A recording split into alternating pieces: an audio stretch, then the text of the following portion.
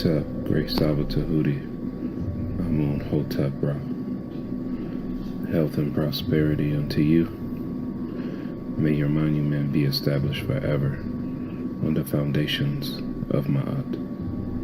May your posterity give you praise and offerings.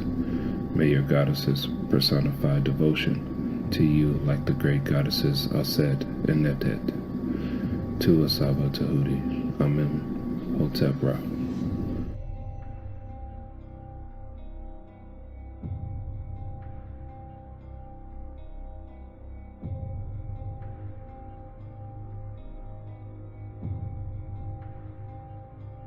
And I'm going to tell you this.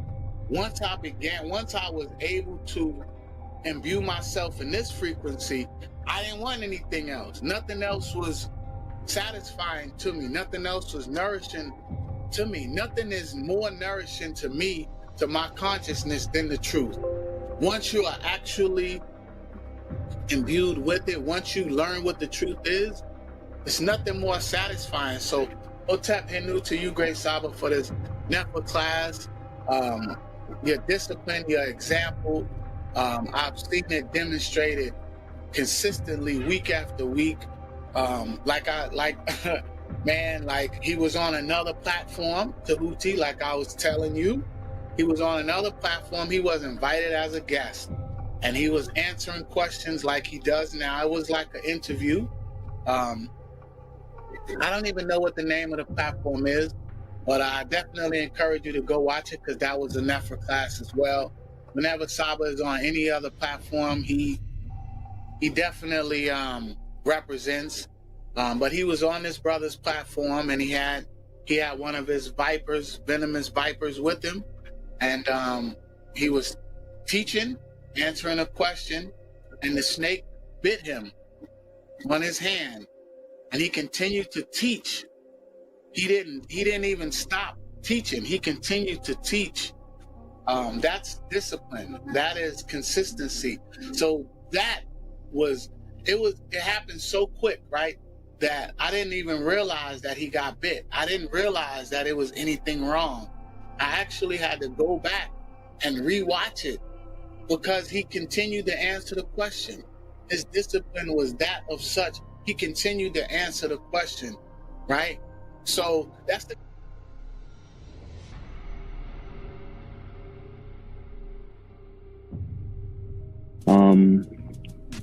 I just want to say Hotep Henu to Saba. You definitely changed my life in so many ways, and I'm thankful. Since our first one-on-one, my whole circle, I just did a whole circle of my whole life. I just feel so different now. My dejed been hurting me, so right now I'm doing good. I'm doing better. Yeah, so I just want to say, with the hyperhidrosis thing, all I got to say is no sweat. You know what I mean? And a lot of people saying that, this is a scam, and, and it's definitely not a scam. I could say Saba scammed me in the good way, you know what I mean? So, I've been taking, my remedies, my rosemary, my sage, and it's definitely working for me. So I just want to say peace and love and Henu to Saba, and I'm forever in your debt. Forever in your debt. Thank you so much. Tua. So peace and love.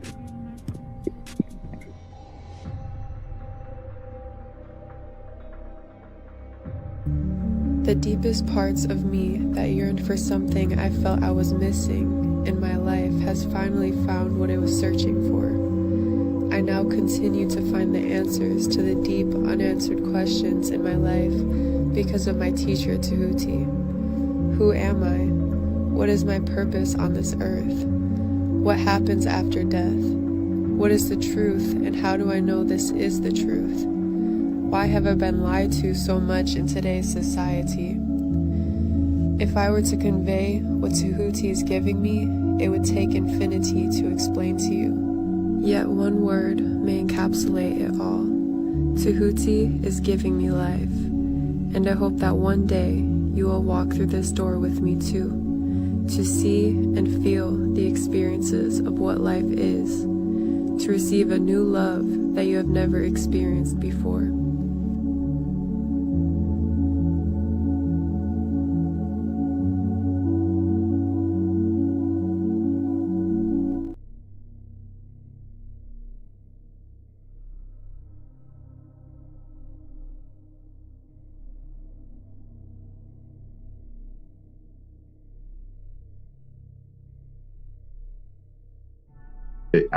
I have learned to understand how you teach. So you're a very directed person. So you put up how can I say, you every time you speak there is there's a sword and there's a shield, right? So there's something behind that, right? It's very directed. So you have a very controlled thought process. So I see a lot of people fall into hell when they have conversations with you because of your they don't see that you have a war pose like aha. So you have a sword and a shield, and you're going to block and you're going to stab them because you already understand what is directed speech. So I've learned that from you. So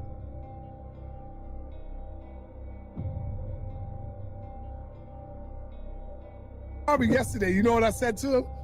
I said, yo, Jabari, I said, it's because of Tehuti. He is now making me like being straightforward with people now.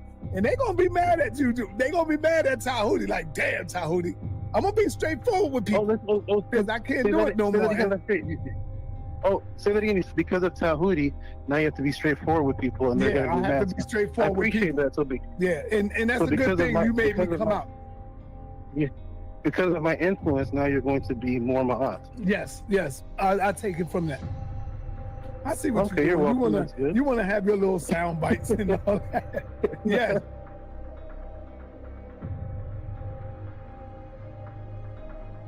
Yesterday, you know what I said to him? I said, yo, Jabari, I said, it's because of Tehuti. He is now making me like being straightforward with people now. And they gonna be mad at you. They gonna be mad at Tehuti. Like, damn, Tehuti, I'm gonna be straightforward with people because I can't do it no more. Say that again. It's because of Tehuti. Now you have to be straightforward with people, and they're gonna be mad. I have to be straightforward with people. I appreciate that. Yeah, and that's a good thing. You made me come out. Yeah, because of my influence, now you're going to be more my aunt. Yes. I take it from that.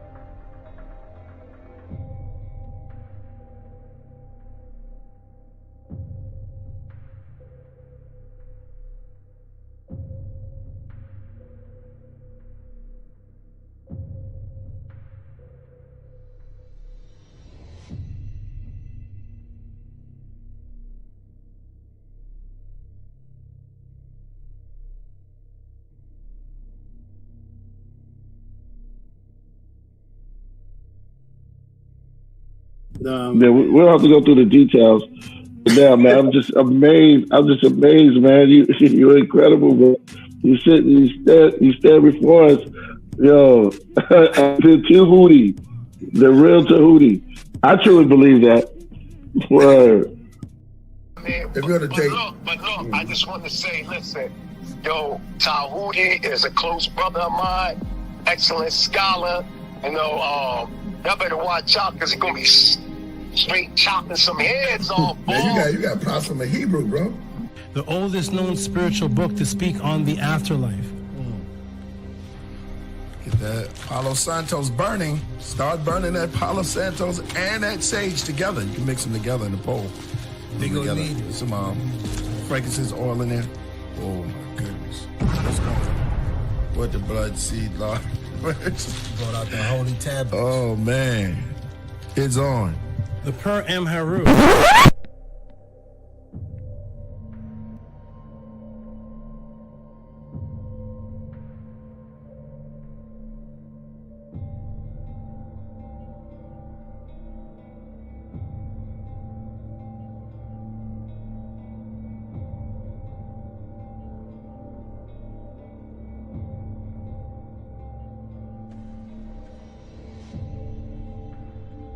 Coming to you live.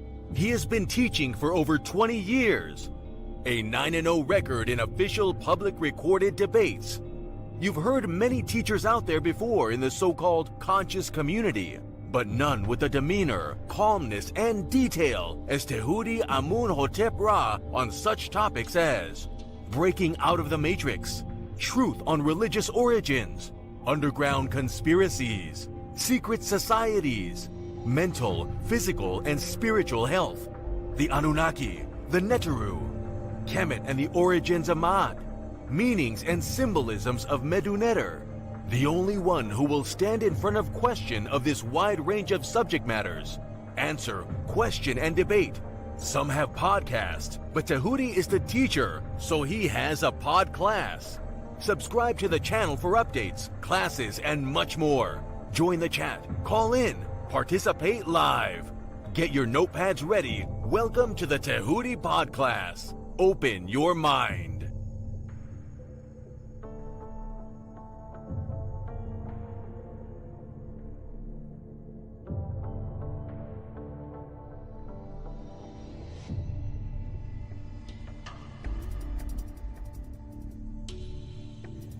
He has been teaching for over 20 years.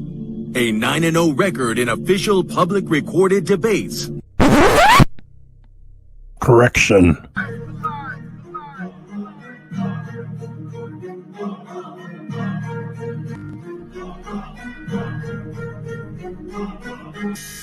All right, man. You already know what it is. That's the anthem for the debate music. Y'all already know. We got our brother Tehuti in the building, and he is going up against a heavy hitter, you know, who have been featured on this platform for a while now, Vocab Malone. I don't think Vocab, I hope Vocab put in his homework. I hope he knows a little bit about Tehuti and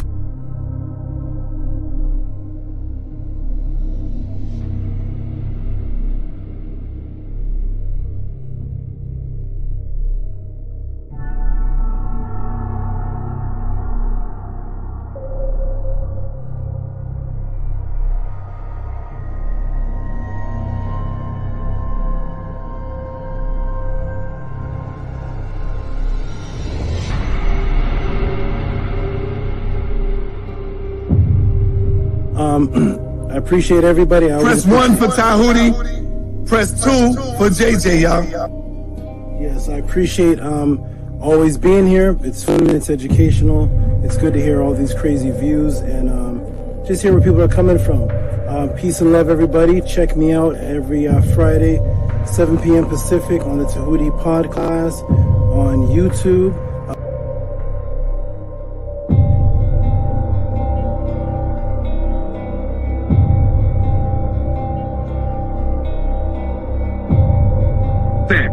That's your words? Brother, stand on that's it. not the topic of the debate, JJ. That was not the topic. I'm talking about the whole word, I'm talking about the whole misinformation. I don't give a damn about the topic of the debate. No, if you look at the community wall, I mean, damn, Tehuti is like dusting you on that shit. He killing you, Jay. And this is why you upset.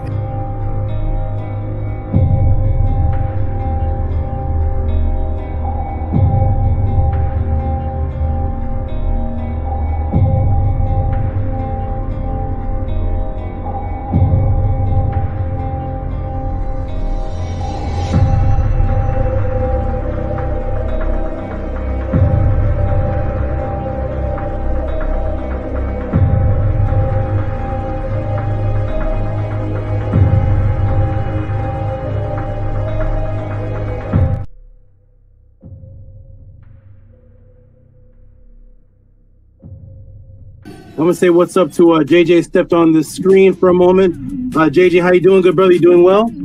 Hey, how you doing? Hotep, brother. This is JJ 7000 from the Mandinka Hage clan from Mali. You know what I'm saying? Tehuti, I did my roots. Yeah, I found out my people from Mali. Yeah, from the Mandinka tribe. Hey, check it out. Nice. Hey, there's a Hage clan. You know, I found out that they took my family from Mali to Charleston, South Carolina, and they was on the Hayes plantation. Yeah, I went deep, man. But I want to join the House of Atom, man. So I'm just here to learn. Peace. The correlation of her not being a literal person with having the sun on her head. I'm trying to link in why you're bringing up the sun is on her head. I'd love to know how you think that a literal person could exist with the sun on their head. So because this image has the sun on her head, therefore this cannot be a literal person. Is that your stance? That's exactly what I'm saying. And I also want you to recognize that I'm saying the same about a rule and the same about a star. Okay, great. Can I screen share, please? Yes, sir. So it's the brother Jabari. Remove Jabari. Sorry. The Jabari stance is that because this image has a woman with her son on her head, her stance is that makes this woman not real. When I asked him if that was his stance, he said yes. I'm going to screen share, please.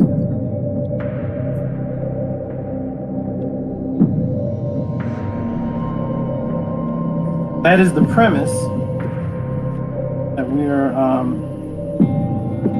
using.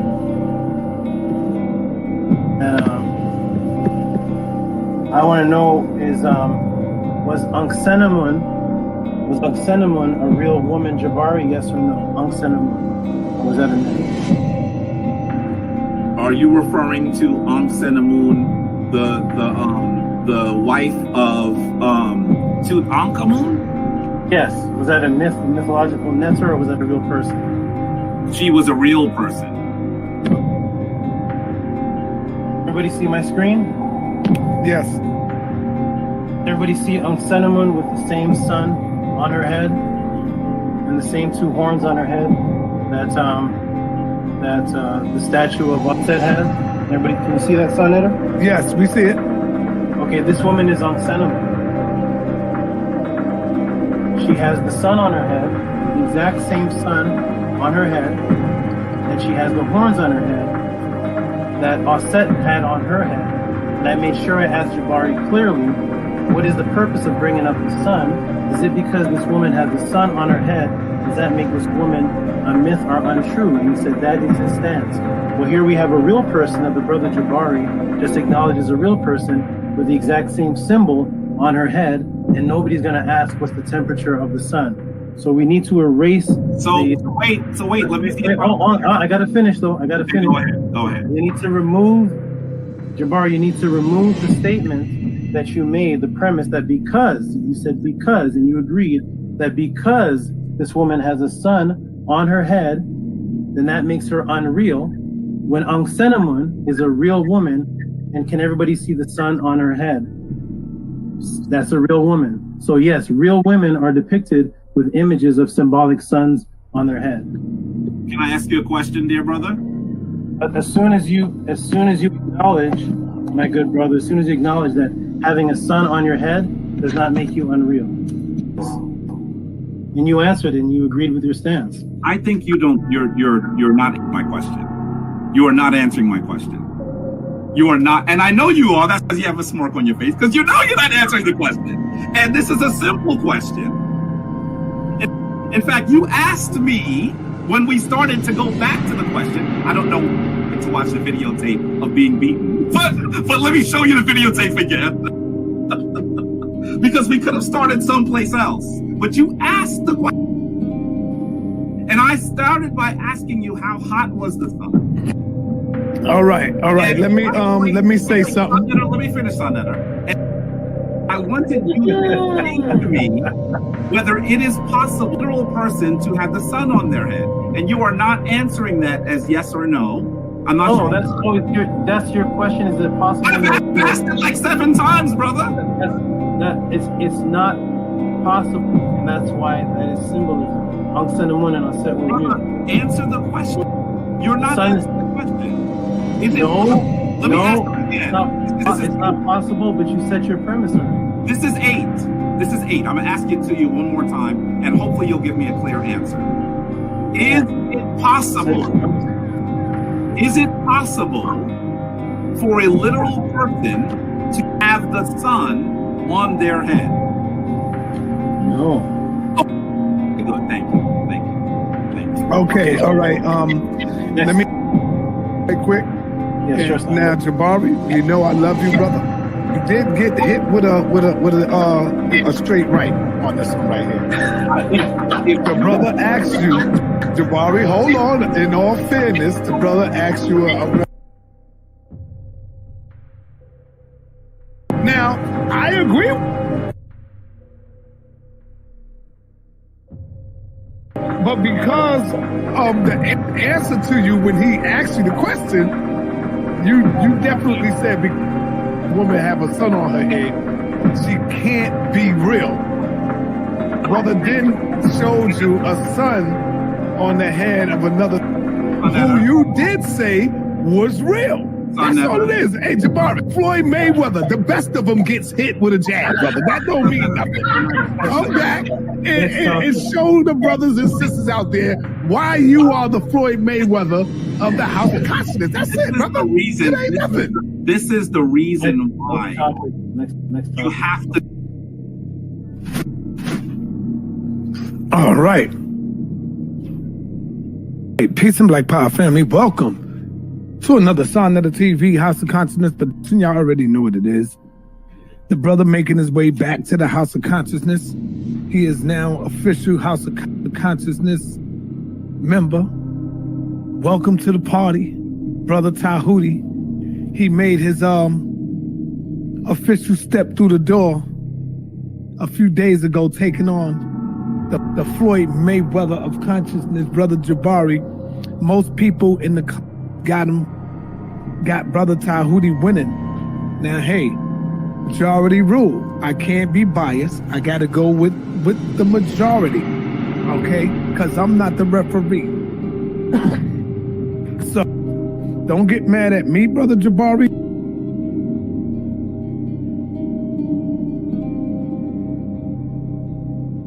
Oh, man. Well, I just got to keep it real. I'm going to keep it real, man. I can't be biased when it comes to this, you know. I got to show love to everybody because I'm bringing on the people on the platform. I got to keep it real. Chat, right or wrong. So as it stands now, I'll have to go ahead and give the win to Brother Tehuti. Now, I know a lot of y'all might get mad, but I'm going with the majority rules. It's the people who is making the call. Don't get mad at me, Jabari. You know I love you. You know I love you, Dr. Anika.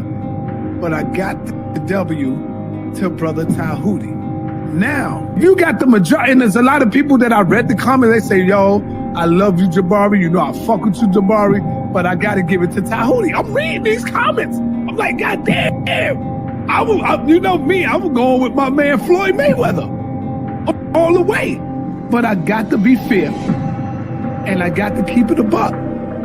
So as it stands right now, Brother Jabari has, hey, and you know the best lose sometime, man, you know?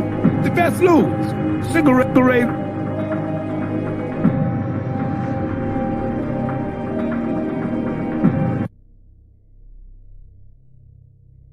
See, when you look at Floyd Mayweather, in order to beat him, you got to knock him out. In Tehuti, you gave Jabari a little knockout hit. You know what I'm saying? Because you caught him. I'm going to be real. You caught Jabari in that opening argument when you asked him about the sun.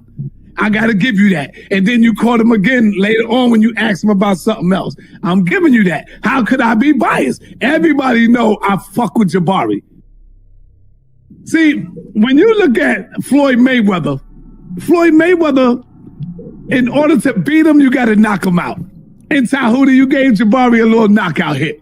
You know what I'm saying? Because you caught him. I'm going to be real. You caught Jabari in that opening argument when you asked him about the sun. I got to give you that. And then you caught him again later on when you asked him about something else. I'm giving you that. How could I be biased? Everybody know I fuck with Jabari. I just gave Floyd Mayweather his first loss to this brother.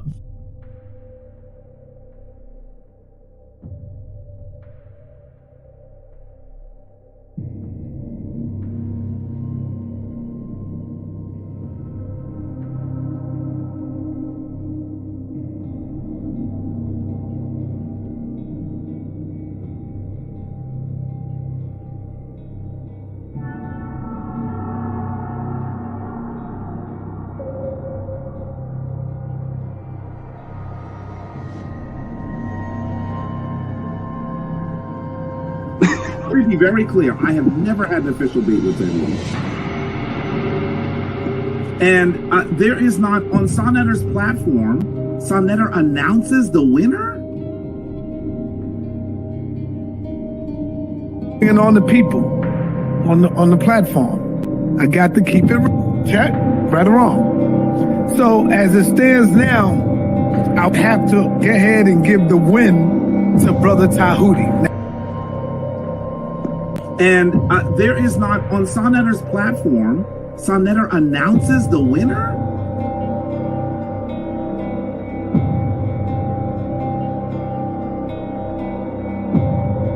We got Zion the Lion, and of course, we got Tehuti making his debut, coming in the ring with Brother Jabari. It wasn't, I'm not gonna say a TKO. I'll just say a little jabby jab. He won by a couple of jabs, you know, he took some jabs, you know. And now, well, we got the rematch coming with Brother Tehuti and Brother Jabari coming back this Wednesday, 9:30 p.m. And I know Jabari is not going to take him lightly on this one. I know everybody is looking at Zion, Tehuti. Let me be very clear. I have never had an official date with Tehuti. And there is not, on Sonetter's platform, Sonetter announces the winner?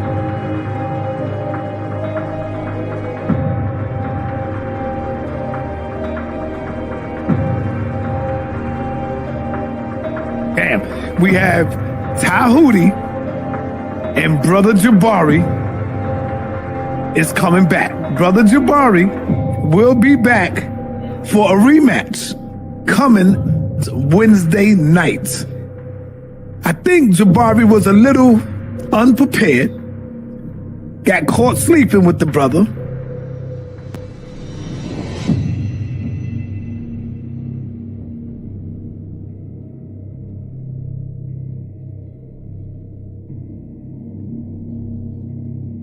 Shout out to HOK. I definitely think it was an upset. I said Jabari did a good job. I just don't think that he won. I said Brother Jabari did a good job, but I just simply don't think that he won. As I told the brother earlier this afternoon, the Brother Tehuti, I told him that I believe that he could have secured that W over Jabari a little better. And there is not, on Sonetter's platform, Sonetter announces the winner?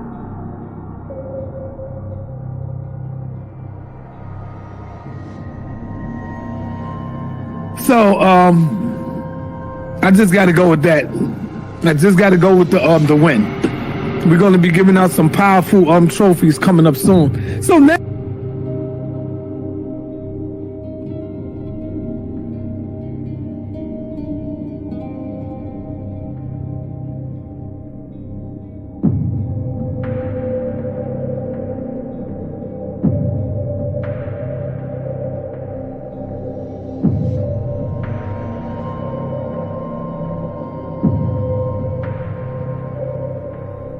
So, I just got to go with that.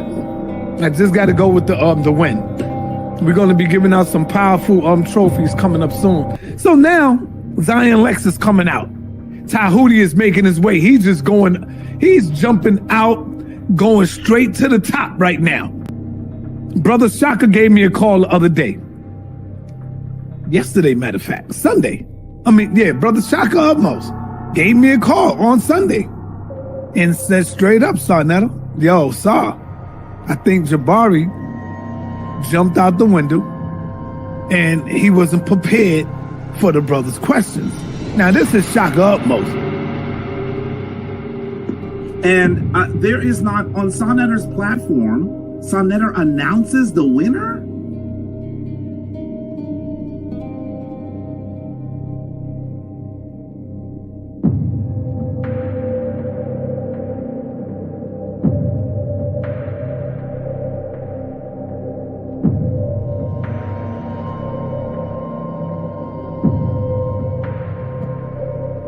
Yeah, we got Zion Lex. We got Zion Lex tonight going up against Tehuti. Could this be 2 for 2 for Tehuti? That remains to be seen.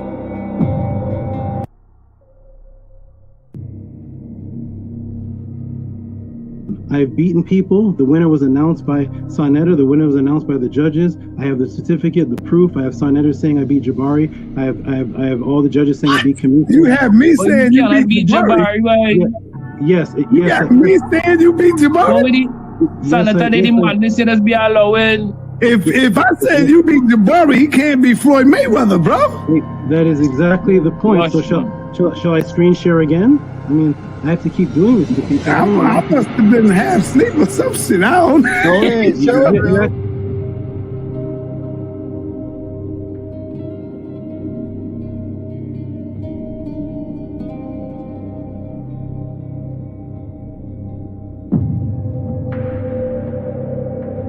If I said you beat Jabari, he can't be Floyd Mayweather, bro.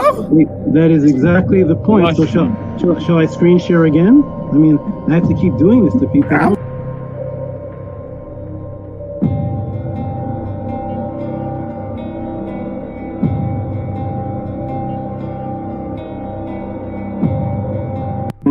And I took out the Floyd Mayweather, so I guess I'm the House of Consciousness champion. I just came here for an interview. That's my you can't be the House of Consciousness champion yet.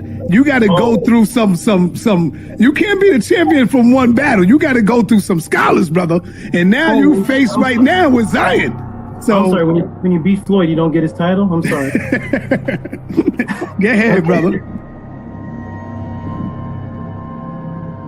I just gave Floyd Mayweather his first loss to this brother.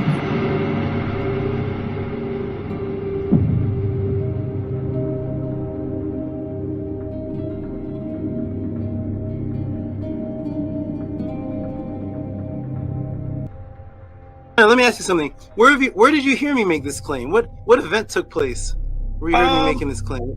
Have you ever seen me before on here? Yes, was it any kind of debate that happened where I was making the claim, or you just saw me on Senator TV? I think you was going at it with Jabari. Is that one? Yes. That's how you know. That's the reason why you know that I came in for my first interview and you immediately called it where the Ntr reel, and then Jabari came in, and it was the first and last and only debate on that topic in all of the Kemetic since Dr. Ben till now. That's never been debated. Me and Jabari. So thank you for hosting, making history. That was the very first debate ever took place on that topic, right here on Senator TV. Okay, well, in the intro of my podcast, I have sections of me and Jabari's debate, and you announcing me as the winner, and then you and Shaka Akmo saying that he wasn't prepared for me. Right. I caught him sleeping and he wasn't prepared. So therefore, we should have a rematch. Right. I've never heard you say that about Jabari before in any kind of debate. Well, sometimes we got to be honest. That don't mean Jabari is not the champ. You can lose one bout and still be the champ. You can. What sport is that? No. You can lose one and still be the champ. Like your record is now, like 75-1. Let me be very clear. I have never had an official date with anyone. Maybe I think so. You do acknowledge. Me and Jabari did have a debate, and I won the first one. Yeah, I'll give you that because I already done came out and said you won that, so I can't go back on that now. I give it to you.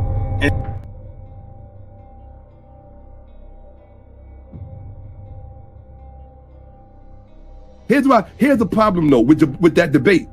I cannot say Jabari won that debate because his wife was there helping him. Reggie was there helping him. Sai was blocking for him, even though Sai was a bit more objective. He was giving props to Tehuti when Tehuti was smashing. I discovered Tehuti on Sanetta TV. He was at the Jabari debate. He was a brutal one, very brutal. And I was one of the Jabari followers, and Tehuti won me over. I couldn't believe that somebody that I call a teacher, master teacher, was making stuff up. Tehuti Arakuti, I overheard you while I was in the background.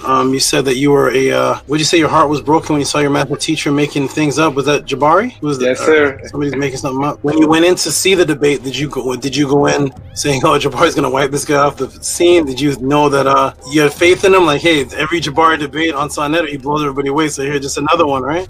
Yeah, I mean, I saw all his debate. They claim him as the Floyd Mayweather. That time, I mean, it was just unbelievable. I was like, they need to give you the title, and until today, I'm still waiting. They still don't give you no title. I mean, in the same time, I feel this title is too little for you. It really was not a match.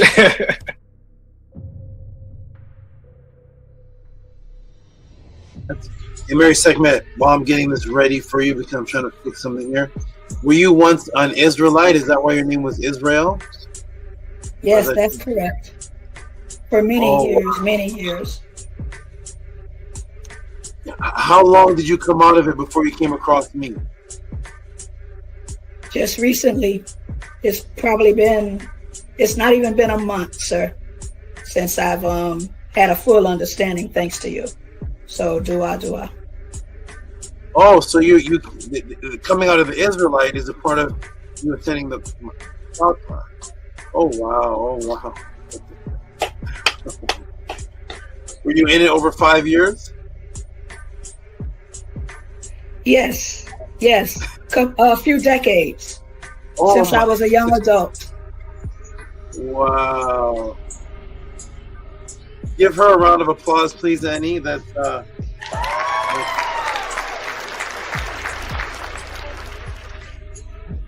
Oh, you're on mute, by the way. We didn't hear anything. Say it again. I'm grateful. I am really grateful. Wow, thank you for that. That's a great decades in Hebrew Israelite. Comes and watches the. And let me ask you this one other thing. How did you come across the pod class? How did you even know about this? Come across it? It was the debate with Jabari. I was following Jabari, and there was debate that I found out about you, and it was going through old pod classes that the matrix was broken as far as Hebrew Israelite in the Bible. You were a Hebrew Israelite also following Jabari? Yes, I was still a Hebrew Israelite when I was listening to Jabari. Yes. Oh, that's awesome. That's wonderful. You're a Hebrew Israelite while you were listening to Jabari come to the podcast, and boom, now you're married second man. Wonderful. That's great to hear. Okay, that's what I'm talking about. Everybody, go out there, do your job, hit the people, break the matrix, bring them here to the podcast, save people's lives. Imagine dedicating yourself for decades to something, and then it's like, oh my gosh, wait a minute, is this This isn't true.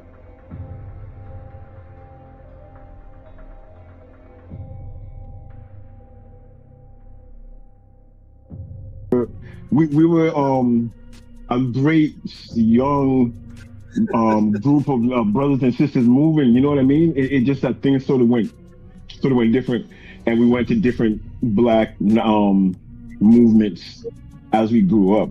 You understand what I'm saying? But right now I bear witness that Tehuti's been consistent with the truth this whole time. I can't lie about that. That's a fact.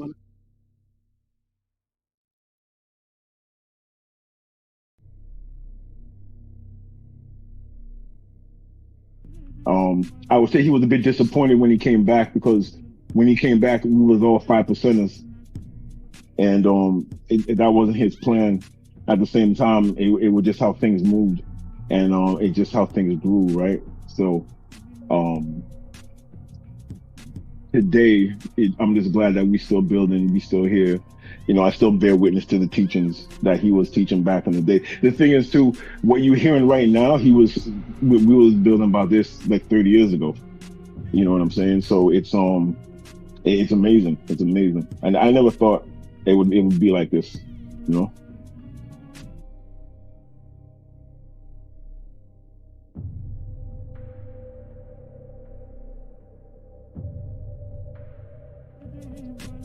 Let me know if you're here, whether it's on here or whether it's in the message system. I'll be back, everybody. Peace and love.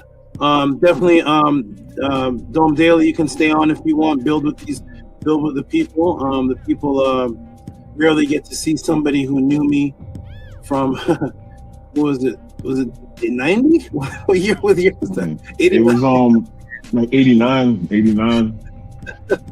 88 to 92. Yeah, it was just a long time ago.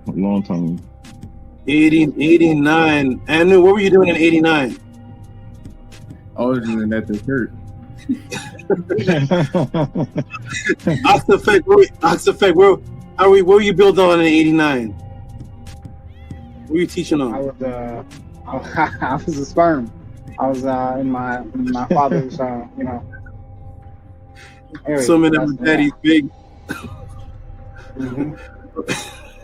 Okay, maybe Primordial. I know he was the Primordial. He's gonna give up his age now. What were you doing in '89, brother? What spells were you breaking? What were you doing in '89? Man. I was only 3 years old, running around, acting whatever. Yo, we were.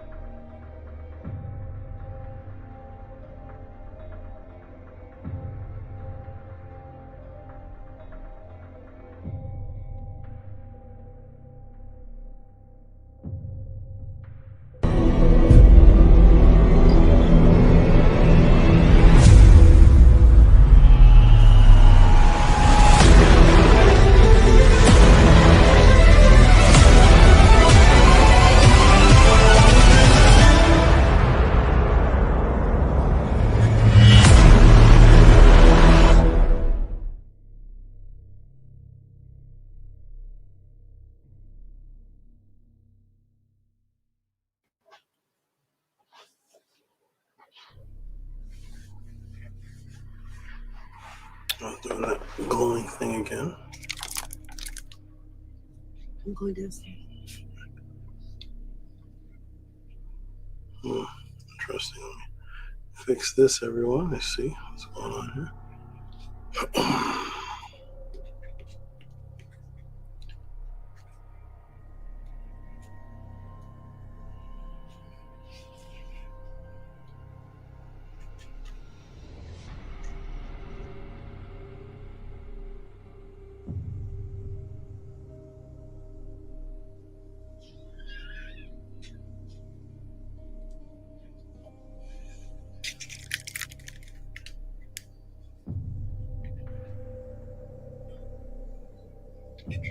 Glow. Okay.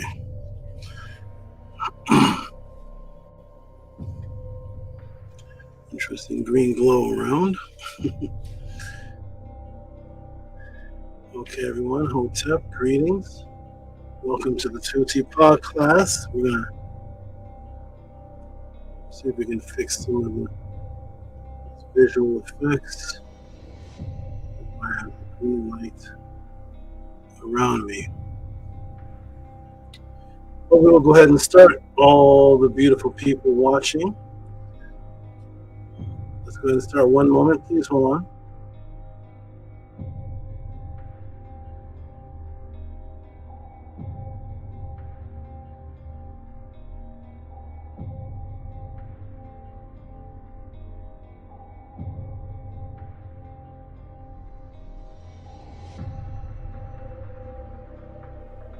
There we are. Okay. We are better, yes. We are better. Solve the problem solver. Always. Okay. Let's get started, everybody. Welcome to the Tehuti Pod class. Greetings, everyone. Nice to see everybody here. I'm not looking in the chat just yet. Let's go ahead and get started. We're going to start off with the beautiful affirmation, the frequency needed to begin all things of importance to me. When you see me go on other channels, if you're in any type of House of a 10 meeting that I am in, when I wake up in the mornings, when I have my family meetings, the meetings of the Out, the encirclement of Out, which is called Paut Out, I begin off all things with the affirmation. It's a part of the discipline and the structure that we have. So I'm going to put it up on the screen.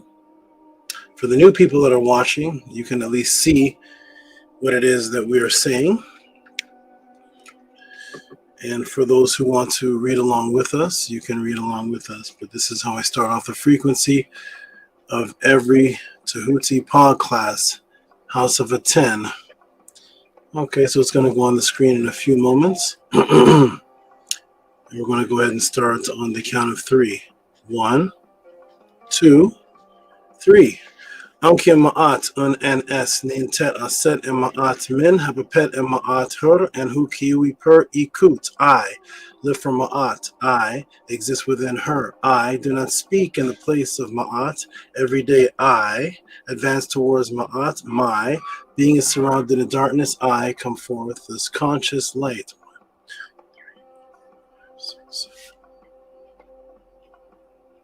Welcome. We are back. Peace and love, everyone who is watching. For those who just tune in for the first time, or if you consider yourself new, if you've been here for less than a month, you can go ahead and press 7. Welcome to the House of Aten, the ancient Tehutian teachings of the Ntiru, the last on the planet to represent the Ntiru, since the Ntiru were here representing themselves, and since the Par-Ii, the Shemsuhor, which were those who followed in the tradition of the original Ntiru, represented. Since that time, there's been a focus on atheism to eliminate the teachings of the Ntiru that come from the scribes themselves. So peace and love, everyone. Welcome home. Welcome here to the House of Aten. Let me go ahead and put the banner on the bottom of the screen. This is the support banner for those who appreciate what's happening here at the Tehuti Pod class. Yay. Hey, Didi. Greetings. All right. Okay. One moment, everyone.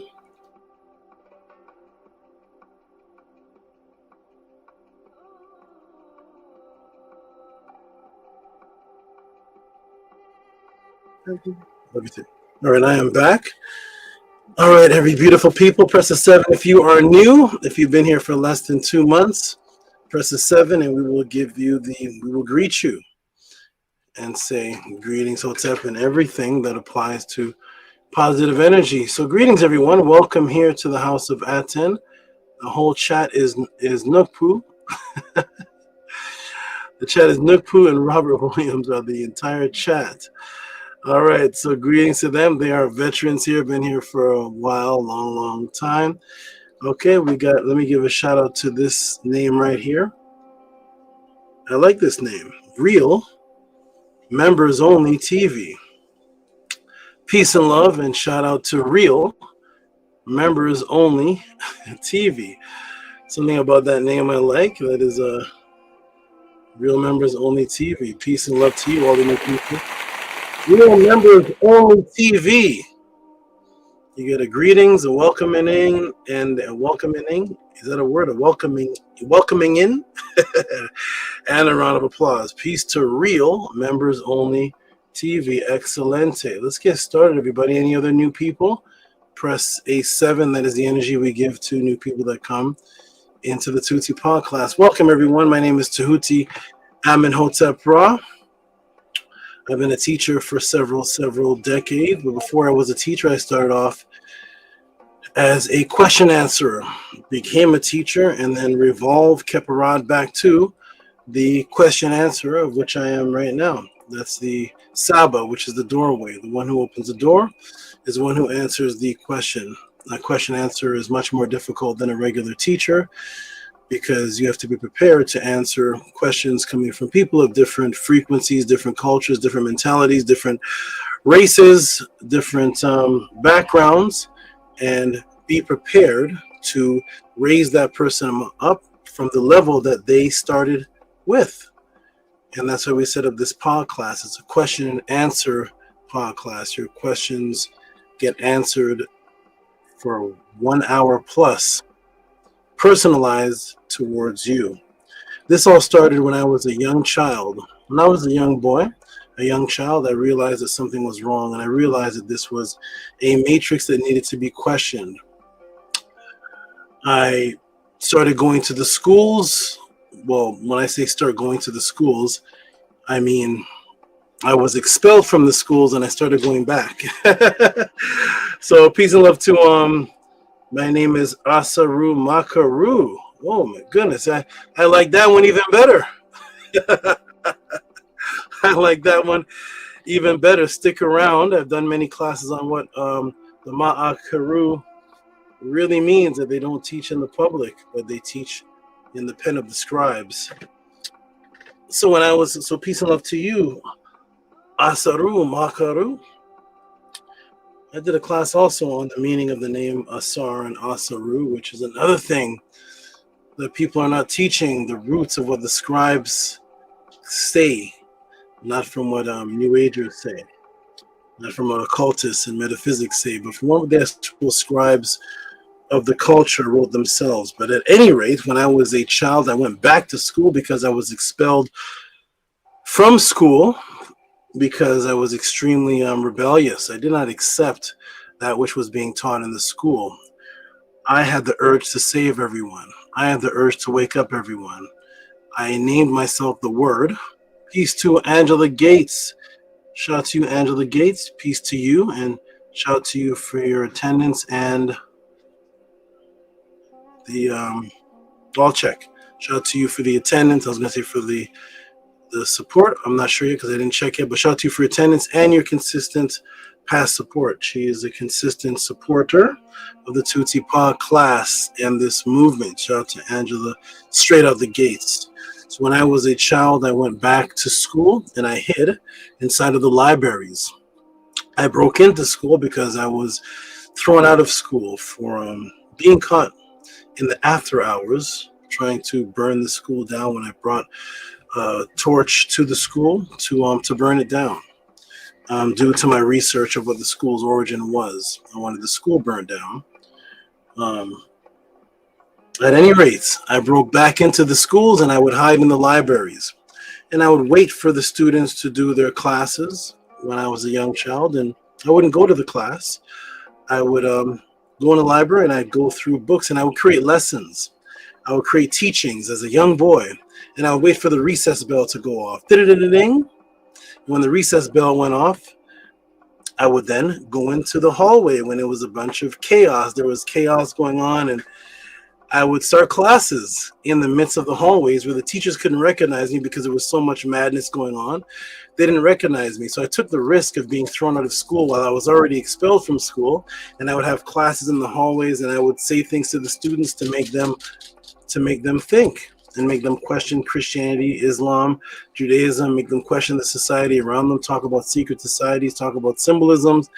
As a young child in the recess, I only had 15 minutes to 20 minutes. Recess bell would go off, ding, and when the children went back to the classes, I would go hide back in the library. This is me as a child. Shout out to Sane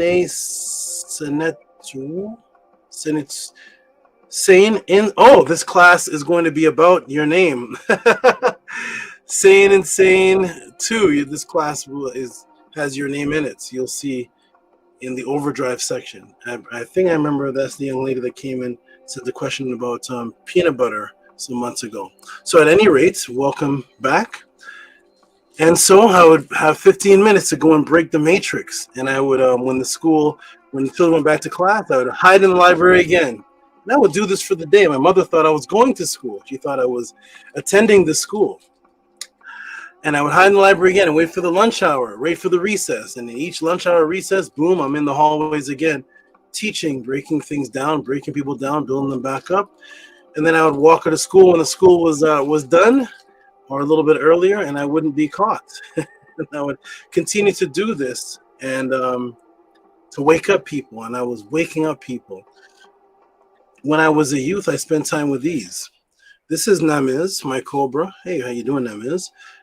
And this is Seket, the large spider. The word Seket is an ancient word. It's the oldest word for where the spirit would go after it had an out of body. The original word for what Christians are calling heaven, it was called the Seket, from the root word of Seka, which means a memory, consciousness of remembering something. And in that realm, things were held together not by the physical electrons, but held together by what the scientists call today quantum string. And they used actually the Netiru symbol for the quantum string, Neath, from the word knit, Neath, which means to bring things together. And that's where they get the word knitting from knit. Literally, it's the same word. And she was the ancient knitter, the energy of bringing things together that were in the quantum field. And they use her hieroglyphs inside of science for the quantum string theory. Things that were held together invisibly, tickled on one side, and immediately had an effect on the other side, regardless of time. And that was symbolized by the weaver, the great spider.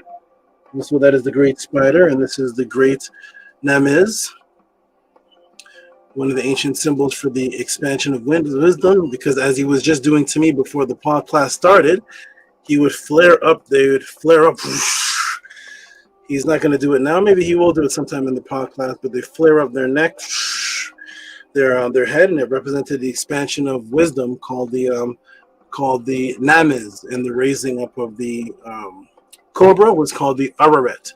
Arar, which is the same name for the step pyramid, and it means to resurrect, to rise, and to go into higher levels of consciousness, or to resurrect from the slumbered body, and it was represented by the cobra. When you're in that state of higher consciousness, you have a better perception, or what's called one-pointed consciousness, or what scientists today call remote viewing, which is the ability to see things and have perception of things, even though you're no longer at the area or ever were in the area. So the cobra, raising its head up, had a better perception of sight than the other snakes, while the snakes were, and the squirrels and the other animals were at low level, and they were shielded their vision from the grasses, from the trees, from the bushes. The cobra could rise up and literally look over everyone, and it represented better vision.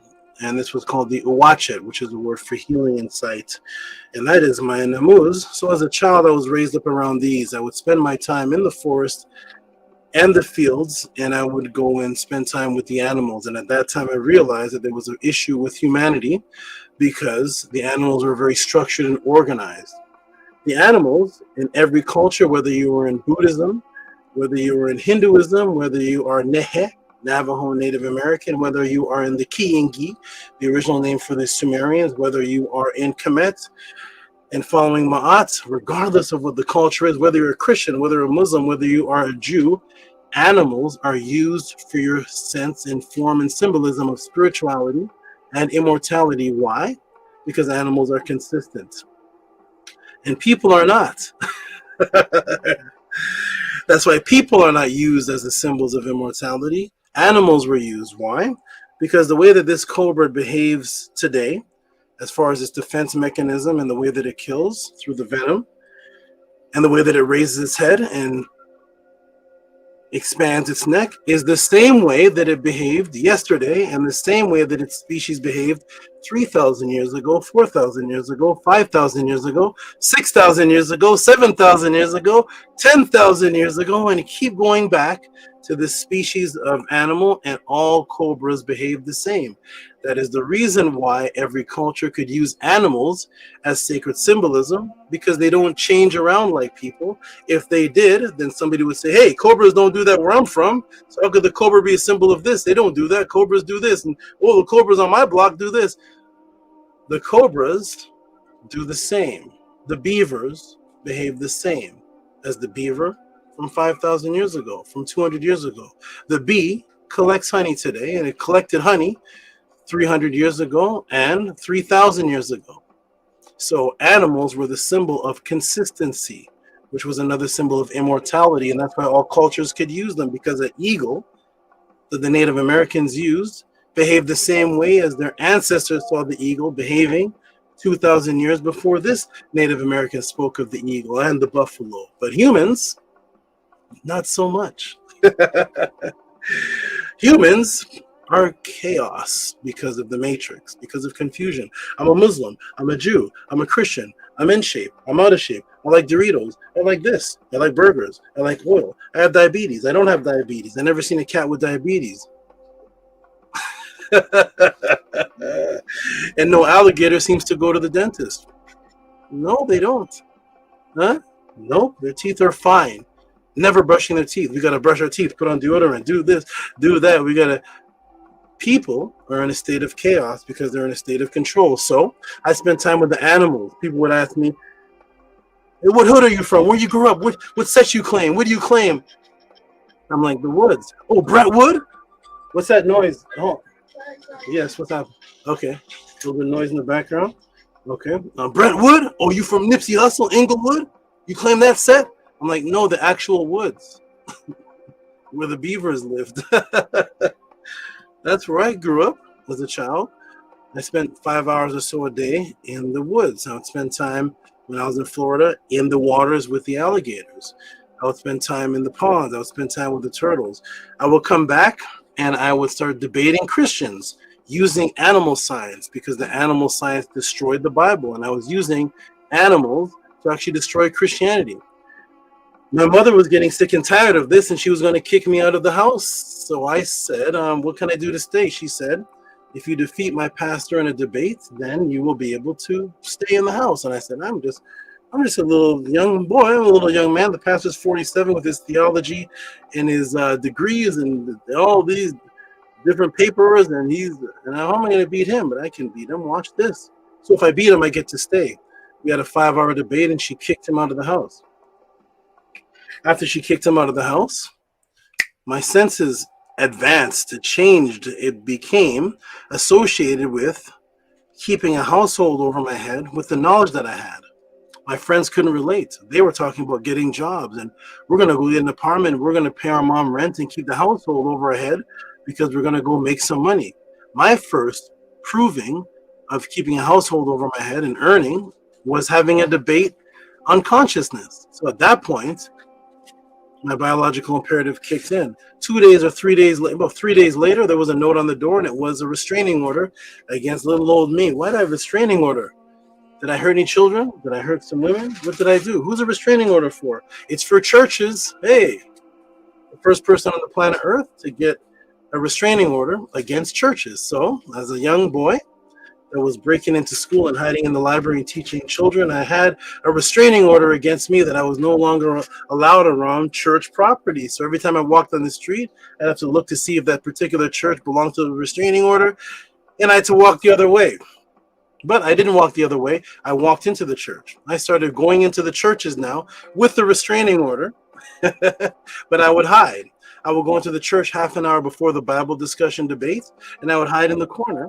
And I would start talking to the fellow people that were Christians, and I would act as if I was a Christian, and I would start asking them questions that would make them think, enough for the pastor to walk in half an hour later. Then I back up into the corner, hide as a young boy, and all the adults and everybody starts blasting the pastor with the questions that this young boy is asking. But it's not me asking, because remember, I have a restraining order. I'm not allowed here, so let me just hide in the corner and set this up snake style for all of your Christian brothers and sisters to blast you now. And they started blasting him, and I would sneak out, go to the next church, go to the next one.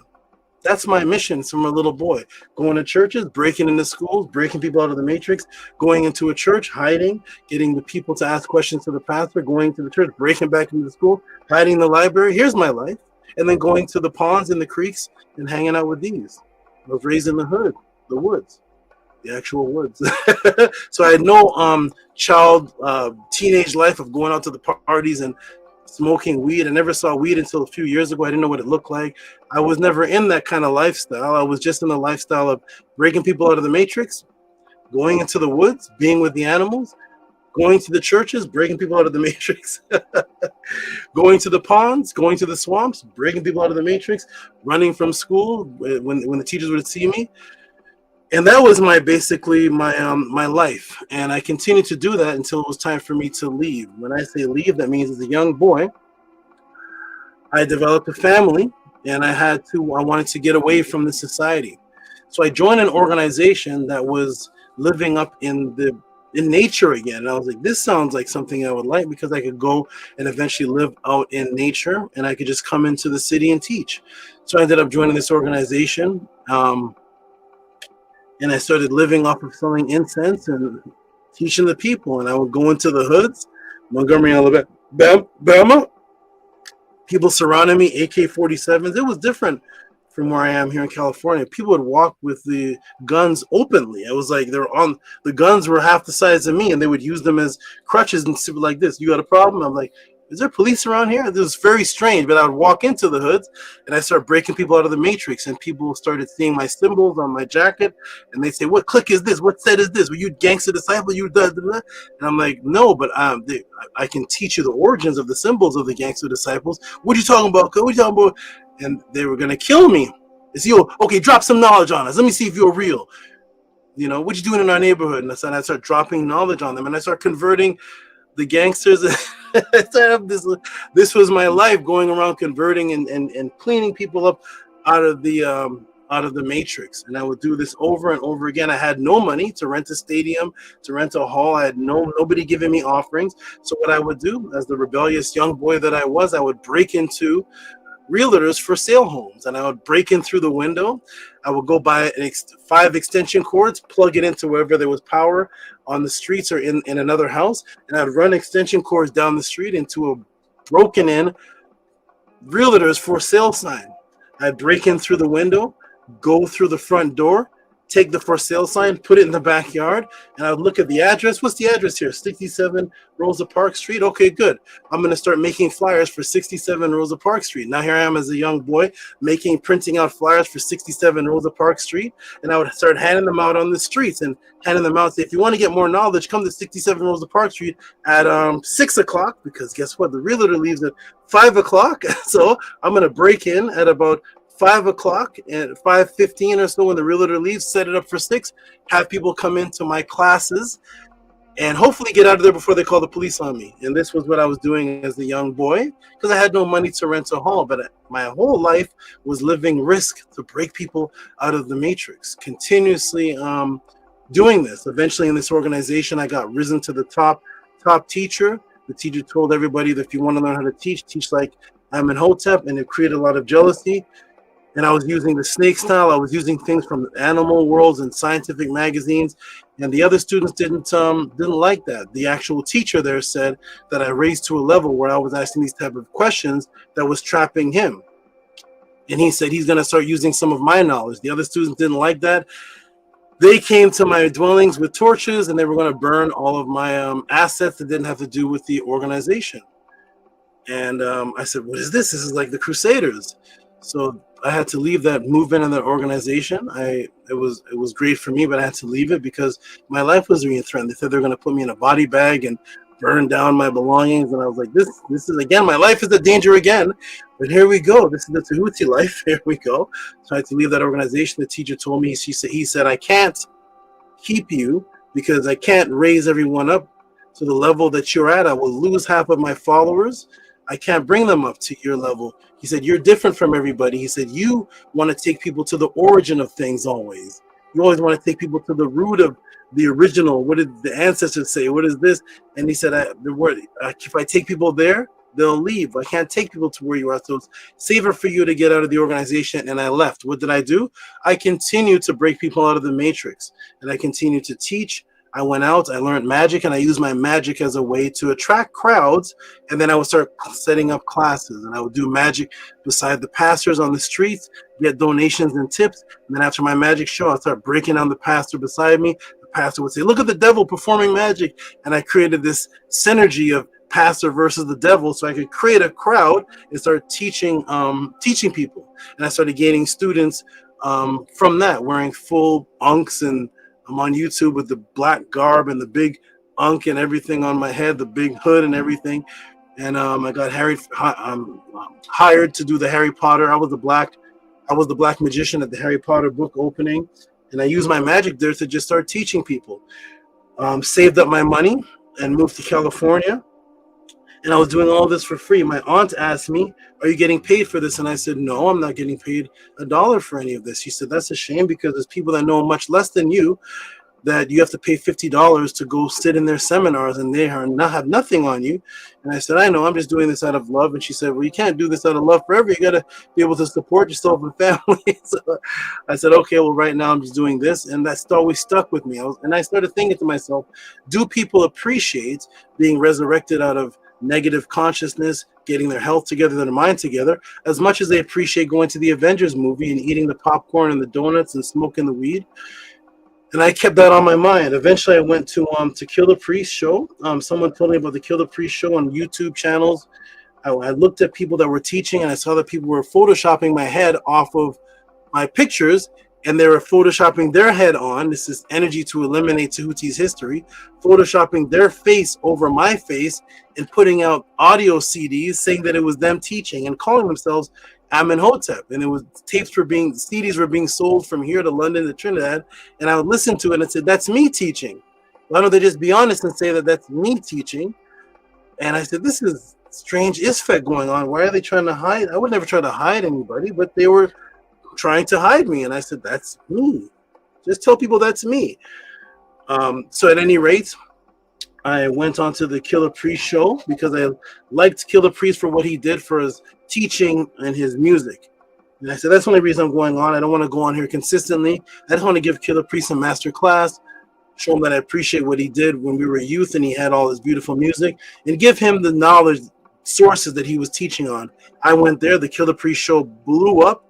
The engineer took his wallet, dumped it in my hand. He said, we never seen nothing like this before.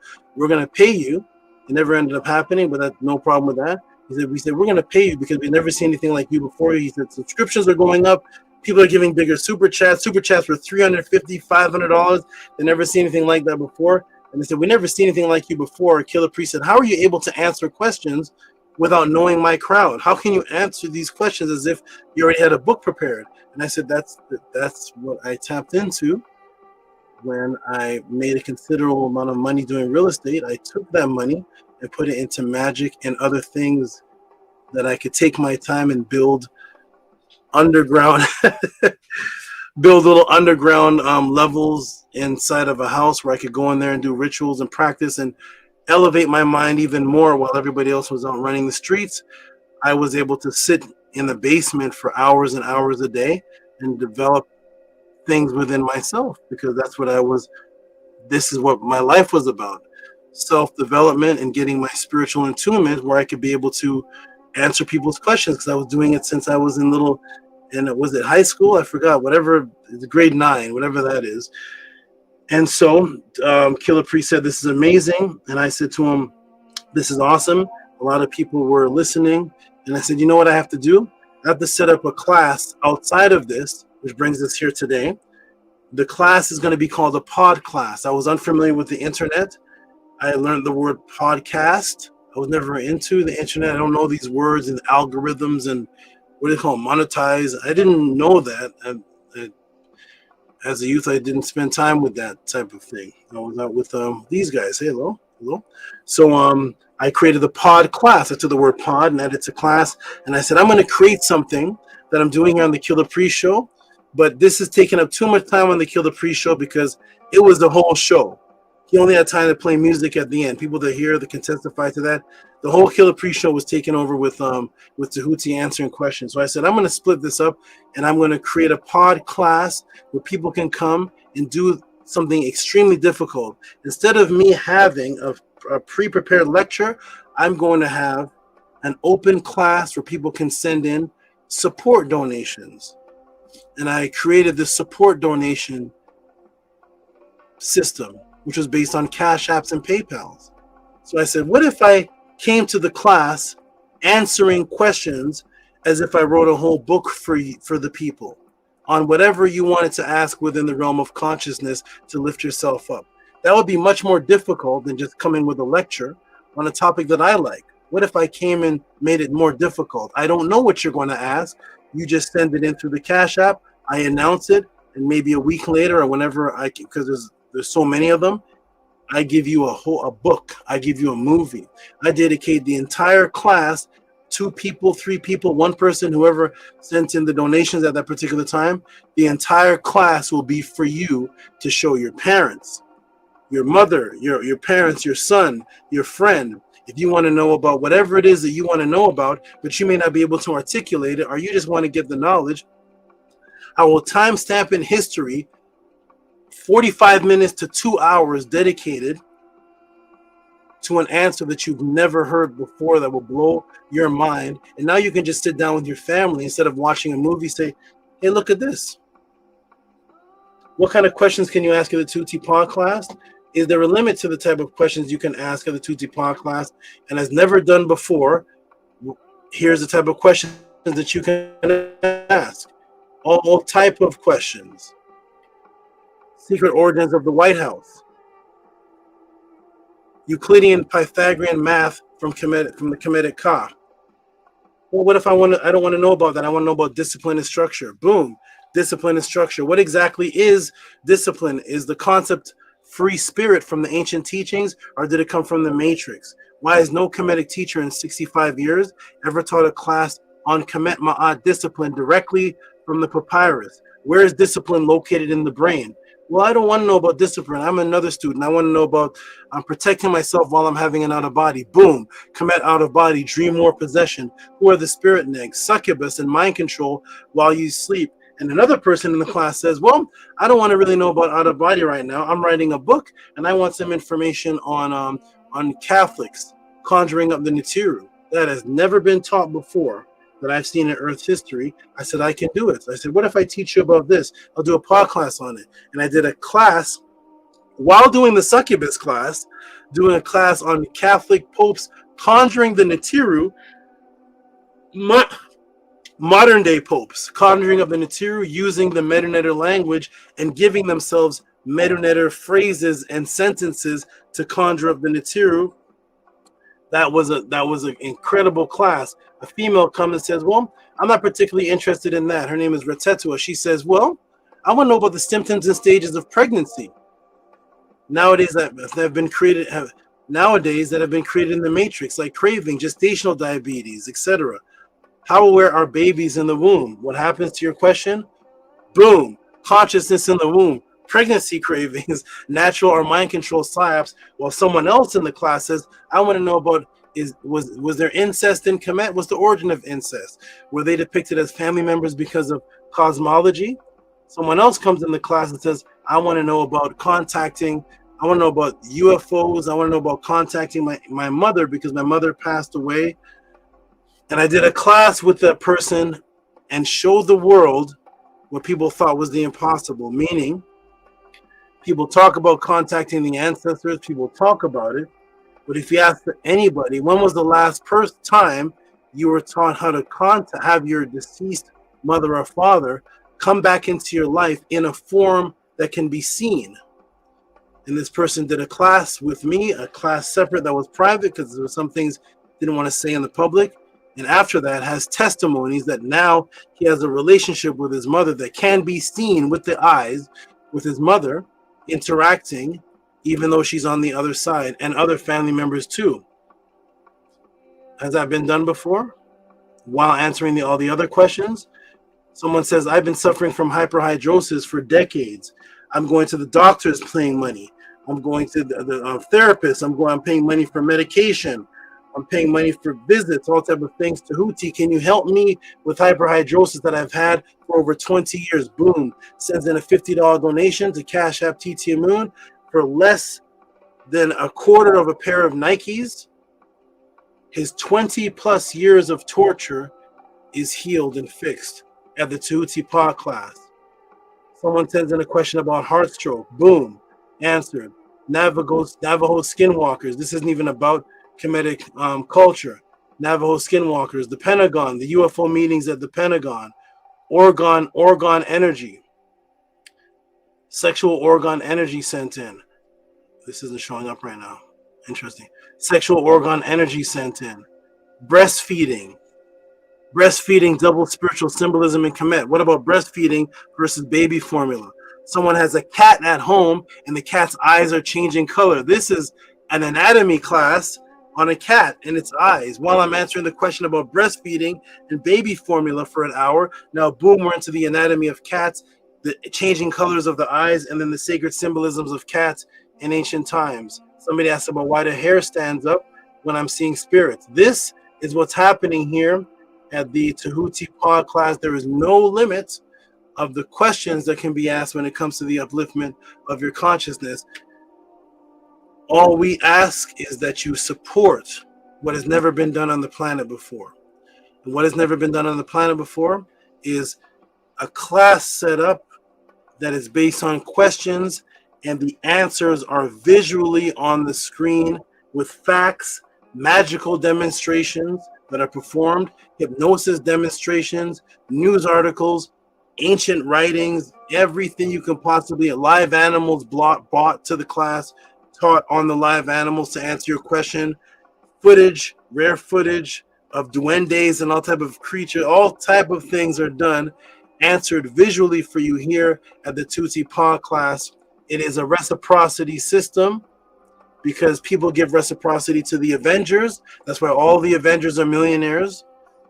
The man who plays Jason and Freddy Krueger, millionaire for playing the role of a killer. No acting ability at all. Jason has no acting ability. All he does is this in every movie. Cha, cha, cha, cha, cha, cha, cha. Who here couldn't play Jason? Cha, cha, cha. What is it that he does? But he's a millionaire. So we're taught in the Matrix to give reciprocity for foolishness. Donuts, sugar, Krispy Kreme, candy apples, funnel cakes for the children, huge lollipops for their birthday that they can lick and eventually get diabetes, watching movies based on fantasy. For 2 hours glued to the screen, the popcorn is $8. We are taught that the reciprocity should be given for things that destroy us. The Tehuti Pod class is set up to give answers with life-changing testimonies, which means that on top of the answer being given, we have video and audio testimonies of how it changed their life. Actual testimonies of how their life is being changed. Somebody may say, well, what about my physical health, Tehuti? Boom, a donation support is given, and this person, through the Tehuti Pod class and through a one-on-one class and through another class, transforms themselves into now looking like a fitness trainer, so that when they walk the streets, people can ask them, do you train? Physical transformation, and they come back and give testimonies. Transforming yourself, looking from a regular person into a fitness trainer, while out of body experiencing, while seeing your deceased mother, while getting information on heart stroke, while saving yourself from hyperhidrosis, from getting the origin of feng shui, to getting the origins and the cure and the root of ADHD. Is that done anywhere in history? No. If it is, put the link in the room. We'll go ahead and ask that person about hyperhidrosis, ADHD, the origin of libations, out-of-body experiences, and how to turn into a physical fitness trainer-looking person while curing yourself of bad eyesight. Sorry, your mother, the mother, while answering questions about liver failure, eczema. Somebody has an eczema problem. Boom, thought class. Drug diagnosis, prescription, palindrome, psyop cycle, eczema. No known cause, no solution. Yes, there is. Can Tehuti given a solution for eczema? Boom, solution for eczema. Kidney failure, the solution. Kidney disease, fatty liver psyops, and you're not drinking alcohol. Boom, given here at the Tehuti podcast. Welcome home, everybody, to the phenomenon called the Tehuti podcast, to the movement, the only movement left on the planet representing the Ntiru, who gets praise and credit for all of this. Our ancestors, the HOUSEOFATTON, the ancient Tehutian teachings of the Netaru. Welcome home. Support the Tehuti podcast. Send in your questions, send in support, and experience the phenomenon. Welcome home. I'm going to put the link in the room for the people, supporters to jump in. I'm going to step off, drink some water, do something for a few minutes, and come back. And we're going to get into today's set of questions, which is what? Oh, my goodness. Uh-oh. Has people heard of this? People heard of cognitive dissonance. What about cognitive dysfluent mind control programming? We're going to do the words that you speak have an effect on you? Not do the words that you speak have an effect on people that you're speaking to, which we're going to get into as well. But what about if the very words that you speak have an effect on your own self if there's no people around? Do they have an effect on you? Who were the first intelligent people on the planet Earth? You notice that intelligent is in quotations. Do the words Mdu Ntr tie into brain function? Hidden meaning of daily words that cause self-sabotage. If you ever wonder, why is it that I have access sometimes to the best of things and I choose the second best, or I choose something worse, or I second guess myself? I could have made a right decision, but how did I end up here? You ever seen that thing on TikTok? And how did I get here? Let me rewind. How did you get there? How do you have access to the good, but for some reason there's a self-sabotage where you look around you and like, why am I not in the best of the things that I visualize? And then you find out that there's something happening inside of the mind that causes self-sabotage to the language that you use, where you end up choosing the second, third, fourth, fifth best instead of the first best and the first best decision. The same reason why 99.9% of society is out of shape. It's a choice. But 99.9% of zebras are not. 99.9% of horses are not out of shape. How's that? 99.9% of squirrels are not out of shape. 99.9% of dolphins are not out of shape. But when it comes to people, 9 out of shape, thinking right, psychiatric home. How many lions need a psychiatric home? No lions in the wild? No zebras need a shrink? No. The choices that you make end up being self-sabotage, and we're going to go over that because there's certain things that are being said by you almost every day since you were a child that is causing inner conflict, and we're going to find some of those things, remove them, and I'm going to expose them and then give the secret meaning for the word Mdu Ntr. That's only secret because people don't really care after they're taught one thing. They don't do further investigation, but we're going to reveal all that today for the first time in history here at the Tehuti podcast. Let me put the link in the room for the great students and supporters to jump in the room and talk for a moment while I step off for a moment and then come back with the answers to those awesome, beautiful questions. There's the link in the room. Supportive students jump in. Give your testimony, talk to the people, fellowship amongst each other for a little bit. This is a family event. This is a family affair. And you get to just build once a week with each other. And as far as this type of format, and then I come back. And when I come back, this happens. That happens when I come back. So welcome to the Tehuti Pod class. We have Amun and Amunet, always the first to jump in, first to represent, first to show visual, physical support, jumping in. Hotep and greetings to Amun and Amunet. Is it just the two of you still? No. Okay. Shout out to Amun is not an Amunetet. Amunti. All right. Peace and love. How are you two doing? Peace and love, great Sabo. We're doing great. Well, for asking, how are you doing? Excellent and wonderful. Pretty wonderful. I have to actually also make an announcement. Shout out to the good brother, Dr. LaRoche. He sent in a question on voodoo. Let me see if anybody's here. Any of the ladies here? Anybody here? TT Nana? Anyone? It's just me and the animals. All right. So I was going to get them to get something for me. But shout out to Dr. LaRoche. He sent in a question about the connection between voodoo and the ancient Kemetic practice. And I tried, ladies and gentlemen. I tell people I can answer every question that is possible, and certain things make questions not possible because of who I am particularly. And so my interaction with voodoo, with the people that associate with the Houdon, with the ancient Loa, I've elaborated many times inside of the pod class.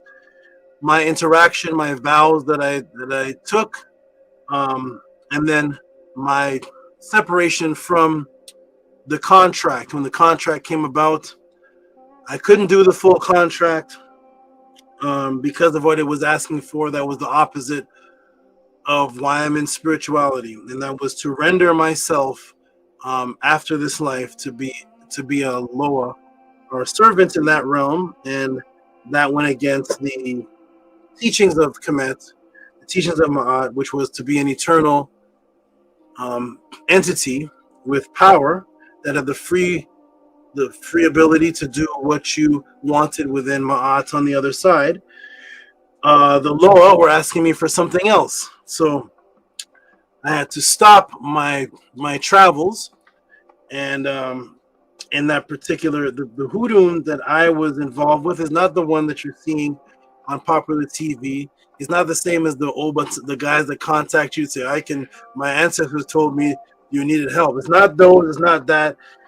You know me, I'm always going to go to the most extreme of the origin of things. And one of the things I did back at that time was for the Loa to show themselves, to say that being that you are the Loa, show yourself to me. And when you do, then I will move forward. And in the teachings I was receiving and interacting and enduring with at the time, the Loa was said to come in the form of spiders, black widows. One moment.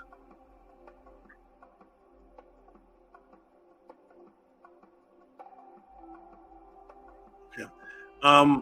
Black widows, and that they came in the form of black widows because of the 8 legs representing the 8 directions of the time travel that I partook in. Yes.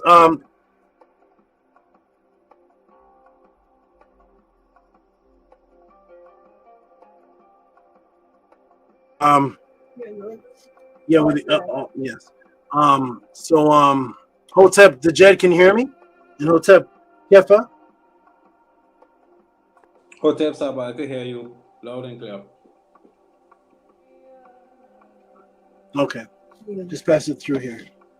Thank you so much.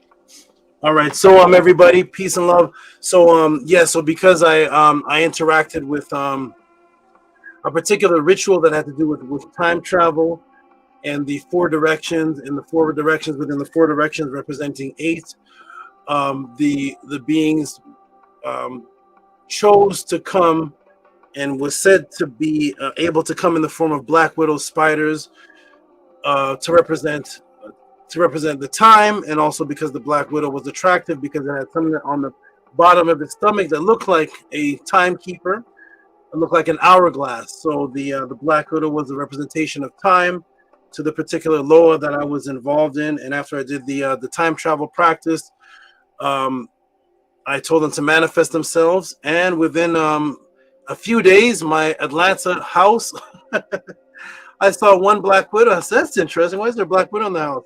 And then came the manifestation of black widows everywhere in the house. I had a student, a brother named Sean, that I taught some of the magic to. He said he wanted to learn it. I said it's not what is not popular thing that I'm doing here, and if you do it, they'll come to you. So he did it, and then boom, a few days later, the spiders ended up on his nose. He tried to knock the spider off, and somehow his hand wasn't hitting the spider. So he realized that the spider that he was seeing that was on his nose was not in this dimension, and every time he kept hitting it, nothing was happening. He's hitting it, nothing's happening. And I said, see, I said, this is not for play. This is not the religion. This is not you putting on an unk or putting on something and looking cool for the red, black, and green. What I'm involved in is something I'm involved in my basement area where nobody's allowed. And if you do, they will manifest. So at any rate, the spiders came. They manifested to him. Unfortunately, he lost his mind. He's on YouTube right now as a Houdon priest. I won't say who he is, but he's going crazy. So he lost his mind. He couldn't handle.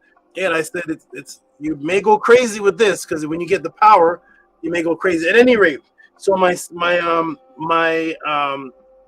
request for them was for them to show themselves. They show themselves as spiders. Peace, never nature. Jay, what's up to you? Oh, you're on mute. What's up, Marie? Saba, what's up, my yacht? Peace to the podcast. Peace to the channel. Peace to you. That's my little brother. That's my little brother right there. I don't know. I gotta find his mom. His mom's related to me. I think that's my little brother or something. We're gonna find out if his his mom is my mom. I don't know. But at any rate, so anyways, with the Dr. LaRoche situation, when I received the question, I want everybody to know I like it when people think Tehuti sounds crazy. Yes, think as you may. If you think that I'm the somebody that Tehuti, he studies a lot, and he studies. He goes and reads. He comes under Dr. Ben. No, no, I don't come under anyone with this. And this is not from going and doing a study. Some of the things that I teach and able to do is not from a study or whatnot. So when the Dr. LaRoche asked this question, I was uncomfortable when I got to the question last week, and I was going to answer the question. Then I realized that in showing what I know, I have to go back into the big red book and discuss what I know from that side, which was secretive. That was the connection between Kemet and the voodoo that I was submerged in and dedicated to. And I realized that I couldn't do so because it would be relinquishing the things that I vowed that I couldn't speak on. So I felt uncomfortable. I said, how am I going to answer this podcast question? I have to go on the internet and look for the stuff on the internet says. But I know from what I practiced, but I can't say what it is. So this is a little stuck. I'm stuck right now. So let me contact them again. And this is the first time in 2005, 20 years. Because the last time was 2005, 2006. And I said, let me shout out. What do y'all say? Shout out? Let me shout out to the Loa again. And let me see if I can get permission. Am I allowed? Can I do this? Because I vowed that I couldn't. I'm not supposed to talk about these things. Let me get a sign to see if I should. If I shouldn't, then all you got to do is just appear again. And so for the first time in 20 years, I went to the bathroom I heard Nana yell, "Ah!" Ah! So I went to the bathroom and I came out, what's all that? What's all that about? And when I came out of the bathroom, I was only in there to do something very quickly, walked into the bathroom, walked out, and what's right by my head at the door? This, the Black Widow, right here. She just ate a cockroach a little while ago. So the Black Widow now is right there at the head of the door, right where I walk out. When I walk into the bathroom, there's nothing there. When I walk out, boom, Black Widow. Can you say that? Amun can say. So there it is. Okay, thank you. That's all I needed to see. So I see the Black Widow, and I said, "Here we go again. Here we go again." Nana says, "Are more gonna come?" And I said, "No, because I'm not going to." I did what I did to the first time. It started with 1, then it was 5, 6, 8, then whoosh, Black Widows like ants. I said, "No, I'm not going to do this again." They show themselves. I'm not going to do it. And that's the first time I saw one in 20 years, and it did the same thing, pop up right by the bathroom head. So I had to contact Dr. LaRoche and tell him, sorry, I received my sign. I didn't tell him about the Black Widow thing, but sorry, I can't answer the question. So, ladies and gentlemen, that question on the connection between voodoo and Kemet, I can't answer it. He said, well, just give me the surface information. So I'm going to try to give what's on the internet, I guess. But Dr. LaRoche, I apologize for right now. I can't give an answer on that. I got the Black Widows there. Thank you for coming, and I can't. I just can't go back into that again, because if I do, then I'm gonna have to open that book again and do what I have to do. And next thing you know, here we are. And then if I go any further, there's the contract again. So shout out to Dr. LaRoche. Just want to tell everybody that. And there she is. You probably can't see her in there, but there she is in there. I was gonna let her go outside, but I knew she would have been killed if I let her go, and I just kept her for now to show everybody in the pod class. There's the Black Widow. Can't do it. All right. At any rate, peace and love to. That's a weird story. My comedic teacher didn't talk about things like that, and he never will. So peace and love to all of you. Shout out to the Jed, Nefer Netter Nature J. Shout out to Kefa E Ma'at Fatu Kemba. And yes, for the new people in the room, yes, you will hear strange stories like that with Tehuti. If they're too much for you, just ignore them and just give the pod class answers. But I will be open and transparent with everybody when something magical happens and I can't do something. I'll come back and just tell everybody, here's the weird stuff that happens when the pod class shuts down. I don't do this for the debating. I don't do this for the views and all that. When the pod class shuts down, the real ritual, real things go on, and real magic takes place in my actual life. So peace and love to you, Dejed. I just want to tell everybody that. How you doing, good brother? Hotep. Hotep, Saba, can you hear me? I hear you nice and clearly. Yeah, there we go. Yeah, Hotep, peace and love. It's good to see everybody. Good to see you. And yeah, I'm happy that you broke that down. I'm happy that was asked to you and you gave the explanation on that. Because I was very curious about that, maybe a while back, but I just I just kind of put it to the side. But it's good to come in and hear that story. But I could only imagine somebody trying to swat at a Black Widow and they can't even touch it. And yeah, that's crazy. How you feeling, Saba? I feel pretty good. I feel good. I was just telling my interns I feel very good, because even though there's been certain people that left, certain things that have, this last couple of months has been very trying for me.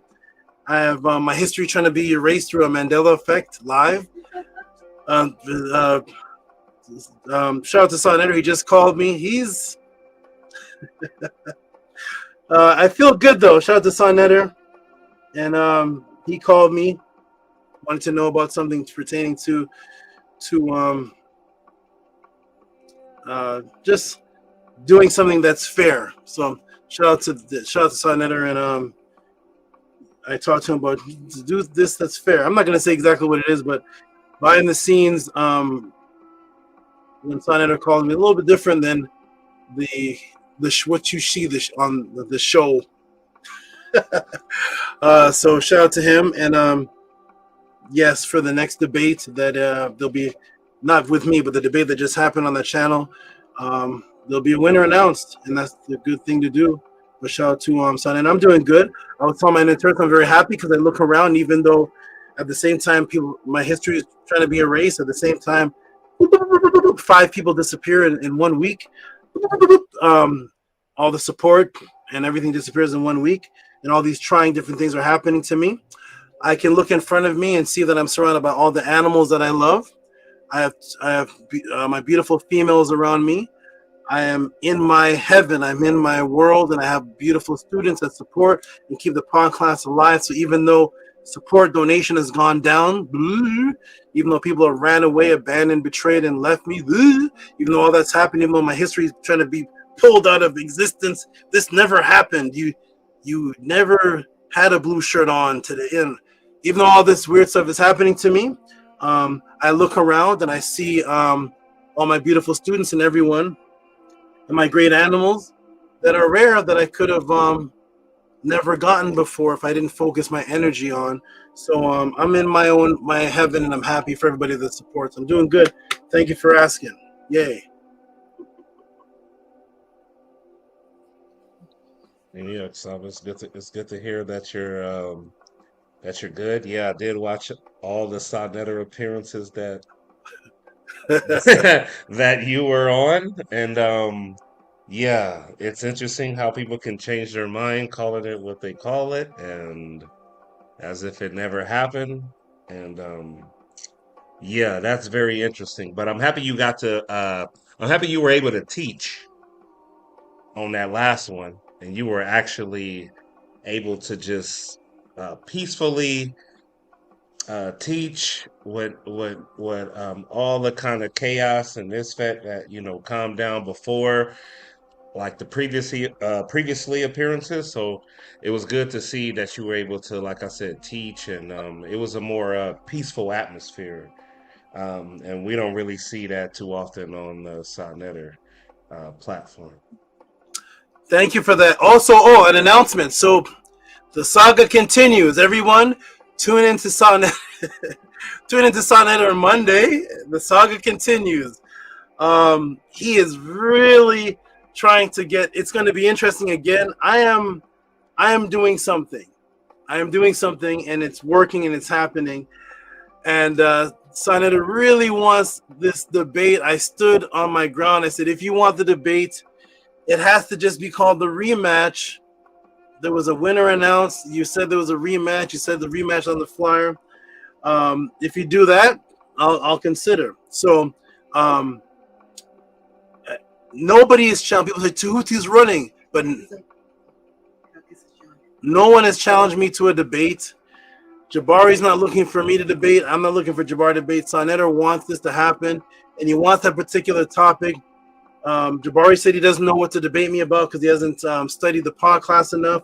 So on Monday, we're going to sit down again because the first one seems to be deleted. The first sit down with me, Jabari, no longer exists. It went to the Mandela effect. It'll be back later. So it doesn't exist anymore. So that reality is, that was the only time I got to show the evidence of what I was saying. I'm going to ask Sonnetter if it's deleted, or maybe we just can't find it at the moment. We still have it, Saba. We still got it. It's right there on the House of Acton. I was posting it up left and right when you were having that first discussion. I was copy and pasting the link like, y'all, it's right here. Just go watch it. There's no lost files. There's no none of that. It's right here. And I posted several times. You posted the original link when it was on Sonnetter, or you downloaded it and re-uploaded it? No. It was literally, that's the link. People, all they had to do was click on it, and that was it. I kept posting it left and right. Okay, that's gone now. So when you click on that link doesn't go anywhere. But don't worry, we have it. It was sent to me. Amunet sent it to me, so the link goes to Google, and it goes to Ghostbusters now. There's no It's not on Sonetter's channel anymore. But at any rate, but thank you for doing what you did on your side. I have that. Of course, I have it. Shout out to Amonet. So on Monday, everybody tune in Monday to Sonetter. It's going to be me and Jabari sitting down again. And I told Sonetter the topic. If we were to debate, this is going to be a very interesting thing.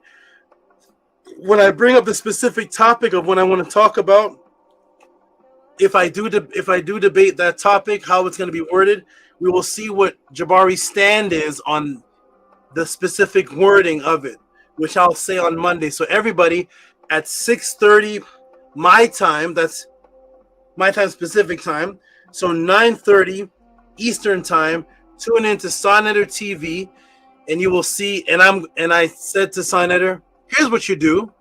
Here's what you're going to do. Here's what you should do. Jabari said he doesn't know what to challenge me on. He doesn't know what I'm teaching. So here's what you can do. Invite people up from the crowd to ask me and Jabari questions at the same time. There we go. And I'll answer the question the Tehuti way. And Jabari can answer the Jabari way. And at some point in time, there should be a conflict of interest. But we'll both be able to teach. People will be able to see, hey, this answer is being answered this way. This answer is being answered that way. Oh, you don't agree on that? Okay, boom. Could that be the topic? I said, that's the best way to fish out the topic. Let the public come and ask us questions on what we teach on. And as soon as we disagree, want to make that the topic. So Monday's going to be very interesting. Everybody tune in, and we'll see what takes place. And I said to Sonetter, even if nothing takes place, I'm not asking for a debate anyways. I don't even want to debate unless it's really it has to intrigue me. I don't want to debate the same topic if the first one is going to be ignored. I don't want to do that. If it's a rematch, yes, but Sonetter's like, that's your topic. That's you have a strong yeah. I'm like, okay, yeah. But I said, do you want to debate the 42 laws of Ma'at? Jabari said, no, that's a phone conversation. I'm like, what? What?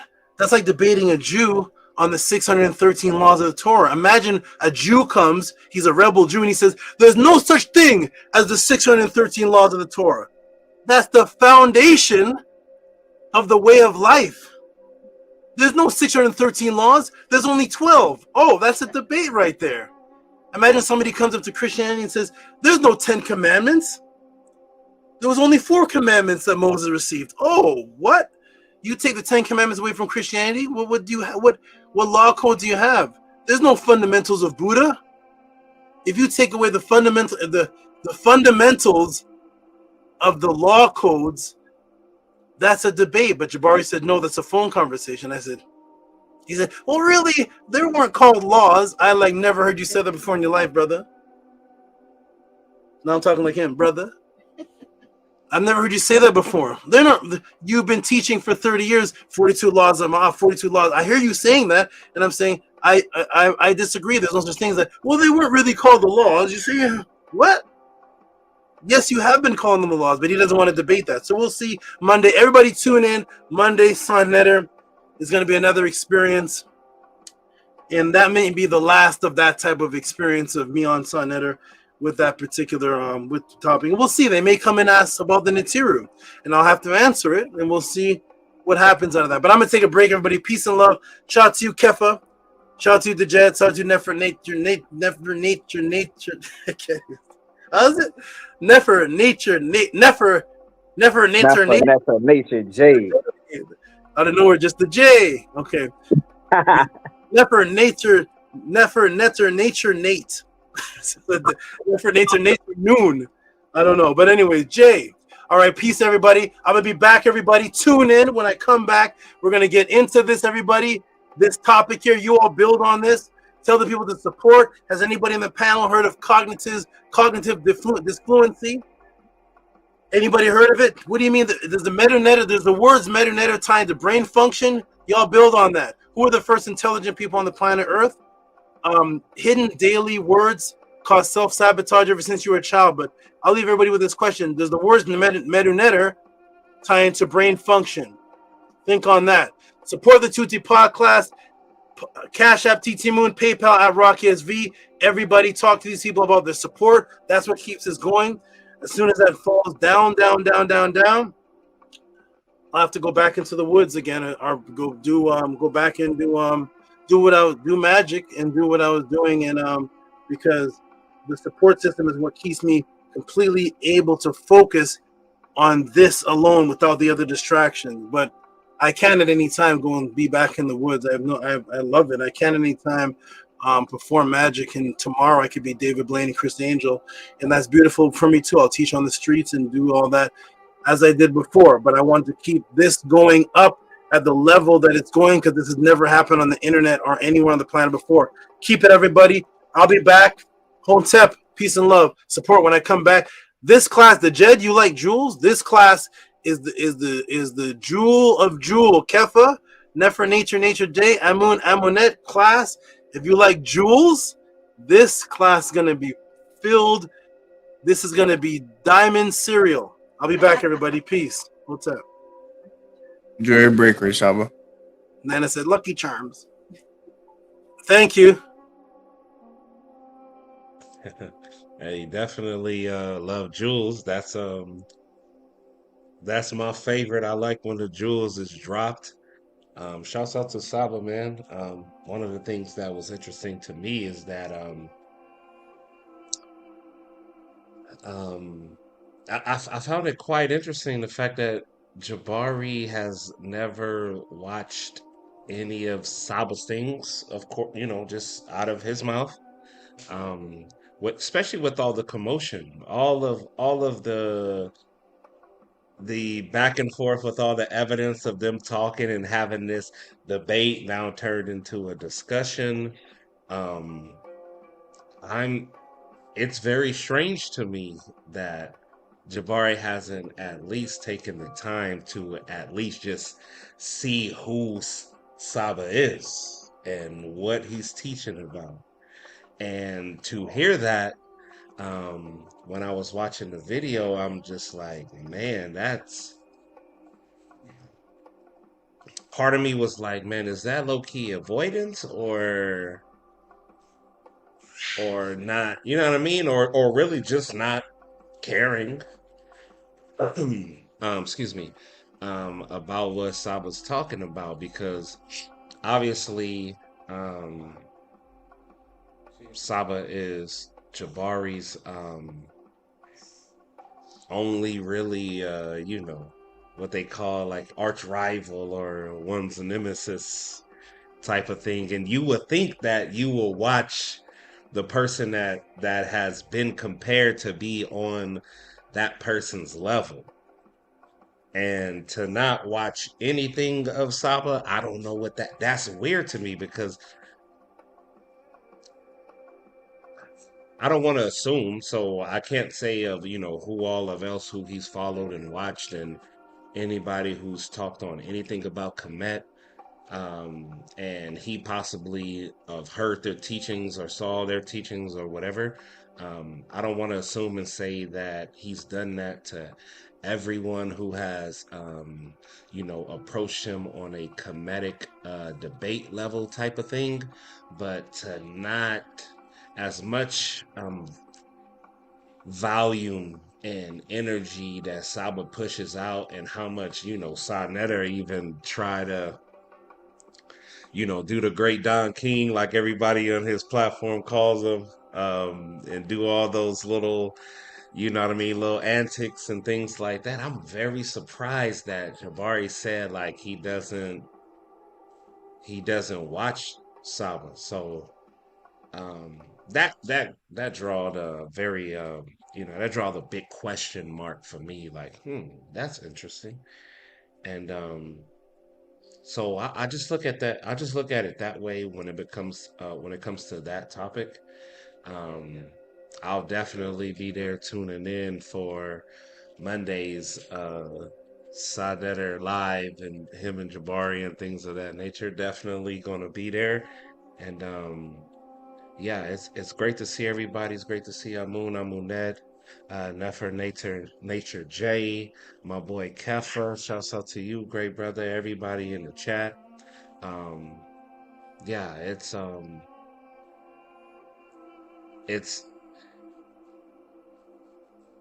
yeah, a lot of things have been very chaotic and um, just trusting in the Netter that the Natiru that continue to make things balanced and bring my eye to the forefront. Um, Definitely grateful to be here today, and once again, great to see y'all. So yeah, make sure y'all support.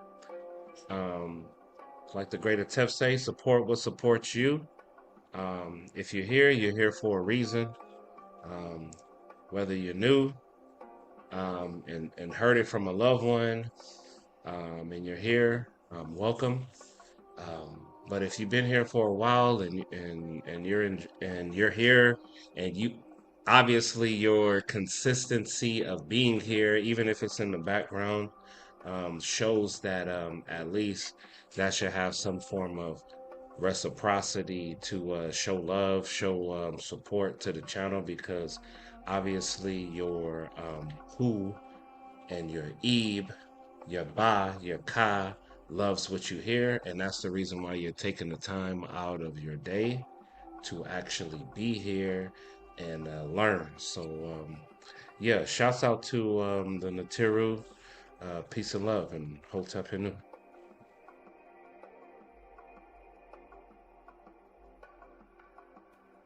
Hotep Anu, Uncle Jasaneb, go for your beautiful words of Jed. Hotep, Uncle Jasaneb to the great Saba Tehuti, Amun Hotep Ra, Amunet, the Jed, and his Aout, to Nefer, Netter, Nature J, Kefa, all the supporters in the chat, all the followers of Mod, the true followers of Mod. I'm looking forward to today's class. Looking forward to seeing what Saba brings forth. I'm happy that there's going to be a lot of jewels in it.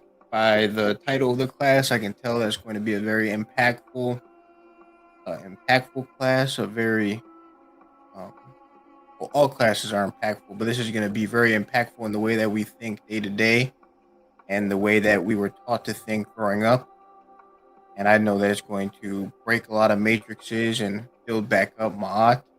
I'm definitely looking forward to seeing what Saba brings forth. Can't really build on if Mdu Ntr affects the brain function because I don't have any facts. I don't know what Saba knows. I can theorize that I would think it would change the way that our brain would function. The society we live in today tries to keep us in the beta wave frequency. So I would think that our ancestors had the opposite of that, being alpha wave frequency, theta wave frequency. So I would think that speaking Mdu Ntr and the society of our ancestors as a whole and everything that they have, everything that they made, everything that they passed down would keep us in a more relaxed frequency, alpha wavelength frequency. So that way we're able to live in our natural state. I do think that the Mdu Ntr and that the words that are said, that the architecture and everything about it does affect the brain, affect the way that affect the way that we conduct ourselves, affects our consciousness, our health, and everything. And if we look at people today and look at our ancestors, they're completely different. Completely different. People in the past, our ancestors, are extremely advanced. They're able to put anything they do anything they put their minds to. And one of the things that they're doing every day, all day, is thinking in a different language, using different sound frequencies. So I definitely do think that it affects our brain, affects the way we think, affects our consciousness. I'm looking forward to seeing what Saba shows, what he brings forth. I'm excited for the jewels. The jewels are always great.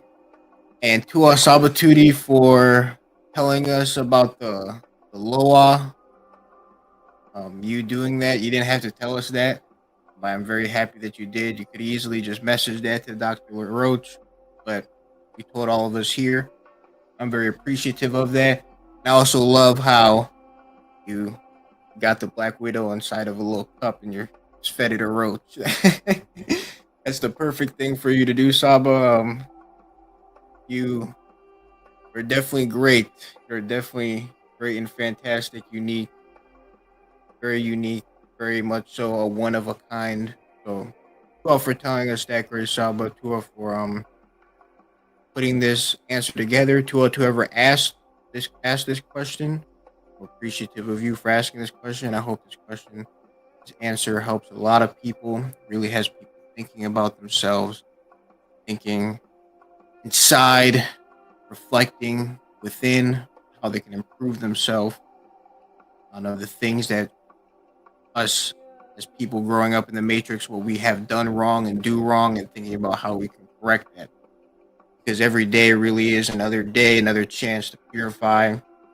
So that way, when that final time comes and you pass, that you are in the pure state you can be, and you carry over the right light, the right energy to the next realm. So, to Asaba for this class, I will pass it on to Net for Nature J. Welcome to the panel. I'm happy to see you here. How are you doing? What do you think about what the class will be like? Post Captain New, tool for your enough of words. I'm just excited. Post up to everybody on the panel. I appreciate all y'all energy. Much Marie and Sakim for y'all. But I think the class will be beautiful. I think about this like on a day-to-day basis, how you said just words in general were like powerful. So I think the Mdu Ntr, just by even learning the Mdu, I feel like that reshapes your cool and your Eve though. I know it's like done a transformation with me, and I know it's a daily walk though. So I'm just excited. I don't even really know, but it's just an honor to be here and learn from Saba Tehuti and all y'all. So I appreciate all y'all energy and just to understand that we speaking in lower Latin or not our true tones that we originated with in general. So it's just like I know it's gonna be mind blowing answers. How his Ntr always say again and again. So I'm just excited, appreciated to be here. I appreciate all y'all once again, the panel, the class, Saba Tehuti, his Ntrs, his Auts. So Marie Mayat, Hotel.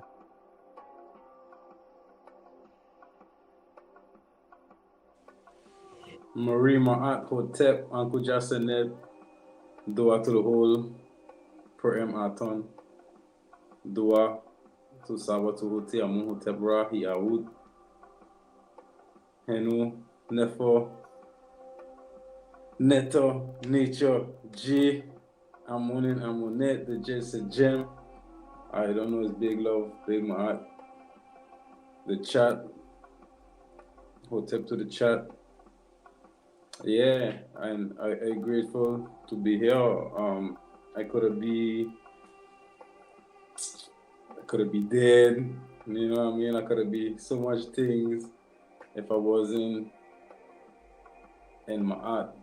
So tour to the per Aton, tour to the supporters that is have Saba here on Saturdays.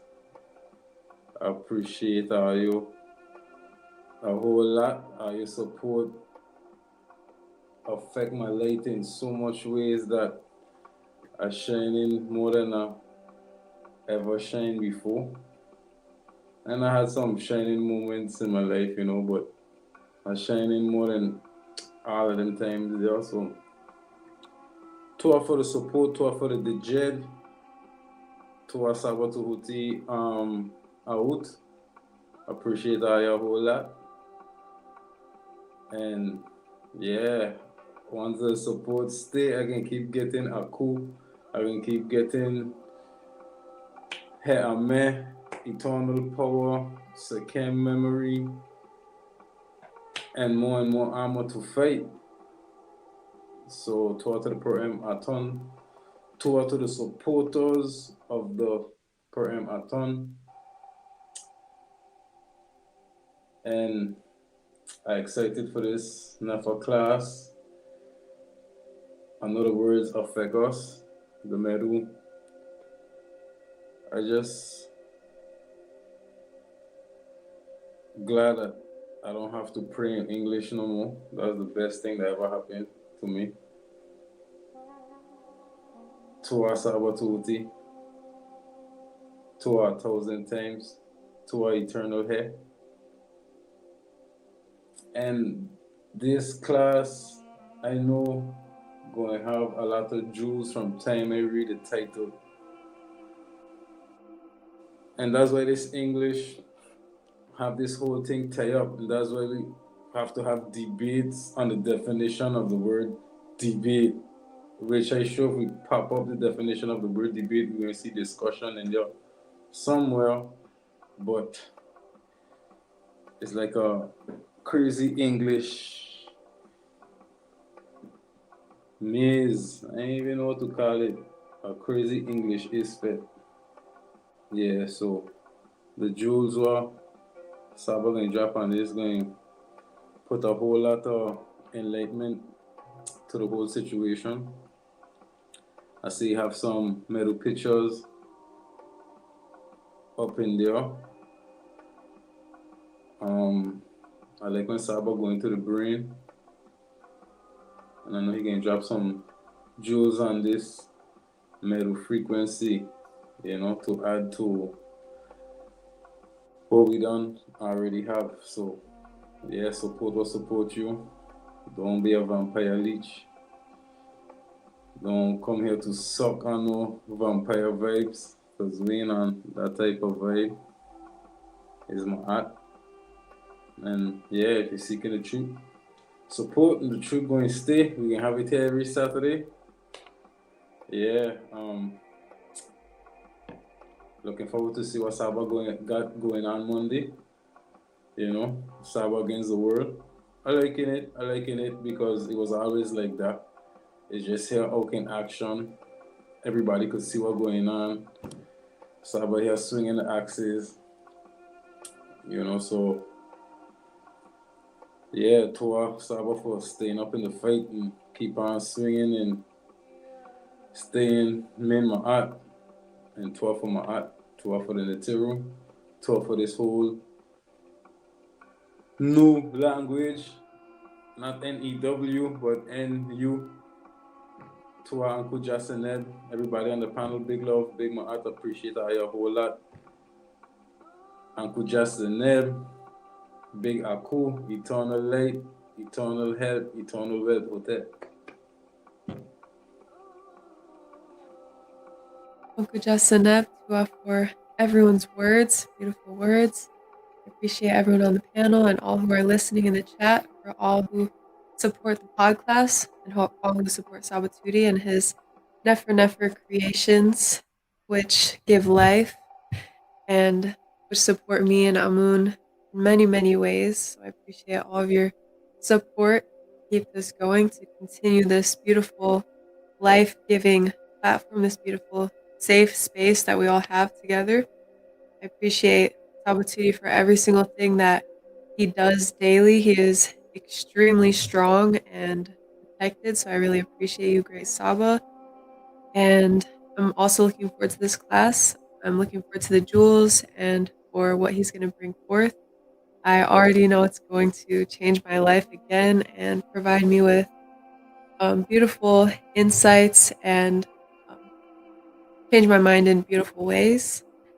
And I also wanted to bring forth some appreciation for Danielle Setmer, because she had a beautiful womb circle on the 23rd of this month, and it was open to the brothers. It was extremely beautiful, and it was full of beautiful information. We learned things together. She was teaching very beautifully, and there was a lot of beautiful things that took place. So I really appreciate all who supported Nefer Nanya Setmer for her womb circle, for the SWG, the Sacred Womb Gathering, and for keeping that going and participating in the beautiful womb circles when you have the chance to come with the sisters.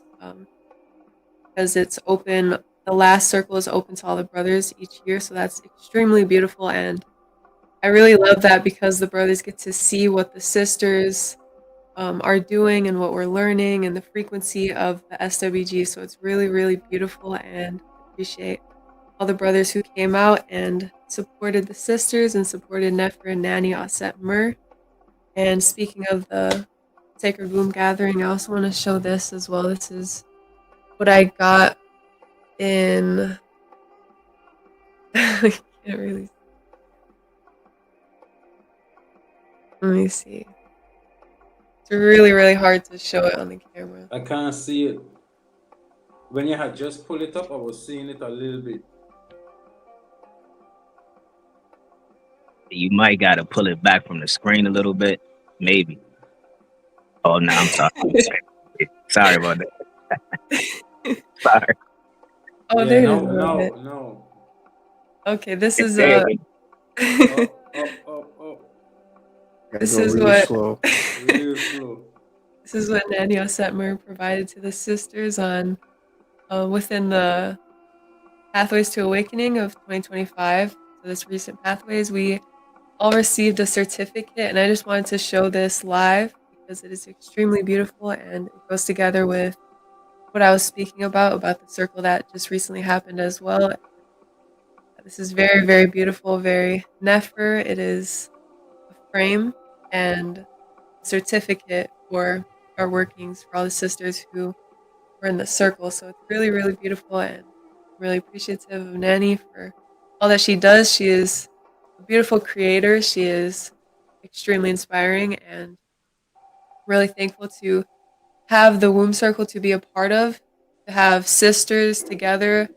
The bond that gets created in the womb circle is extremely tight knit, and I've never experienced anything like the womb circle before, and to be able to do practices pertaining to the womb and different things that we do in the circle is extremely healing. And yeah, so Tuat to Nanny, Aset Mur, everyone, please give love to Nanny for all of her work.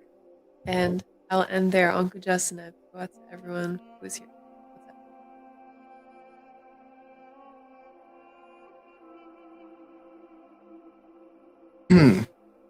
As a brother who was there at the last womb circle, it was absolutely great to see all the work all the sisters have been putting in.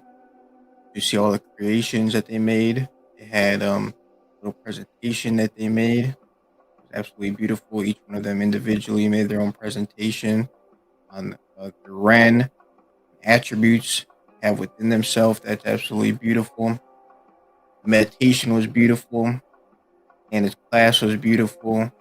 Everything that they all did was absolutely beautiful. Saba made a special appearance that was beautiful, and just to see that all that they do really excellent, and I'm appreciative of Nana for creating that, for encouraging people to go into it, stick into it, to do things in it, to have accountability and responsibility, and for building up the sisters within the House of Athens. So I'm very appreciative of her for that.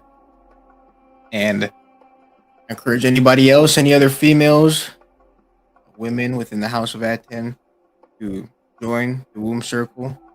That way you can improve yourself, you can learn new things, you can build connection, relationships, and have the ability to talk to people that are the same gender, have the same mindset.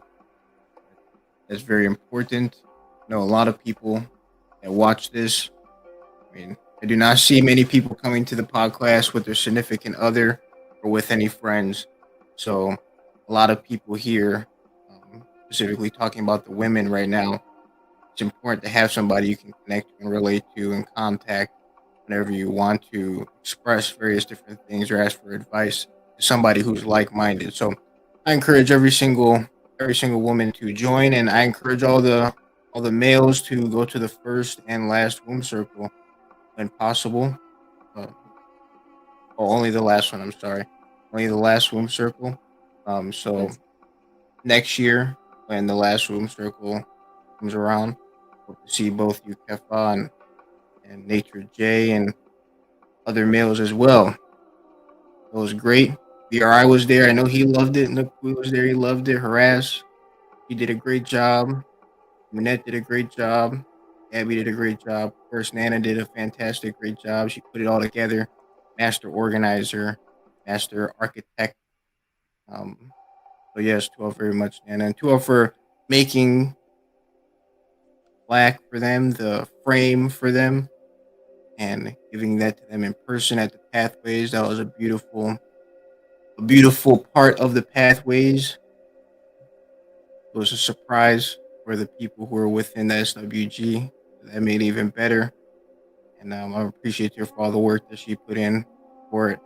I'm appreciative for all the past womb circles she had before the HOA, all the trial and error she has went through to come here and refine it. Have people that are truly dedicated to Ma'at, to culture of our ancestors, the frequency of our ancestors, and the improvement of themselves and people around them. Well, very much for that, Nana. And that's another great reason why I'm so interested in today's class, to see how the Mdu Ntr affects our brain. Because we have people like Netturts like Nana and the other people within the SWG, they're creating things so that way people can imbue themselves inside the frequency of mod. They know they say Mdu Ntr and stuff like that. So Nana is a perfect example of doing things that change your life, that actually do change your brain. That ties in perfect to the class. And all of it's because of Saba Tootie, to us Saba, for building everybody up, all of us up, doing a fantastic, great job. You're the Hecate, you're the Fibonacci sequence, the flower of life. Life echoes out from you, great Saba. Go for building all of us up, giving us all the foundation to stand on again, being the living Ntr. I'm thankful. I'm infinitely thankful. There has not been a Ntr on the planet in this form since the Ntr of the past, since our ancestors were here, since the great Nesubits, the Shemshu Heru. So that's hundreds of years in between now and then. So for me to be alive, for all of us to be alive here, while Sabatuti is here, the Ntr, walking live, speak to us, show us stuff, and be here in this form that he is in. We can look up to him in that form. That is great. That is worth so much. And hope everybody is appreciative of that. Hope everybody sees that, because Sabatuti is the Ntr here.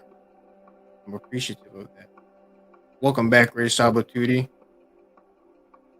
Oh no, I think his screen might be frozen.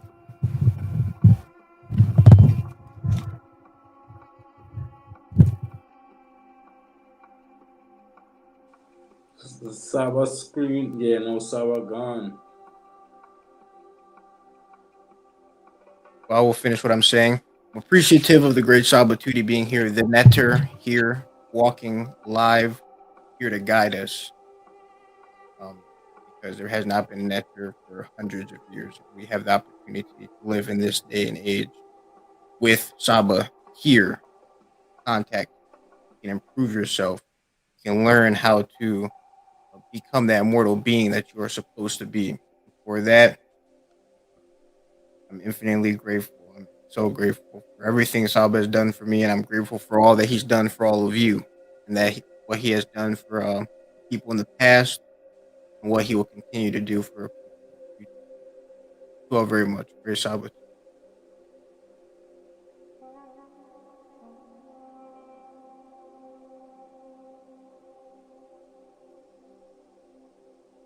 Yeah, I'm grateful for what Saba do for you too. And I'm grateful for what you do for Saba as well, you know. So yeah, to you and Amunet. And to the whole per Aton. Yeah, because Saba bringing in the tour here again, you know. Welcome back, Saba. Do us a Kim. Welcome back. Hotep, am I moving? Yep. All Yeah, so right. moving Okay. in your quality was good. You come back in more HD. Okay, good. Excellent. We are back. Here we go, everybody. Let's do it. We're about to get into this podcast answer to it, everybody, for what they discussed. I didn't hear. I only heard the answer. I didn't hear what was about the podcast, but I did hear the end about the womb circle and the great influence that it's having and showing. I didn't see it, but I heard.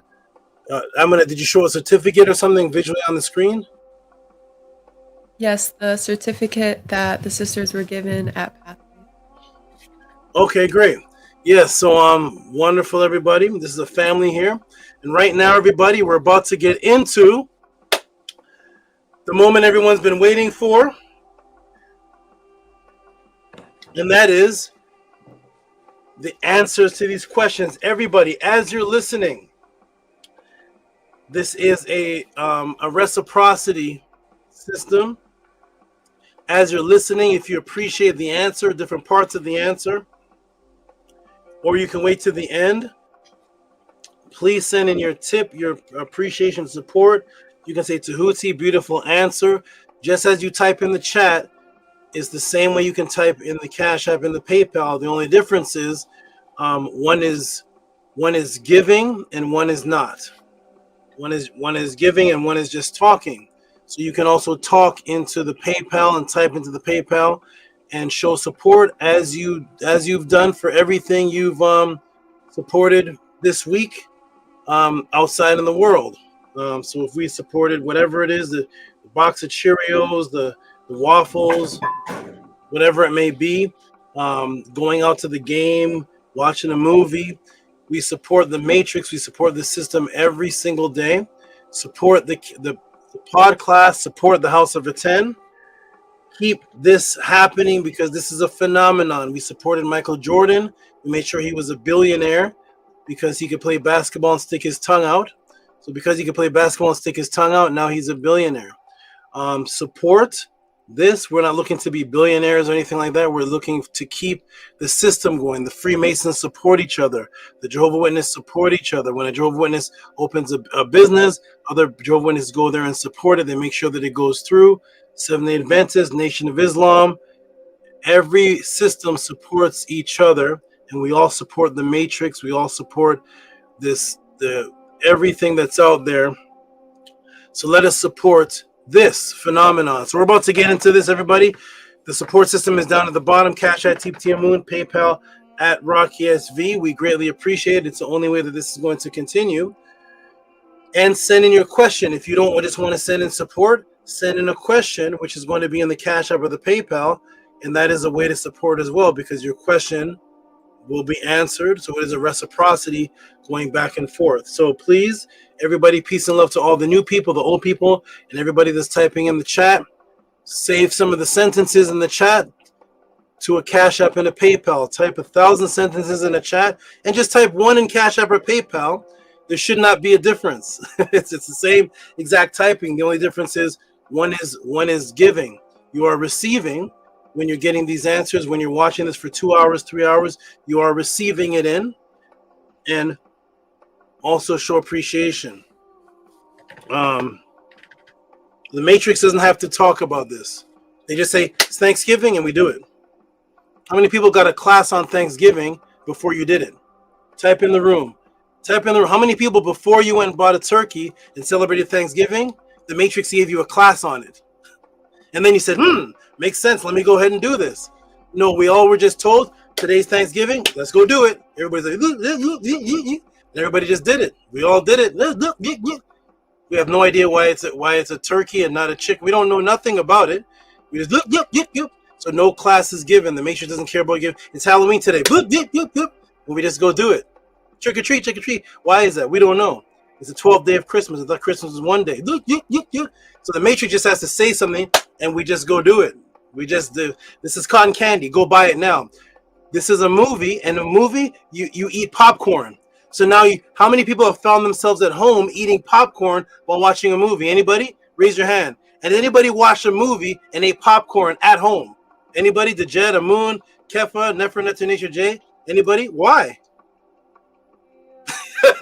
Why? Why? Why? Because you were programmed, and all the Matrix had to do is say, when you come to the movie theater, you eat popcorn, and then you get programmed. So now you get at home. There's no movie theater guy telling you to buy popcorn. You go deliberately to the store and buy the popcorn to emulate the ritual as if you're at the movie theater, but you don't know why that's your snack of choice. You don't know why.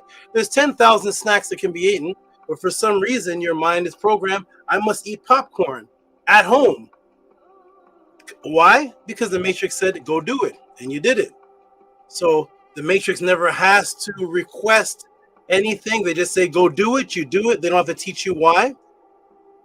We are saying support because you have a brother right in front of you actually taking his time, 2 hours or more, to actually break down things that you've never heard before. Freddy Krueger never broke down nothing for you, and neither did Saw 3. And the guy that plays Saw 3 is a millionaire. Why? Because he plays the role of killing people. Let's support life. Here we go, everybody. We're gonna let me go ahead and get this on the screen, and then we're gonna bid everybody in the panel off. Let me go ahead and expand this, get everything big off the screen so that the screen doesn't have to share memory, because sometimes it starts to slow down. So we're going to show the brother who gave he actually gave 3 supports. I'm going to show 2. One was a question that wasn't answerable because of lack of detail, and the brother just let me keep that support. He didn't say anything permanent. He didn't say anything pertinent to that one, and then he gave another support for the actual other question, and then he gave another support on top of that for the same question. So I'm gonna go ahead and show 2 of them, and we're gonna give him a round of applause, and then we're gonna get into this question. But the support that he actually gave was actually even more than this. So it is, and I'm gonna go ahead and actually I'm gonna get. Oh, they're the same. Okay, I'm gonna get Amonette. If you could read this for us, please. From Quinn Clark for Do the Words You Speak Have an Impact on You? $20 and $9.99. Okay, wonderful. Shout out to Quinn Clark for these 2 supports and the other support he gave, something about Asia, and just left that one on the table. So shout out for this. And any by the way, this is also the one who asked the question last week. What did I teach on last week again? See, I don't even remember. Yeah, he's the one that asked about the common one as well. So shout out to Quinn Clark for the support on top of the support on top of the question, and he keeps on going.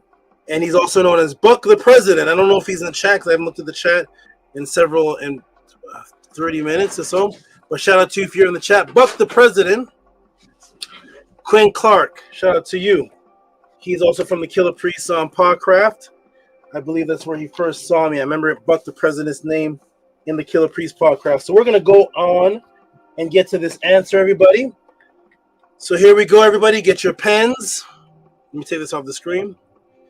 Get your pens. Get your pads. Get your iPhones. Get your iPads. Get your eyeballs. Get everything you need ready to absorb this information. There's going to be a lot of jewels about to be broken down right now that I've kept, and today I'm going to release them. Do the words Mdu Ntr tie into brain function? Does the definition of Mdu Ntr, the words themselves, tie into brain function? If there's been another teacher teaching on that, please put the link in the room, the page number, and let me know so we can invite him to the pod class. But at the end of this class, you're going to see the secret meaning of Mdu Ntr and how that meaning ties into brain function. Who are the first intelligent people on Earth? It looks like an easy question, but you actually see that I have the word intelligent in brackets and quotations. So we're going to get into that. That will be revealed. And you're going to learn what intelligent means for the first time. Do the words you speak have an effect on you? Not if you're yelling at somebody. Do they have effect on them? Of course they do. But can you actually speak words, and the words that you're speaking affect you even if you're talking to someone else? How does that work? You're talking to someone else, but the words that you're using, can they affect you also? We're going to see I'm going to reveal what science says, and I'm going to reveal what the ancestors say. Who here knows about the ancestors teaching that? You may say, well, the ancestors teach us to speak calmly, because the words you speak may have an effect on somebody you're speaking to. But what about your own self? We're going to find out. So the words you speak, the words that are spoken have an effect on you, even if they're coming from artificial intelligence. So the words are spoken have an effect on you, even if they're not directed at you. We're going to get into all of that. Cognitive dysfluency in the mind. What is that, Tehuti? Tehuti made it up.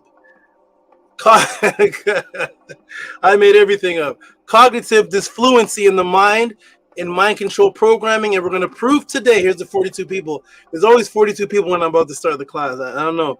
It's the laws of my art. So,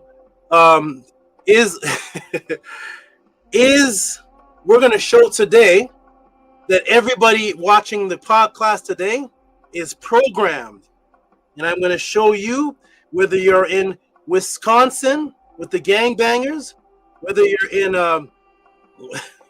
whether you're on the rough streets of Wisconsin, whether you're in St. Martin with the Jehovah Witnesses, whether you're where Nature J lives, with the golfers, the peaceful life, no struggle there. Nature J lives with the golfers. He lives there ain't no struggle, right? Nature J, spoon fed, silver spoon, nah.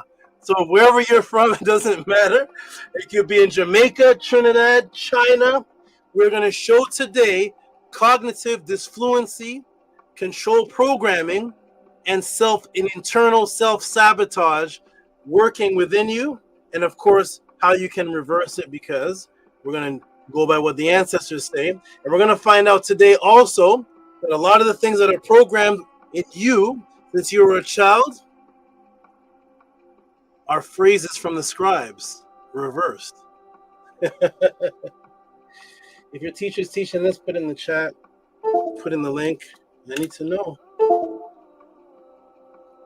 The phrases that you have in your mind today, right now, that you had since you were a child, that are programmed in you,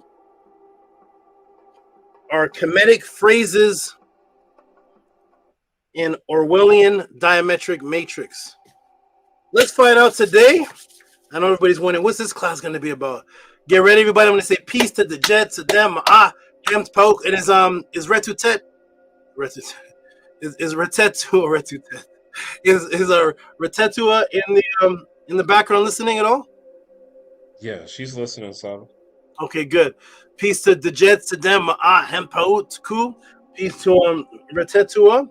Peace and love to you all. Listen close. I saw Retetua was one of the first people in the comments, and I thought to myself, I haven't seen. I said, oh, children are on the there's children on the flyer. I said Retetua, here she comes. Anything about children is going to be applied to the out that she has. So she's going to listen in for all the jewels and rip all the nonsense if that is coming towards her children, because she's a great mutt, and that's why I named her Mutt.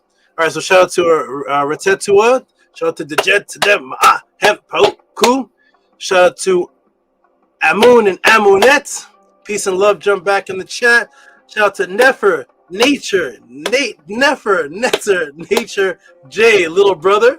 And shout out to my man all the way on the other side. Are you back in the St. Martin's area? Are you in South Africa? Where are you in? You're all over the world. Where are you? What area are you in now? Still in the Netherlands. Oh my goodness. So the Tehuti podcast echoing in the Netherlands. Can you believe that, Nature J? People can listen in the Netherlands. That's not that's a Netherlands. The Netherlands, that's right. There's a new lingo. He's out the Netherlands. Kevin's gonna convert everybody and make it the Netherlands. We're taking over. All right, shout out to you all. We're gonna get started, everybody. Jump back in the chat. Shout out to you, Nefer. Shout out to you, Kefa Ebe. And let's get started, everybody. Press a 9 if you can hear me in the chat. I put Namuz, the Cobra, down for a minute. I may be doing some fast movements. I'm gonna let him rest for for a minute, and I'll bring him out on the next break. Press 9 if you can hear me in the chat. We're going to get right started. Press 9 if you can hear me in the chat, and we're going to get right started, everybody. Enough building, enough vibing, enough fellowshipping. Let's get right to it. I'm happy about this class coming up. Strangers here. We got, is that the same stranger? Stranger Zone. Stranger Zone. This stranger, right? Let me click on this. In Colorado. Saba knows I got his 6. Okay.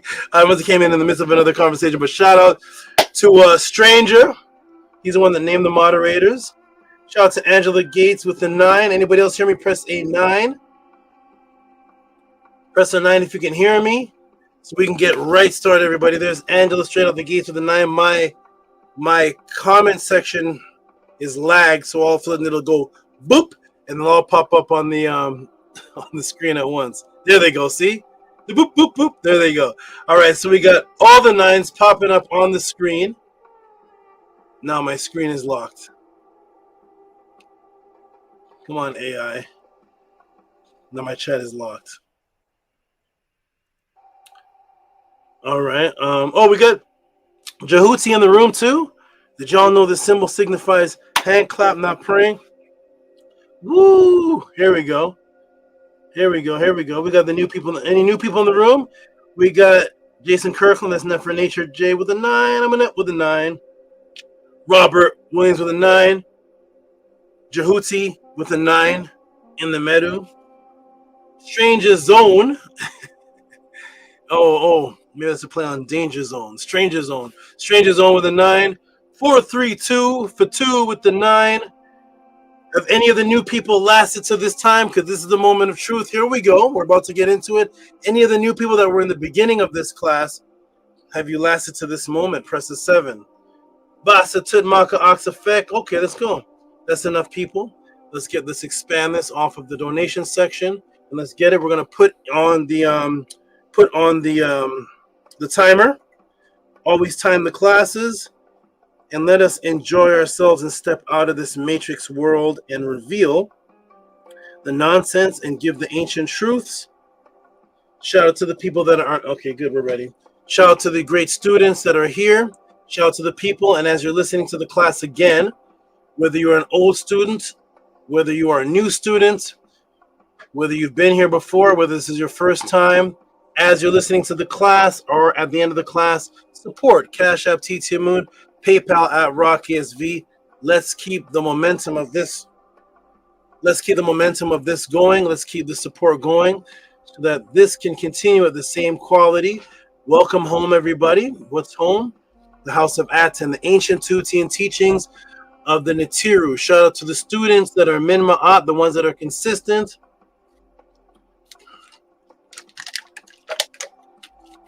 They stayed strong. Some of the poor students couldn't make it, and they showed weakness and left and disappeared with the testimony that this was the truth. As long as they have testimony, this was the truth and always is the truth, and there's no testimony of Tehuti's teaching wrong teachings, then whoever left the House of Aten left under the same guise of Tehuti's teaching right teachings. So that's figure that out within yourself. Tehuti's teaching right. He's guided by the Mdu Ntr, but I'm going to leave now. Let me take my walk. Is Tehuti teaching misinformation? No, he's the exact same Tehuti that he was last week, the week before, and the month before, and all the way back to kill the priest. I'm just going to take my leave now. Goodbye.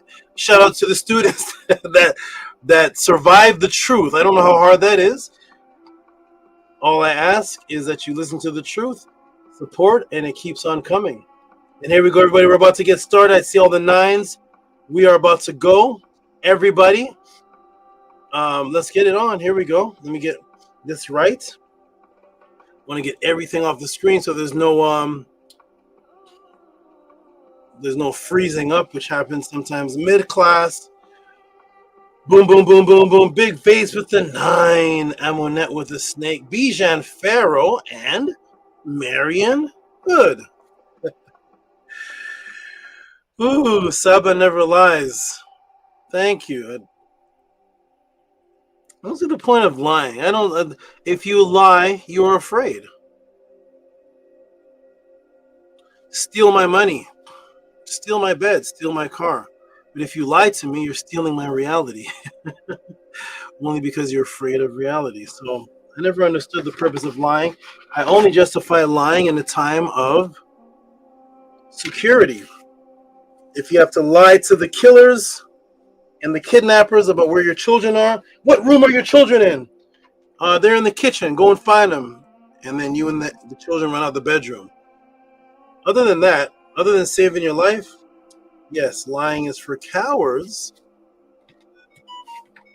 Because the truth is so much better. The truth is backed up. Lies, you have to keep lying to back up the other lie, and lie to back up that one, and lie to back up that one. And and that is why, stranger, I love saying this, no one has ever left the house of Aten in real lifetime stating something that has happened as it's happening with witnesses. It's the Jesus syndrome. It is the Isfet Jesus syndrome between the years 1 and 33.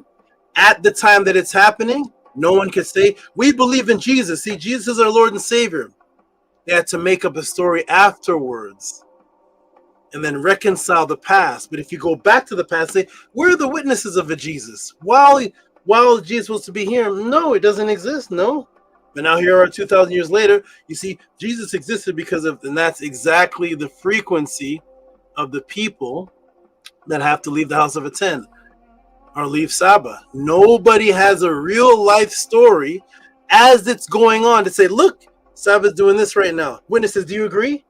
No one's left with any witnesses. They leave and create stories, which means that they have to lie. You have to make up a story afterwards. So I am confident and happy that I stand on the truth. And because I stand on the truth, when something happens, you can come to me and say, Saba, what happened? And I'm going to tell you what happened. Why?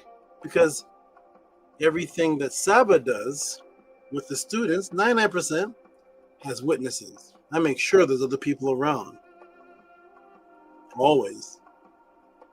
So when I say something, people say, that's right, I was there for that. Truth is so beautiful, and we're going to reveal the truth today. If you lie, you got to create another one and justify another one and justify another one and keep going. Woo! What did you say, Bijan Pharaoh? I've been a student since Saba was on Killer Priest. My first one-on-one with Saba changed my life from what I've been going through. Tua, 1, 2, 3, clap. That was a life changer. Absolutely, absolutely. Woo! Stranger says, no apologies. Here we go, everybody. Ready? Here we go. Boom, boom, boom. We're about to get started on the count of 3. 1, uno, dos. Trios. Wait a minute. This isn't going on. Here we go. Boom. It's on now. Okay. Forget the Spanish.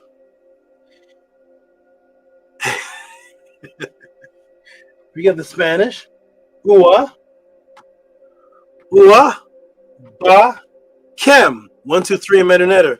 Let's go, everybody. Ready? So we're gonna go like this. Ua, ba, kem, go. Boom. Welcome to the Tehuti podcast, the question and answer class of the House of Aten. Due to the kidnapping of history and your spiritual identity stolen, millions of people have questions now about who they are, where they came from, if immortality exists. What is the original religion? What are the original languages of spirituality? Who are the Ntiru? What about my physical health? What about the purity of my mental health? What about mental detoxification? What about health purity? What about out-of-body experiences? Are there ancient sources for that, or is that just New Age teachings? What about the government psyops? Telepathy, quantum entangled consciousness. Now, fortunately, now that you have left Christianity, Islam, Hebrew Israelitism, thinking that you've escaped the matrix, now you go to the common conscious platforms. Little did you know that you have stepped into another matrix, unfortunately, in the agenda of atheism, now hidden in disguise and is infiltrated in the form of New Age consciousness and atheists who have disguised themselves now. Now the atheists are the conscious teachers. Now the atheists are the Kemetic teachers. Now the atheists are the esoteric teachers. The atheists are the metaphysical teachers, hidden in disguise in the agenda of the matrix, just to focus on one dimension of knowledge, but not the spiritual discipline. of the ancients with indigenous references. They will not have classes on the actual teachings, disciplines of the ancient writings of the indigenous people themselves and their spiritual beliefs, but they just wear the ancient symbols for fashion, egotistical, self-gratification purposes. They actually don't live by any structural written culture. Thus, they can only teach from memes or pictures that they see on the wall, not from what the actual writings say. Or they can only do what's called counter-teaching, which is just to go against someone else's teachings. They only do debates. I'm going to debunk you video. I'm going to expose you video. I challenge you video. I challenge your beliefs video. While they themselves are not standing on anything. Their subject matters stay on the beginner's phases, which is limited to the Hebrews are wrong, the Bible is stolen, which are great subject matters to help one at first break out of the matrix. But after showing you where it's stolen, none of them stand on the specific part it was stolen from and give you the original teachings of that specific part and how to apply it to your life. They do not stand on the original teachings that it was stolen from as their actual way of life.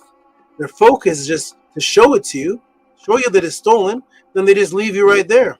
That is called breaking something and someone down, but not building them back up. If you show that something is stolen, then show how we should adhere to it in our original mind state prior to it being stolen. But that part takes discipline.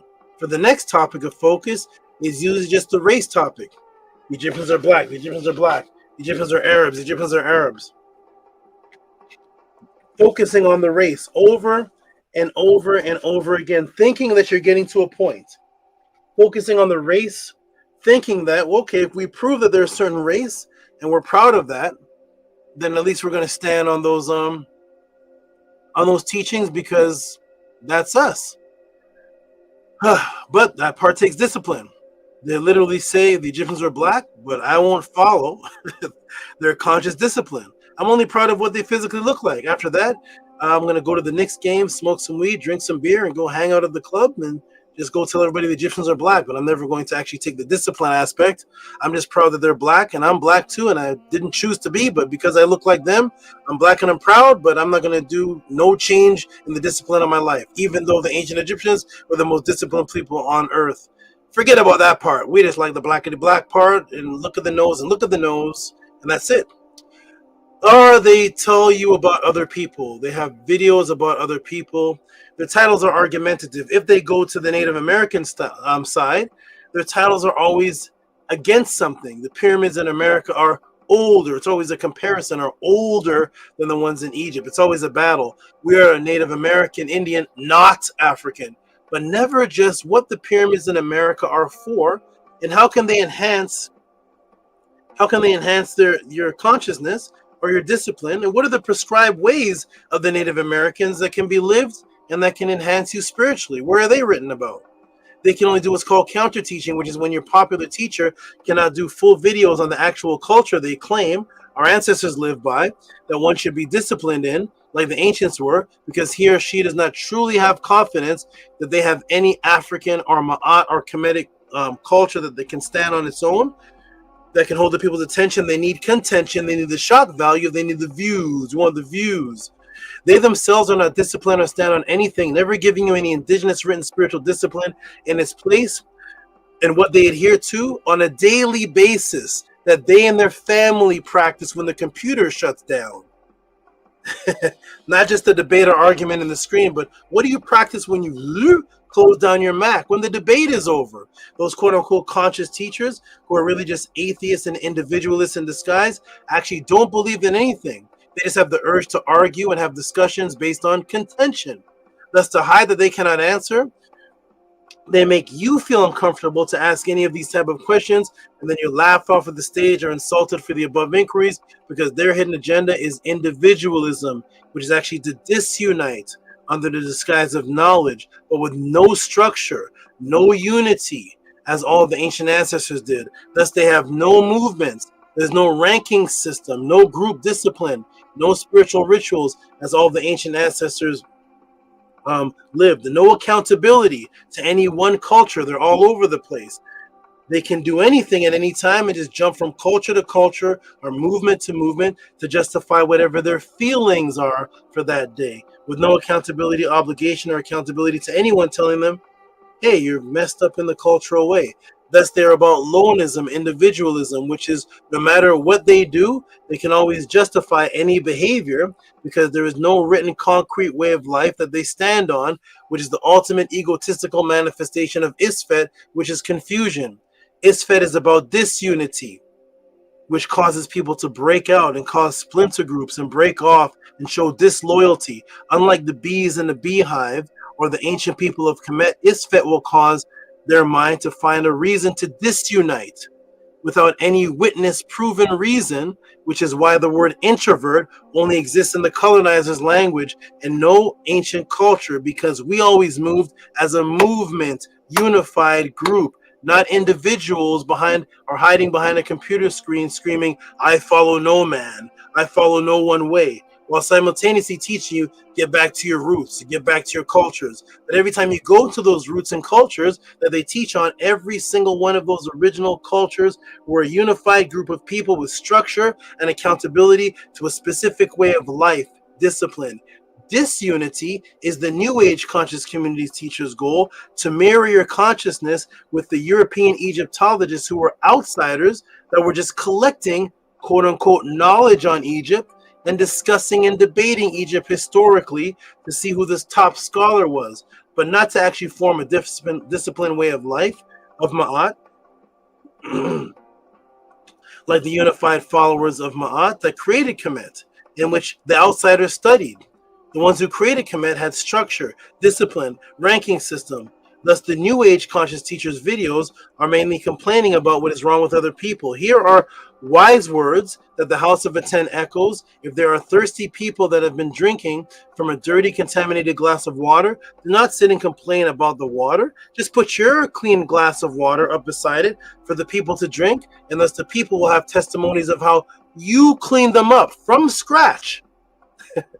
You took somebody who was a Christian, Muslim, Jew, Buddhist, Hindu, gangbanger, atheist, and gave them the better way and led them to the Nitiru. If not, you are just a complainer and a splinter offerer, if that's even a word. You are just an individualist and not a disciplined solution provider because you have no testimonies from the masses who are in need. Your water is dirty as well. Welcome to the Clean Glass of Water, the House of Aten, the Tehuti Pod class, the only platform class that exists on the planet where you can send in these questions with reciprocity, of course, and get an ebook, personalized, documentary type of answer, customized, and then on top of that, taught live with each answer, get subconscious matrices broken, even with magical demonstrations and psychological demonstrations dedicated for you is here at the Tehuti Pod class. What are the questions for this section that Tehuti will answer this evening, coming from Quinn Clark with 2 supports? Do the words you speak have an impact on you? Do the words you speak have an impact on you? And again, from the same brother and great supporter who sent in the question about why is King Tut so popular in the media, which brought us that explosive class, is again showing consistency and what is actually one of my favorite topics, which is the effect of words that you speak having an effect on you, which was actually the name that I had given myself when I started my mission of breaking people out of the matrix as far back as high school, when I named myself the Word. Before I was Tehuti, my name was the Word. I would break into schools that I was expelled from, and I would hide in the library and gather information and wait for the recess bell to ring, and then I would go into the hallway during the 15-minute recess time and lunch breaks, and I started teaching the children during recess time the effect that words have on you to break them out of the matrix. So I love this question, Quinn Clark, because this was the first thing that I was teaching on back when I was breaking into high schools and teaching the youth there during their recess. So this question has a special place in my heart, and that's why you're going to get major jewels. Here we go. Now, people glazing over the question mainly may get confused with something that they think the question is saying, which is this right here. You see what's happening in this picture here? These are people talking to another person, and the other person looks distressed, distraught, and sad. So people get glazing over the question may get confused with these images here or these images here, which are the opposite, which is what? People speaking with each other, and when they speak with each other, it causes a smile on the other person's face. It causes a smile on the baby's face. It causes a smile on the parent's face. Because you can either use your words to speak with someone, and you get the first picture, distraught, stress, confusion, and anger, or you get the second picture, happiness, smiles. These are people talking to other people. So by looking at the question at first, you may think this is what the question is actually asking. And you may say, what do you mean, Tehuti? It does look like people speaking to other people and those words having effect on those people. Or happy words having effect on people. Okay. Yes, correct. But look at the question closely. We know the words we speak to other people have an effect on them. But the question here is, do the words you speak have an effect on you? That small differentiation in wording makes a world of difference to the words that come out of your mouth in your mind affect you before they even get to the other person. And that detailed analysis that we will reveal here for the first time at the Tehuti Pod class is what we are going to focus on. While I drop jewels on the effect of the other people. But that little detail is, do your words have an effect on you before they even get to the other person? Let us continue. Ready, everyone? Here we go. Woo-wee. Be beautiful. Here we go. Let's go back to Tehuti High School days. What were you doing in grade 9, Tehuti? Well, let me ask the class, have you ever wanted to achieve something or have confidence in achieving something, and you said to yourself over and over, again and again, I'm going to ask the class for this, and I'm going to check the chat. So let me ask something. Have you ever wanted to achieve something or have confidence in achieving something, wanted to have confidence in achieving something, and you said to yourself over and over again with no one else in the room, which means you are not speaking to anyone, and you repeat things like, I can do this, I will achieve this, I will succeed in blank, blank, blank. And you were saying it with your eyes closed or to yourself out loud, and there is no one around, just you. And when you say these things, you find yourself repeating them. Let me ask the class right now that I'm going to come to the chat and check. Has anybody ever done this in your life? You're by yourself, eyes closed, before you're about to go do something, and you say, I can do this. I will achieve this. I will succeed in such and such. And you're saying it with your eyes closed, or your eyes can be open. You're saying it to yourself. No one else is in the room. Has anyone ever done this? To achieve anything, saying inner affirmations for self-confidence. Has anyone watching this pod class ever done this? Let me come to the chat and see. Anyone ever done this before? Say, before you get up on stage, I can do this, I can do this. And you find yourself repeating it though. You don't say it just once. You don't say, I can do this, and just run up on the stage. You find yourself having to repeat that. You ever notice that? I can do this, I can accomplish this, this will be done, I can get through this. I will be brave, I will be brave, I will be. You're saying it more than once. Ever wondered why? Who's done this? All the time, Saba. Let's see, there's 51 people watching. Let it not just be my students answering. I know I don't have 51 students in here. Just regular people. We're not going to put you on the spot. We're not going to call you out. There's a family vibe. I'm just vibing with anybody. As anybody, strangers, new people of the class, have you ever done this? And inner affirmation. Nobody can hear you talking, yet you find yourself talking. Who are you talking to? Because you could say it in your mind. You could just say, But you don't for some reason. Have you ever noticed that? You're saying the words, who can hear them? It must only be you. But if you're thinking it in your mind, you know the words, you don't have to hear it. It's in your mind before you say it, but you find yourself verbally saying it, but to whose ears? And it's just you in the room. Anybody has done this? Fuck the president. Yes, yes, yes. Gabby, yeah. Let me put the all in the room. Anybody done this? Yes, all the time, Saba. The affirmation, yes. Every day. I'm getting people to say every day. Nice. Okay, here we go. Nupu says, I don't make me look like a spammer. Participate in the chat room. What that's about. Okay, but okay. Yes. All the time. Here's the new person all the time. That's a beautiful thing all the time. And now let me ask the class. Sneffer goes into trance. There we go. Here we go. I go into trances and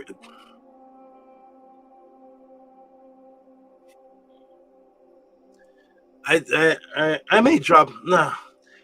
Get the Mdu classes after this. That's where we drop those jewels. Absolutely reenacting the moments. That's exactly.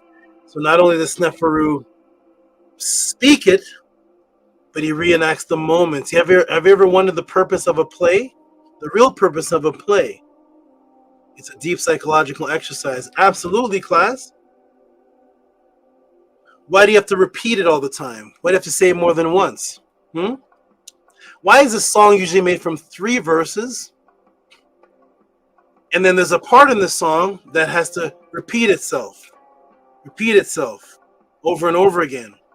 And that's the part that seems to capture you. They even seem to call it the same device that you use to capture fish.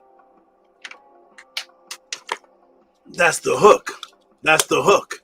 That's the hook. What does that mean, the hook? What is it? What are you hooking? The lyrics aren't called the hook. But the part that you repeat over and over again, that's the hook. Why do we have to do that? We're going to find out today, everybody. Jewels are going to be dropped. Here's the brother with the name. My wife, Nakoya. I like the sound of that name. I have no idea what the root is, but I like the sound of that name. My wife, Nakoya, was speaking to herself about earning a certain number, a few weeks, and she got a promotion with that amount. See? Why does this happen? It's like a spell, right? Chorus, huh? Why is this happening? So you people in the room, beautiful, Sneferu and others, some Sneferu for sure, has said that this actually works. Something is actually working. Something is happening when you're doing. You know what ritual means? Doing something over and over and over and over and over again. That's what's in our mind. Ritual means. It's actually from the word rite, but doing something over and over was ritualistic.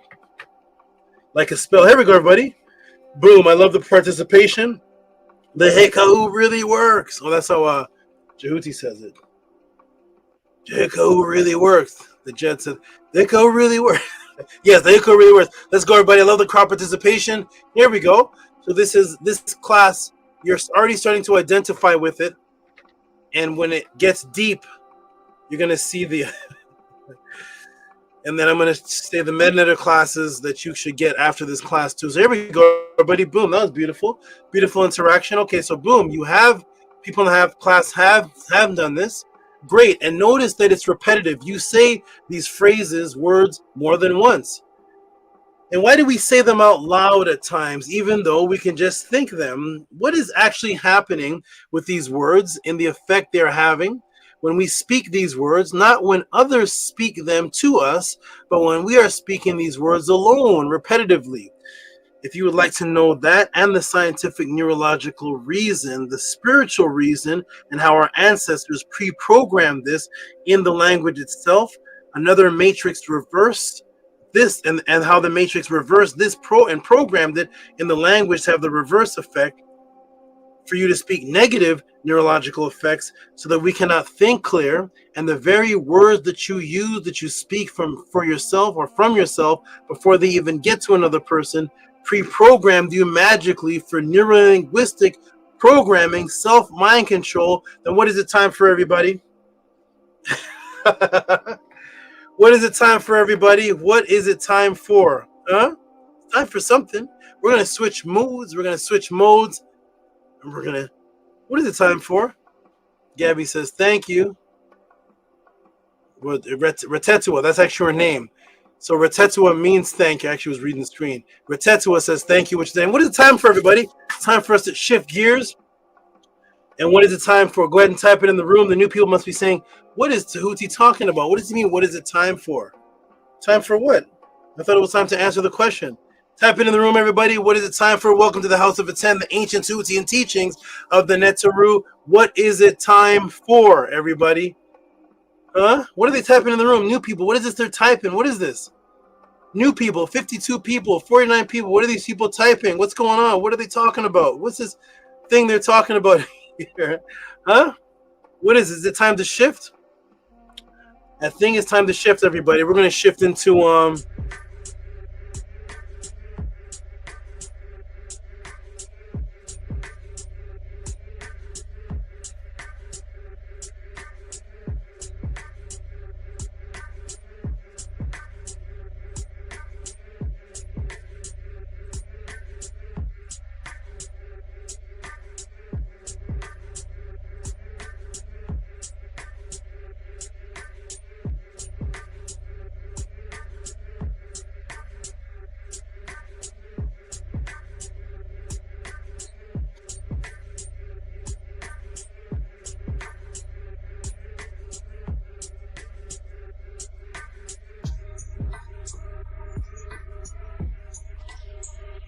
overdrive.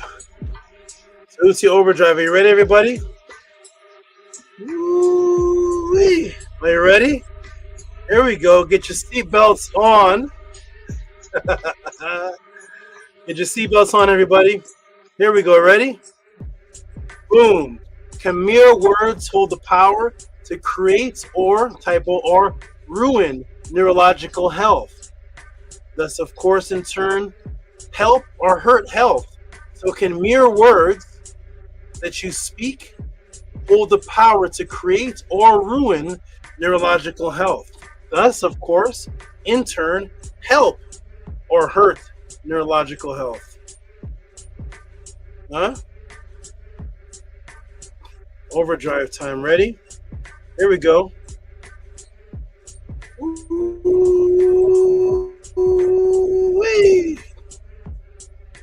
Boom. The Matrix does not want you to know that.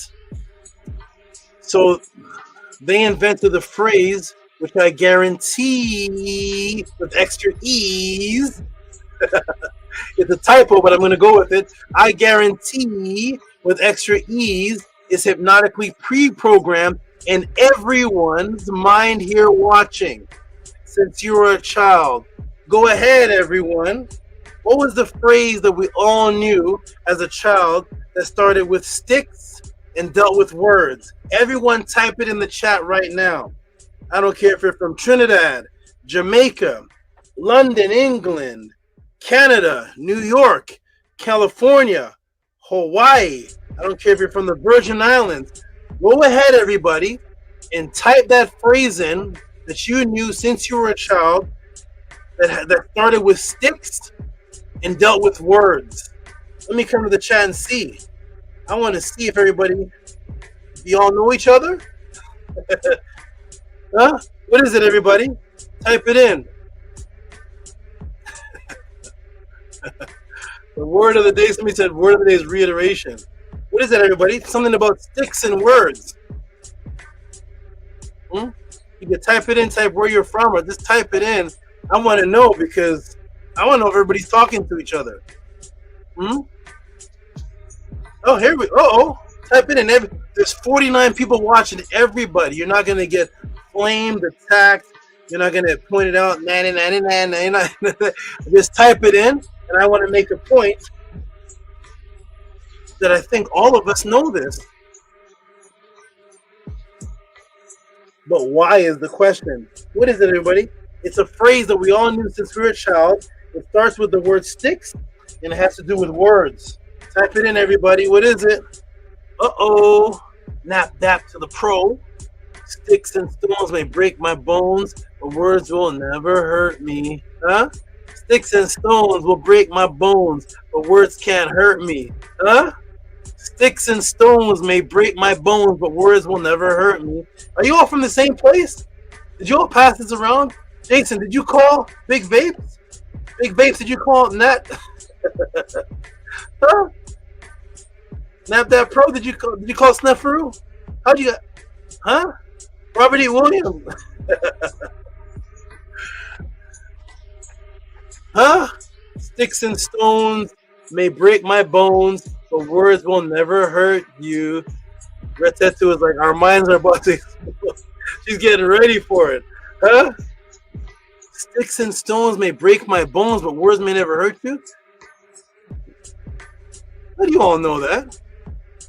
Is there any of the 56 people, how about this, that don't know that? That's never said or heard that. Type in the room. I've never said or heard that in my life. Huh? Robert, you got people from Florida, Canada, New York, the Netherlands, London, England, all over the world. And how is it that all of us, shout to Sheshayet, Hotep family, Hotep Penny, Great Saba, how is it that all of us know that sentence? How is that? Who taught you that? If I make up a sentence right now, the people know it 10 years from now, everybody in China, everybody in the Netherlands. You got it right though. Ding, ding, ding, ding, ding, ding, ding, ding. Everybody got that right. Thank you, everybody. Woo! Huh? Huh? People are like, I like the Tehuti pop class. This is like a concert. Here we go. Huh? There we go. Ready, everybody? Let's go. Boom. You got it right, everybody. Everybody typed in the chat. Woo, it's going to be one of those classes. Uh-oh. Sticks and stones may break my bones, but words will never hurt me. Sticks and stones may break my bones, but words can never hurt me. Is this true?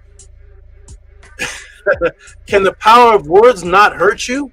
Let me take you to Neuroscience News, July 18th, 2022. Are you ready, everybody? Here we go. Let's go to Neuroscience News, July 18th, 2022. What do you say, Neuroscience? Talk to us, Neuroscience News. Verbal insults trigger a mini slap to the face. What? How did you figure that out? By putting something on the skin. What?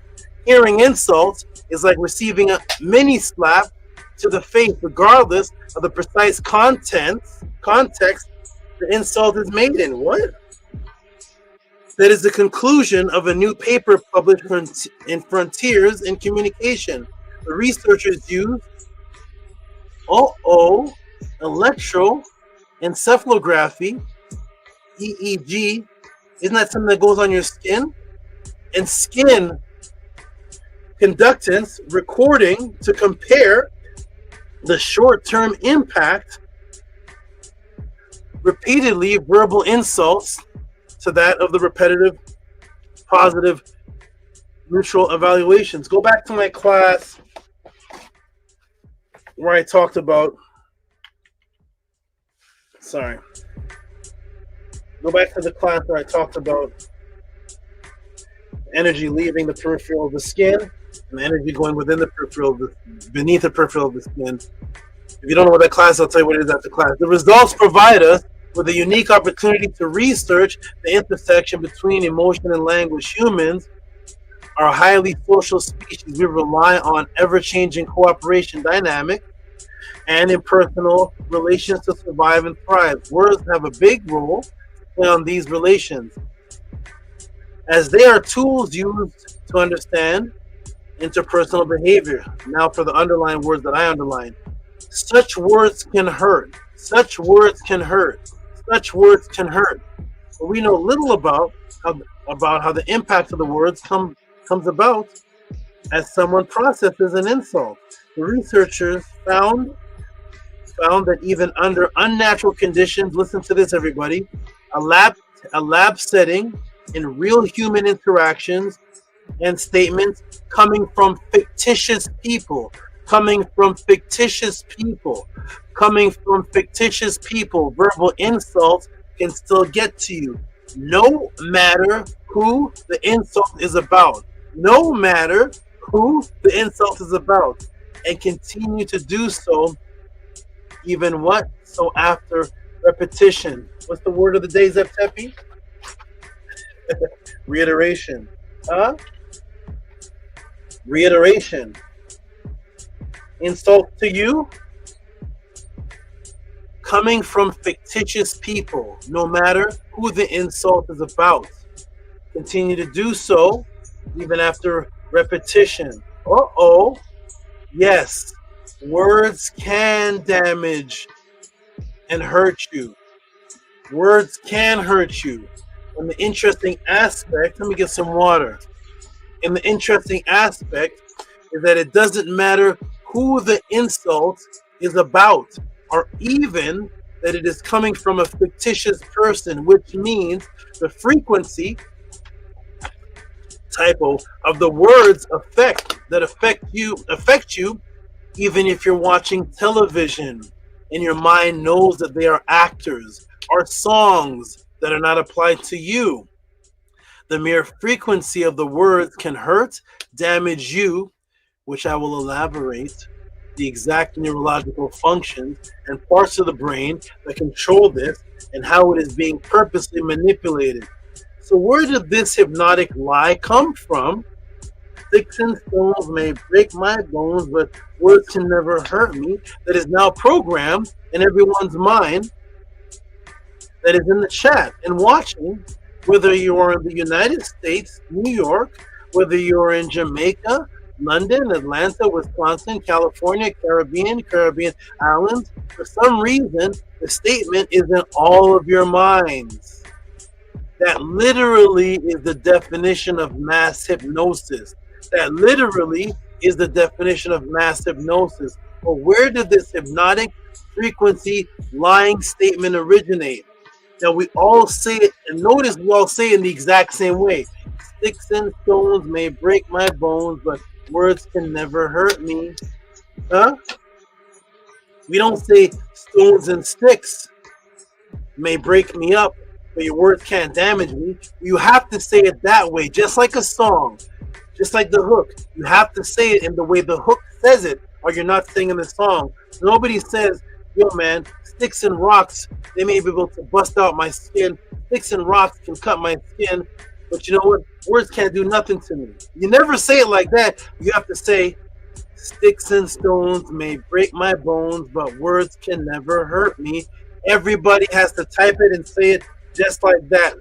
That is literally the definition of mass hypnosis, that no matter what country you're in, no matter what province or state you're in, everybody's saying it the exact same way. You're not even saying it in your own way. Yo man, rocks can bust me up, but your words can't do nothing, man. Nobody says like that. It has to be sticks and stones can break my bones, but words can never hurt me. It has to be just like that. Well, guess where this phrase of words having no effect on you or on an individual, guess where it originates? Bum, bum, bum, bum. Let's go to church. Let's go to church. What's this? The AME Baptist Church, the church. Boom. Yes. Within the program matrix frequency of Christianity as far back as 1862. 1962? It's not even 2062 yet. Is this even 200 years? As far back as 1862 originates this concept of words having no effect on you. Back to the Christian recorder in Philadelphia. This came about in Philadelphia, but yet you know it in China. In Philadelphia, yet you know it in Jamaica. It came from Philadelphia, yet you know it in the UK.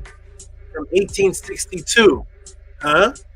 And it's said in this way. The way that it's written is the only way that you say it.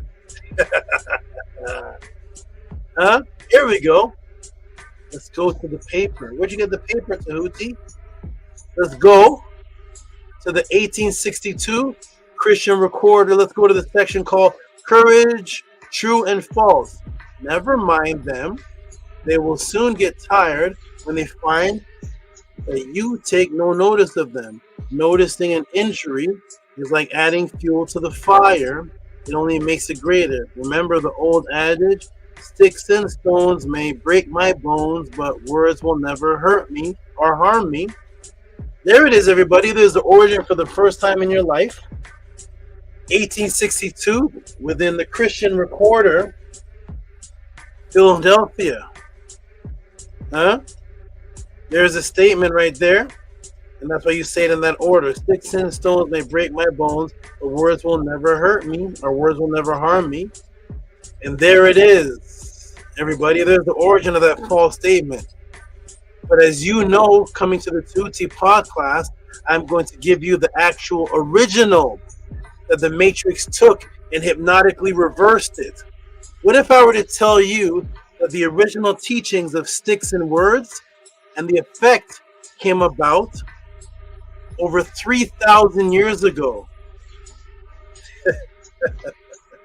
Huh? This statement is 3,000 years ago.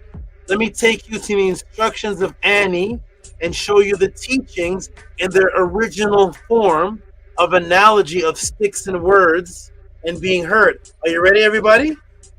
The sticks and words analogy originally came about of sticks and words and the effect they have on you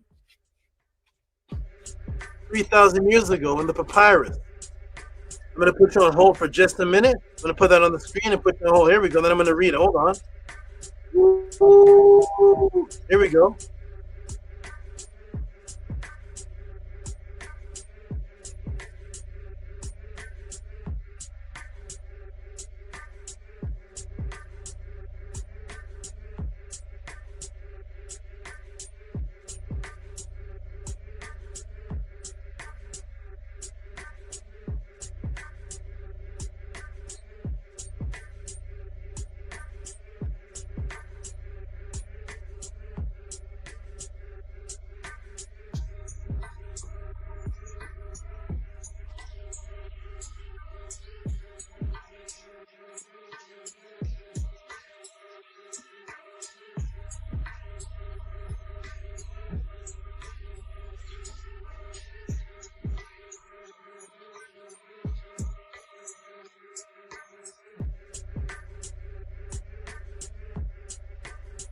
I'm back, everybody. Ready? Where does this concept come from? What are the original teachings of sticks and words, their correlation and the analogy, and what hurts you? You ready? Ben Clark? Watch this, everybody. You ready? I was like, the 1862? Saba never disappoints, always mind-blowing answers. That's right. Here we go. Ready, everybody? Woo! The lies they tell, the secrets they keep, shaking my head. The lies they tell, the secrets they keep, shaking my head. Everybody, here we go. Let's go to the original teachings of sticks and words and the effect they have on you. Huh? Because this is what's called diametric Orwellian diametric matrix. They're going to take something and then it's reversed. There we go. Uh-oh. Am I sharing the screen? Yep, I'm sharing. Here we go, everybody. Ready? Woo-wee. So, and there it is. But as you know, coming to the Tehuti pod class, I am going to give you the actual original that the matrix took and hypnotically reversed. What if I were to tell you that the original teachings of sticks and words and the effect they have on you and hurting you came about over 3,000 years ago? Let me take you to the instructions of Annie and show you the teachings in their original form of the analogy of sticks and words and being hurt. Are you ready, everybody? Let's go. Sticks and stones may break my bones, but words will never hurt me. Is that how it was, Annie? Uh-oh. There it is. Uh-oh. Instructions of Annie. Speak sweetly when he speaks sourly. That is the remedy, is in the medicine. It calms the heart. Fighting answers carry sticks, and your strength collapses. So speak, use your words sweetly. That is the remedy, calms and relaxes the heart. Fighting answers carry sticks, and your strength collapses. There's the original phrase. Sound a little bit different? Sounds like the opposite, right? Boom. Fighting answers are like sticks. And who's being affected by your words? It is you. Notice it says your strength collapses. Let me shrink this down, huh? Your strength. Uh-oh. Let me move it over. Here we go. Uh-oh. Huh? So it's talking about you speaking.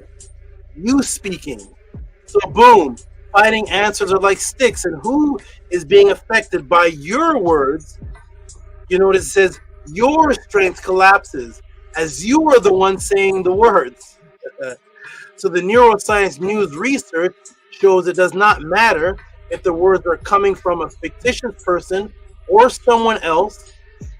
Certain frequency words affect you even though they're coming from you, as the ancestors taught in Kemet over 3,000 years ago. Certain frequency words that you think you are saying to someone else will cause your strength to collapse, even though they are being said by you to someone else. Think on that a moment, everybody. Welcome to the Tehuti Pod class. Huh? You like that, Jewel DeJed? There it is. That's what the answers taught. So you're saying those words, aggressive fighting words, as attack to the other person. But the ancestors taught those type of words diminish your strength. Your energy starts to collapse. Those words are actually affecting you, even though you're saying them to someone else. So not only is this foolishness, sticks and stones can break my bones, but words can never hurt me. Words can hurt you, according to neuroscience news, even if they're coming from fictitious characters on a TV screen that you're watching. They're not real characters. They affect you. Words can hurt you, even if the words that you're hearing are not directed to you. And words can hurt you, even if you're directing those words to someone else. They cause your energy to collapse. The words that you're speaking of Isfet to someone else, the negative energy that you're speaking, the fighting words that you're speaking, those are like sticks that are hurting you. That's how it originally went. Did your teacher teach you that? My Kemetic teacher taught me this already. She's like everybody else. Words are like sticks that do hurt you. Not words are not like sticks. That's the Orwellian diametric matrix. Words are like sticks that hurt you when you're saying them. Huh? You like the Jews? Never teaching Sabbath Tehuti. Let's go. Let's break the matrix. That's what we're here for. You like that, Robert? Support the Tehuti Pod class as this is being taught. Huh? This is better than the popcorn that we bought. Yeah, that rhymes. Support the Tehuti Pod class that is being taught. That is better than the popcorn that you bought or the movie that you saw while you were in the parking lot. Let's go, everybody. Cash App TT Moon, PayPal at RockySV. Let's continue. Ready? Everybody teaches this. My teacher taught this too. There we go. That's why I'm not with Tehuti anymore, because I can get this everywhere else. Because we taught along the Nile that sound creates and destroys, and words can ruin and create. As far back, as far back as 1100 BC, and the laws and instructions of Ma'at under Amenemopi. So can words hurt you? Yes, they're like fighting sticks. Words are like fighting sticks. The sweet words, they calm the heart. The fighting ones, they carry sticks, and your strength collapses. Not the person you're talking to. That person's strength may collapse too, but it's your strength that collapses. But what do we teach about sound frequency and words? Let's talk to him, Amenemopi. Amenemopi, talk to him. Huh? Let's move away from these new age teachers that come from the top of their head. Let's tell you what the ancestors said. Here we go, everybody. We know what the Christians said. Oh, there's the original writings of Amenemopi. And what does it say? By the way, these images that I'm giving you, this is not from Googly Google. This is not from internet. This is not from PDF. I actually took pictures of my books and these notes from 2006. The notes that you're seeing on this class I'm doing, that's my writing. That's from 2006. He ruins and creates with his tongue. Words can absolutely, sound frequency from yourself can ruin or create. So this foolishness of words can never hurt me, the stick of the stone at a word and never hurt the words. No, words coming from the tongue. Whenever you see the term tongue, that is speaking about the words. Words and sounds can ruin and create things. Coming from Amenemopi, 1100 BC. Thousands of years before the AME Baptist Church of sticks and stones that a bone of a word and never hurt me. That foolishness. Nope, Amenemopi says, dun, dun, dun, dun, you're wrong. Amenemopi said that before you Christians were even born. We taught along the Nile in Ma'at that if the tongue, which is the words, and the emotion and the ebe were in sync, we can generate sound frequencies that today is called words, which are just sounds that they themselves can actually heal and kill. Words can heal and kill peoples and kill others anatomically. Yes, physically, as demonstrated in one of our great mothers, the great Ostet, in the time of the Zep Tepi, recorded by our scribes in the records. And here's something new for you. Here's something your teacher never taught. The Ra and Neternity. What is that? That's what they're calling the Legend of Ra and Isis. Whenever your teacher says the Legend of Ra and Isis, ask him, where'd you get that title from? Huh? Where'd you get that title? Legend of Ra. It is the Ra and Neternity. Today, called by the Egyptologist and more likely your Kemetic teacher, the Legend of Ra and Isis. Originally, Ra and Neternity, which is not translated to as the Legend of Ra and Isis. Here we go. Woo-wee. Uh-oh. Ra and Neternity. There we go. Came to him. Iu Aref came to him. The Mesu, the children, Neter. Every, that's the Neb.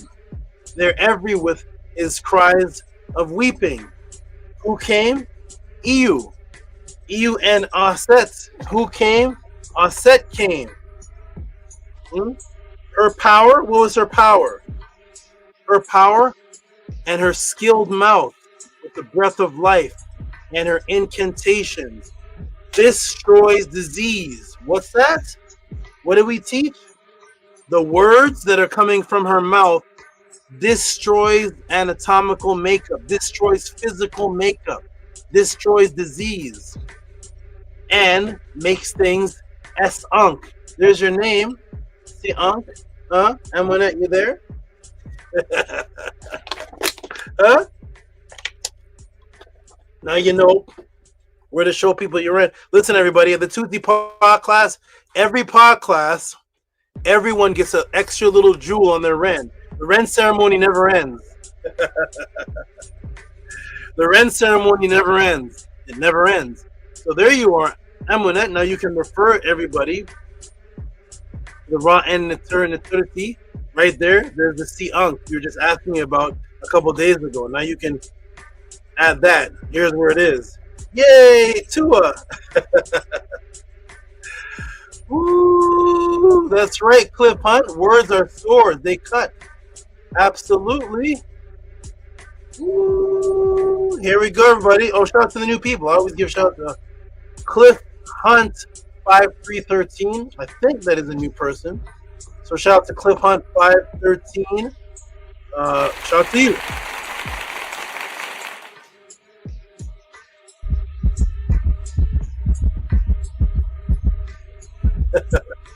All right, here we go, everybody. Ready?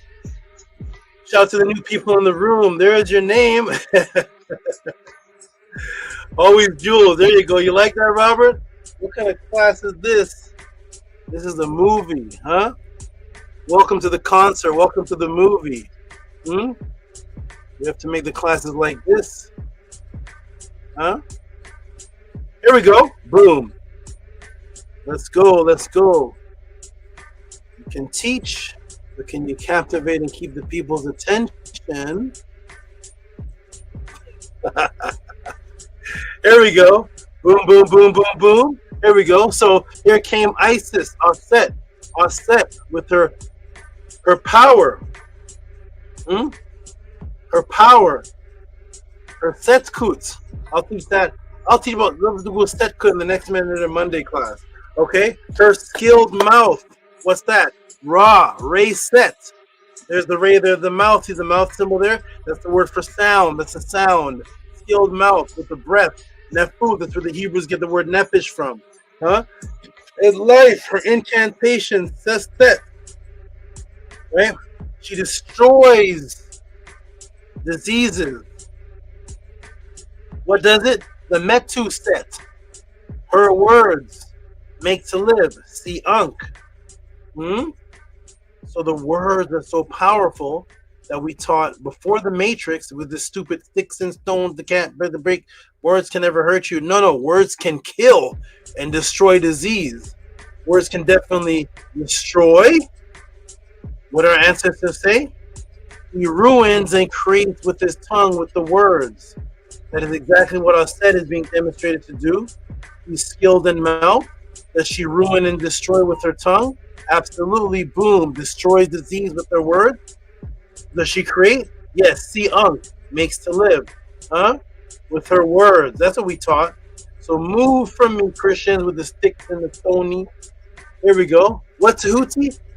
Your ancient culture taught that there were groups of beings that were able to heal using the power of word frequency alone? No way. You made it up.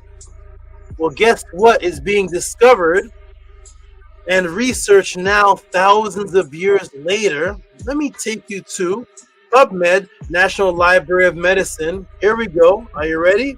Uh-oh. Uh-oh. Let's go to the National Library of Medicine. I got the words underlined in red. Here we go. What is this? September 27, 2015. Let's look at it. NLM, National Library of Medicine, PubMed. What do you say? The value of words in the healing process. The value of words in the healing process. Now, do you believe it now, atheists? Huh? Well, we told you I said did it. You're just spooked out. The spooky. You spooked out. Spooky. Okay. Well, here's your scientist saying it. The value of words in the healing process runs constant to the path of therapeutic treatment. Uh-oh. The net of exchanges and relationships between brain chemistry and the right words in order to heal is subtle and intricate. Psychotherapy, a treatment with words, is going to be a treatment that directly affects the brain and that is able to change its stably, even in its anatomical structure and function, according to Kendall in 1999, a leading living scientist, Nobel Peace Prize winner for medicine and physiology.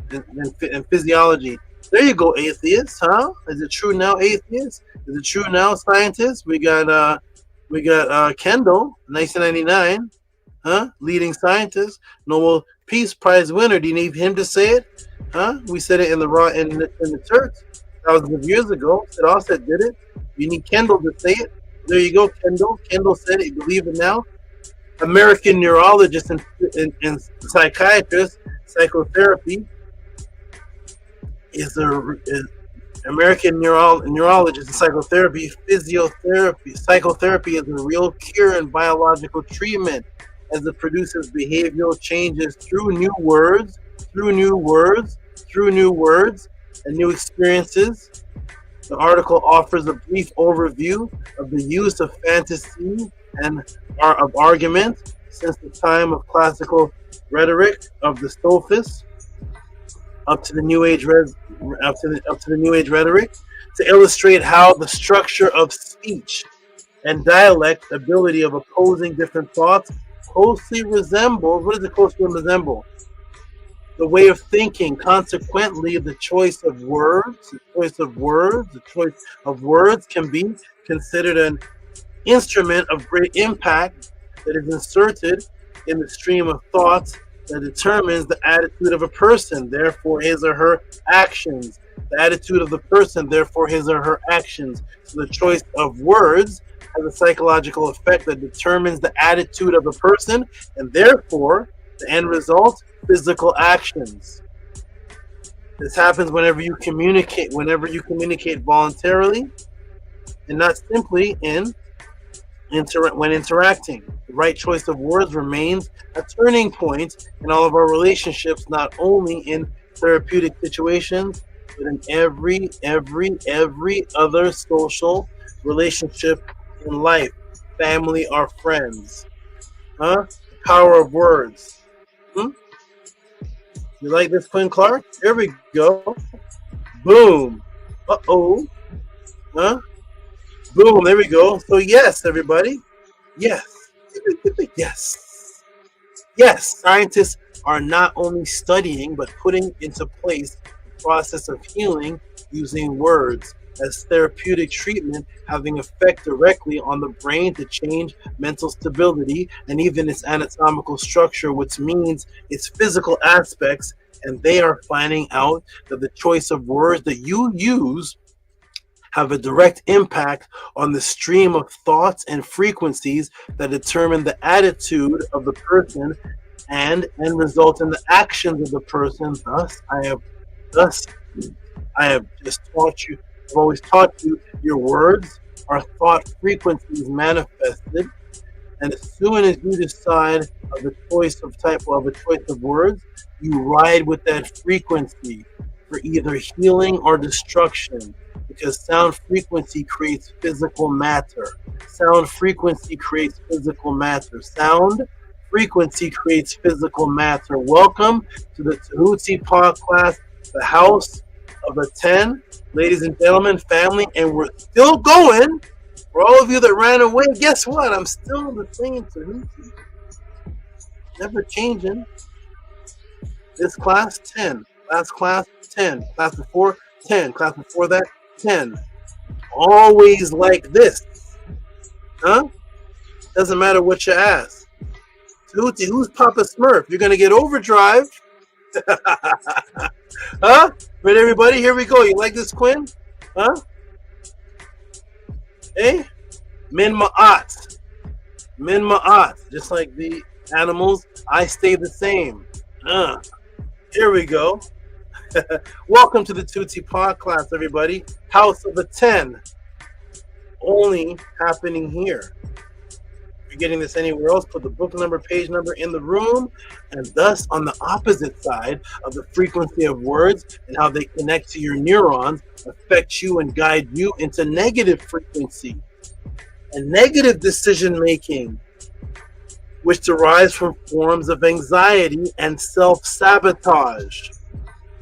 So how important are the words you choose, and what effect do they have on you? Let me take you to SciPost, November 8th, 2024. About a year ago. Let's go to psychological post. Let's go to SciPost. Language use predicts depression and anxiety severity over time. Study published in Cognition and Emotion provides evidence that the general use of negative words in natural language are associated with elevated symptoms of depression and anxiety over time, regardless of the individual's mental health status. You could be as healthy as the healthiest fitness trainer. You could be the healthiest person physically, but yet the words will ignite depression, whether you're healthy or unhealthy. Depression and anxiety are two of the most prevalent psychological disorders, prompting research into early detection and symptom monitoring using everyday language. Studies suggest that language, especially the frequency of negatively balanced words, can reveal psychological states. Talk to him, Isabella. What do you got to say, Isabella? Isabella Kazmirczak and colleagues conducted the study to explore whether patterns in language use, particularly in real-life settings, could serve as reliable markers for those mental health conditions. Results in showing the participants who generally use more negative words in their language also had higher levels of depression and anxiety symptoms, a trend that was evident across both clinical depressed and non-depressed groups. This association between negative word and use and symptom severity was strong, highlighting that persistent use of negativity balanced language could indicate more intense mental health challenges. In contrast, positive language use was associated with slightly lower levels of depression and anxiety, though this link was weaker compared to that of negative language. What does that mean, family? It's harder and more work to generate positivity than negativity. It is always easier for you to become out of shape and fat than for you to get a six-pack. It's always easier for you to sit back and eat donuts than for you to live a disciplined life. It's always easier for the ISFET frequency. So it takes more discipline and stronger work for the positive to come about. These researchers also found that changes in frequency, that's why arguments last longer than compliments. You ever had an argument with your lady, argument with your man? What lasted longer, your arguments or your compliments? The researchers also found that changes in frequency of positive or negative word use over time did not correspond with changes in depression or anxiety symptoms. This suggests that a stable pattern of language use rather than a short-term fluctuation. I want you to really pay attention to this, okay? Researchers also found that changes in the frequency of positive or negative word use over time did not correspond with changes in depression and anxiety symptoms. This suggests that a stable pattern of language use rather than short-term fluctuations in sentiment may be a more reliable indicator of mental health issues. Think on that, please. Stable pattern use of language as opposed to fluctuation. Your mind is everywhere. These findings underscore the potential of negative language patterns as a marker for assessing depression and anxiety. Ooh, boom, your words. Boom, yes, your words that you speak have a direct impact on your consciousness, your neurological makeup, your emotional state, your adrenocorticotropic, your neurological decision making, and pre-programming and neurolinguistic programming, NLP, and your health. And the Matrix knows this. So what do? Now that the Matrix knows this, what do, everybody? What happens in the Matrix to keep you in this self-sabotaging, self-contradictive state? What does the Matrix do? Hmm?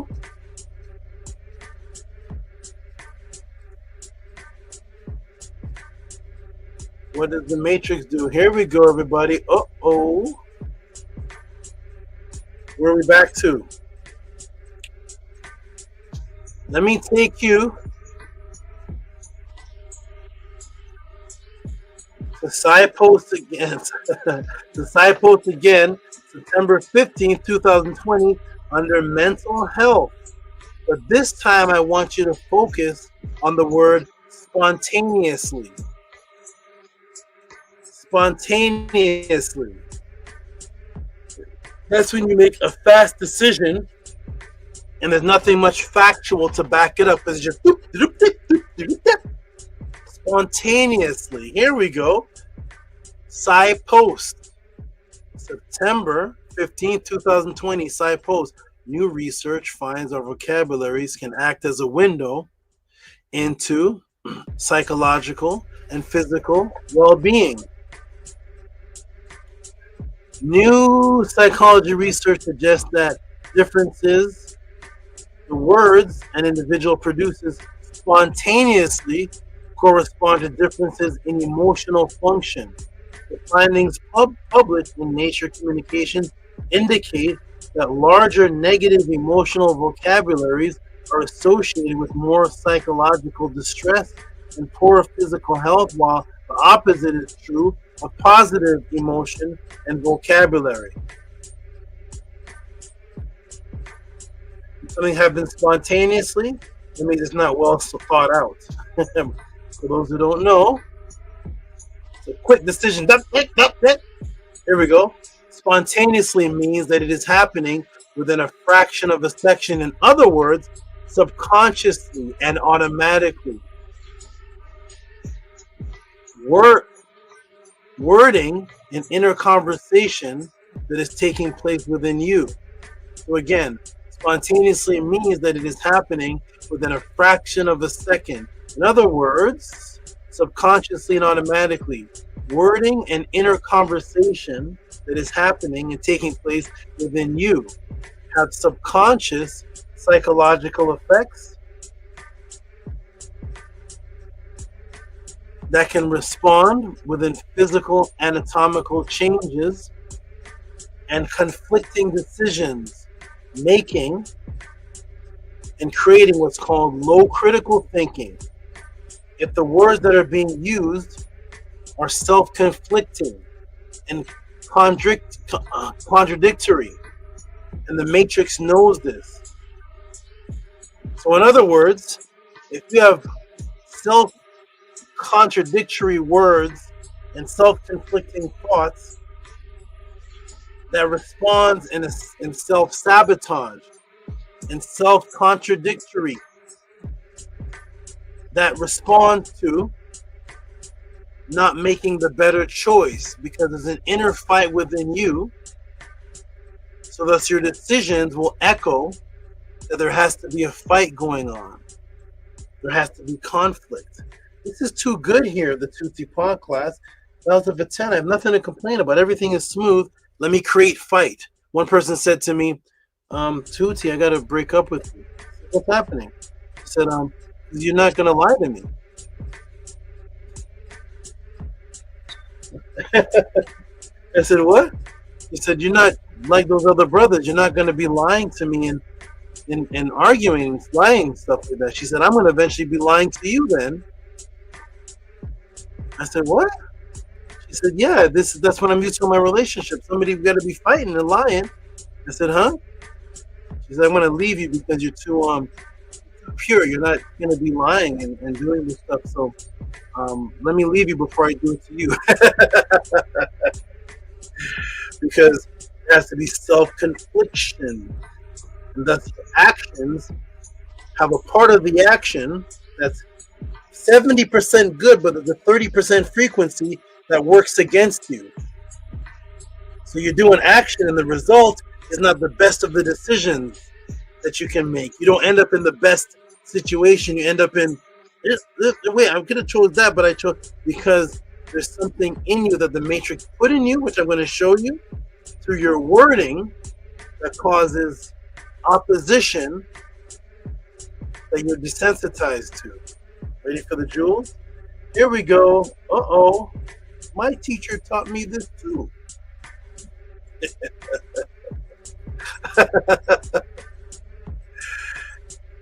Okay, so the contradiction, the wording and inner conversation that is taking place within you have subconscious psychological effects that can respond with physical anatomical changes and conflicting decision making and low quality critical thinking if the words that are being used are self-conflicting and contradictory within you.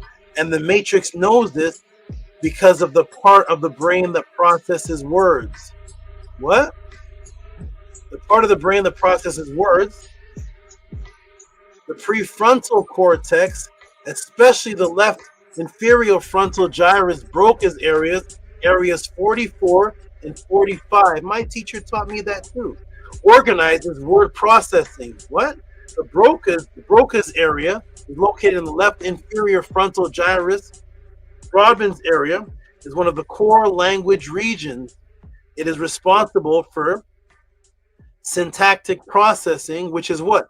Grammar selecting words and forming sentences, speech production working, and memory for language. So the matrix knows that that part of the brain, areas 44 and 45, here it is right here, in case you want to see it.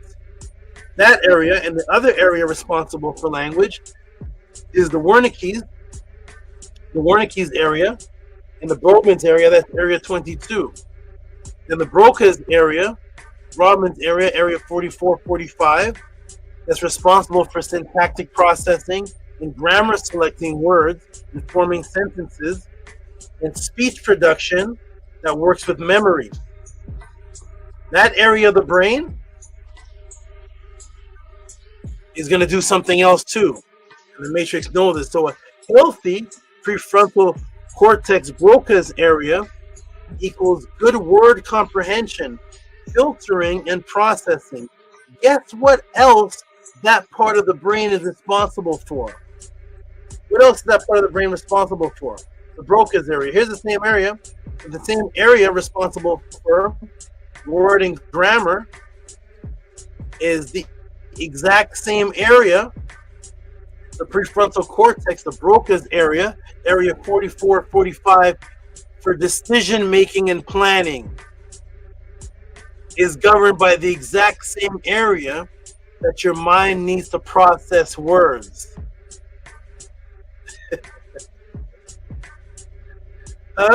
My teacher taught me that last week. Here we go, everybody. So understand, I want you to understand this carefully. So the same area that is responsible for filtering grammar and word processing, the Broca's area, area 44, 45, for word comprehension and filtering out grammar. That exact same area, 44 and 45, that's responsible for sentence structuring and memory of language and forming speech and syntactic processing. So the area that processes your words in your brain is the exact same area that your brain uses for planning and decision making. I want you to truly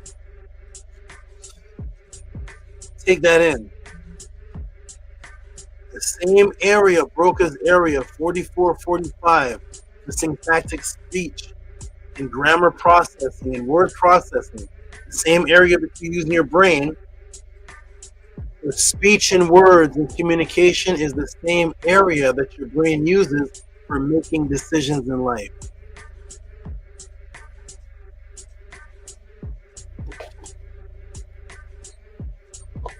So what happens if the area of the brain and the words are distorted and the words are self-conflicting? What will happen with your decisions in life?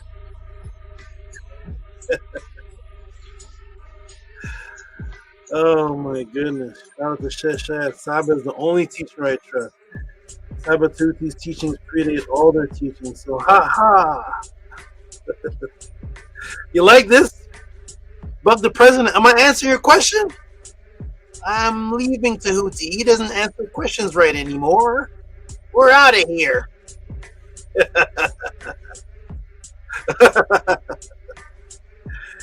Is something wrong with your brokerage area and your planning and your decision making? Here we go. Huh? The exact same area, the prefrontal cortex, the exact same area, the prefrontal cortex, the Broca's area. Area 44 and 45 is the same area that's designed for decision making and planning for the future. It's governed by the exact same area that your mind needs to process words. Wait, because you know I was going to bring it back to the netter. Wait, did our ancestors know that the aspect of the brain that organizes words is the same part that organizes the mind planning? And they should not be separated? Let me take you to the instructions of Ma'at by the great scribe Amenemopi.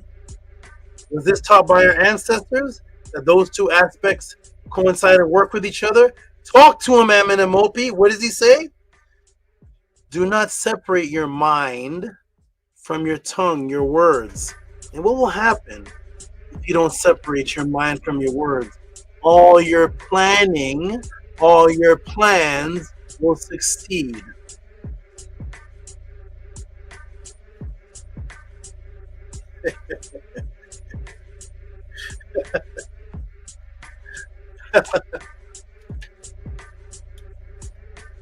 Huh?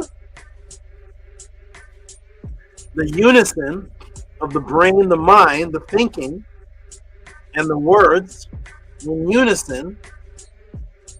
Why? Because they're the same part of the brain. The Broca's area 44 and 45 for syntactic speech, grammar understanding, and word processing is the exact same area that you use for your planning.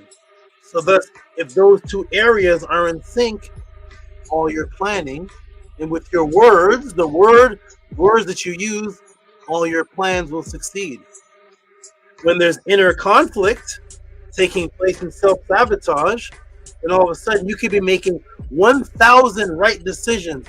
I trust him because he make a good decision, and all of a sudden here comes 1,001, all of a sudden the decisions, everything seems to be off. And then 1002 is off, and then 1003 is off, because now you're riding that frequency. You're on that surfboard now. You can't get off it now. Now you're on it. Because there was self-sabotage and self-conflict taking place within. The neuroscience news says that if that takes place, the negative wording, it responds in how your behavior is. And of course, your decision making, because the processing of words takes place in the same area that your brain is making the decisions. Huh? Huh? Of the president. Huh? My Saba answers questions before I think to ask. Yep. This is my favorite class, and it's America. Huh? I'm just getting you all ready for.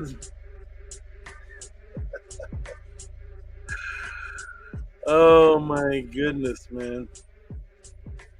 I'm just getting you all ready for this coming up.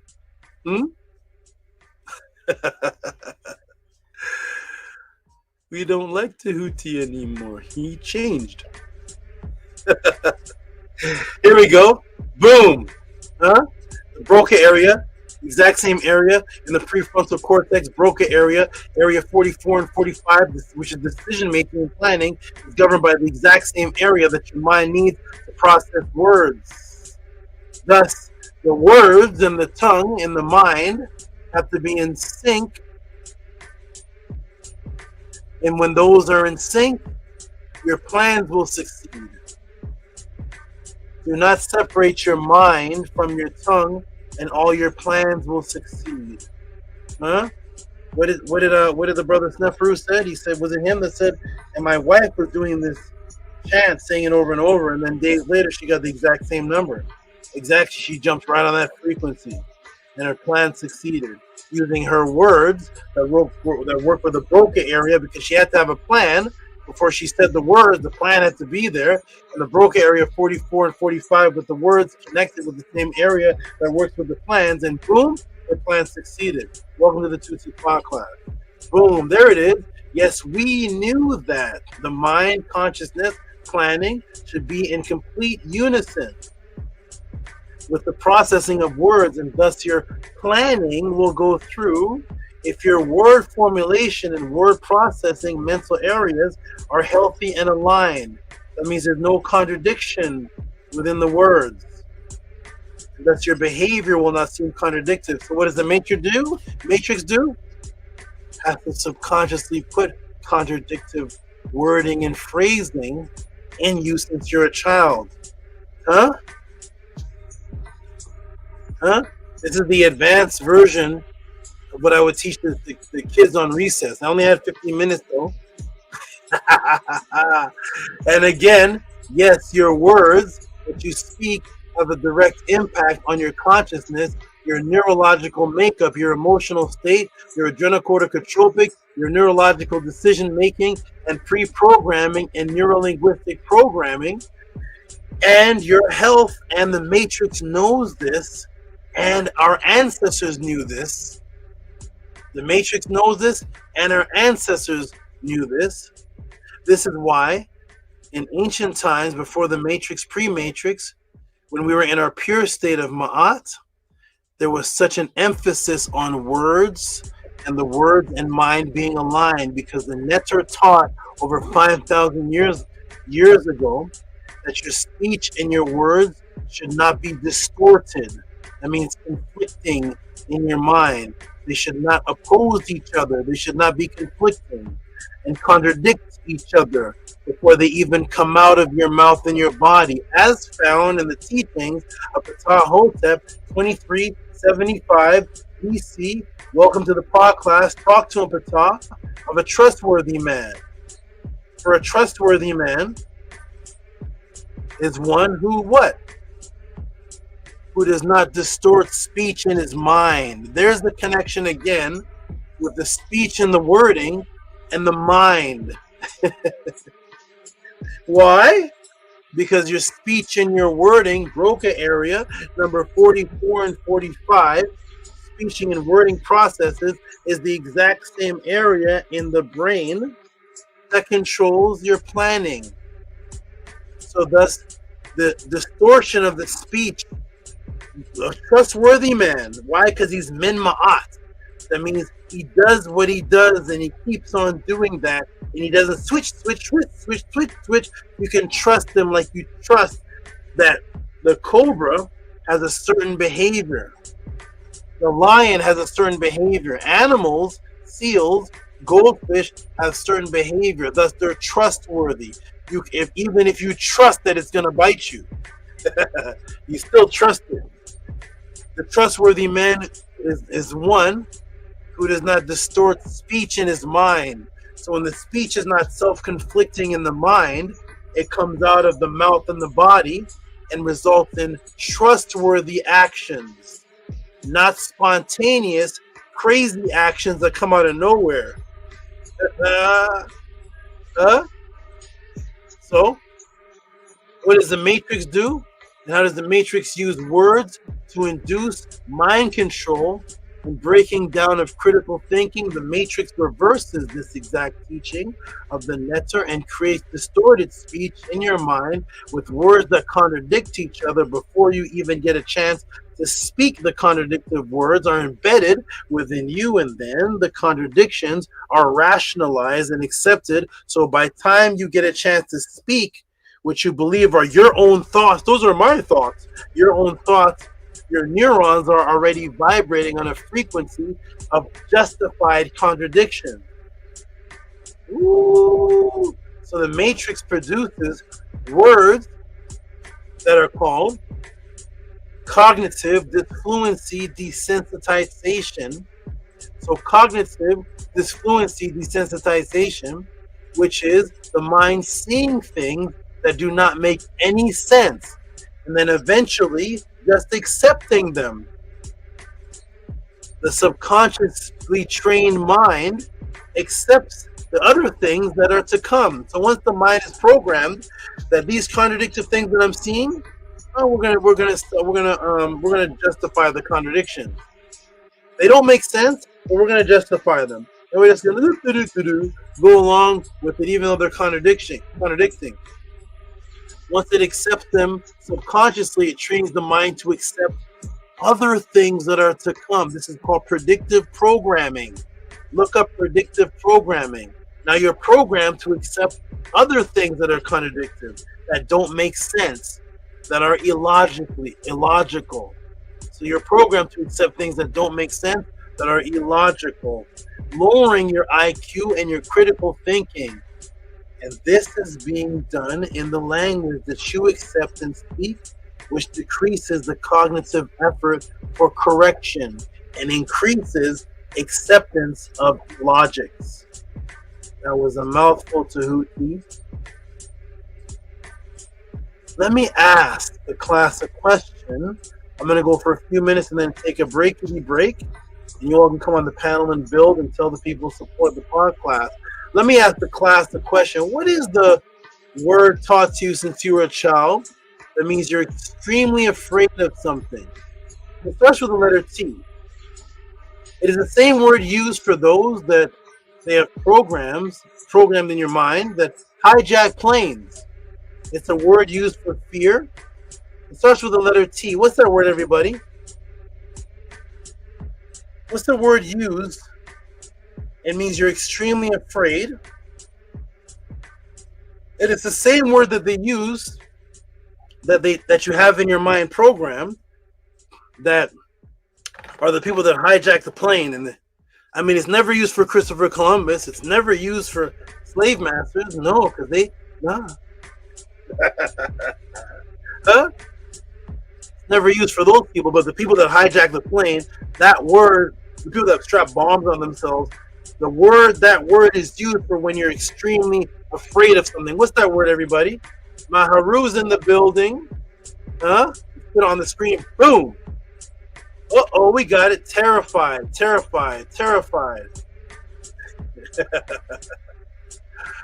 Woo-wee. Tehuti is opposite of general curse.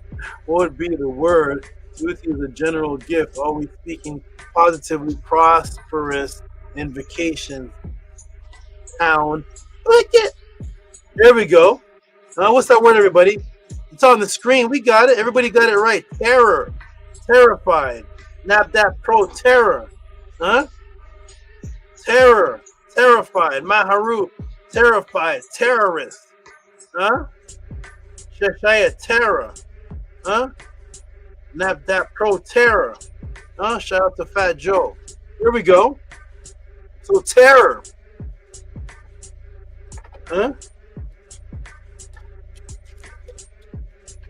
Terror, afraid, like Terror Squad. Huh? Why she want to free me? I'm not in Terror Squad. Why she want me free? Terror, right? That's the word, right? You got it right. Ding, ding, ding, ding, ding, ding, ding. Everybody got it right today. Everybody's getting all the questions right, man. Uh-oh. Ding, ding, ding, ding, ding, ding, ding, ding, ding, ding, ding. Huh? Wonderful. There we go.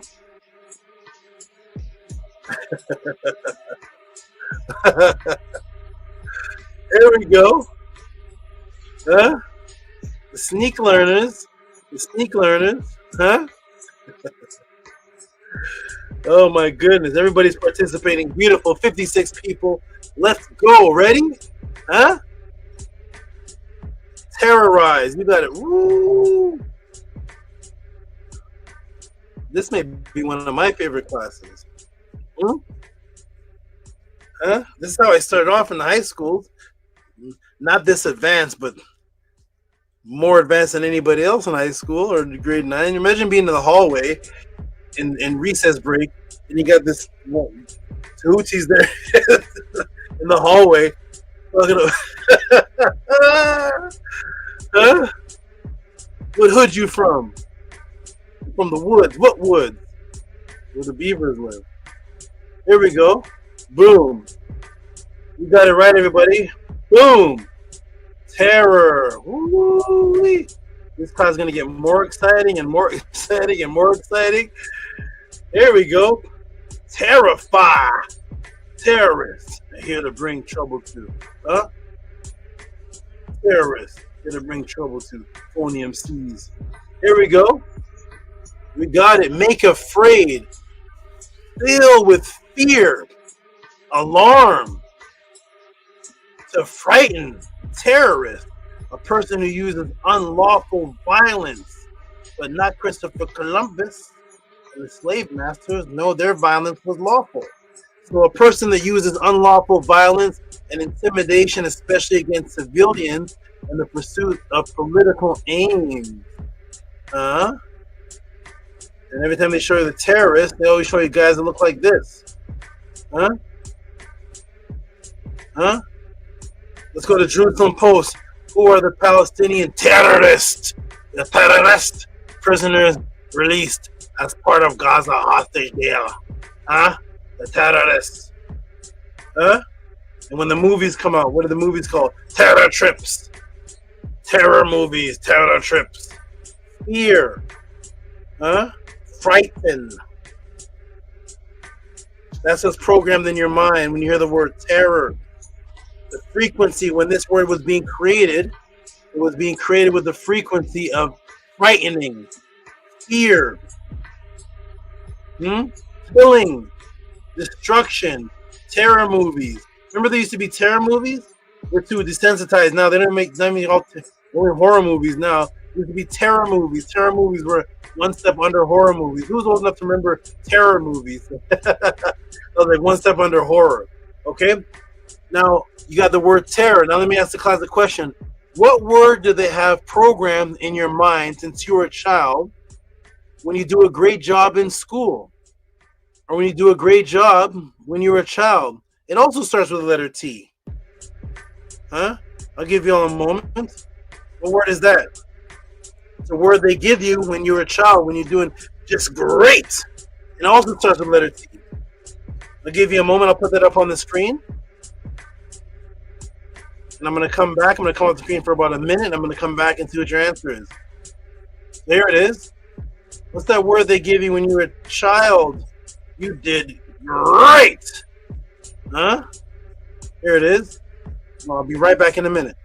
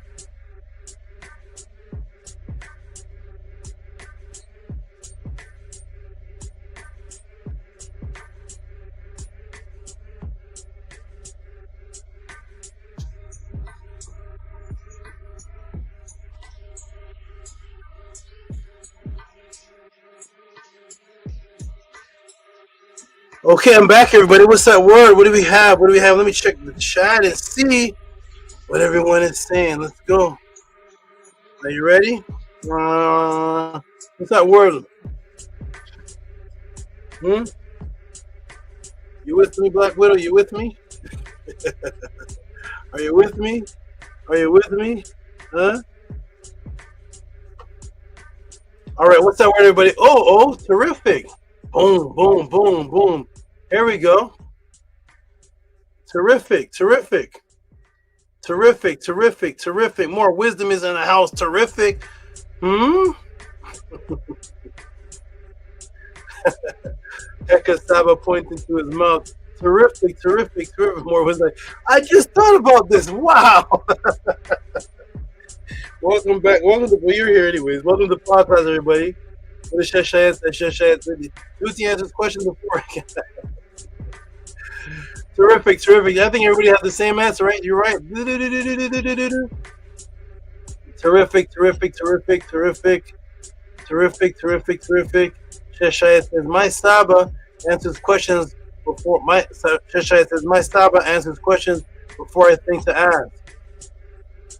And then more wisdom is like, I just thought about this. Wow. All right, peace to the chat. Peace. Here we go, everybody. Boom, boom, boom, boom, boom. Terrific, terrific. Woo! I had some terrific teachers in grade school. Here we go, everybody. Boom, y'all got that right. Every question I'm asking, everybody's getting right. Boom, we're going to do it. Awesome. Let's go, everybody. Welcome to pod class. The phenomenon is happening. The phenomenon. Support the Tehuti pod class as this is going on, or you can wait to the end. Things like this do not happen once in a lifetime. Here we go. This type of Cash App PT Moon, PayPal at Rocky SV. We are going over a lot today. There's a lot being broken down and built back up. Oh my goodness, man. Boom! Cognitive dysfluence, mind control programming in children's language. Do the words you speak have an effect on you? We haven't even gotten into who are the first intelligent people on Earth. Then we haven't gotten to the hidden meaning of the daily. Sorry, we've gotten to the hidden meaning. We just started that part. We haven't even gotten into the words Mdu Ntr, tying into the functioning of the brain. Oh my goodness. Here we go, everybody. Boom. Support the Tehuti pod class. Keep this here, everybody. Please, please. We kept, I don't know how long we kept Cheetos here.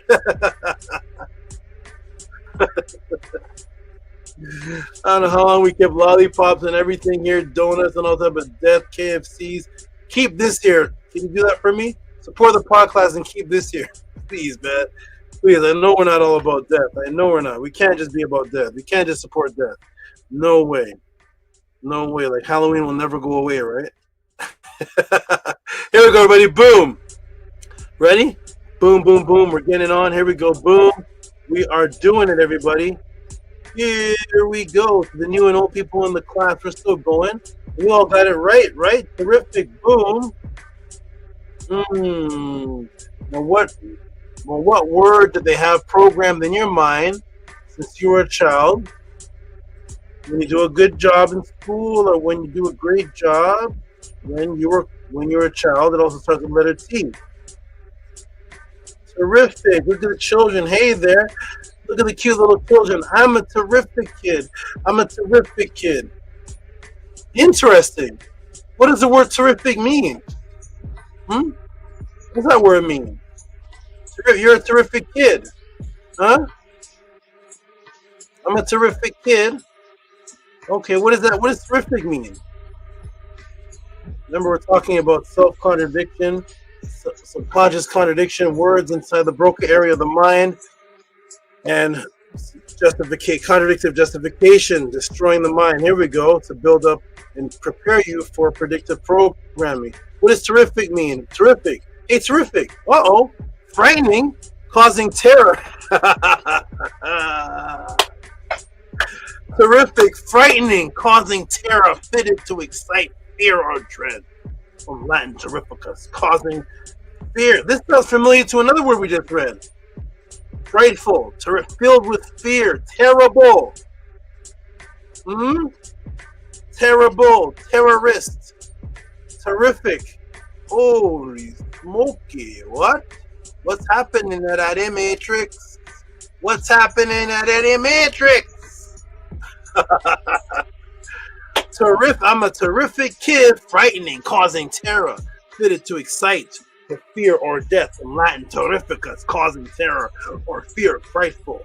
From terror, filled with fear. See, terrible. Boom. It's the exact same word with the same definition, but why? Because you never asked. That's why. It is subconscious programming, predictive programming, giving you words that mean their own opposite. The words mean its own opposite, and your subconscious accepts them since you're a child, and your subconscious accepts them since you're a child, causing dysfluency, desensitization, lowering your critical thinking to accept illogical displays, which gets you ready to display future predictive programming. Terrify, to make afraid, filled with fear, to frighten. Terrific, frightening, filled with fear. Terrible. Terrific and terrify are the exact same word. But when you call a child terrific, you're saying the child is doing great.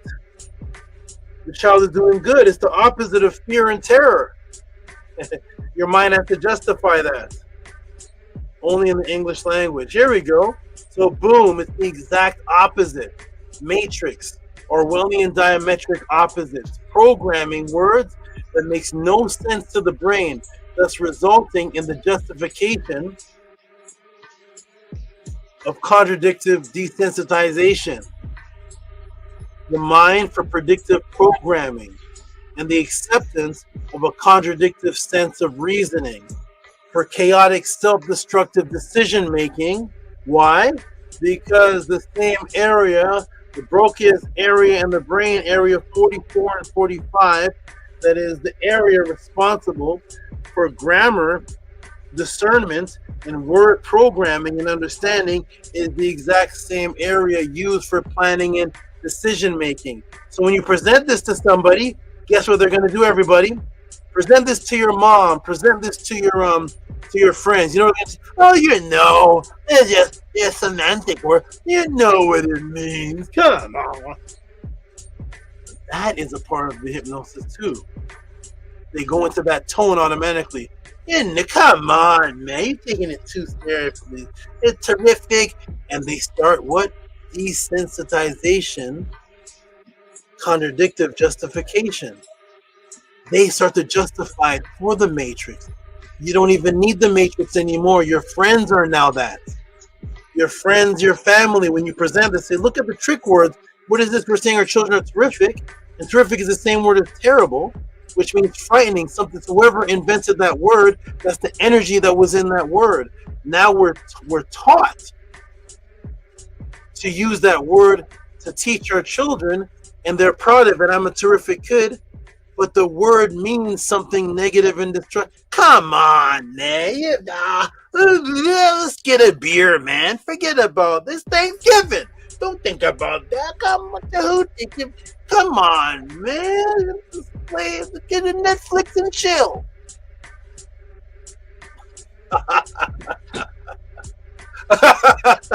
No. Kill me. Oh, that's my mentality. No. Remove me then. Because I'm going to stand on this and I'm going to teach you. Come on, Tehuti, you're wrecking it. I don't care. You're a bad guy. They automatically will start justifying it. Come on, man. It always starts with that. Come on, man. Nobody even knows what that means either. That's another form. What does come on, man mean? Somebody type it in the room. Come on, man. What do those words mean? Come on, man? You don't even know what it means. But it's always the term used to justify. Come on, man. It's for the kid. Come on, man. It's Christmas. Come on, man. It's Halloween. Come on, man. What is that? Sticks and stones may break my bones, but words will never hurt me. Program, huh? Hypnosis is real. It doesn't matter if you're in New York. Come on, man. You could be in Alabama. Come on, man. But they just have the G to it. Come on, man. You don't even know what you're saying. That's the justification frequency. Come on, man. What does that mean? I don't know what that means. I'm telling you what something means. Oh, come on, man. So boom, the exact opposite. Matrix diametric opposite programming words that make no sense to the brain, thus resulting in the justification of contradictive desensitization, the mind for predictive programming, and the acceptance of contradictive sense of reasoning for chaotic, self-destructive decision making. Let me ask the class, what does the word in mean? Type in the class right now as good shape, as in you're in good shape. Let me show you a picture of in good shape. There it is. Huh?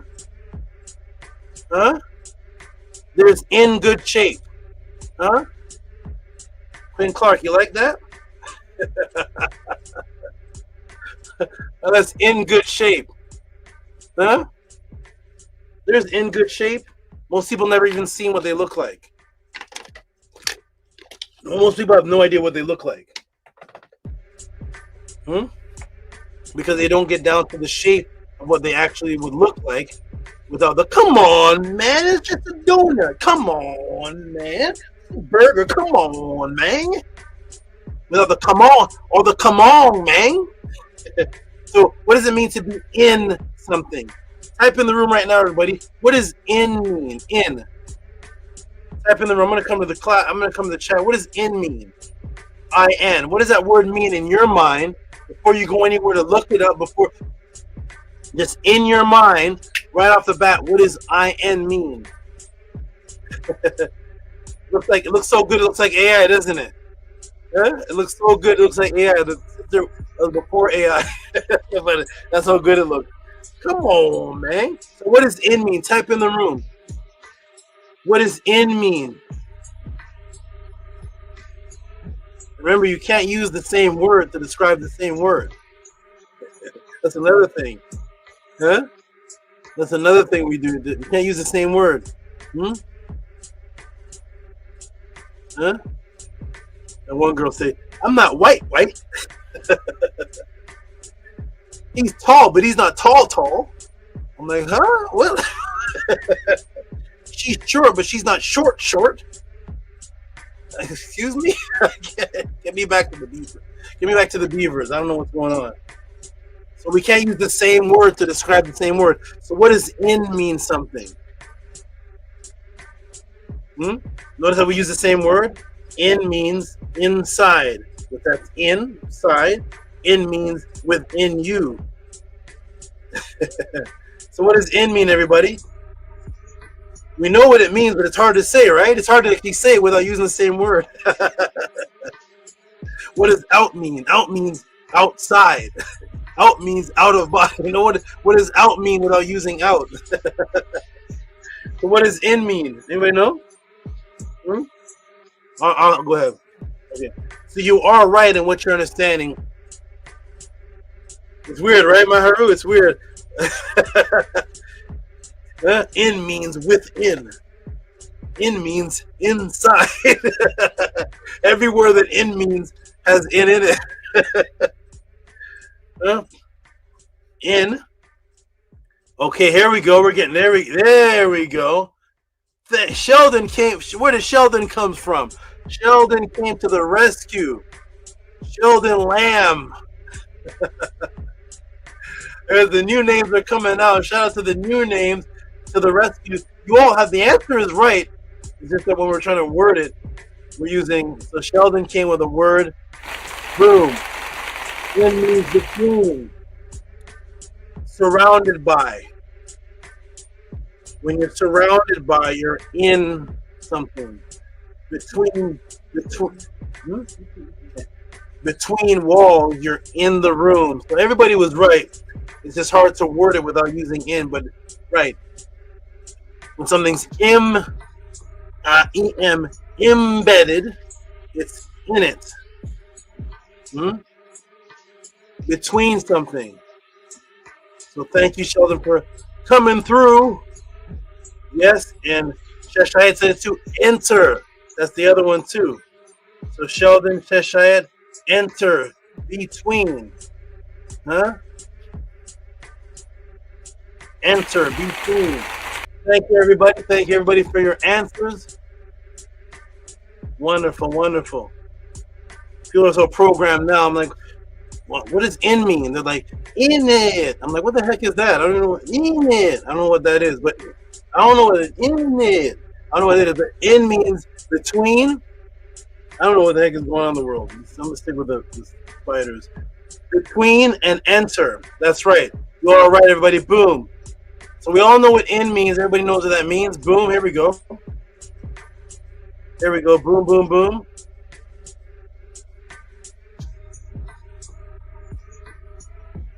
All right. So here we go. So boom.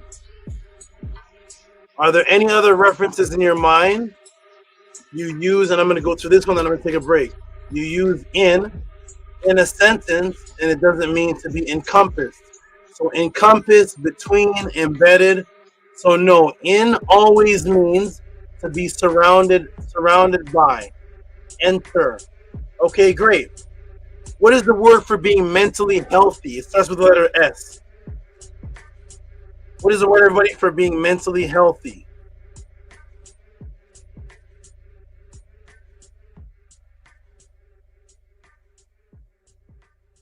Wonderful, wonderful. Shout out to I think Sheldon typed something else. Let me get mentally healthy. Sheldon said, I found you from watching Signetter. I'm not flopping. Not sure what that means. No, you're doing good. You're answering. I'm not flopping or anything. I'm just here to listen because I know you know the importance of words. Okay. Not sure what not flopping means. But shout out to Sheldon, who knows that I know the importance of words. I'm not sure what the not flopping part is, but shout out to Sheldon and shout out to everybody else participating. So there it is, sane. So you got it right. Boom, boom, boom, sane. Should I put sane? Sane. Or put sound, but yes, sane. Sane, sane. Okay. You got it right, everybody. Sane, sane. So the question that I asked the class is, what is the word for being mentally healthy that starts with the letter S? When you're able to think right and logically. It starts with the letter S. You all got it right. Sane, sane, sane. Thank you, everybody. Wonderful, awesome. Sane, sane, sane. Boom. Absolutely right, everybody. Boom, boom, boom. Okay, good. Here we go. Excellent, excellent, excellent. All right, let's continue, everybody. I'm going to go through this one, and then I'm going to take a break, and then come back and finish it off. Everybody got it right. Shout out to the new people. Shout out for Sheldon Lamb for participating as a new person, and any other new person that participates, and everybody else who participated. Here we go. Are you ready, everybody? So boom, boom, boom, and boom. Let's continue it. So you're right, everybody. You got it right. What is the word for being mentally healthy that starts with the letter S? Woo-wee. Yes, sane, which means rational mind. Mentally healthy, mental health, which is a sane person, having a sane head, which is, there's Robert Williams with the sound, having a sound mind, being mentally healthy, and having rational health. That's sane. Sane mind. Okay? So question for the class. What do you call someone who is in a mentally crazy, unhealthy state? The opposite of sane. What's that, everybody? Somebody who's crazy. They can't think right. They're all over the place. And it's the opposite of sane. What is that? Uh-oh. Uh-oh. Insane. Insane. Insane. That's what we've been taught. I'm gonna go over this and take a breather today. Here we go. Boom, boom, boom, boom, boom. So we got all of them here. Ready, ready, ready. Put that up on the board. Insane, insane, insane in the membrane. Insane in the membrane. Remember that? Insane. That's a Nanny song, Nanny. Insane in the membrane. Insane in the membrane. Oh, somebody typed it. I want to put insane in the membrane. Should I put insane in the membrane? All right. So boom, everybody. Boom, boom, boom. And do this one to take a break. Ooh, this is the Jewel class. The Jewel of the Nile. Here we go, everybody. Boom, boom. And boom. Uh-oh. Okay, so question for everybody. What is someone called who is in? You're in a mentally crazy, unhealthy state. It's the opposite of sane. You all got it right? Insane behavior, unraveling the complexities of extreme mental states. Insane. Boom. That's like terror and terrific. Boom. The exact opposite word of sane is insane. Your mind cannot justify the opposite definition of the word that you know the meaning of, in, and sane to mean someone who is out of sane, who is out of a sane state. So these words automatically shut down your critical thinking and rational logic, and the usage of this new illogical reasoning dulls the mind, and cognitive disfluency, desensitization, creates cognitive dissonance for the mass hypnosis control. So now you're taught, and you have to accept in your brain that sane is something mentally healthy, and the word in is to be surrounded by, or is to be embedded, or between. So if you're in a sane state, your mind logically says that it's to be insane. So the matrix teaches you that the word insane has to now be understood as somebody who's crazy, which doesn't make sense to your mind. You have to justify it. And if you notice everybody, that it's always the exact opposite. The words that are being used here are always their opposites, which make no sense to the brain. Always opposite words to his logical reasoning you have been trained to accept. I'm going to take a break right here for a few minutes. Whoops. I'll leave everybody with this question while I take a break. What does end mean? And what word is its direct opposite? What does the word END mean? And what word is its direct opposite? I'm going to take a 5-minute or so break.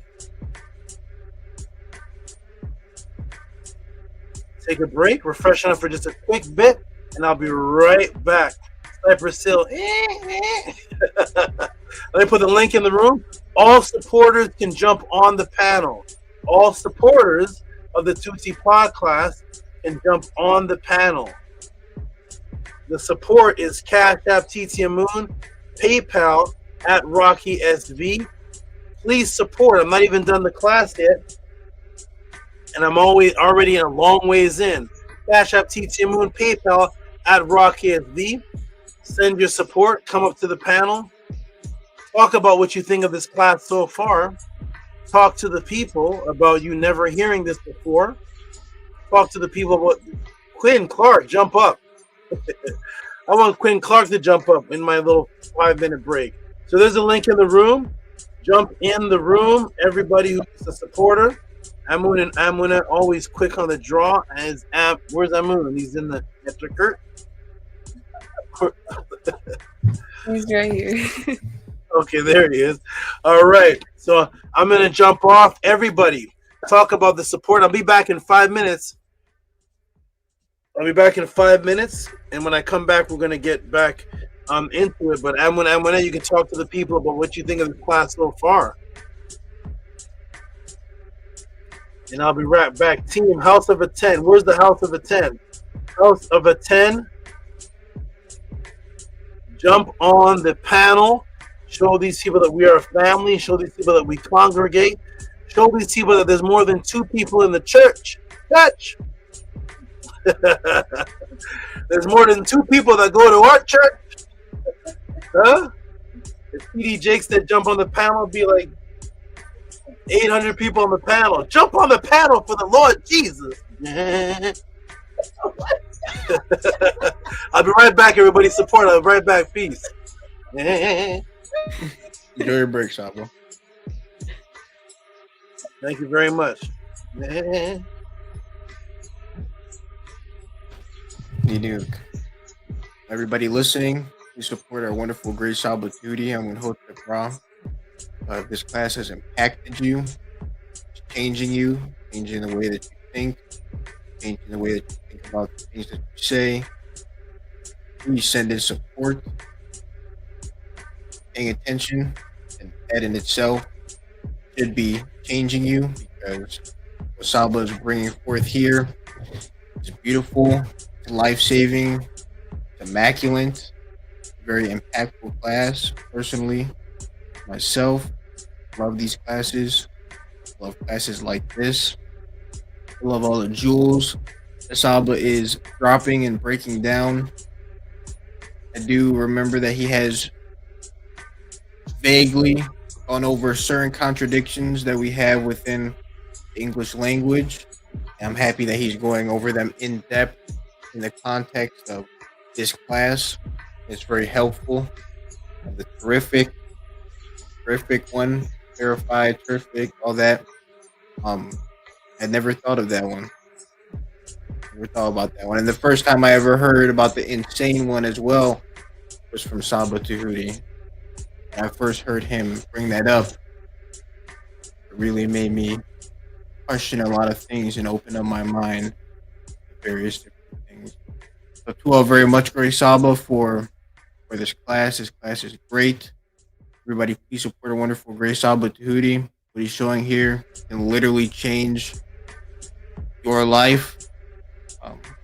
Like one of the people in the chat said, his mate saying something over and over and over, and it ended up happening.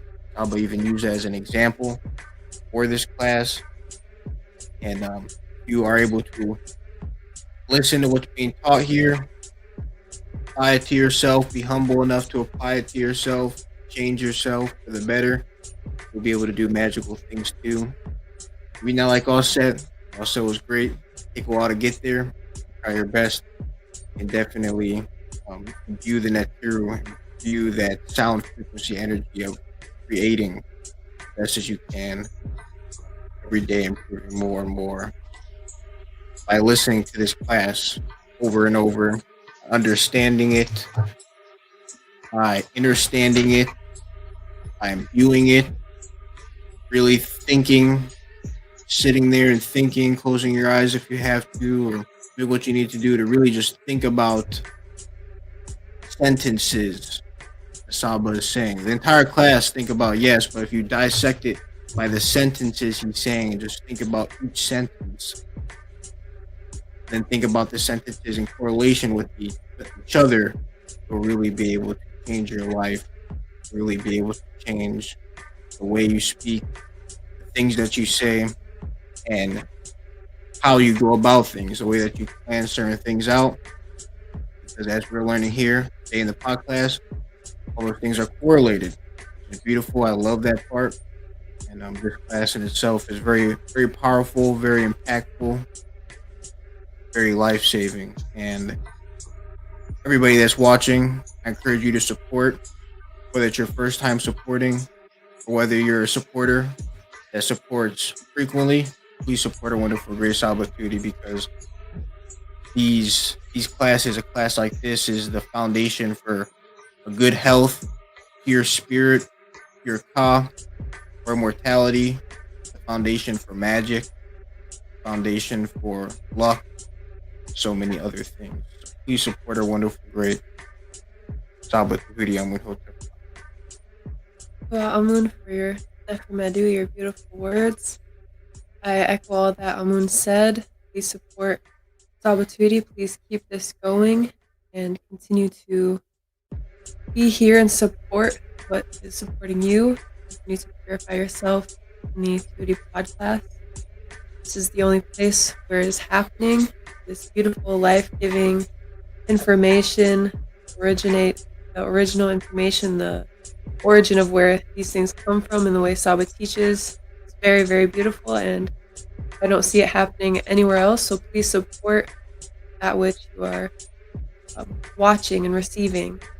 To all who are supporting as well, I really appreciate those who support, and I really appreciate what Saba's bringing forth. This is extremely powerful, and I love that he's bringing forth the instructions of Ani and the instructions of Amanamopi as well. Very, very powerful, and I love that 3,000 years ago this was being said and it was written down, and we can go back and reflect on the ancient words and learn from the ancients. It's really, really powerful. I'm very, very thankful to Saba for everything that you are bringing forth, for the magical life that you live, and for bringing forth this beautiful frequency that you are living in. And I appreciate as well bringing forth the real name of Legends of Ra and Isis for us. That was very, very nefer. I've never heard of the actual, what it really was named, what it was really called in the past, and that was very, very nefer. So I really appreciate that too. I did not know of that, and that's one of the new things I learned, and there's so many other things I learned that is new and very impactful to me. So I really appreciate this very much. Munef, for your beautiful words. Hotep the Jed. Get together class so far. Me? Yeah, we can hear you. Okay, yes. Excuse me, I got all set with me, but Ted had to step away for a second, but I'm here. Shouts out to Saba, man. We all know those words of, sticks and stones may break my bones, but words would never hurt me.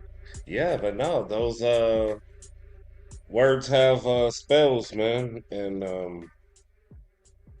that's why I believe in no negative speech. I try to remember that be mindful of my words, even if I'm in an emotional state of mind. Try to not be unbalanced, and understanding that words have power. So I speak only. I try to only speak good for the most part. Try not to speak anything that doesn't have a bounce back um, effect on myself. And this this class definitely has a lot of gems that Saba is breaking down, and I'm definitely grateful of that. So to be mindful of speech and to say what to say and what not to say, knowing when to speak and then when not to speak is a an important thing for me. So this class is definitely something for those who are watching to reflect on and to be able to um, um, you know be mindful of one's words, and I'm grateful for this class. So yeah, most definitely shouts out to Saba. Definitely grateful for him and everything that he's bringing forth. So Tua to the great Saba. Shouts out to Buck the President. Welcome, great brother. It's always good to see new people come up on here, and I know you've been here for a while, so it's good to see you on the panel, great brother. So yeah, Hotep Hinu.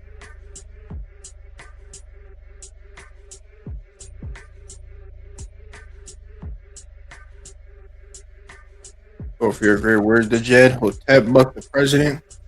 Welcome to the panel. You're the one that asked the question. Peace. So, what do you think about the class so far? You're the one that asked. Peace.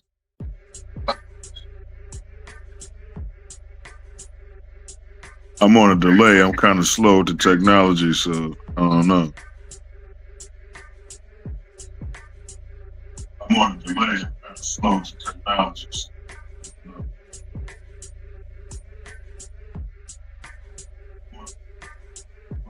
If you'd like, you can say what you thought about the class. I'll stay quiet. The Jed, I will stay quiet, so that way the delay doesn't get all mixed up.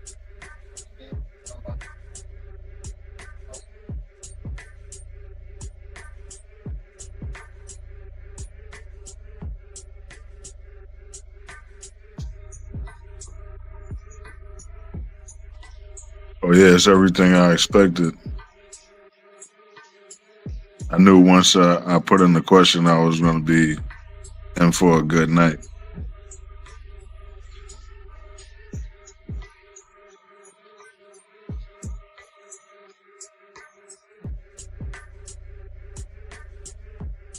Definitely agree, and I can tell that you're happy by the smile you have. Definitely a beautiful class. It's a great question, and I'm wondering what caused you to ask this question.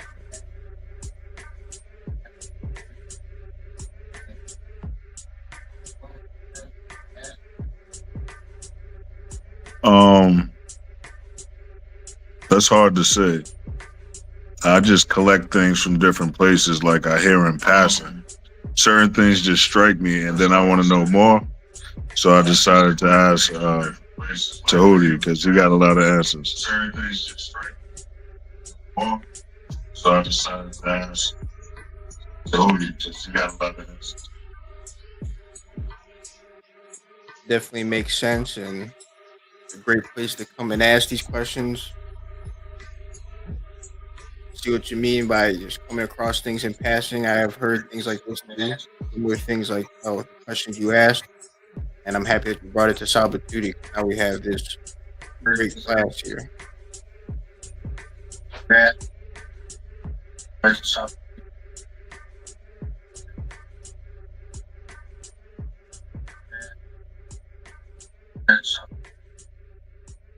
I try to be really mindful of the things that I say all the time. That's why I don't really like to jump in the group, because I'm still working on that impulse. I say a lot of wild stuff sometimes. I'm still working on that. posts, just saying a lot of that wild stuff. And it's definitely great that you asked this question. You find this helpful so far? This class helpful on saying impulsive things and preventing that? And it's helpful so far.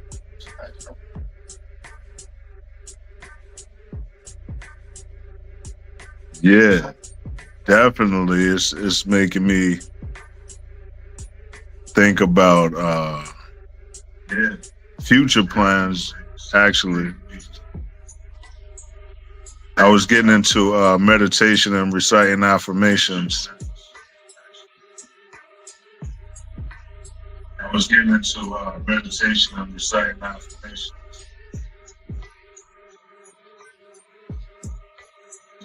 You're perfect with this class here. You have the stream on another TV or another device?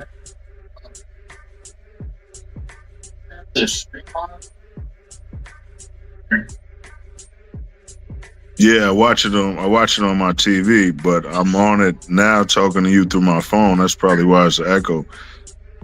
Yeah, I watch it on. Are you able to hear me through your phone as well? You to my phone. That's probably why it's an echo. Yeah.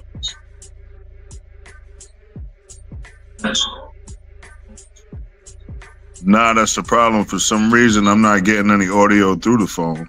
I wasn't even sure if you could hear me at first. Nah, that's the problem. For some reason, I'm not getting any audio through the phone. I wasn't even sure if you could hear me at first. I don't know exactly why it's doing that, but it works for now as long as we can communicate. Thank you very much for asking this question, for what made you ask the question. It's very impactful to me as well, and impactful to everybody else. Well, for supporting Saba, for asking the question that you do.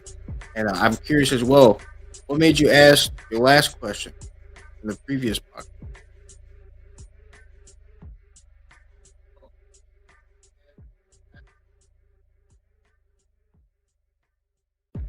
Oh, the King Tut one? See, I can see when I'm talking right through the phone, you shaking your head as soon as I say it, but on the TV, it's like slow. But the King Tut, the King Tut, it was just interesting to me because I know about the how the impact of Cleopatra and why she's so important, and I wanted to see if Tut had anything like that. Why she's so important. I wanted to see if Tut had anything like that. What did you think of that class after you watched?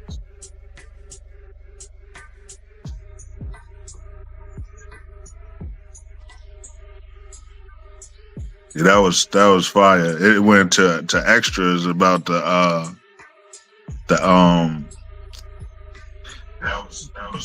remains of the animals and all of that. That's crazy. The remains of the animals and all that. Definitely is a great class. You're asking great questions. You're providing great classes. So to you, thank you to you for asking the questions that you do, and thank you to Saba Studio for answering the questions in such in-depth way. That was a great class as well. I love this class too. This class here is very applicable to what we're learning. You're able to apply so much of it, all of it, to your own personal life. That's what makes it so powerful. That you're able to change yourself and help change the people around you with a class like this.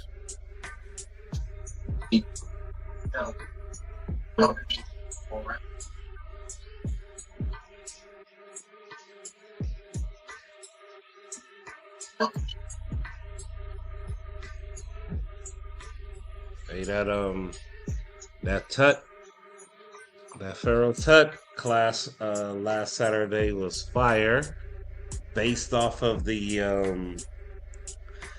I love the fact that when they opened up what they call the sarcophagus, I love the fact that it's an echo. and that was super Nefer. And I always felt like, hey, where'd they get what where did they get that whole curse situation to where, like, you open up any of the sacred tombs and things of that nature, and people dying, and multiple people started, you know what I mean, what we would call kicking rocks. They that was a good class, man, last week. And um was that Buck the President, that was your question from the last one as well?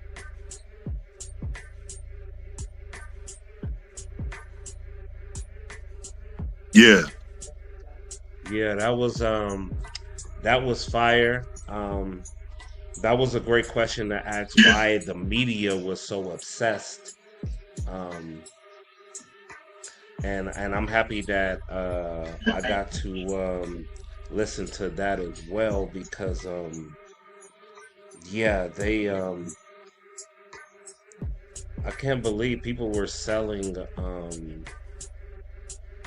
burial. They were selling bodies, man, at that time, and having them on display. And it's one thing at the museum, right? But it's another thing to be on the streets and really dragging bodies and stuff like that, just to say, oh man, it was crazy, man, just watching that, and to understand the fact that um, you can't go and it's pretty much abominable to go dig up Abraham Lincoln. It's abominable to go and go dig up George Washington, and all of these people, man, and to put their bodies on display, right? And but now, but with our ancestors, man, it's so much. Right. It's a it's looked at as just this. It's okay. Like, it's normal. It's cool to just have you know, King Tut and stuff, and just have them on display. And there's 8 million people showing up, man, and they making money off of these viewings. And it's crazy. Excuse my thought.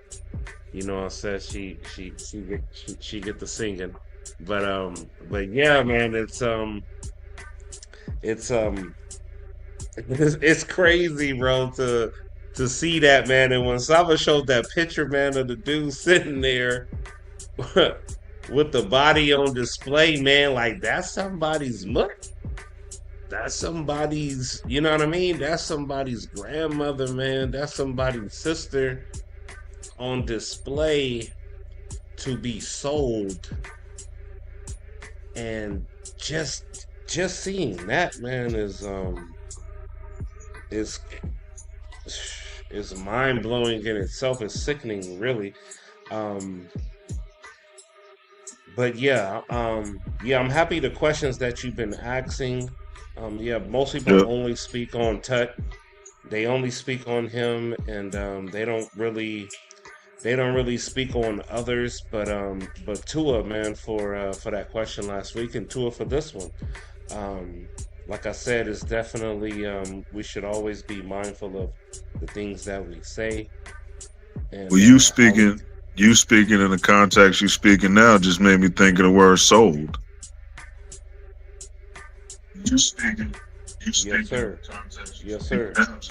And, how deep is that word? You said soul, right? How deep is that word? Yeah, sold. Oh, sold, or soul, like one's spirit, or sold, like someone got sold.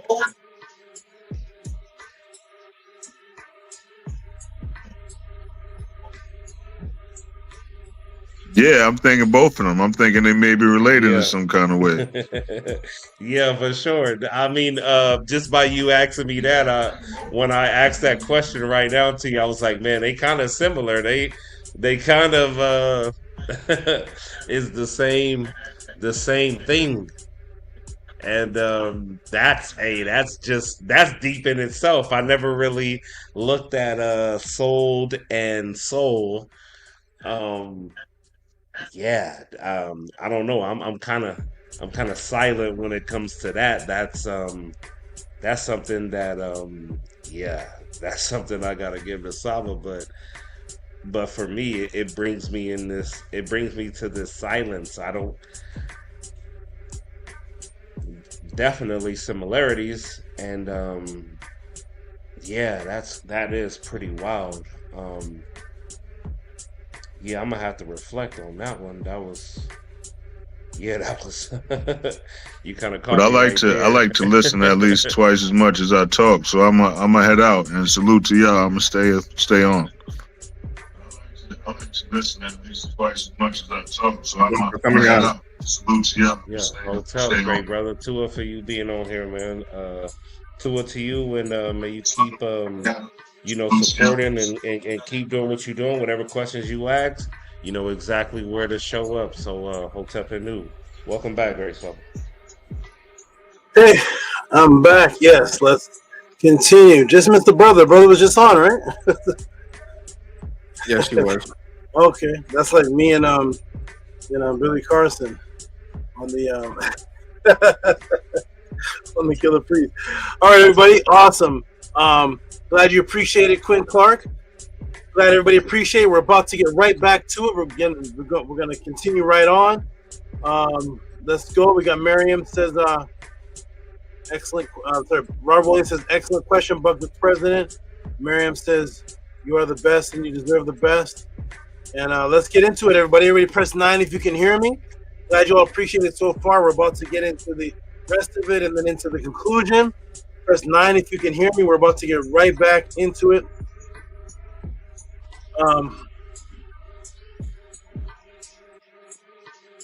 Peace and love. Where did Kesbetu Nukku? We must have fell asleep. Press 9 if you can hear me, everybody. We're about to get right back into it. And shout out to everybody who appreciated it. We're going to continue. Tell me if you all see a 9. My comments have a big line. Okay, here we go. I got Maharu with a 9. Okay, good. That's all I need to see. And so I'm going to say peace and love to you, Amun. Peace and love to you, Amunet. Jump back in the chat. We're going to get right into this. There's more. There's more. So we're going to get right back into it. Peace and love to you all. And enjoy the rest. The Jed, peace and love to you. And enjoy the rest. Here we go, everybody. We're going to continue this. For those who just stepped in, we are continuing, everybody. Get your iPad, get your iPhone, get your eyeballs, and everything ready for the cognitive dysfluent mind control programming in children's language. Do the words you speak have an effect on you? Who are the first intelligent people on Earth? Do the words Mdu Ntr tie into brain function? Let's get into it, everybody. Are you ready? All right, I see it. Do I see more 9s? All right, I see 9 from Tehuti. Here we go, everybody. Boom, boom. We're about to get right back into it. Here we go. Boom and boom. Oh, my timer's on the other side. Hold on a second. Hold on a second. That moves. Hold on, man. Hold on. I got to grab the phone over here. I'll grab the phone over here to get the timer back on. And moves, you relax, man. You're doing great. You're doing awesome. Here we go, everybody. Boom. Gonna get the timer back on. And there we go. All right, everybody.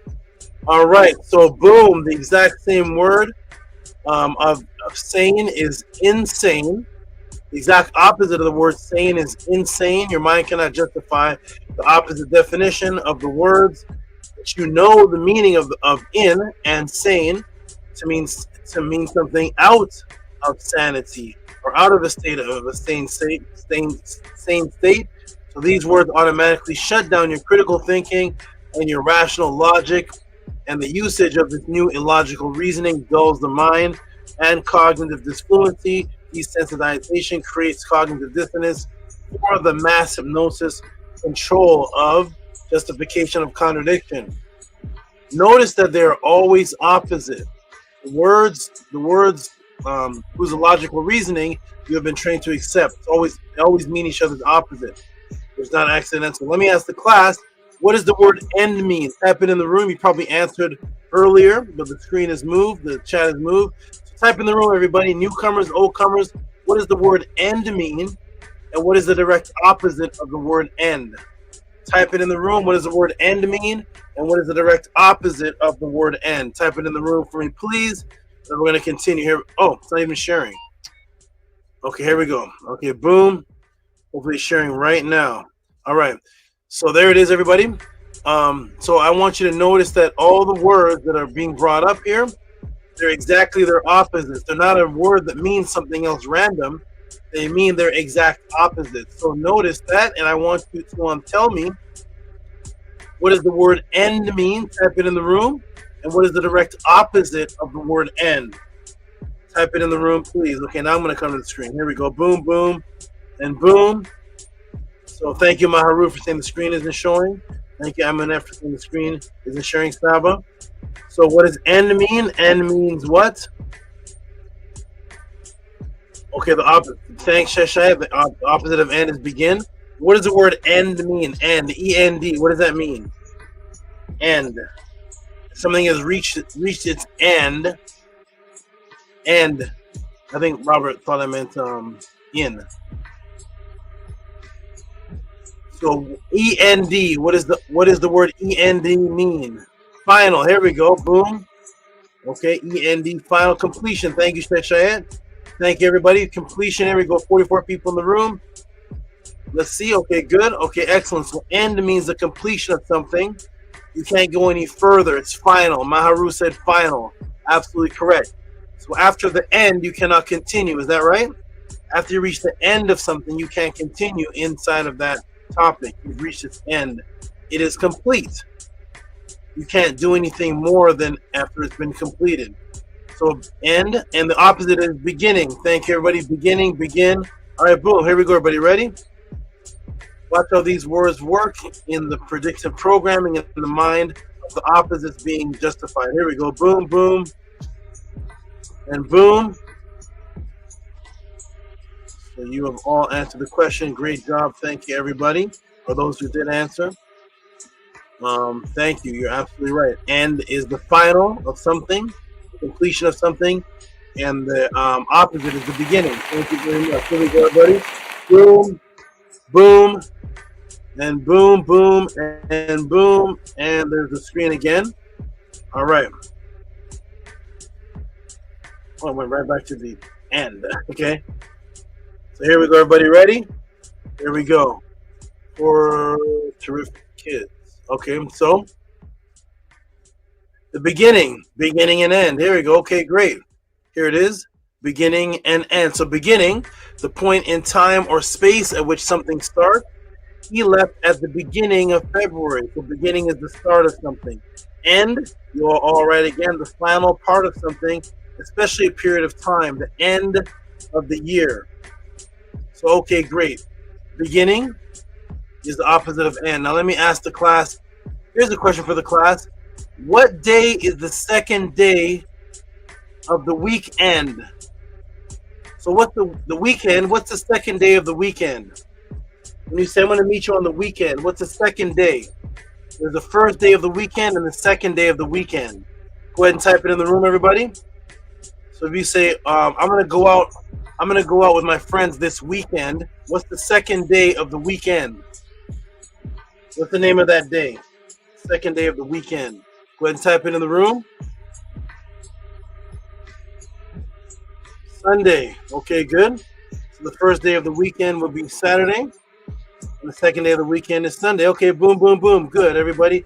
Everybody can participate. There's 44, 43 people watching. And it's just 4 of my students constantly answering. Here we go. Boom. Weekend. Okay, Sunday. Excellent, everybody. So the second day of the weekend is Sunday. Okay. Let's see how the cognitive disfluency works. with the contradictive justification inside the mind and how the matrix works. So, second day of the weekend is Sunday. Perfect. Everybody got that right?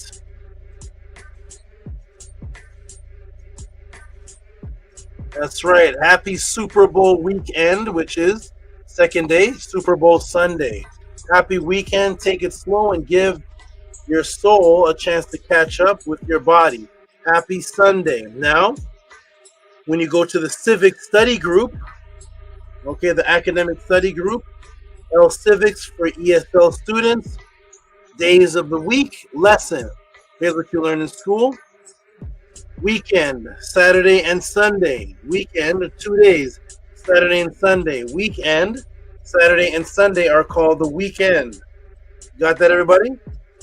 Okay, boom. There's the weekend. That's what we're learning in the school. We're learning that as a part of the class. This is what's programmed in your mind as a part of the class. And now let's see if this is fluent or dysfluent. Because when you write that answer in the class, you get a terrific grade. You get a good grade. So great. Sunday is the second day of the weekend, according to L Civics for ESL students. Days of the week, lesson page 3. Weekend is Saturday, second day of the weekend, Sunday. Weekend, Saturday, second day, Sunday. Weekend, Saturday, and Sunday are called the weekend. So the second day of the week's end is Sunday. That's the second day of the week's end. Okay? Let me ask the class, what is the first day of the beginning of the week? Type that in the room, please. Let's see what happens here. What's the first day of the beginning of the week? Go get your calendar and look at the calendar and type in what is the first day of the beginning of the week. What is it? Anybody feel free to just type in, and if there's a lag, I'll wait a couple of minutes. What is the first day that begins the week? Go get your calendar, flip the calendar over, and tell me the first day that begins the week. Maharu, Sunday. That was the last answer. Robert Williams, Sunday. Okay, Marion Williams, Sunday. Sunday. Maharu put Monday. That's not on the calendar. On the calendar, Sunday. Sunday. On your calendar. Go get your cell phone, get your calendar, flip that calendar over, and tell me the first day that it says on the calendar. On the calendar. What's the first day of the week on the calendar? The calendar is the only thing that can judge the first day of the week. The calendar makes the days of the week and the months of the year. So what's the first day of the week according to the calendar? Ding, ding, ding, ding, ding. Yes, Sunday, Sunday. Okay, excellent. So the first day of the week. Okay, let's see how the mind comprehends this. Let's see if this is fluent or dysfluent. And what is the purpose of this teaching? Here we go. So the first day of the week, the first, which is the beginning. Beginning is first, right? So the beginning of the week, or the first day of the week, you're taught as a child, and you still bring to this day, Sunday. Sunday is the beginning of the week. Okay. Let's see if this comports or correspond. So Sunday is the beginning of the week, yet you're taught that Sunday, so boom, the exact same day that is the end of the weekend, the exact same day that is the end of the week and the beginning of the week. That is mathematically impossible. Yet your brain receives and speaks these words, having the effect on the psyche that accepting the open contradiction is not to be questioned. The weekend, holiday period at the end of the week. Weekend, originally northern, referring to the period from Saturday noon to Monday morning. It became general, so Sunday is the second day of the week's end. Yet at the same time, you'll get a good grade for that if you tell your teacher, Sunday is the second day of the week's end. It's the second day of the weekend. That's the week's end. And if you tell the teacher a contradiction that Sunday is the beginning of the week, you'll also get an A in class. You'll get a check mark and a star for saying that Sunday is the second day of the week end, and Sunday is the first day of the week's beginning. And then in the very definition, the end of the week includes Monday morning. But Monday morning is after Sunday, which is taught to us begins the week. So how could the week end be all the way up to Monday morning, but it just began on Sunday? Again, cognitive disfluency, desensitization, which afterwards becomes inner justified contradictions, and then they're accepted without question. Nobody questions this in school. Nobody questions this to the teacher. You just answer these questions in school because you're asked these questions in school. Johnny, what's the first day of the week? First day of the week is Sunday. Johnny, what's the second day of the week's end? The second day of the week's end is Sunday. How could the second day of the week's end also be the beginning of the week simultaneously? That is an open contradiction. But yet, if you answer both those questions, you get an A. You are right, Johnny. You are right. Actually, you're wrong. But you have to justify it, and you never ask about this contradiction. And the contradiction in the mind cannot be trusted because you're thinking in contradiction. And this has been warned to us by the ancients, thus the matrix programs you within the opposite, so you get used to untrustworthy deception. As long as you're used to justifying untrustworthy,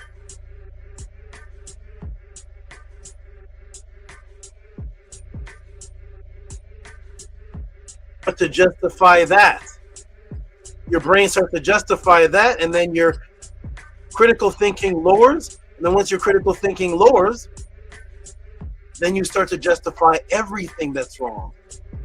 Different things that are wrong, it's like, that's fine. You know what they mean. You know what they're. You start to justify it. So you tell the children, what is Christmas? It's the day that Jesus is born. That's one day. So how come in the song we say the 12th day of Christmas? Christmas is one day on the second day of Christmas. How can you have a second day of Jesus' birth? You can't have a second day of Christmas. You have a second day of your birthday on the 5th day of my birth. I want 12 birthday gifts and 12 Jesus is 12 days of Christmas, but Christmas is the day that Christ was born, but yet you have a 12th day of Christmas. Your body comports that somehow, accepts that, doesn't question it, and you just go along and sing the song. Multitudes of receiving contradictive logic slowly programs the brain to accept whatever else more contradictive logic comes, and then you just get duller and duller and duller because you go along the flow, you never question it, and you say, yeah, Sunday's the second day of the weekend, but it's also the first day of the week's beginning. That is a complete open contradiction, and it's mathematically impossible. So here we go.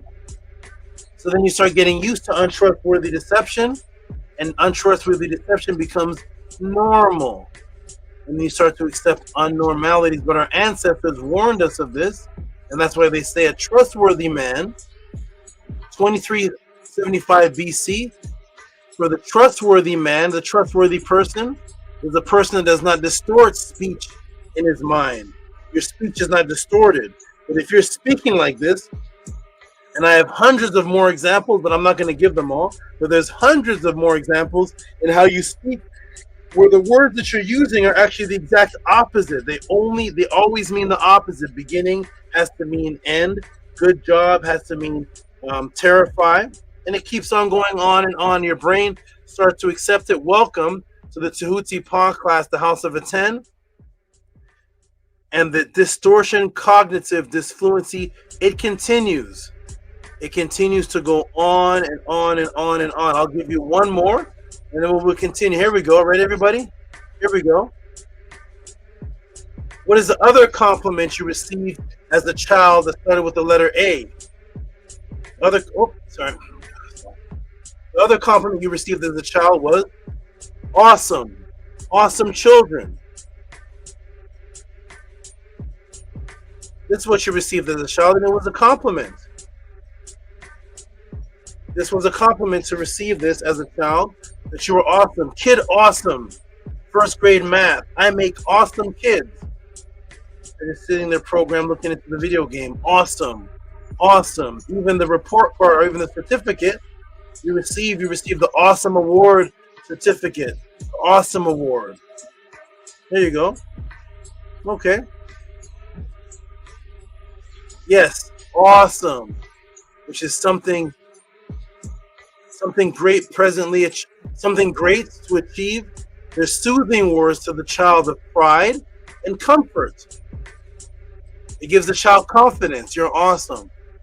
What was this word originally developed as? What does the word awesome mean? It's from two words, awe and some.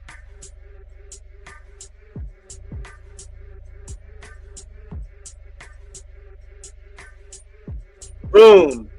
Back to terror again. Back to terror, back to terrific children.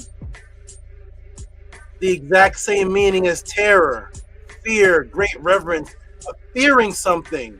Not reverence because you respect and you're happy about it, but reverence that you have to give reverence to it because you fear the damage it's going to cause to you. Great reverence is awe. That's awe in the awesome. Fear, the exact same word and frequency of terrific. Terrific children, awesome children. These are the words that they give you for the children. Fright, terror. You think this is a coincidence? It is the exact same word, but it means its exact opposite. It's supposed to comfort you and give you confidence that you did a beautiful job, but yet the actual meaning, awe, is fright, the same as terrific, which is terrible, which is terror. And they give that to you as a child as a complimentary word. So boom, same meaning as terror, its exact opposite.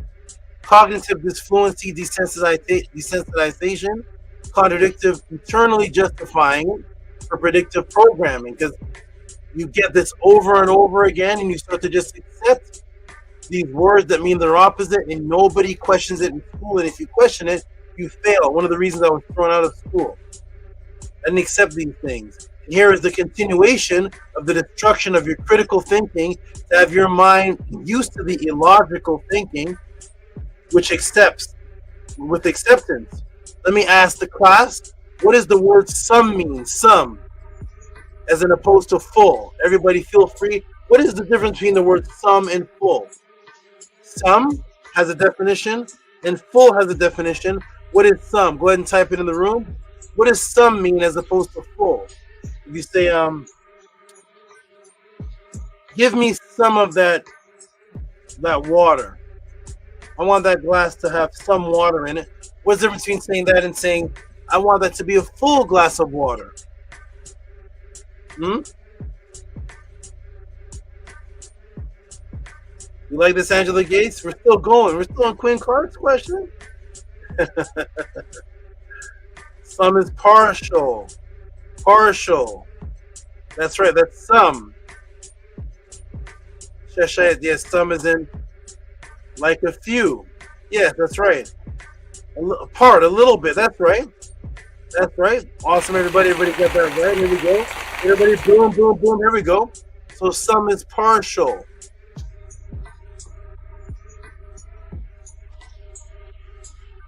Here we go. So some is partial. You are all right. Ding, ding, ding, ding, ding, ding, ding, ding, ding. So here we go. Some is partial. Okay. Let me shrink this down. Okay, so yes, your mind has accepted that some is just a portion or partial or just a few. And full is something in its entirety. So now if we complement the child as some, which is some of awe. That's a typo there. Some of awe. Logically, the brain would want to be full of awe, and that would be the ultimate completion of it because you're full. But yet when you put full, typo full, in front of awe, what do we get now? So some of awe is when the child is doing a great job. Well, I don't want to be some of awe. I want to be the best of it. I want to be full of awe. Now we go to Brenner Justice. How to talk to your fellow citizen about an act of terror. We're back to terror again. And what is terror? Let us also remember what we are up against, the individuals who committed these awful acts are not larger than life. Notice they keep going back with the word awesome, awful, terror, terrible. It all goes back to these two words, right? So now to have some of awe is when you tell the child doing the great job, and the child has every right to say, I don't want to be partial, mommy, daddy, you told me I should always complete something and be the best at it. So I don't want to be awesome, I want to be awful. But now when we go to awful, our logical mind tells us that awful is now something that's horrible and bad. But wait a minute, how could you be full of awe and you're horrible and bad, but if you have some of awe, you're doing a great job? Your mind cannot comport that, so it immediately starts to justify the contradiction. Here we are. Police probe awful acts by Naomi high school students. Some charges laid.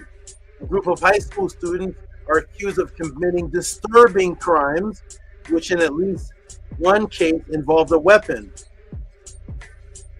4 to 6 teenage boys between 14 and 16-year-old are allegedly behind awful acts, primarily in and around the Naniomil schools, and have been more active in recent weeks. So disturbing is associated with awful, but doing a good job is having some of awe. Your mind cannot comprehend that, so it immediately accepts and justifies the getting ready for predictive programming of your logics. Now, to be full of awe, the youth's actions are called disturbing. Your mind has to reconcile this and cannot make sense of it. And yet we carry on with life as if this does make sense. It's a part of the hypnosis of words affecting you to massage you into accepting things that are diametrically opposite without complaint or question. Cognitive disfluency, desensitization, justification. You as a child does not understand why some of awe is great, but to be full of awe is horrible. The brain cannot comprehend that because it makes absolutely no sense in how your mind understands the word awe in full and some in awe. It doesn't understand that.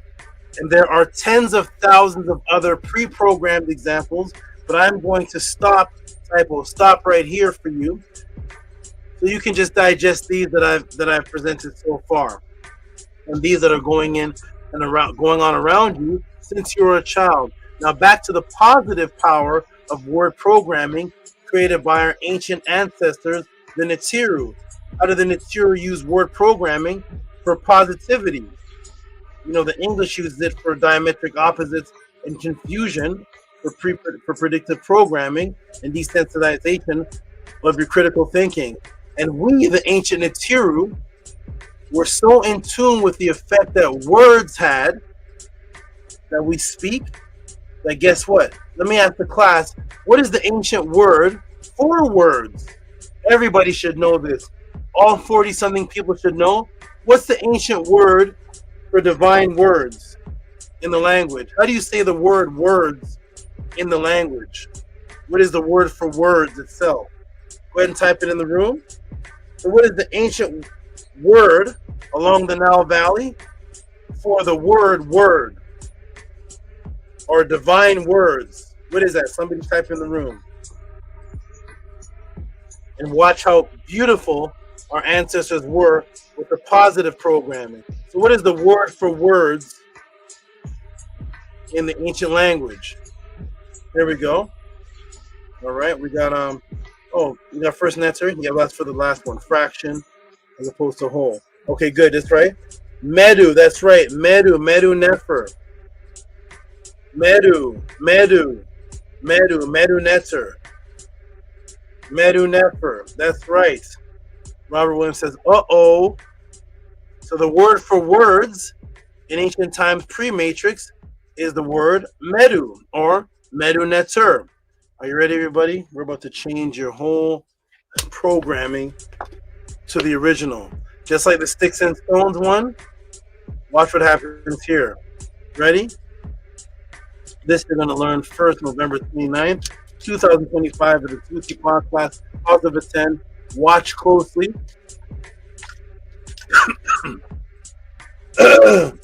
Watch how beautiful our ancestors were. Ready? Here we go.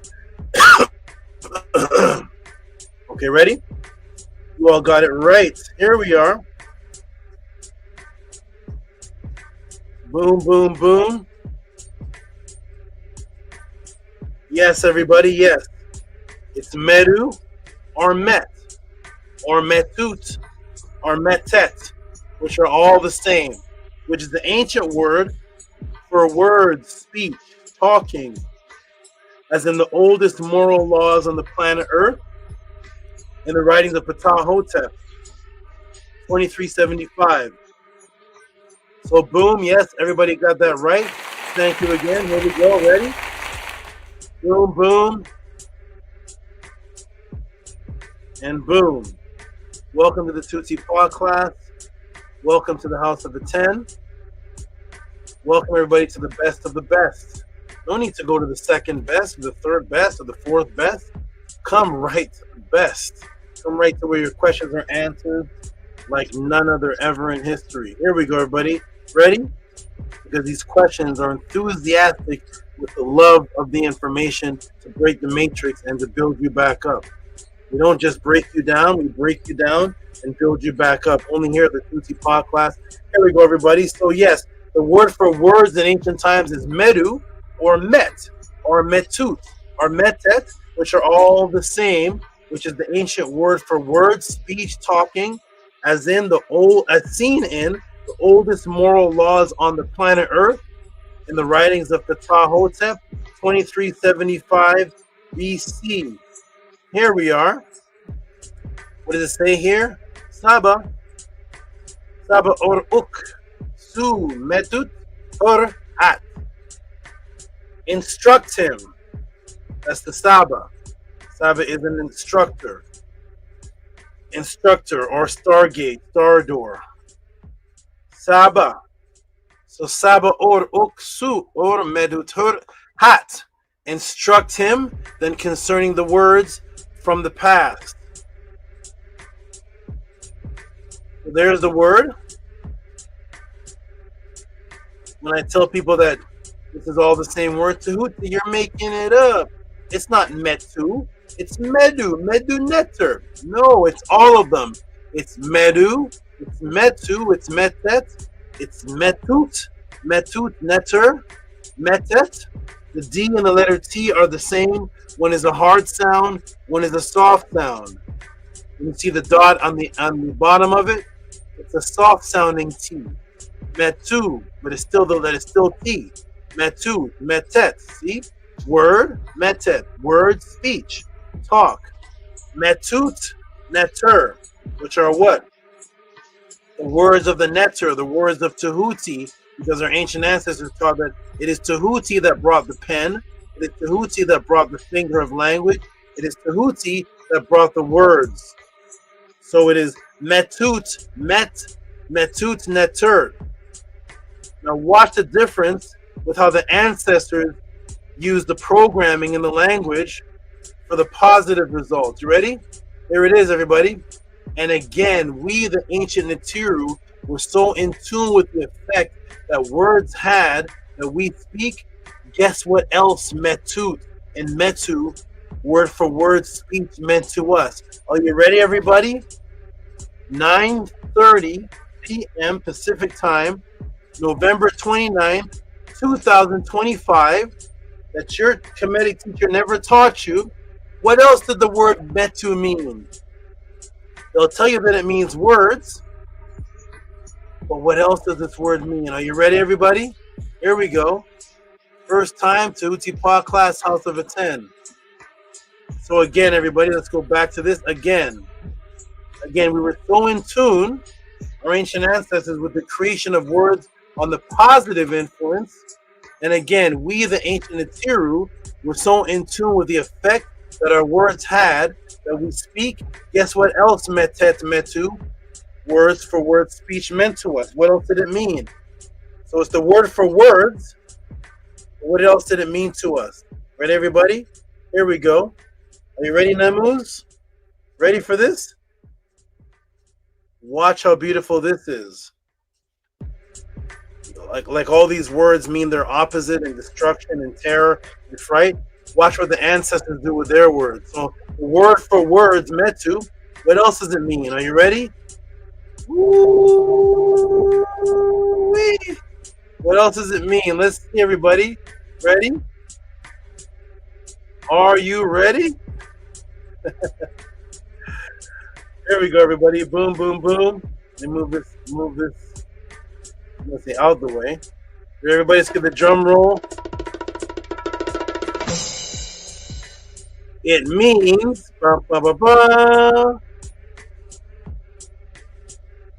the word for words. Uh-oh, shrink it down, Tehuti, shrink it down. Uh-oh. The same word for the word words means exact, fitting, to be right, correct. Shrink it down, Tehuti. Right order, correct. Metu, metet. Fitting, boom, yes, right, exact, correct arrangement. The effect that words are supposed to have. Words are supposed to be rightly and correctly arranged. They're not supposed to be diametric matrix opposites. They're not supposed to be in a state of chaos. Remember, it says, let your words, your tongue, and your mind be aligned and be one. Then your planning is successful. So boom, yes, right and exact, correct arrangement. The effect that words are supposed to have and are supposed to be arranged in the mind, neurologically structured to uphold ma'at. That's the word ma'at and words are the same word. Thus the word for words itself was the word for order and correct arrangement. This does not happen in any other language on this planet other than the Mdu Ntr, our ancestors, our Netter ancestors were the best. Tua Netter. In no other language does the word for words itself mean to be rightly, structurally arranged properly. So the same word for words, metet, is the same word for being arranged correct properly. So if you're speaking to somebody and you say metet, metet, it's the word for words that should be rightly arranged, because remember, a trustworthy man, a trustworthy person is a person that doesn't distort the words in their mind. So that their words are right, correct, and the opposite of distortion is arranged properly. You see it now? Welcome to the pod class. We knew the importance of the exact speech without mental distortion or confusion, and that the words start from the mind, because as you see, what the matrix is trying to do is to give you contradiction in the mind as an acceptance, thus echoing through your personality that a contradictive nature is acceptable. I'm going to leave you, Tehuti, because you're not going to lie to me. Do you see this now? Thus, one with a contradictive mind cannot be trusted. So guess what Ptah wrote to forewarn us of this thousands of years? So it's a typo, not can be trusted, cannot be. One with a contradictive mind cannot be trusted. So guess what Ptah wrote to forewarn us of this thousands of years before it became normal in this society to have a contradictive language speech word form in your subconscious mind. Let me take you to the maxims of Ptah, to specifically line 14. Here we go. Here's how you answer a question. Uh-oh. Yes, those are my fingers. This time I'm not taking you to a PDF. I'm not taking you to Google. I'm taking you to my notes from 2005. To the same book I had since before 2000, from 2006, I think. I can't remember the date. The maxim of Ptah. Here we go. We'll go to the underline part. If you are with people, make yourself partisan of a trusty man For a trustworthy man is one who does not distort the speech in their mind. He himself will be a leader, the owner of property of his own conduct, by reason of his own conduct. So a trustworthy man is one who does not distort the speech in his mind. Why? Because the word for words, which is speech, is Mdu, and the word for proper arrangement, which is the opposite of distortion, is the same word, Mdu. That's how beautiful our ancestors were. So yes. So that's what the matrix does. The matrix reverses this. See, he himself will become a leader, right? So if your words are not distorted, and I want you to think closely on this, if your words are not distorted prior to the matrix, which means your speech and your mind are arranged properly. Why? Because of Broca's area 44, area 45, and the prefrontal cortex, the same area that organizes words, the same area that discerns words is the same area in your brain that is responsible for your planning. So that if your words are arranged properly, which is what the word Mdu mean, it means words and to be arranged properly in the Broca area 44 and 45, if that's arranged properly, then of course your planning will be proper and arranged, and thus you will be a trustworthy leader. So what does the matrix do? The matrix has pre-predictive programming of contradiction. So today, who are the leaders? Huh? Who are the leaders today? Who are the leaders? Biden? What did Biden say? He's the most powerful black woman?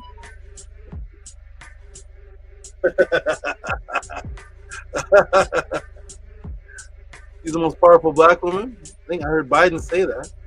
Who are leaders today? Are the type 1 if you trust our leaders today. You trust Biden, you trust Trump, you trust Obama. Who are the leaders today? Huh? Jesse Jackson? Do you trust our leaders today? Press 6 if you don't. If the leaders today are not trustworthy. Press the 6. There's 44 people in the room. Press the 6 if the leaders today are not trustworthy. Who do you trust? What's the name of the one that arguing black or Indian? Kamal, you trust her? You trust Hillary Clinton? Huh? You think Bill Clinton is black now? Because he got oral sex and smoke weed? You think Hillary Clinton is black because you opened a jacket and showed hot sauce? You trust that? Who do you trust? You trust him? Heck no. Heck no. Look at this. Heck no. 6. This is the opposite of what Ptah said. So thus, remember, the leaders, the same people that are in the matrix, they're in the matrix as well. They grew up with the same thing that we're growing up with. They grew up with the sticks and stones. They grew up with the awesome, awful, weak end, weak beginning. They grew up with all the terrific. They grew up with that as well. So that their mind, in a justified, dysfluent brain, of course, they're going to be the distrustworthy leaders. Tahotep says when your mind is in alignment, then you're the trustworthy. So, of course, the opposite builds a whole society of distrustworthy. You trust George Washington? Who's that guy? Nixon. What does Nixon say? What does Nixon keep saying? I didn't do it. What did he say? What does Nixon keep saying? It's not me. What did he say again? I didn't do it. Was it Nixon? Who was Nixon? Can you trust Nixon? George Bush. Huh? You trust George Bush? Huh? I didn't do it. What does Nixon say? What did he say? It wasn't me. That's something he said. What did he say? He's shaking when he said too. I wasn't doing it. Huh? Forked tongue. That's right. Not trustworthy. Let's go, everybody. Let's go. Boom. Ready? I didn't do it. Nana's cracking up in the background. So yes. What's that? No, he said something about I didn't do it. But anyway, I don't know. It's not me. Something I deny it. But anyways, yes, when the words you speak are not pre-distorted in your mind through the Warnix area of the brain, and the anterior temporal lobe core conceptual meaning of the brain, then your discernment of truth can be trusted, and thus your decision making can be trusted, because you are the manifestation of word. You are the manifestation of word. That was the original definition. Huh? You were the manifestation of word, of metut, which means truth, because you were one with truth. Your mind and your tongue were one. So you were the manifestation of... Oh, did they steal that? In the beginning of the Word, in the beginning was the Word, and the Word was God, and the Word was with God, and the Word came and manifested and became flesh with us. Well, now it's Jesus. Huh? Now it's Jesus. No, it was you. You were the manifestation of Word, not Jesus. In the beginning was the Word, and the Word was God, and the Word was with God, and the Word came down and manifested. You were the manifestation of Metut. Here you go, everybody. Boom, boom, boom. Here we go. Ready? Woo-wee. Oh my goodness. You were the manifestation of word. That was truth. And this ancient concept, the positive side of it. Oh no. There's the mouse drops, okay. This ancient concept of Mdu truth leaked into influence today's culture and English culture. Let me ask the class, what is it you say to someone, especially in the hip hop or the urban language, when somebody says something and you use a word to say, is that true? What is it you say? Oh, man, it passed with the mouse on there. What is it you say, everybody?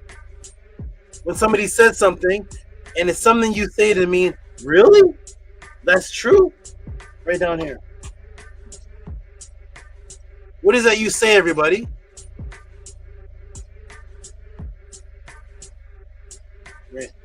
Right there. Right down there. Thank you. What is that you say, everybody? When you're questioning to verify if something is true, what do you say? Ah, you say word. Where did that come from? Where did that come from? Huh? It trickled down into today. So now today, word means true. You see how I'm unraveling the truth for you? What do you say as a word that means truth? Is that really true? Really? What do you say? Tell him, T.I. Word? Oh, word? We're in the word now. Word means truth. Yo, I did this and this and that. Oh, word? Like, oh, really? That's true? Boom. Yes. Oh, word? Yes. Now you know where that came from. But all this time, you have used the word itself, to equal truth, which came from the ancient understanding taught by Tehuti to the people of Kemet thousands upon thousands of years ago. Word? True? Where does that come from? From Mdu, which is true. Metet, Mdu, which is true, right? Exact, which is the same word for word. So that trickles down, and now you're saying word, true. Now you know where it comes from. November 29th, 2025, 9:18 Pacific time. Because that's where you heard it first. Here we go. Rick in the Matrix. I have to do it for the netter. Because the very frequency of the sound that comes from you is supposed to echo only truth. Metu, which is word. Word? Word up? Word? I will show you again how that ancient concept from the Ntr influenced today's society. Let me ask the class again. What do you say to somebody when you want them to trust what you say? You say, yo, I give you my what, everybody? You all know it already. I'm telling you the truth, man. I give you my. So now you're starting to see why in the English language, why in today's society, the word for word is the word for truth. Because in 3000, 2400 BC, that's what the word meant. Word meant truth. The manifestation of truth was supposed to be you because you were the manifestation of word, which is truth. When something is healthy and true, what is it called? Sound. Why? That's what words make. Yo, I'm in sound health. It's a sound reasoning. Why do you use the word sound? That is the frequency of words. You're the manifestation of sound frequency and the manifestation of physical matter. You are word manifest, not Jesus. Tehuti, you're killing them. No, I'm bringing them life.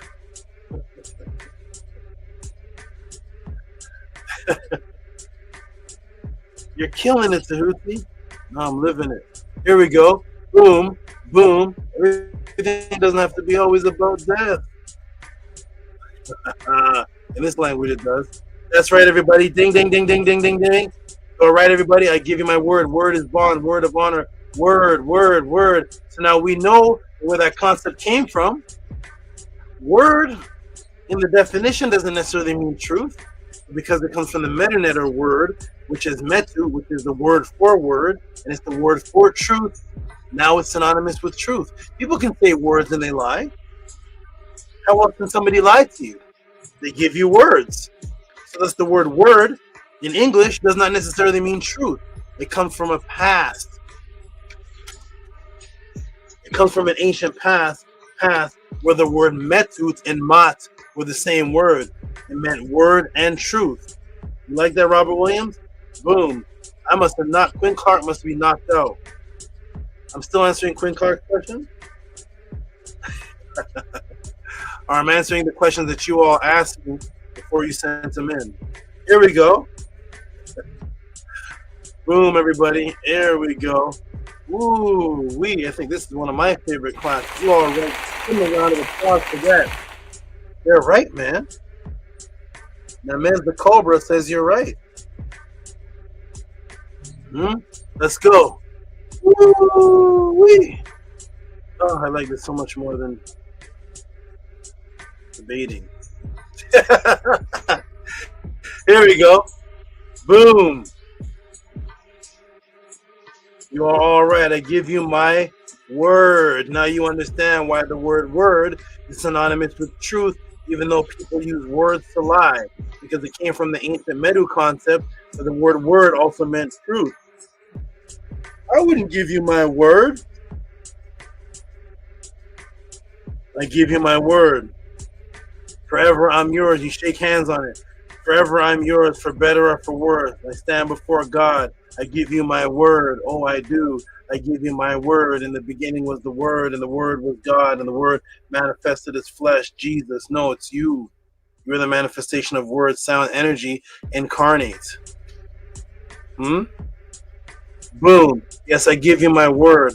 But all this time, you have been speaking with the person, you have been giving your words, you've been giving your words, or else you would not be able to hold a conversation. So what's so special about this sentence? The sentence takes you back to the original meaning of the ancient word metu. When you say to somebody, I'm going to tell you the truth, I'm giving you my word. Well, all this time that we've been speaking, sir, have you not been giving me your words? How have we been speaking if you've not been giving me your words? It goes back to the ancient meaning of word, which is metu, which is truth. You can't have a conversation with somebody without them giving you their word. Okay? There we go, everybody. Boom, boom, and boom. There we go. It goes back to the ancient metu concept before the matrix was ever invented.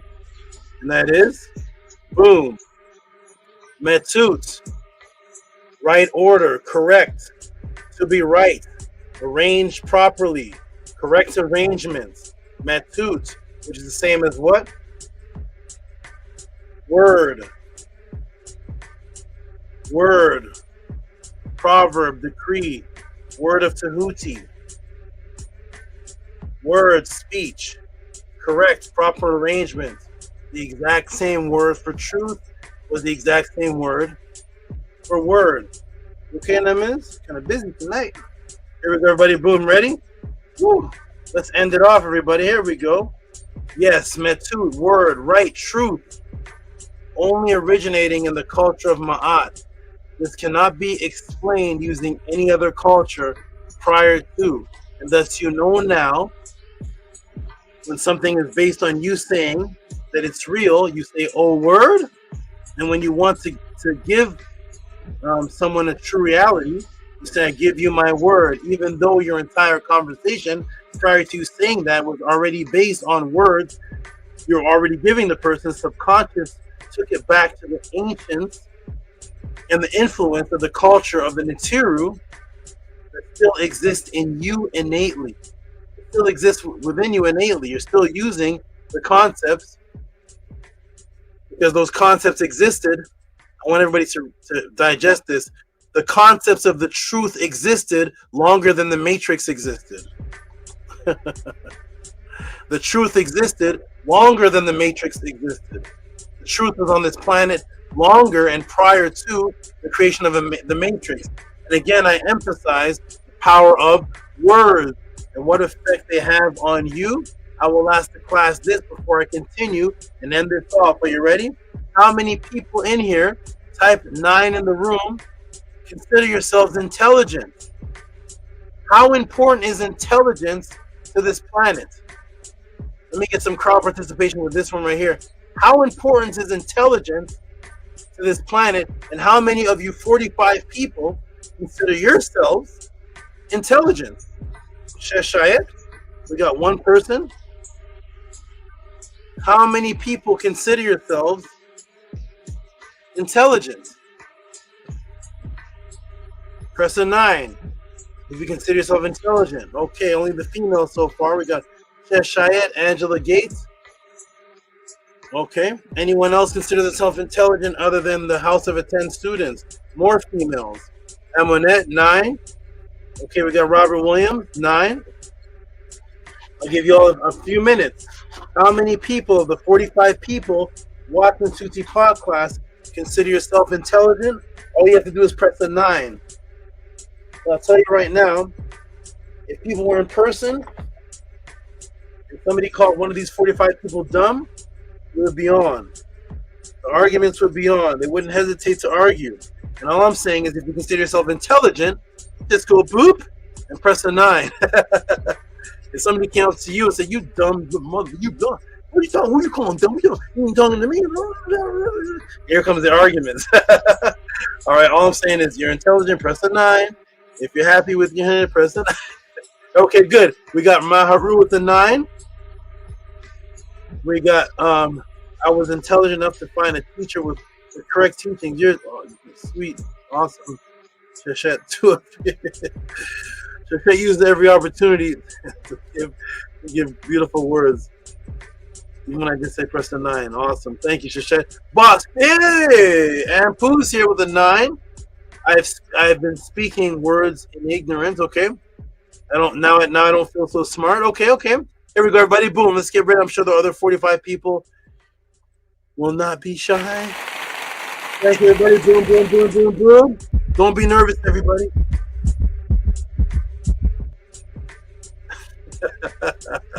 Here we go. Boom. Ready?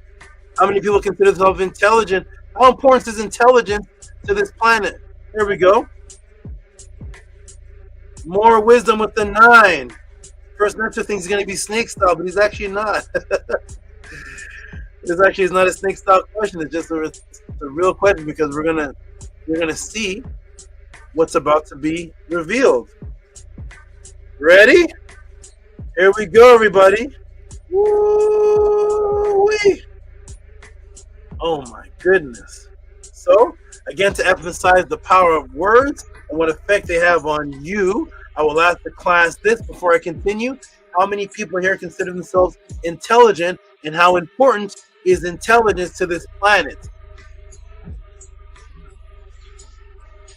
Okay, I'm sure all 44 people consider themselves somewhat intelligent. They're just kind of shy due to this new society we live in. Here we go. It is extremely important. Intelligence is extremely important, if not the most important aspect to human existence. Without intelligence, nothing that you know or appreciate would exist outside of what you are calling nature itself. So outside of intelligence, nothing that you like would exist other than nature. Everything that you like, everything that you enjoy, your car, your cell phone, your calculator, your computer, your pen, you wouldn't have a pen, your pad, the invention of paper, bricks, mortar, the ability to make your house. You have no house. You just be living straight in nature. So intelligence is the most important aspect of human society. Without intelligence, what would you have?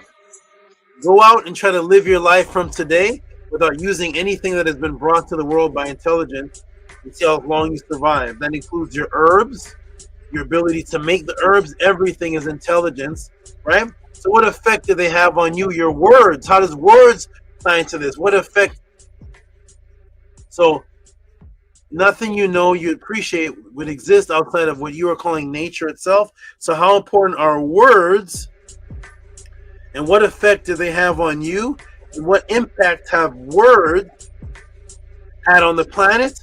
I will emphasize this again.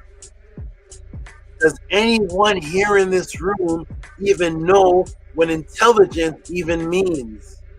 You are going to find out today, 9:31 p.m., November 29th, 2025, for the first time in your life, this word you've been using, what does it actually mean?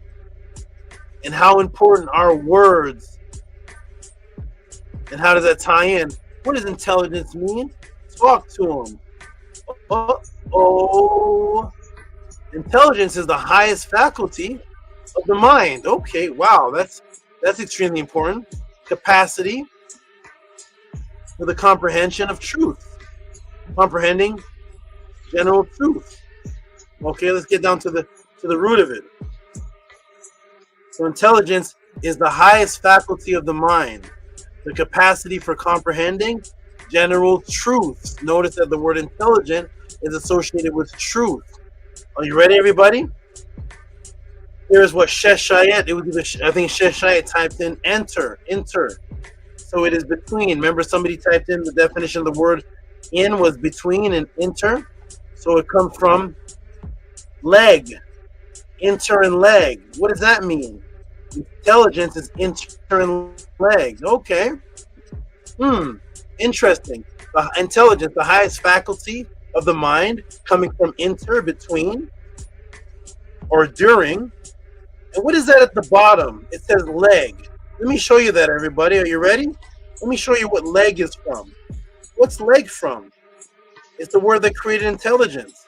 Enter and then leg. Uh-oh. Boom. Here we go, everybody. Are you ready? Logos. What? Logos. Divine word. Second person of Christianity. From Greek logos. Word. Speech. Discourse. Judgment. Suffix root leg. To collect, gather, speak, pick out words. That's the definition of intelligence. The highest faculty of the mind. Discernment.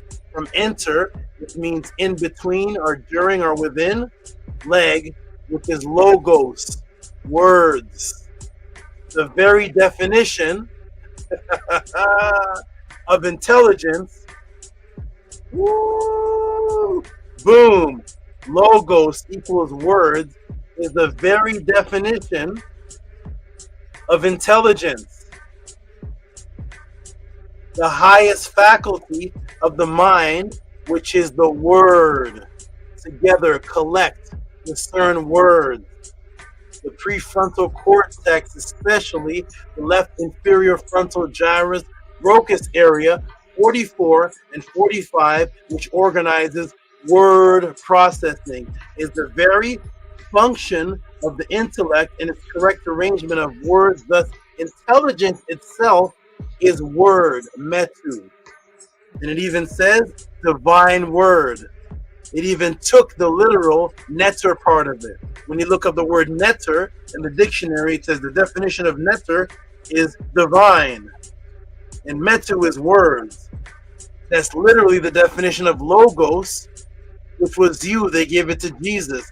Divine word, metu netter. Divine word. Right order, correct arrangement, right. Words of Tehuti, words of the divine words. The word intelligence literally is another word for words itself. Woo-wee. Divine word, interlogos. My teacher taught me that last week. What's his name? I'll get his name later. Here we go. Boom. And now that you know all of this, everybody, that the oldest set of words comes from the consciousness of the Nitiru and the culture of Ma'at, and the word in English intelligence means the very definition you have today of intelligence literally is during the collection of words, between the collection of words, arrangement of divine word, which I have taught you takes place in the same Broca area, 44 and 45 area of the brain that directs planning, which equals intelligence, which equals word. Guess what the Nitiru, guess what was discovered as the oldest set of words on the planet? The oldest set of words, because the word intelligence means words. So let's find out where the oldest set of intelligence is demonstrated on the planet. Here we go. Here we are. Uh-oh. What is this? Tum Ujat. This is Tum Ujat. And here's your 3400 BC. Your first set of known words on the planet Earth. Huh? Who are the first intelligent people on the planet? In the tomb of Ujat, archaeologists, typo there, archaeologists show what is to be known as the first set of words on the planet. As I have shown you, according to the definition of intelligence, which equals discernment of divine words, would mean that whoever had the oldest set of words on the planet would be by default the first intelligent beings on the planet. Well, these are those oldest words on the planet, and they derive from the followers of Ma'at and Tehuti, 3400 BC, the Metut, words of the Netter. So if intelligence means enter, logos, filled with the discernment of words, then the first intelligent people on the planet will be the first people that had sets of words. And here we are in 3400 BC with the first set of words. And guess what one of the oldest words found on the planet were? What were one of the oldest words? Let's tie it all in. What are one of the oldest words that were found there? This right here. What does that mean? Uh-oh. What does that word mean? What are one of the oldest words on the planet? Uh-oh. Intelligence. 3400 BC, the definition of intelligence, the highest faculty of mind from inter and leg, which is words, logos, define divine words, which is speech, statement, leg. Do not separate your mind from your tongue, and your plans will succeed. Metu, right order, arrangement, metut, words, metu netter, divine words. Whoever had the first words on the planet would be by default the first sign of intelligence, and the oldest words on the planet, 3400 BC in the tomb of Ujat, goes back to the Metu Netter, and one of the first words, is the word intelligence itself, which is the definition of words. Boom, that is Ku, which is intelligent. Hotep, I'm done. Matrix, broken. For those who appreciated this more than the waiter that you have tipped, or the past reciprocity you've spent over the years on July 4th, Thanksgiving, etc. If you have learned, and if this has had any impact or has advanced your recent current understanding of the subject matter of this subject matter, please send your tip of support and reciprocity appreciation. You can call it sticks and tones, power of the word, first intelligence, Mdu mind, or Ku over chaos, or any creative title that you can come up with to Cash App, TT Moon, PayPal, at Rocky SV, Hotep. I am done. You are the divine word. You are intelligence manifested. That's how powerful words are. Hotep, I'm done. For the Tutti podcast, if you appreciate any of this. Cash App, TT Moon, PayPal at Rocky SV. It's scrolling at the bottom of the screen. I try my best to answer your question. 3 hours and 8 minutes. If you're getting this anywhere else, just put the timestamp in the room or the book or page number. I'm going to look in the chat to see what the chat thought of this class, and I'm going to put the link in the room, and then we're going to go to the support link in the Gmail and the PayPal to see who actually appreciated this class. Support the pod class, everyone.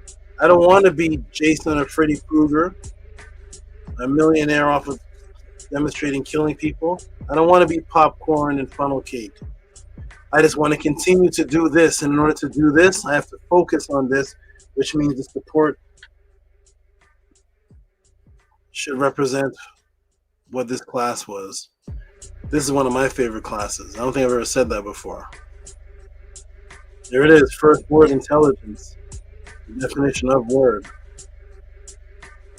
I'm trying, but they don't like me anymore. I've been bad. How you doing, you two? Devin is like, no. Everyone's like, no. All right, I hear the little beep, so there's the support coming. Look, it dropped from 46 or so to 37 people. They must be the people wanting to debate me, collecting info. I'm not sure, but do not watch the class and just leave, everybody. Watch the class and give your support. Appreciate this. I'm better than Cheetos. I swear. I promise you, I'm better than the donuts you bought. This is way better than the donuts. This is way better than the candy apple you bought your kids in Six Flags. Support Cash App, TT Moon, PayPal at Rocky SV. I'm going to hear a couple words from Amun and Amunet, and then we're going to go straight to the support to show the new people that are watching. This is the reciprocity. 3 hours. If there's even been 3 hours of a bad answer on this question, give me the link. I'll take the bad answer. All right, how you doing, Amun and Amunet? Doing excellent, Grace Saba, to offer this beautiful class. Very impactful for me, especially because the things that you're teaching, I recently watched happen with the situation that you and I were speaking about. I'll tell you more in detail tomorrow during our 1-on-2, but this class was very, very impactful, especially because I had my own experiences to connect to what I was learning today. I'm extremely thankful. I love this class. I'm gonna be listening to it over and over and over, and it's a very good, applicable class. Well, very much. Yeah, this class was I must say, this is one of those classes that had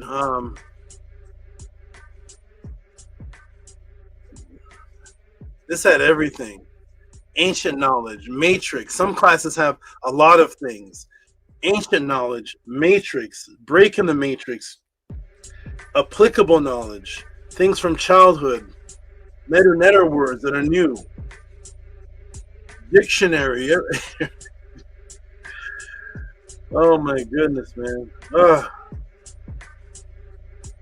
This class was not terrific. How you doing, Amonette? I'm doing wonderful, great Saba. I loved this class very, very much, and I echo all that Amun said. I appreciate very much the jewel you gave on the part of my Ren. That was extremely helpful.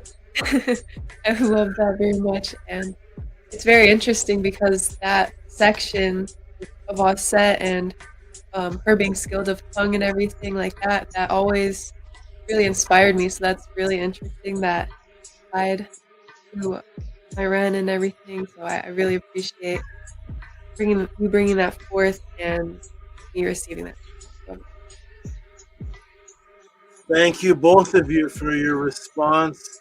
Nini Uk. I don't know if I said Nini Uk when you're done, Amun. Did I? I probably, okay. Thank you, both of you, for your response, Nini Uk. And this class was so long and I dropped so much, it seemed like that C-Unk jewel that I gave, I thought that was yesterday. So long, I thought that was some other, I'm like, I dropped C-Unk? That's so long ago. Oh, that was this class. Oh, that was 2.5 hours ago. Oh, yeah, that's right. Oh, my goodness, man. Oh, yeah, that's right. I rarely show people their Rens in a Mdu Ntr sentence. I show it to them in the dictionary, but you have it in a sentence, and it applies to the female that you've been asking me about since the Lola days.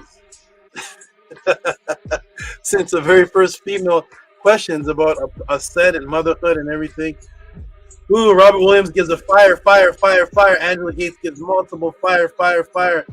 Type in the room if you appreciated that answer. Come to the panel. Woo! Oh my goodness. Oh my gosh. Woo. This is the most interactive I've seen Marion Hood. Thank you, Marion. Let's go ahead and show everybody. So here's what happens, everybody. When we do a Tehuti podcast, for those who appreciate it. Oh my god, I hardly even talk left. I'm talking left. I don't even know what I can't form sentences. For those who appreciated this Tehuti podcast, it's not even just this one. It's not just this class. This is the for those who appreciate the podcast experience. This is one of I need a count. I'm gonna get Amonette or Angela Gates or somebody. We need another counter since the other female abandoned the movement. We need another counter of the classes and the time slots.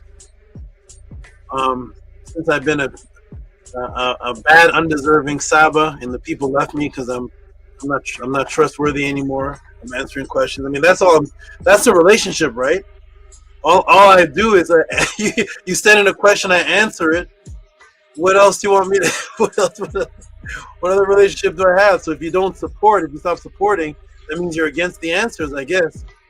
I'm confused. But anyways, we need another person to do the timestamp.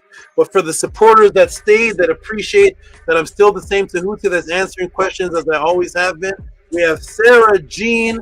Go ahead and read that for us. Well, there's nothing much to read, but do the sign. I'm gonna do something. Okay. And what does it say as far as the support? it is $5 from Sarah Jean for Kahin. For what? The Kahin. Oh, okay, the Kahans. Thank you. All right, so that's the first support we're gonna read. There should be more that's in. I already see more coming into it to the supporters. To all the great supporters. We're gonna continue, but I mean, even if I flip French fries, what's the minimum wage? Like $12 an hour now? Is it 10?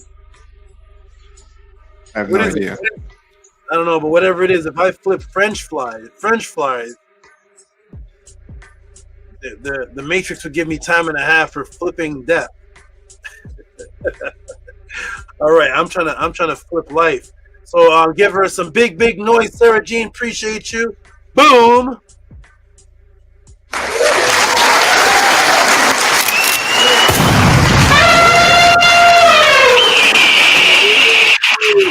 Thank you. That's a good first support to read. Is this my brother Dome? Is that the real one? Yep, that's him. Dome Daily. Shout out to Dome Daily with the 999. With cannabis, I jump in the cab until the car reads 999. We'll look up cannabis you like and you go please do.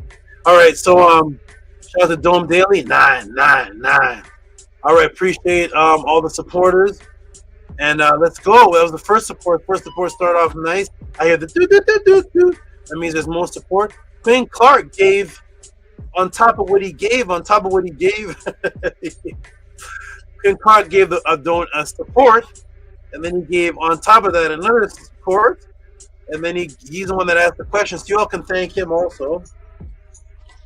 And then he gave a support. Oh, you know what? I didn't save it. No, let me fix that. One moment, everybody. Hold on. Words have a mental effect on you.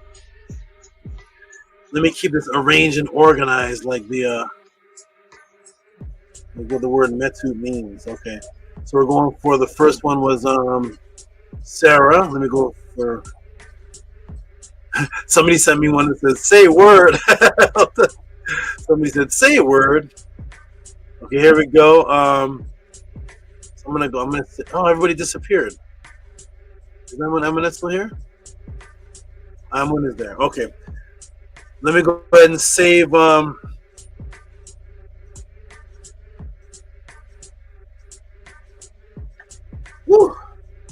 It's a beautiful thing. These just passed down in the culture, and it's interesting that it's within the ethnic melanated culture that continues a lot of these things, because you don't really find in the rock culture or with Kiss and Anthrax, you don't really find Anthrax saying word. It was in the hip hop culture, the hip hop genre that continued this, and a lot of other things that's continued. It's inside of the subconscious of people, even though multiple decades of slavery, even though the robbing of history and the culture takes place. Certain frequency just gravitates to certain things. You don't really see Bruce Lee saying word. So here we go. What? How do you say what? Did they say R? What? I don't know. Okay, here we go. All right, so boom, we're gonna go to where did it go? These things disappeared. Okay, Sarah Jean, which is Aras did. I think she's in the chat. I did see her earlier. I'm gonna get and put that in the proper file. Did not go in the proper file. It is. Oh, here it is. Okay, good. Woo! Oh my. Oh, I see. Oh, the makeup stuff I have to do over there to make all this work. Okay. With a 5-foot snake in my hand. Here we go. Boom. All right. So the Sarah Jean. The next support that came in is from Quinn Clark himself, the one that sent the question, that sent the support for the question, and then sent more support on top of that, and then sent this on top of that. We got Quinn Clark here. We're going to give him a round of applause because he's the one that sent in the question and sent in 30, 40. What's going on here? $40.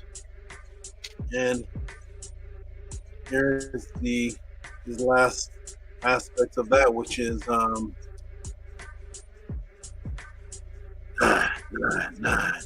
Go ahead and read that for us. I'm going to get you to read that for us, please. Woo! $10.99 from Clark for sticks and tone.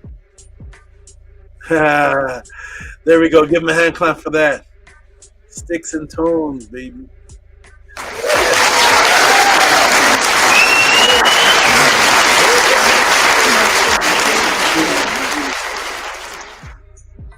Oh, wait. Shout out to Quinn Clark. What's going on, then, Moose? You're holding on to the chair.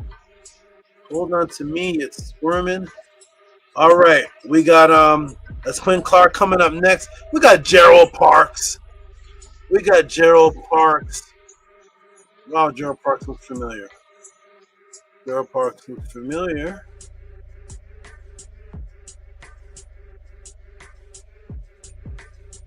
Gerald Parks looks familiar. Gerald Parks looks like one of those classic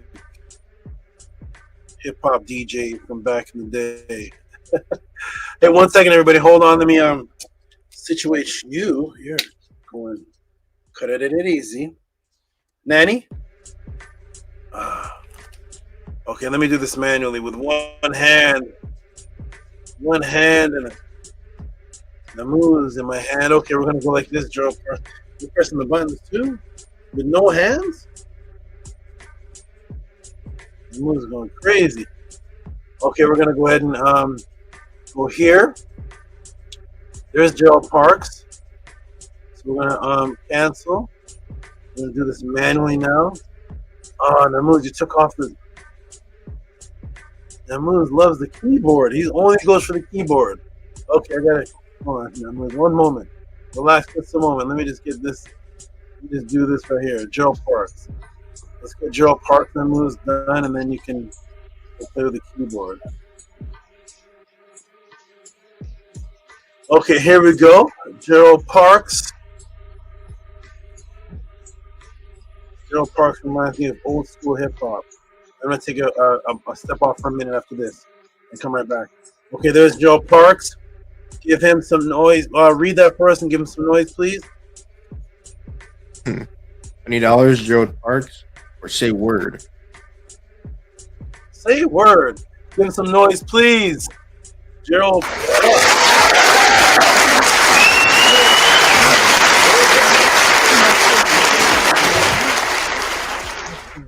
I think this is Gerald Parks here. I said he reminds me of hip hop, and his name looks like his name looks like when I used to live in Brooklyn, and I was always around the 5%ers and the hip hop brothers. They used to have names like this. Lord Shafiq. Shout out to Lord Shafiq. Sounds like a hip hop name. Sounds like a name from back in the good old days. Shout out to Lord Shafiq, and thank you for your support. I'm gonna step off for just a quick moment. One moment. I'll be back in a minute. Hold on.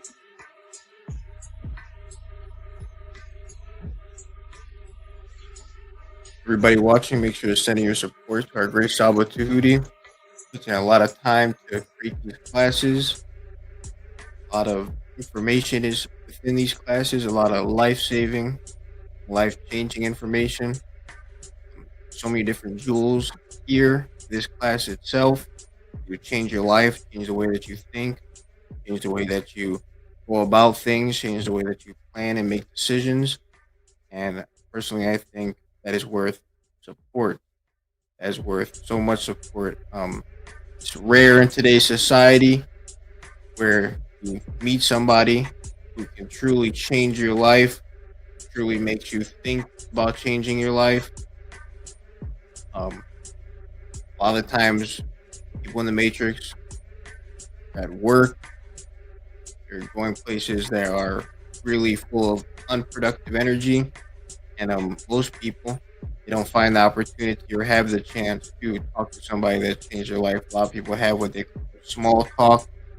They talk about things that don't really matter.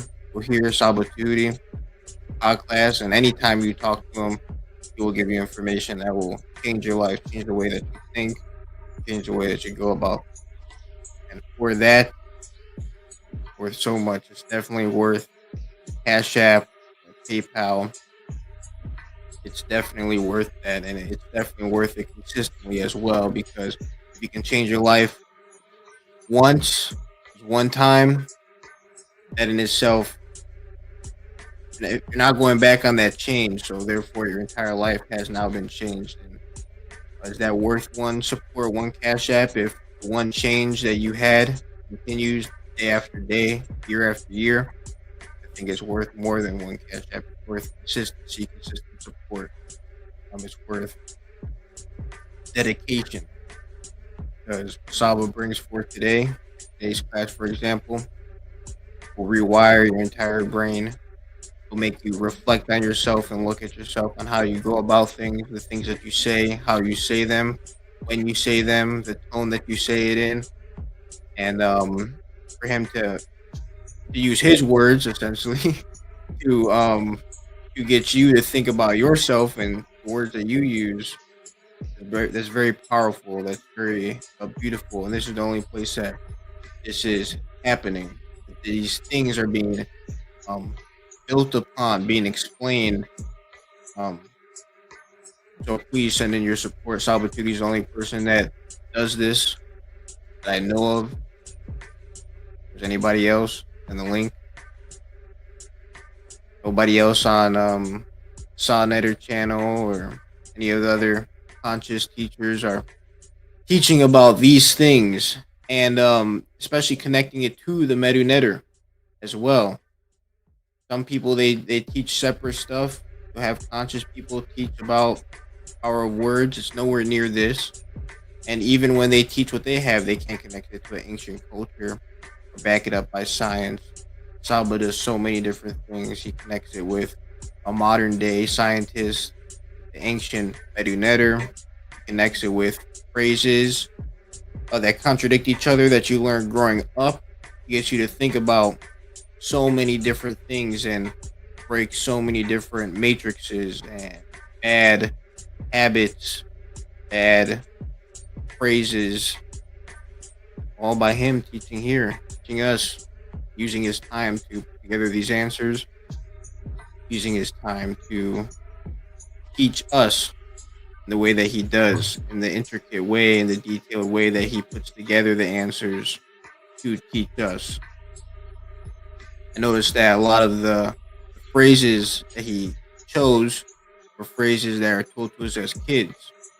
I think that's definitely a detail that was added intentionally, because when we're children, we're so pure, and a lot of people constantly try to stay young. People are constantly trying to keep that quote unquote childlike energy.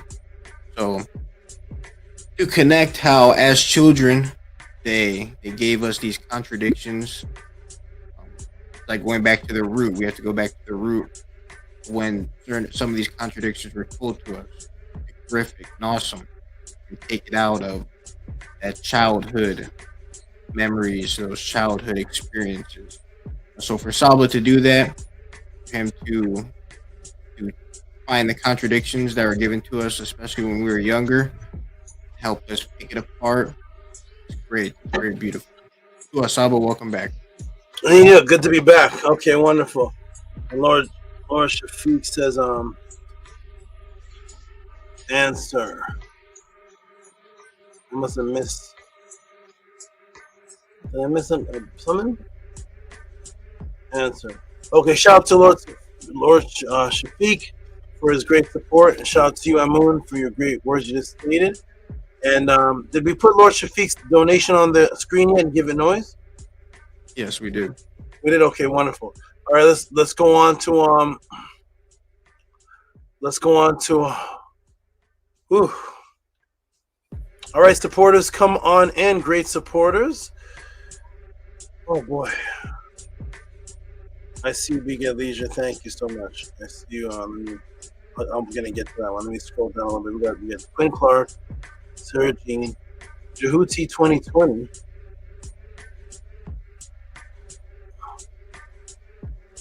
Rotetua. XRP. Let's move all this out of the way. Huh? Okay, I gotta get some things out of the way. Okay, we got Dejed. Okay, boom. We got Dejed coming in. To a Dejed for your support. If he's around anymore, he may be with our sets. Never know. He's been a busy father lately. Busy at TEF. Speaking of a TEF, I hope to see him soon. All right, we got Dejed with the support. To everybody for your sending in your support to the Tutti podcast. We're truly appreciating this experience that we've been going through, and this answering of questions at this 20-minute to 3-hour level.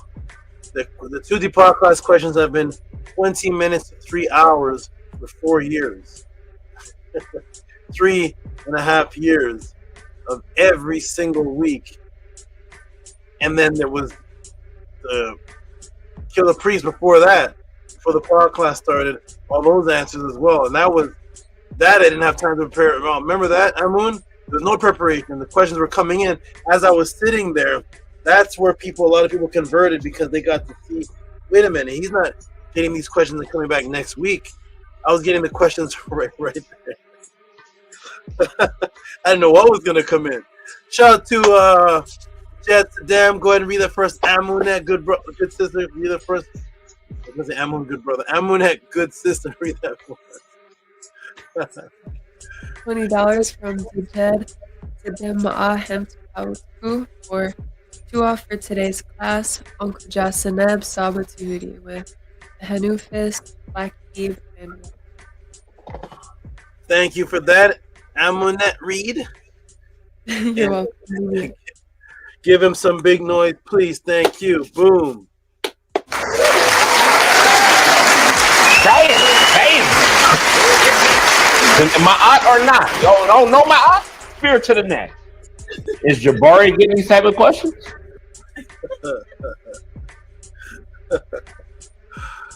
Oh, we'll see on Monday. Imagine somebody says, I want to know the difference between you and Jabari's teaching. What's the power of words? What's the power of words in command? That is the sound heal. I don't know. I'm kind of restricted too when I answer questions on a part of me is restricted. I have to really get into the flow. I'm so used to people being appreciated and giving support for questions that when I'm on the channel, I'm like, oh, these people are cussing me out in the chat. I really want to drop these jewels. It's like it's not as loving, but I got to do that for the odd people. There's been a couple people that have saw that and said I'm over here from that. So that's all. That's great. That is wonderful. Who's this? Oh, shout out to Robert Williams. Okay, be safe. Back to the grind. Back to work. Okay, be safe. Be safe. Tua, for your support. I see you gave 2 supports. I'm gonna go ahead and read one of yours right now, and then I'm gonna read Retetua. Let's get this. Okay, I got a refund. Yay!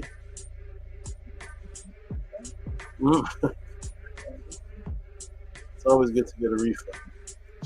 All right, Robert E. Williams, here you are. I'm gonna read this on his way out.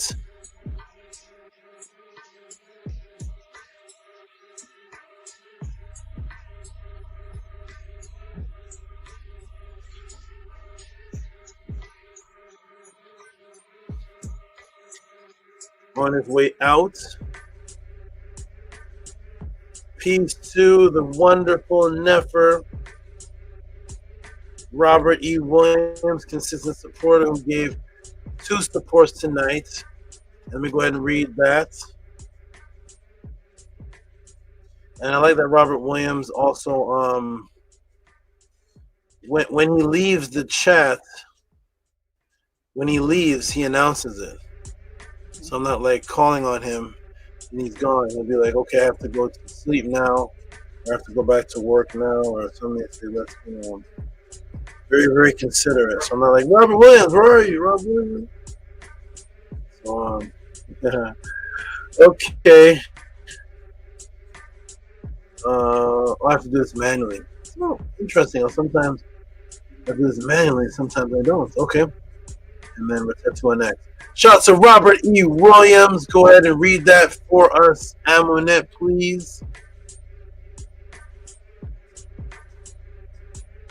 Not up there? No. Huh. How about now? Yes, it is now. Yay, okay, great. Robert E. Williams for words don't hit back, but words do. I'm gonna move fire, and that's 3372. Oh, so much. Words don't hit back, but words do. MNMOP. Thank you for reading that, Amunet, and give Robert E. Williams, some big noise, please. You're welcome, Nina. I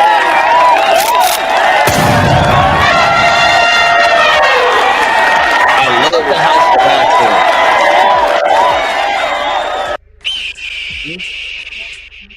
Right, with the martial arts. Yeah, I remember, I think Bruce Lee used to say that too. Or don't hit the back. All right. Support the Tutti Podcast, Cash App, TTM Moon, PayPal at RockESV. The Tutti Podcast. Look at the top there. Ask questions. Tutti Podcast. Support Cash App. Ask questions. Support the Tutti Podcast, everyone.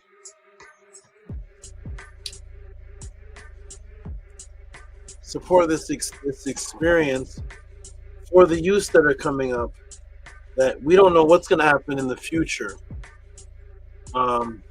It took me 20 minutes to get this class ready, and it made 8 set reminders. If you look on YouTube, there was like 8 waiting rooms or some craziness.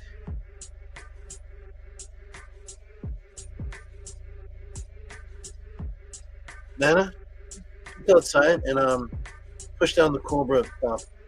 I hear a lot of noise out there. Yeah, there was like 8 set reminders, and every time I went to make the podcast, it says YouTube doesn't like your title. So every time I pressed to go make the set reminder, it would say YouTube doesn't like your title. It has symbols in it. It would give me a symbol of like a hat of a part pyramid or something. So YouTube doesn't like that, but it would post it anyways. Then I say, what in the world? I don't have any symbols in there. I take something out. I change the title, and I say, post set reminder. And it would say, YouTube doesn't like that title. Try again. And it would post it still. What's he doing? Okay. Thank you. So it kept posting. All the times I said YouTube wasn't posting my thing? YouTube didn't let me. It was posting it. There was 8 set reminders on YouTube. 8 waiting rooms. But YouTube was telling me YouTube doesn't like your title. Try again. And I changed the title of the podcast. YouTube doesn't like that one either. It would say it doesn't like it. It's not posting, and it would post it. But it would tell me it doesn't like it. I don't know what happened to them. The 8 waiting rooms. I guess they're still floating. I'm not sure what's going on. All right, here we go, everybody. Boom. Let's get to the next great supporter. Oh my goodness, it was crazy. Okay, Basa Tut Maka Ox Effect. Basa Tut Maka Ox Effect. One of my favorite names. I hear the boop boop boop boop boop. Okay, there you go, everybody. I hear the boop boop boop boop boop. There must be some more support coming in.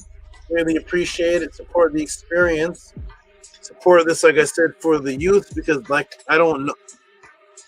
There almost was not going to be a podcast today because YouTube kept telling me that it didn't like my title, and it's not going to post the set reminder. So yeah, it's had symbols that I never had on there. So we don't know what's going to happen in the future, how censored this is going to be. Everybody's getting more and more sensitive. So support this while it is here, and then if the support is good enough, and in the future for some reason we have to move from YouTube, at least I'll have a good handful of supporters where I could go to one of those other things that are not as popular, but at least the supporters will be there, like all the Rumble and all the what's it called? What's that one called? Bitcoin, not Bitcoin. What's that one called? BitChute. All those other ones that just have no views and there's no energy to it. But if I bring 50 people over there to the supporting, I can just have those classes over there and be uncensored. Shout out to Basa Maka Ox Effect. Says Bitcoin. All right. Amun, go ahead and read that for us. $60.72. Basa Maka Ox Effect. For podcast support, 11/29/25. Dua Saba. Give him some monster big noise. This may be the biggest support of the night. I think. This is the biggest support so far? Yeah, so far. All right, give him some big noise. Give him some Transformers and everything. Actually, I just thought.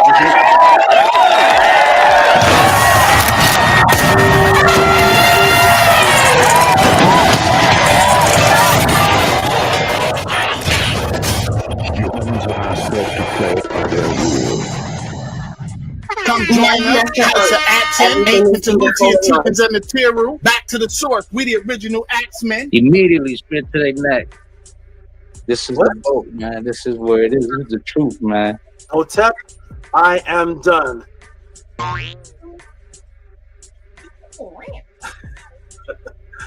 right, excellent, wonderful. Did I hear two at the same time? Were there two voices? Yes, Minty and Atef. At the same time? Yeah. You have the ability to play two sounds at once? Yeah. Okay. Thank you for those noises, sound selector. Thank you for the support, Basatut. You are so consistent. Basatut was a part of making the pathways come happen. I'll tell everybody that. The next pathway is going to be organized totally differently. So Basatut made it happen. The tickets that were purchased were definitely not enough to make the pathways happen.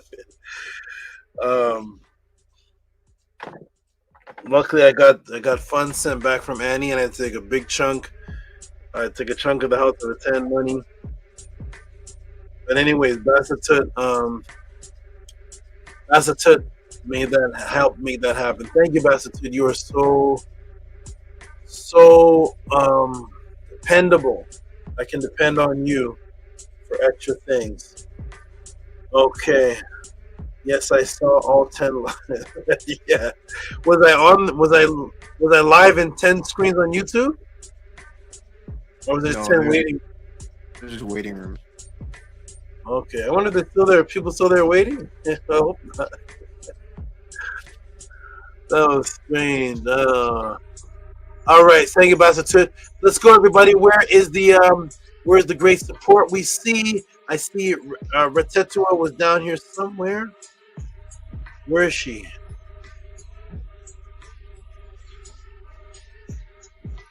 Oh, Shayet. Where's Retetua? I saw her right. Oh, she's back to back with the jet. There we go. Shout out to Retetua and then Shayet. Are you still there? You gave some very beautiful comments in the chat. I greatly appreciate your appreciation for me. So this is Tetua, who recently received her Ren in a very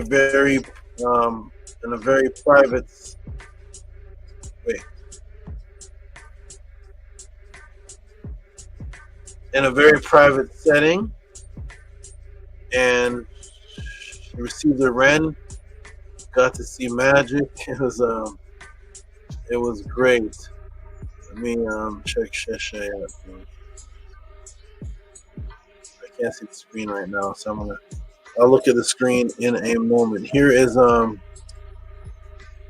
beautiful, wonderful Retetua, who loves classes that pertain to things that affected children. She uses a lot of these classes, of course, raising up 2 children that are in the exact ages of influence that these things are happening to, and then 1 baby who is about to be in the influence, who she's going to prevent before the baby even gets to that age. So she loves the classes on the children, anything helping raise the children in Ma'at. The text was there. So I'm going to go ahead and read this one. Nefer class, Tua from the Aout, with a white topake, a topake heart, a black heart, and a purple heart. Give her some big noise. Let's see Sheshay. Give her some big noise.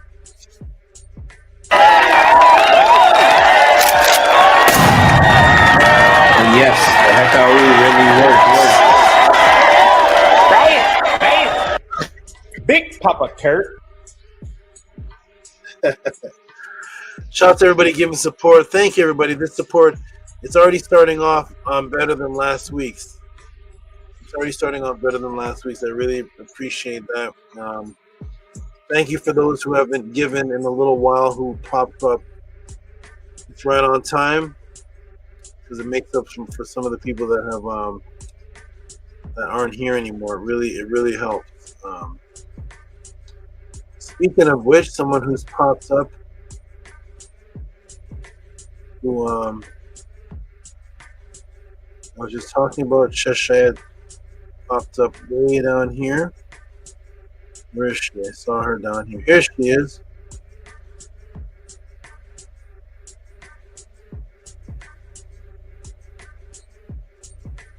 Boom. Boom. There she is. Awesome. Sheshayet. And let's see what she says.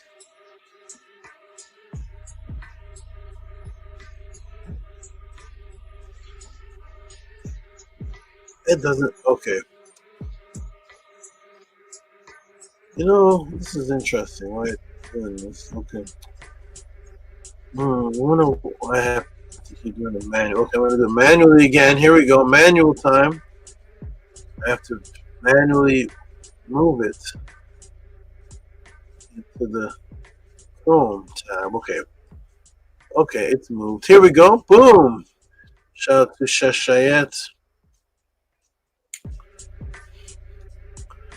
And there you are. Okay, Amu, could you read this for us, please? Yes, I can. $20. Shashayid. For reciprocity, Saba, your Eve is light. Cool. full of beautiful compliments to you, Shayad. Everything you typed in the chat has been an effort and wonderful. And now this message here matches what all you've been typing in the chat. So, for your appreciation of me, Maniac, for everything you appreciate me for, give Shayad some hand claps, please.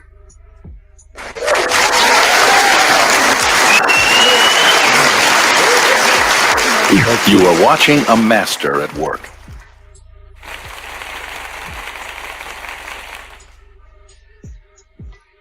Okay, thank you, Shayad. Let me move this up. Excellent. I'm going to go another 5 minutes and I'm going to take a break. Let you all build. What happened to his Betu must have fallen asleep. He was here strong in the beginning, right? He must have faded off into the nectar girt. He must have faded off into that world. Okay. We have Daniel LaRoche says, okay, whatever service information you come up with. Okay, Daniel, got to have you. Hey, we have Nut Hessa, who start off as Octavia Sly, transfigured into Nut Hessa. I love seeing the transformation of people from the Killer pre-show. Name transformation, behavioral transformation. It is a beautiful thing. If I was able to get enough support where I could do Men Another Class and go back on the Killer pre-show well, no, that's the same day. I couldn't do it. If in some magical world I could do Men Another Classes and go back on another Killer Priest run. I don't know if the crowd is the same anymore though. I peeked over there. Something a little different. I don't even see the people on the makeup parade and them, and I don't see the people. It's interesting. It is like you all came at the exact perfect timing.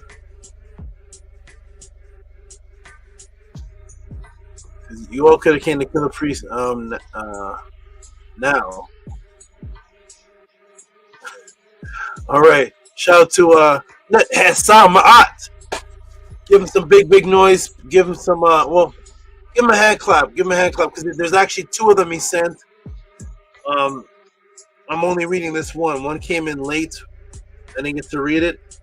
I don't want to go back to look for it. So both of them together were 16 and 16, $32, I think, right? So 16 and another 16 when he sent that I didn't get to read. So it's $32 combined. So we're gonna give him a hand clap. And Amina, could you read that for us, please? Yes, I can. From Nuthes Samaat for Tut Ament Ong and $16.61. All right.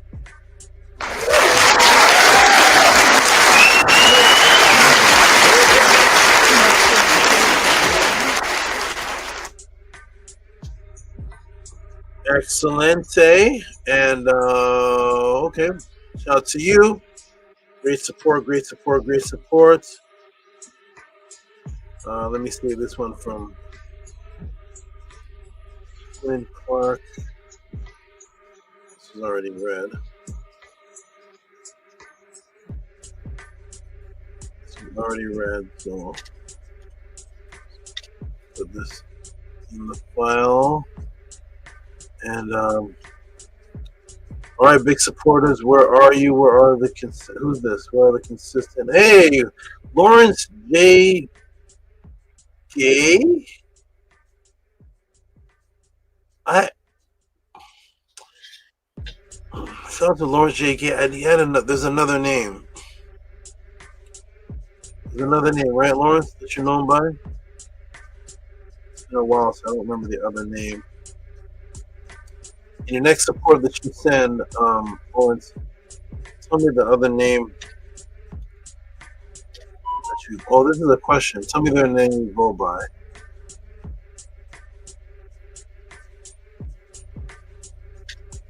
You sent another beautiful question, or another beautiful.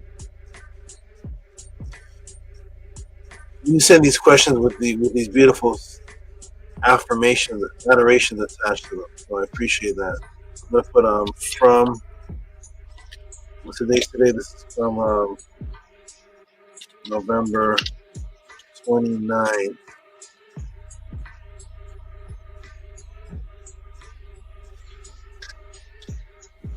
Oh, spelling it off. Spelling it wrong. F-R. F-R-O. Okay. Let's see if this saves. Let's see if this goes through. Shut up. Wait. No. Shout out to Lawrence J. Gay. Let me see if I can get this true or if I have to do it manually.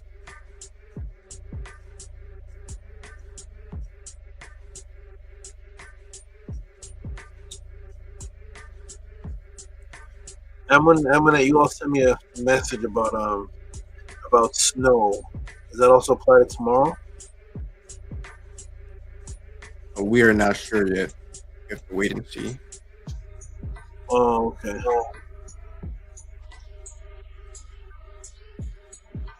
Okay, let me. Here we go. Okay, we're gonna put this manually. Gotta do it manually. Here we go. Boom. Shout out to the good brother Lawrence J. Gay. And he gave a nice support with the question. Amu, could you read this one and read this whole thing for me, please? Yes, I can. Grace Saba. Lawrence J. Gay, $30. It says, recently came across misinformation that the Natiru of Kemet were actually fallen angels of God. It led me to this question. Have so-called sirens ever been mentioned or depicted in ancient Kemet? If so, can you detail this info as only you can? in overdrive. Thank you, Bridge Saba. All right, so for reading that. You knew.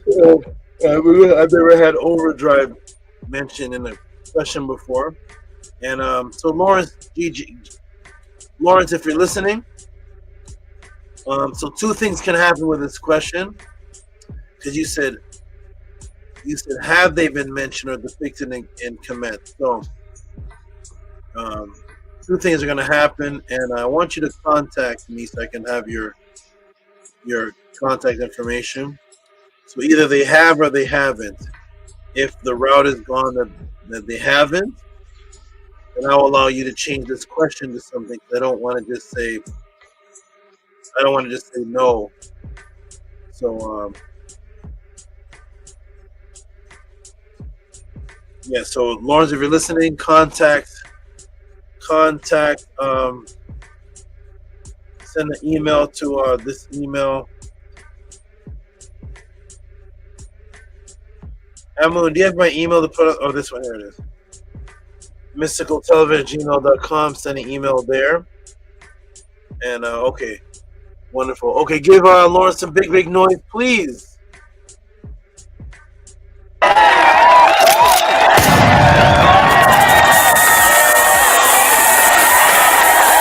I love the house of answer. Oh, you don't know it? Hey, spirit to the neck right now. Spirit to the neck.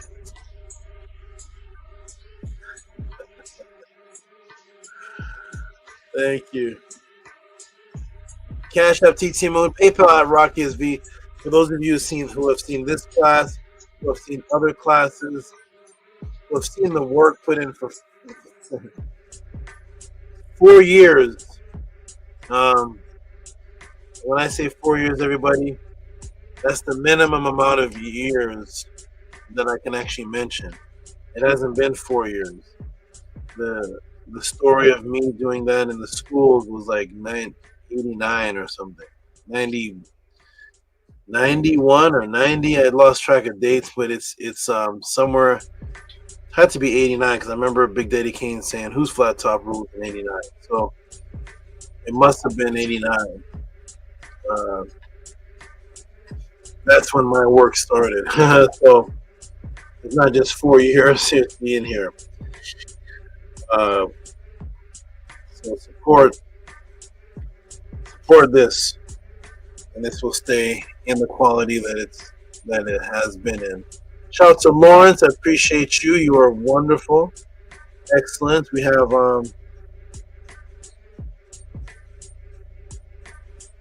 shout out to shout out to Gavin. Gavin, are you listening? I need to know if you're a superhero. I need to know if you're the same Gavin that sent that question in, asking about who's in charge of the Matrix. It was a Gavin that sent in that, and the question was impossible to answer because there was no who, but I would like to know if that was you. So shout out to Gavin with the axe in hands.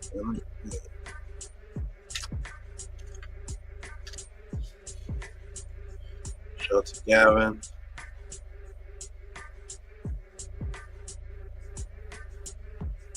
Okay, we got let's see what Gavin is. Let's see Gavin there. Okay, we got Kefa plus 3 emails.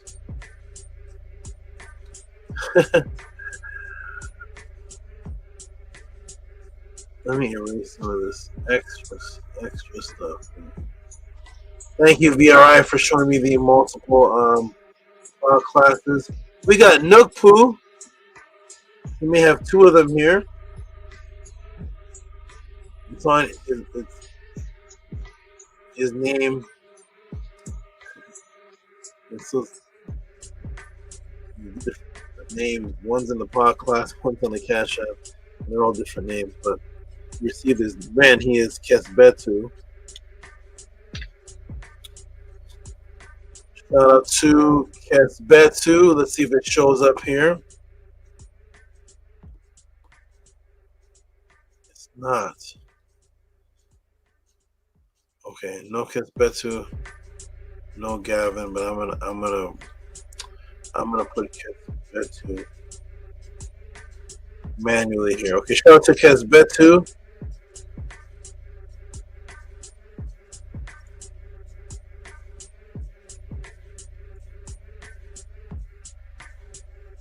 I think he has 2 here, but go ahead and read that for me, Amun, please.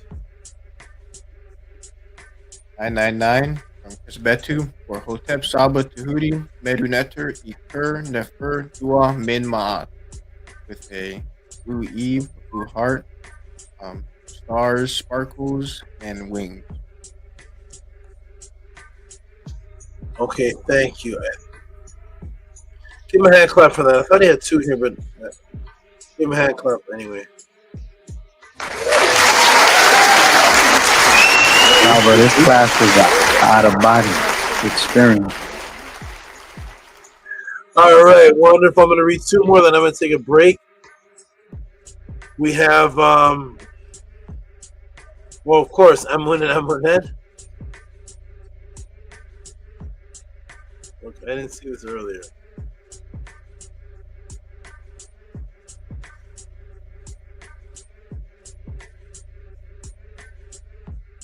Oh, okay. 45 people, 50 people, those who are watching the Tutsi Pod class. Please send in your support. 50 people watch. And it's the same 13 people supporting. Same 14 people supporting. But yeah, there's 60 people watching. It's at some point people watching have to have some type of conscience. It's really odd.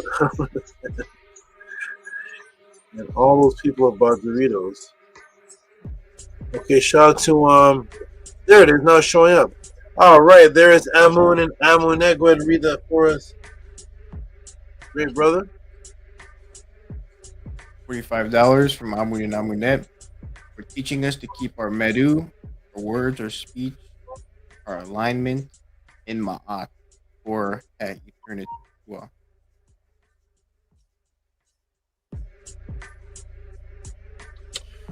Oh, sorry, I got distracted.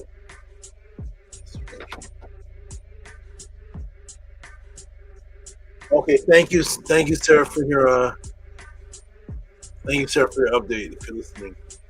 All right, read that for me one more time, Amun. And what's Amun giggling? What's going on over there? What happened? I was looking down. Sarah sent the message to excuse herself, and then I looked up. You all giggling.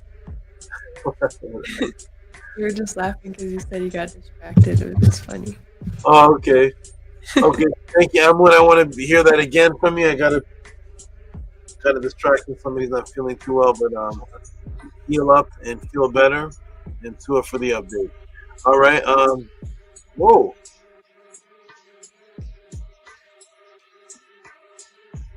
It disappears from the screen. Okay. Oh no. It kicks your support. Yes, it's odd. Okay. And then manually it kicked your support off of the screen. What? It kicked it off of the screen share and kicked it off of my options screen. All right, I've got it in the Chrome tab. Can't kick them out of there. All right, there you go. Read that again for us, Amun, please. $45 from Amun and Amunet for teaching us to keep our Mdu, our speech, our words, our alignment, arrangement in Ma'at for He, eternity. Well, Nini Uk, Tua for the read, and give yourself some great big noise, please. you knew.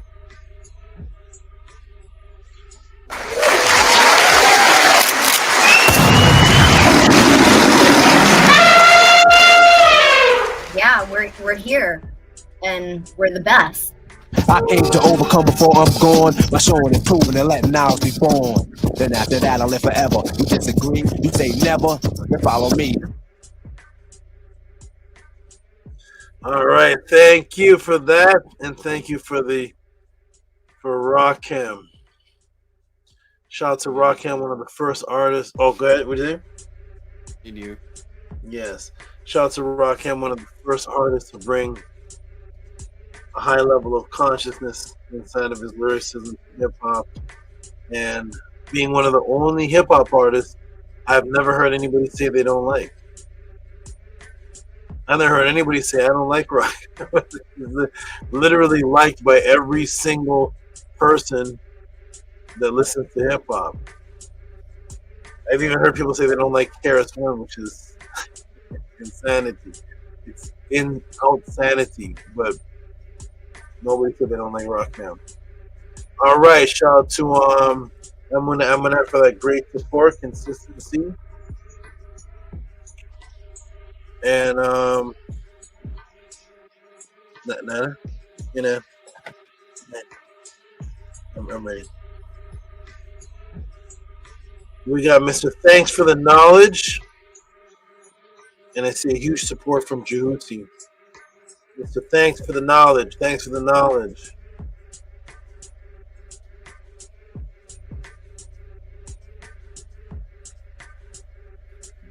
Okay.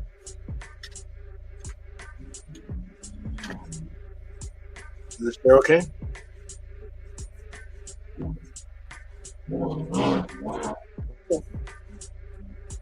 Okay, here we go. Mr. Thanks for the Knowledge, Mr. Ampu. Classical Ampu. Why is it so strange? Huh. Okay, I gotta do it manually, no problem. I mean, we can do it. We can do it.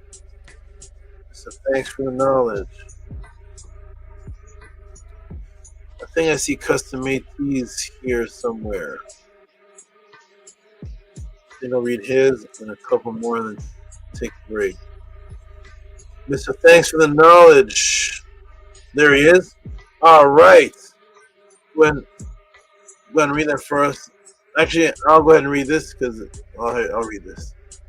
All right. Ampu Ma'at Heka, the man who is one of the many who has received their Ren of the pathways, and he types in his classic TFTK. And what does that mean? Y'all remember? Well, I just said it actually. Thanks for the knowledge. I just said it. Okay, thanks for the knowledge. Thank you. Give him some noise, please.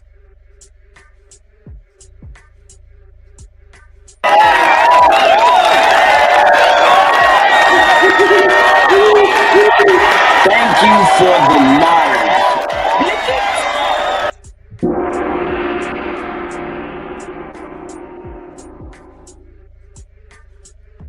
All right, that is interesting that you played Tehuti saying that, and did you see him type that made you play that, or that's just a synchronicity? I saw him type it. I already planned on playing it, so just says thank you for the knowledge. Okay, excellent. Tehuti says, hold up.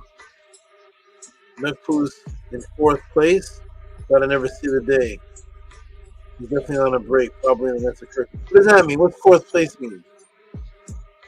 In the YouTube chat, they give people like experience or points based on how much they comment, and they rank them. Usually, no in first. You always comment. You can see that. Yes. Interesting. I can't see that. So beside these people's names in the chat, it has numbers of a place they're in. It's not beside their name. It's in the top right corner of the chat. Okay. Yeah, it doesn't show me that at all. Okay. So for the elaboration of that interesting thing. You knew. All right. And also, StreamYard gave me something, and I can't find it right now. It's a share link, and if you share it, it's $25 and $10 towards any of your StreamYards. That's an interesting promotion. I've never seen it before, and I don't see it here anymore. But okay, look for that later. Shout out to Ampu.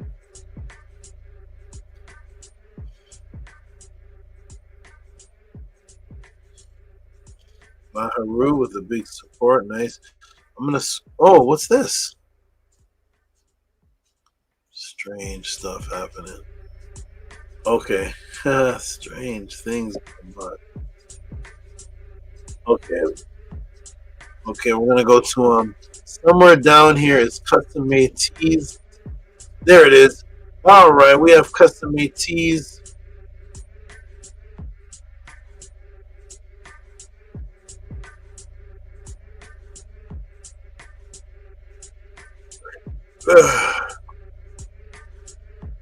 For all those who are watching the Tehuti podcast, if you want the Mdu classes on the power of words to use in rituals, just send in your support, and I will send the class that matches it. If you appreciated this class, Mdu. If you appreciated this class on words, there are Mdu classes where I give words to say, I give words to memorize, and things to chant, which help out of bodies, which help all type of things. There's too many to mention, but it's literally the Mdu class begins off with the elaboration on words. It's called the Mdu Ntr class, and it goes through each word in the Mdu Ntr that's on the papyrus, and then gives the power and the meaning for the words, and then at times give a practice that you can do. So those who are listening to this, if you enjoyed this class today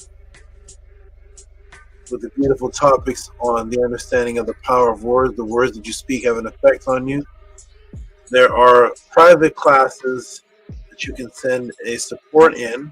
It's anything over $20, and it's these classes right here. You send in your Cash App or PayPal for anything over $20, and you can write an email there, and you'll get the Mdu class that matches the use of the power of words. So you can start putting portions of this class that I taught into actual magical action. Okay, and speaking of which, we have the brother, I Am Kudzani, who I think just made it as I went to his support. I got a glimpse of what he typed, so I'm going to go back and read that and see what he said soon. Shout out to I Am Kudzani. I'm going to put this in manually. He ordered one of the Mdu classes. All of them have magic in them. All of them have practice in them. All of them have this. All of them are good. So he sent in for number 19. There's 65 classes. I canceled them because of busyness. Most people here know that already. And I am going to restart them again. I'm just deciding on the time that I'm going to do that. So here it is. We're going to get Amunet to read that, please. $24.42 from Custom Made Keys. For greetings, Saba. Can I please have Mdu Ntr class 19, please? Saba Tua, Uncle Justin Neb. I Am Kudzani. All right, give him a hand clap, please.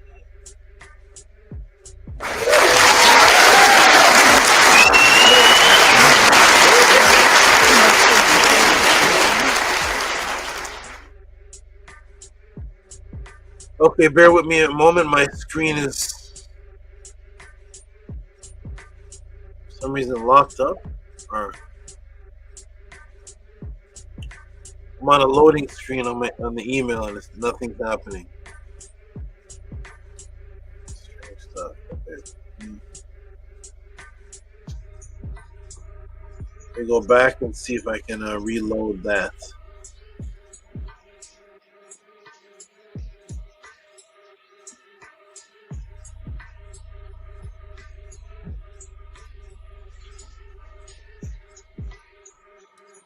Okay, wonderful. All right, Am Kadzani, are you in the chat listening?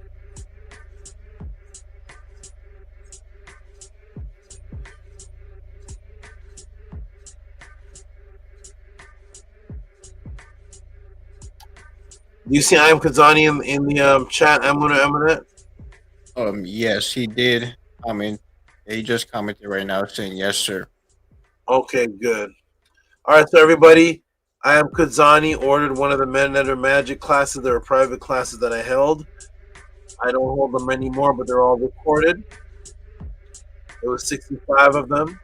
And if you order them during the pod class, I Am Kadzani said, "Wow, I just made the cut to it, Saba. I literally logged in. I literally logged on and Saba mentions my name." Hicka, oh, yes, sir. So here's some more magic. You have the class right now. That's how fast it is in the Tehuti pod class when you order one of these Men Enter Magic classes, which is based on the power of words and how to utilize words and practices for empowerment. If you order them during the pod class, you get them within seconds. So right now, confirm to the audience, I Am Kadzani, that you have the class already that we just announced a few seconds ago. Let the audience see how fast you actually get the Men Enter classes. So shout out to I Am Kadzani for his great support. In his collection of the Men Enter classes. Okay. And is Netter Nefer Nature J around? Netter Nefer Nature J.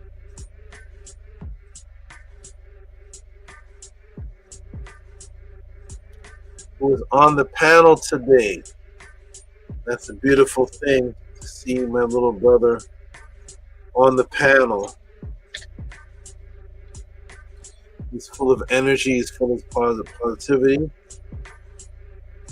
And he's being strong in his life challenges that he has to go through, and I back him 100% in his strength as a young man trying to maintain some type of family. I appreciate him for being strong for that. All right, shout out to Netter Nature J. I'm going to read this one. I'll read one more, then I'll take a break. I'll read this one. Uncle Jasaneb Tua for saving my unk, which is life. $7.72. Nini up to you, Nefer Nature J. That's always a tongue twister for me, but I like saying the name. I'm waiting for Am Kadzani to confirm that he got the Men Enter class. I'm going to read one more, then I'm going to take a break. So shout out to all the great supporters, those who are still sending in support. We got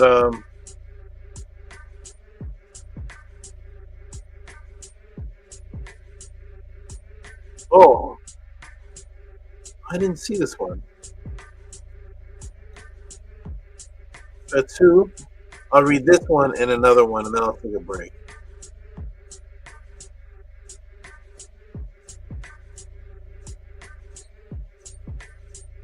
So this brother contacts me constantly. I think I have 3 emails from just today or yesterday that I haven't even looked at yet. He's constantly keeping in touch and constantly sending his appreciation towards me in email form. Shout out to the good brother. He's probably in the sleep realm right now. And that is Fatu Kemba. Go ahead and read this for us, Amun, please. 999. Tehuti Kimba. Tua Saba Tehuti. Oh, your Nefu Medu.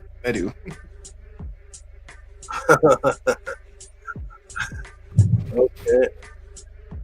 Thank you, Amun, for reading that. Appreciate that. You I don't know. I don't know if it's a typo or if you typed his accent. I'm not sure. All right, wonderful. I'll read Robert E. Williams, and when I come back, we have some big ones from Tehuti. I would like to save those big ones for a little later. I don't want to use those to intimidate the people that are saying, "Oh, look at that support came in. Tehuti doesn't need me to support today." That's shout out to Robert E. Williams. I'll read this one, then I'm gonna take a break. This is the second one of the night. He is so appreciative. He's very interactive, and he just loves the he thanks me in random emails for the transformation of his life, and he's very, very appreciative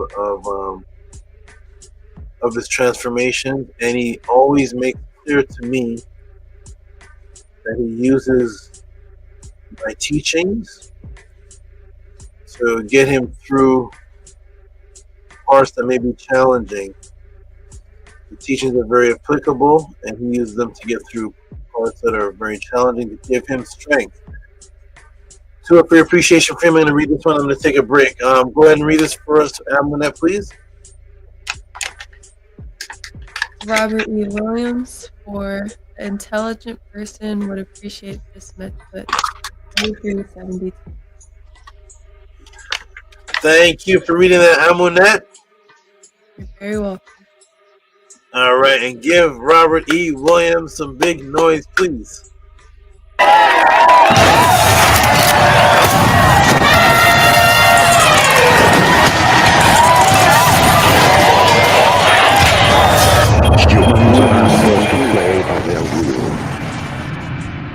Mdu Ntr. Everything is beautiful in life.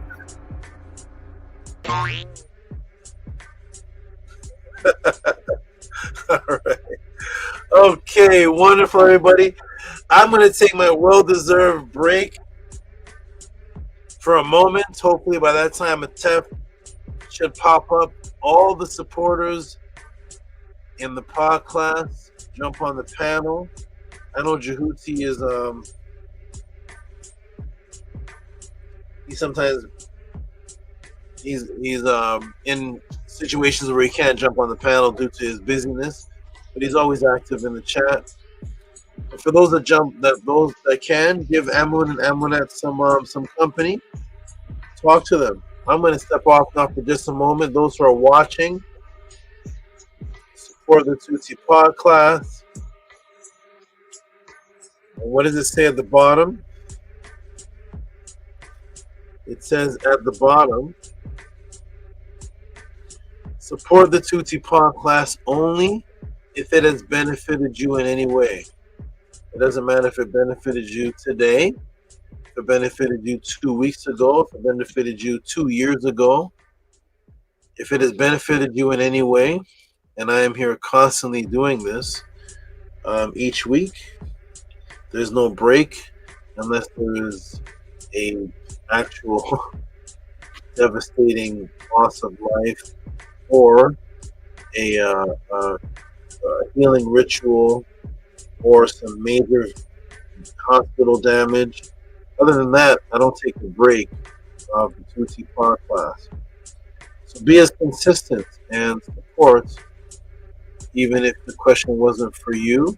If you benefited from it and you enjoyed it, support what supports you. If you're being supported by the knowledge, the wisdom, and you can use this to help yourself and others, then show the support. Cash App, TT Moon, PayPal at Rocky SV, and keep this going. Keep this movement going. There it is right there. I'm going to take a break, everybody. We'll revive myself for a little bit and then come back And hopefully by that time, more people will be on the panel. If not a problem. We'll just continue on, read the supports, and you all build. Someone put the banner back at the bottom. You all build with the people. I shall be back in a few minutes and moments. This camera is. I'm in a taller chair, but at least it's okay. All right, everybody. To support the pod class, and I'll be right back. Hotep. Hotep, enjoy your break, Saba. I shall. Peace. Dang. Dr. Saba Tutti, for this beautiful class tour, for all that you do, for all of us individually and as a whole, as a community. I'm very appreciative of all that you do. Appreciative of all these classes. Thankful that you have them every week, as much as you can, unless an emergency happens. You easily could say you have it every other week or once a month, but you have it every single week. I'm very thankful of that. Helpful for so many different ways. Keeps everybody's mind focused. Gives everybody something new to learn every week, and something that is guaranteed to be truthful within Ma'at. This guidance gives us so much. Thank you very much, Grace Alba. For everybody who's listening, everybody who's watching, please send support to our Grace Alba Tehuti. If you're watching now, or if you're watching in the future, Alba definitely deserves our support. I mean, every day, people go to the matrix jobs, go to work. Even if they don't go to work, even if they found a way to make their own money passively or have a home business or anything like that, people still have to pay taxes to the government, to these so-called leaders who some of them can't even remember what they did the other day. Everybody here in this country, in the United States or any other country, they pay taxes to the people that lead the country. So, I mean, they don't give you much. Don't give you really anything. And here Saba Tutti is here teaching you how to change your life individually, teaching you how to improve your life, how to improve your quality of life, improve the lives around you, improve the lives of the people you care about. And that is worth so much more than what the so-called leaders of the country do. Alba does so much. So that's worth support. That's worth infinite amount of support. Alba's actually looking out for us. He's actually thinking about us, caring about us, all of us individually. And he's doing way more than people we pay taxes to do for us. So that in itself is worth so much. He will also make better decisions with the money as well. Unlike Biden sending all that money to Africa for LGBT and all this other craziness. Saba Tutti, he does so much here for us and off the screen as well to change our lives, to help us advance, to help us with the most important thing, which is immortality, eternity. To be able to be conscious in the right frequency in life after death, to bring over the right memories every single time you're here, whether you're learning something to apply to your life or not. One thing that you're always taking with you are the memories. And the memories you have here, because of the frequency that Saba gives off, are unique, priceless, and can't be found anywhere else. That's one thing that I'm very grateful for. I have so many different memories with Saba Tehuti. and to know how to look at these memories, how to judge myself, because I know that when I pass, I mean, for my personal opinion, having one memory of Saba is enough to make it. Have the good light, just hold on to that one good memory. But personally, I'm going to deny and others. We have many memories of Sabatuti, and that's worth the devotion and dedication after this life. It's beyond sending a Cash App or a PayPal. It's so much more than that. That's something we still do, we'll continue to do. There's something way more than that to be able to follow Saba into the next life as well. Because yes, we actually believe that and we know that. I hope somebody asked Jabari about that on Monday. Does he believe? Well, what does he think the afterlife is? What does he think that the Netiru and as our ancestors, or as Ahmad, what did they think the afterlife was? Like, how does he explain that? I'm curious about what all those people think about those things. Because I know here from what Sabatuti has taught about our ancestors, they were the most advanced beings on the planet. Netiru, the circumference of the earth, all sorts of different things that took so long for the present day civilization to figure out, and for them to know all these various different pieces of information. You only can do it with things like remote viewing, out of bodies, other things people will call magic. So, because of what Sabatuti teaches here, for people in the House of Aten, you really believe in knowledge, you really believe in Ma, you're really thinking about your life, your existence, your family's life and existence, then following Saba Tehuti in the next life is definitely something that can be achieved and can be done, versus somebody who just now hearing this or doesn't really believe in the afterlife. They might think that what we're saying is crazy, but when you look at the science, look at the facts, not just within our culture, but within other cultures as well, it's very much true that life continues after death. When you understand that, your levels of appreciation and your planning changes a lot. So, from what Saba teaches here, by providing the good memories, beautiful memories, that in itself helps so much with all who are watching and appreciate this and the experience they will have when they pass and their memories flash before their eyes. For me, it makes me feel great. It makes me feel comfortable to know that when I pass and my life flashes before my eyes, I'll have so many beautiful memories of my life, and a lot of those beautiful memories will include Saba Tehuti here, Netiru, carry over his light over to the next world, to the next realm. Is great. I know he's going to do excellent. If I can carry over that light, I'll do excellent as well. So, everybody who's watching, you're gaining so much more than a class.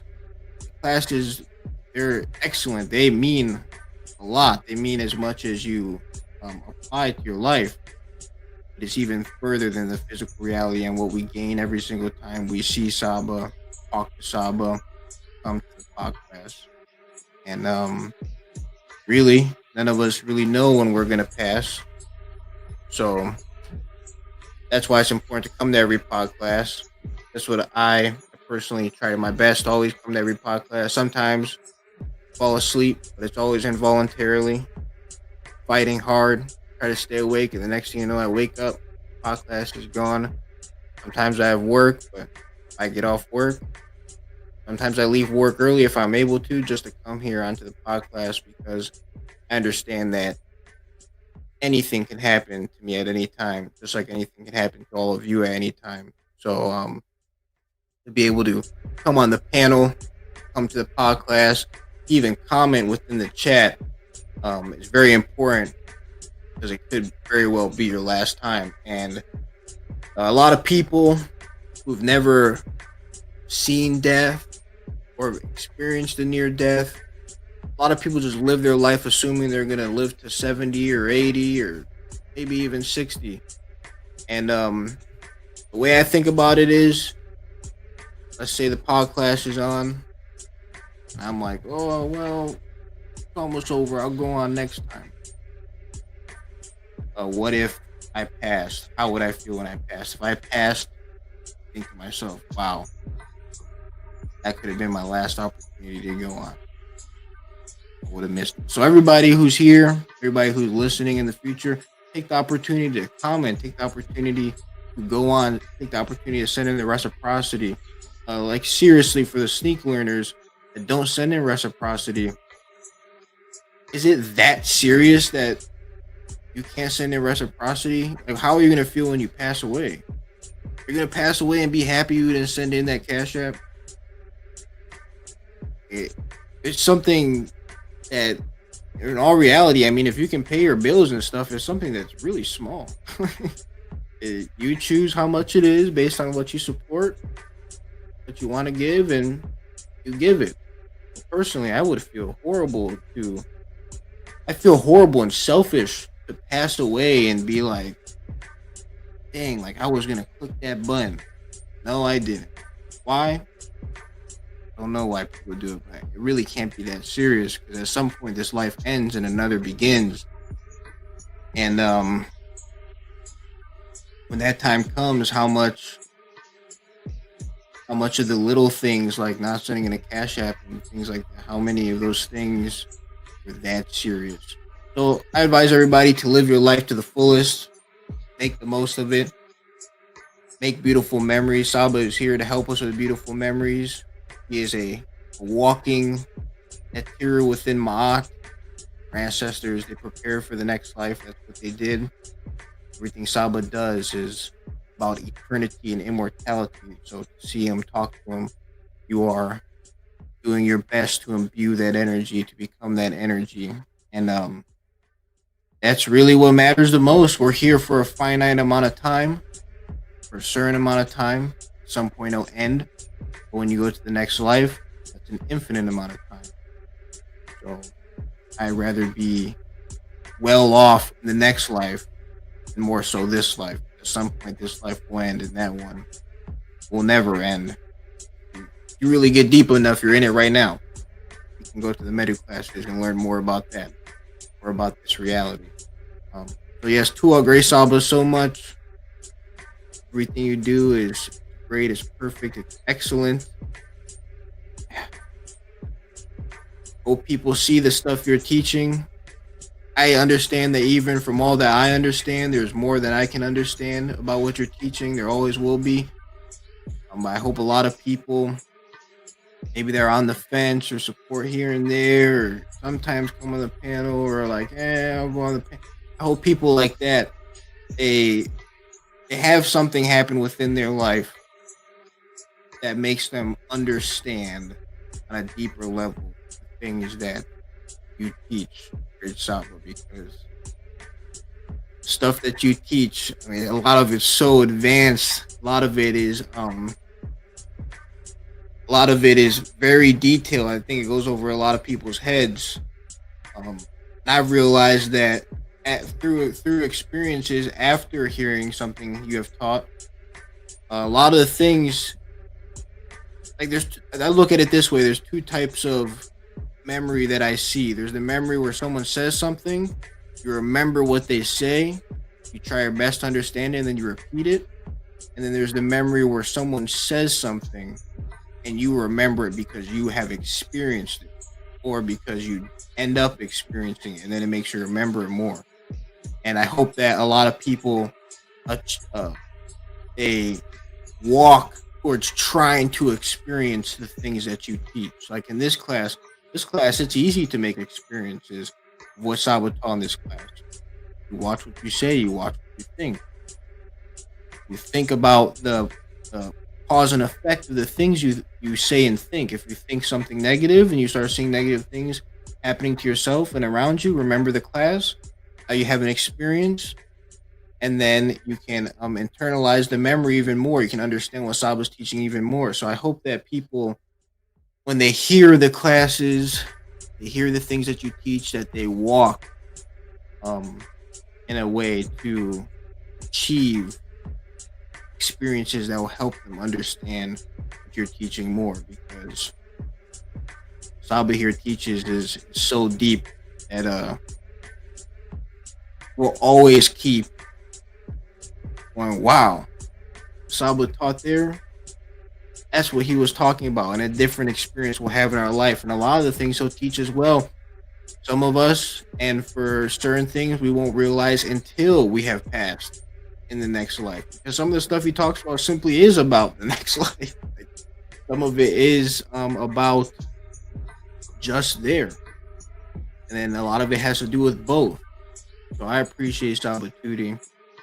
What Saba teaches is so much bigger than numbers on your phone being money or a piece of paper. It's so much bigger than all of that. It's so much bigger than coming on the panel. So much bigger than just about everything you can do in the physical life, because what he's teaching is something we will all be thankful for when we pass. Because the rules over there are a lot different. Things are a lot different. So I'm very appreciative for Saba tutoring. Hope everybody else is very appreciative of Saba tutoring. Hope that people give their support and understand and see what's going on here, and that people really question themselves and remove the competition mindset or whatever people have. I'll use Jabari as an example. I'm not hating on Jabari or anything. He's just the only conscious medic teacher I know that's famous. But from his perspective, if he doesn't know what Saba's talking about, whether he agrees or disagrees, if I was him, I would remove that. Just try to figure out what he's talking about. Just really, truly try to understand it. Because if I was a sneak learner or anybody like that, I would want to improve myself. Whether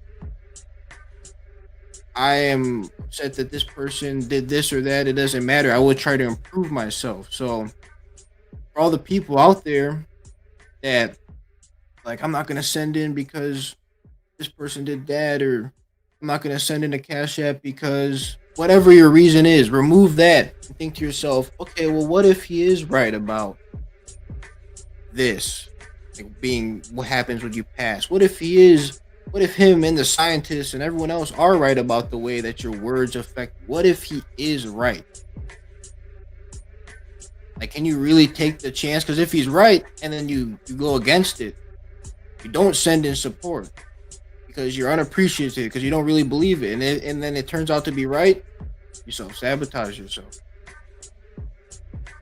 You went down the wrong path. So really, you can take the opportunity to just remove all of the negative ego mindset and really think what you can do to improve yourself.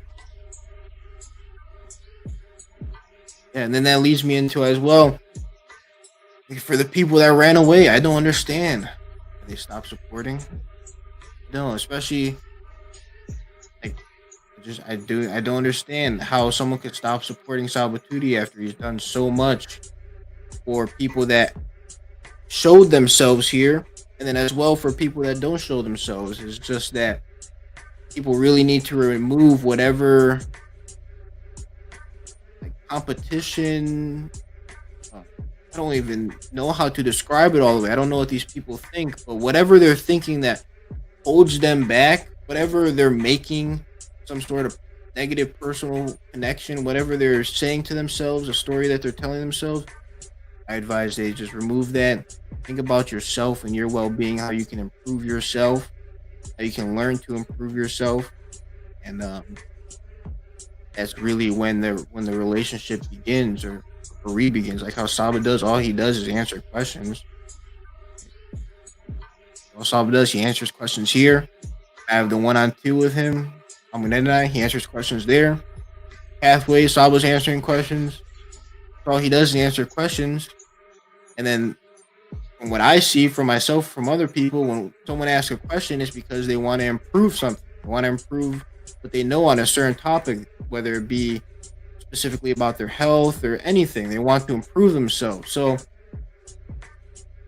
when people stop asking questions, when people stop sending in support, then something else happens. Something is getting like too weirdly personal inside their head, or already was. At least I have no idea really, but I suggest everybody remove that weird competition, who's better, this or that frequency, and submit and just ask questions. Try to figure out what people are talking about, what people are saying, so that way you can improve yourself better. So you can understand yourself better. Maybe some people do that. Like certain Europeans. European will come to your face, some of them colonizers, they'll say, "Oh no, we don't believe in your mysticism. That's all fake. That's fake. No, we believe in Jesus." And then they'll send John go live with your tribe for a little bit, learn your secrets, come back and write a book on it, but then tell you to your face is fake. Maybe some people do that. I don't know. That's still evil though. And I advise people to think about who you really want to be. I've never truly met anybody that is like, well, actually, there's some weird people that say that they are evil. They do weird things. Sometimes I have met like one or two, but it's rare to meet somebody who truly embraces and says that they're evil. Most people want to do good. Most people think they're doing good. And people that think they're doing good or trying their best to do good, really just see how you can improve yourself. See if this helps you improve yourself. Take what's being taught. Saba's not putting his opinion inside the class. He's not putting in his own personal thing to try to influence you or anything like that. If something here influences you, it's because it's the truth influencing you. It's the facts. And if you allow it to, and you see it for what it is, and you'll send in the support. You'll send in the support, and you will be consistent in your support, because it is truly life-saving. And another thing you will also do is you will analyze yourself at all times. You analyze yourself to make sure you're staying within that truth frequency within Ma'at, so that way you can make sure that you are staying here to support, because the Isfet, the chaos frequency, is always trying to get every single one of us, always trying to take us out, whether it's to take you out consciously, mentally, and remove you from here, or to take you out physically and try to bring you to the next life. Isfet frequency is always trying to attack us. So it's our responsibility, even as supporters, even those of us that send support, also our responsibility to improve ourselves and analyze ourselves. Yes, for ourselves, for our family, for Sabatuti as well. He is family too. He's done so much for us, and he continues to do so much for us. So that's another thing that we can do to for those of us that send in Cash Apps and PayPal. Another thing we can do to support is to make sure that you're staying in on. Make sure that your mind is pure. Sabatuti, he's here to help all of us. Those of us that send support, he has individual connections with all of us. If there's anything ever going on, there he is, because that's your spirit on the line, that's your soul on the line, your Ka, your Ba. And leave one little thing just there, like, I don't know, I'll fix it one day, or I'm not sure, anything like that. To leave that there could seem small, but actually could end up detrimental later on down the road, in multiple ways. We've seen that. We have watched that happen. For those of us that have been here, we have watched people that were here that we thought were the closest to Saba. They knew the most information. Or one person studying with Saba for 6 years for free, and he saw these people. People looked up to them. They didn't check themselves.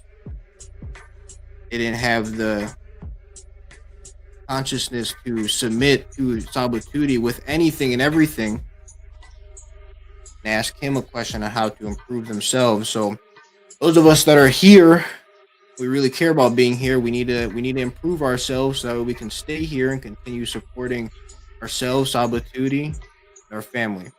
Welcome back, Sabatuti. Hope you enjoyed your break. Oh, you're on mute.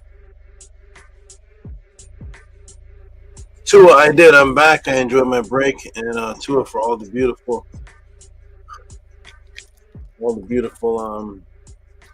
words of appreciation and excellent, very very excellent, and you put things into great perspective, and your loyalty to the truth and appreciation is. Let me fix this. Your loyalty to the truth and appreciation is really appreciated by me when you look at something that's actually helped your life. The value of it is worth more than just finances, but the dedication to continuing with the consistency.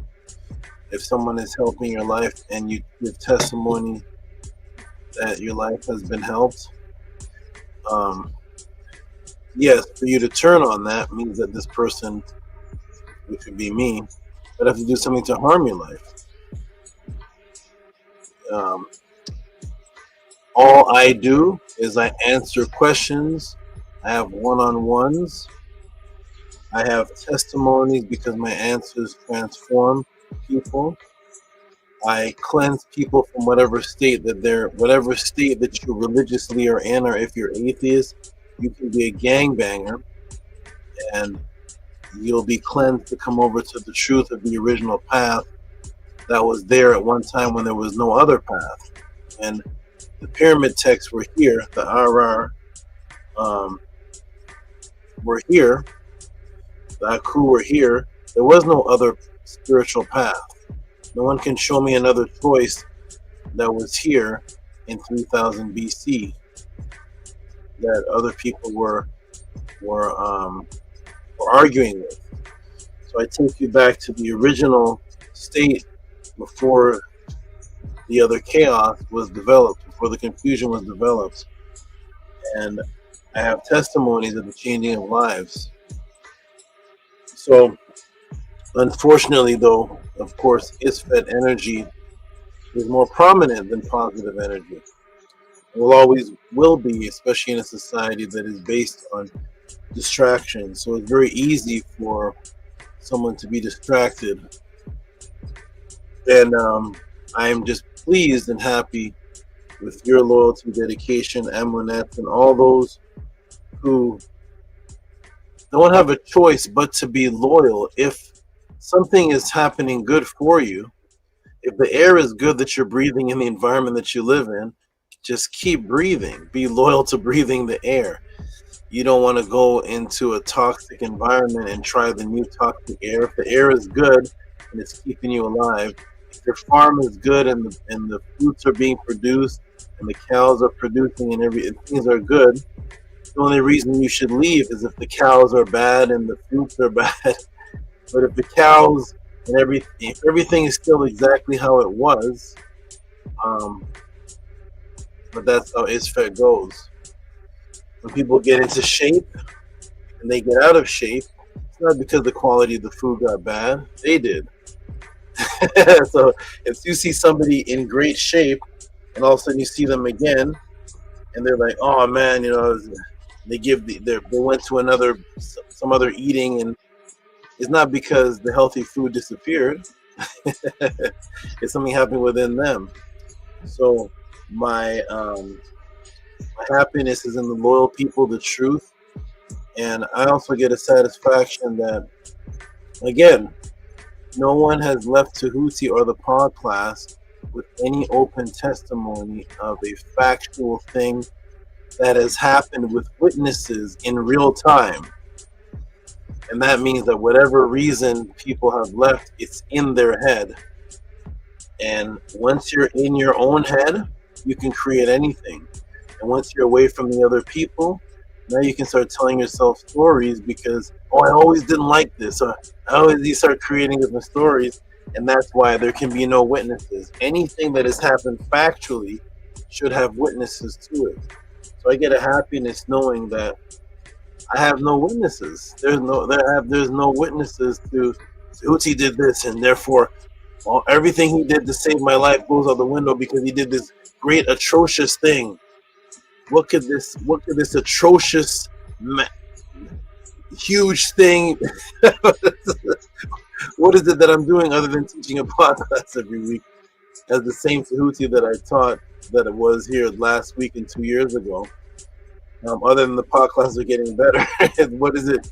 What is this great evil thing that Tehuti is doing? It's their own ego, it's their own sickness, and that's why they can't bring it to anybody, because you can't relate a fable to a person who is a witness to the truth. You can't. So nobody can come and tell you, something on Saturday between the hours of 5 o'clock and 8 p.m. and Manette was with me smoking crack. Nobody could tell you that because you'd be like, no, I'm a witness. She's here at the podcast. Believe me, bro. Nobody could say Amun was out rolling dice with hookers. No. That's why nobody could come and state anything that I've done with witnesses, because everywhere that I am with people, there is a witness or a recording of it. So I'm happy with that. And I know that people always get out of shape. People always go back to different negative things because it's the nature of man to be self-sabotage. It's harder to stay in disciplined truth than to eat pizza and burgers and funnel cake. If it was easy, when you go out tomorrow, really look at the people and find out how many people you're looking at that are in tip-top shape and happy. It's less than 1%. What is it that's making that reality? It's because the availability for distraction is much more than the discipline it takes to stay in a healthy state. So it's supposed to be like that. People are weak, and I am here for the strong. And it doesn't even take a super strong person to be in this. As I told many people before, in the beginning I did sacrifices. And then I told someone, after I had made the choice that this was the right path, the things that I gave up were no longer sacrifices because I didn't want them anymore. So what am I sacrificing? I'm not sacrificing funnel cake. I don't want it anymore. I'm not sacrificing Jesus. I don't want Jesus anymore. So it's not like I'm sacrificing. Oh, I'm gonna give. This is tough to give up this. No, I wake up in happiness. So once you're in happiness and truth, and you gave testimony of it, and there's no testimony of the opposite, you're in just your own hell that you created.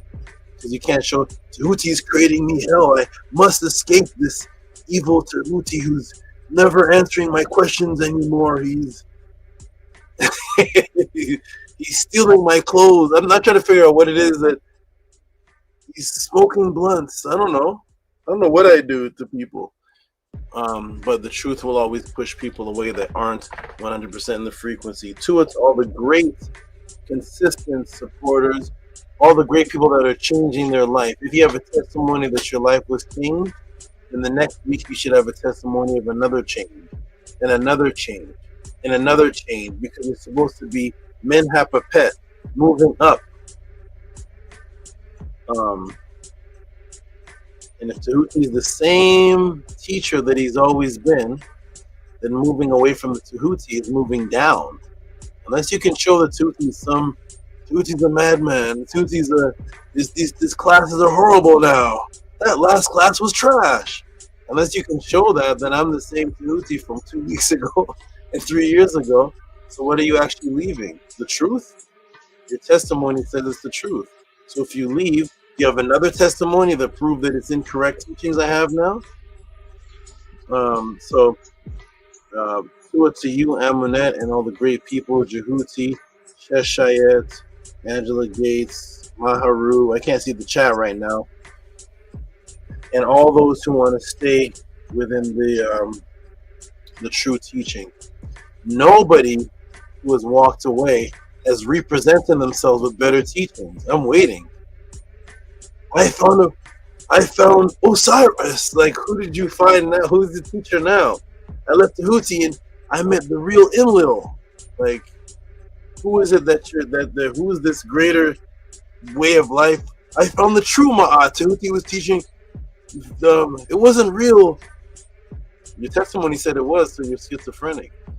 So I have never had anybody leave and come back with some type of better movement or better teach. As I said, put your water glass, and the people that leave, they have to leave with other people that I raised up.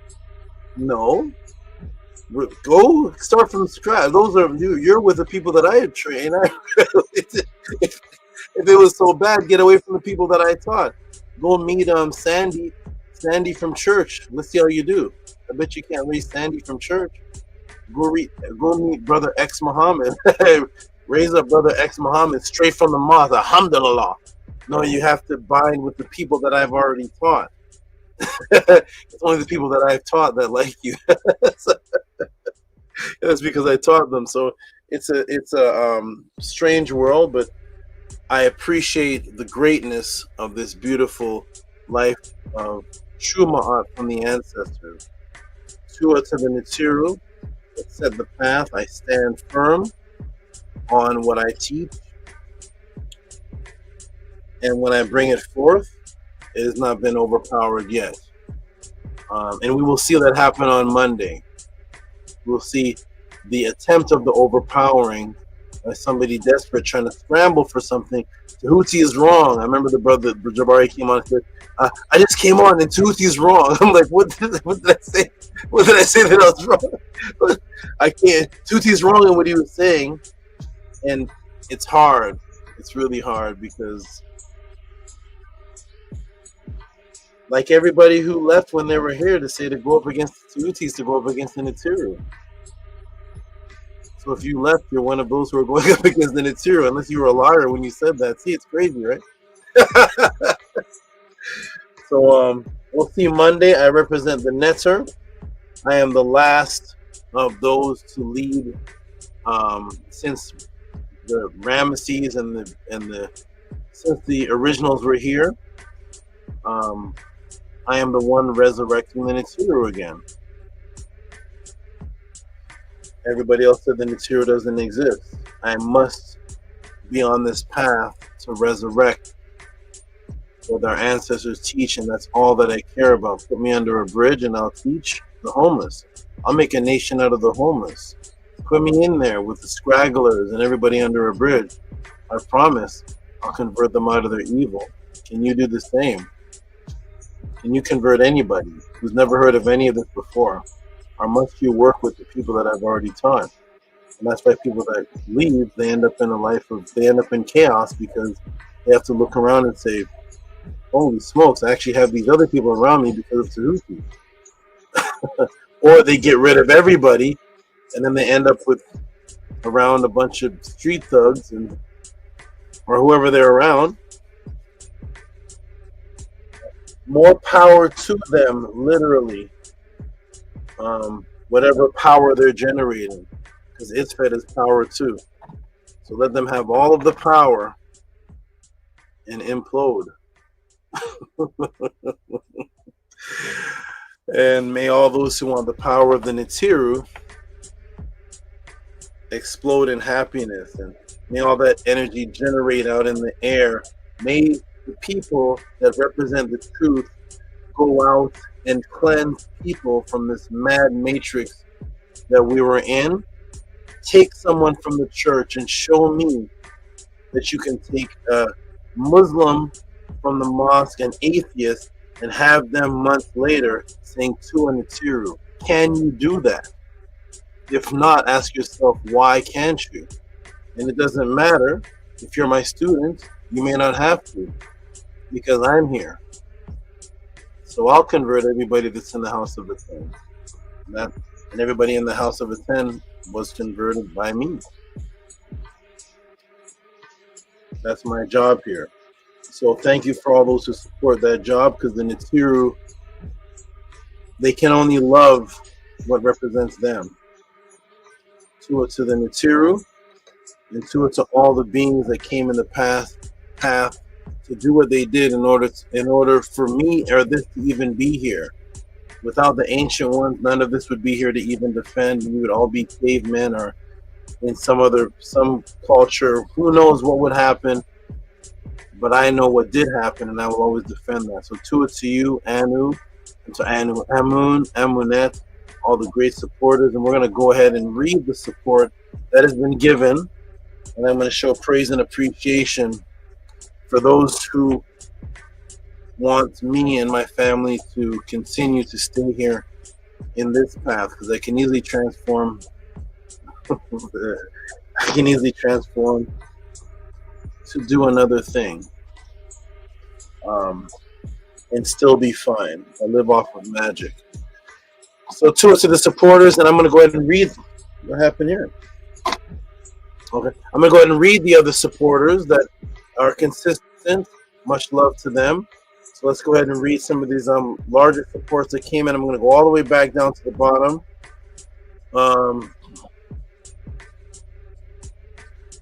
Tefrem Kema'at. I didn't see him tonight. I didn't look at the chat outside of me teaching a lot. But he did send his support. And he says, whether I come, whatever happens, he says he will constantly send in his support. And he's been a man of his word for almost 4 years. So I'm going to give him his praise and props.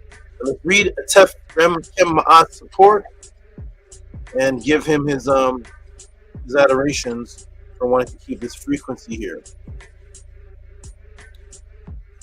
He has literally supported every single week that the pod class has ever existed without break. There's been no, even when his credit card was bad, he still supported. So let's show him some love. Go ahead and read that in the Mdu Ntr for us, Amunet, please. $22.72 from a Tefrem Kema'at for Tefmat Tua'ishin. Thank you, Amunet. And give a Tefrem Kema'at some big, big noise. You're welcome.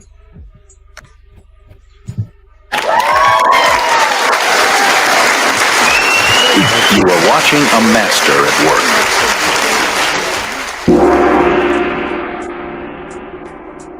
All right. Thank you for the sound. Did Amun melt away into the Netzer curd, or where?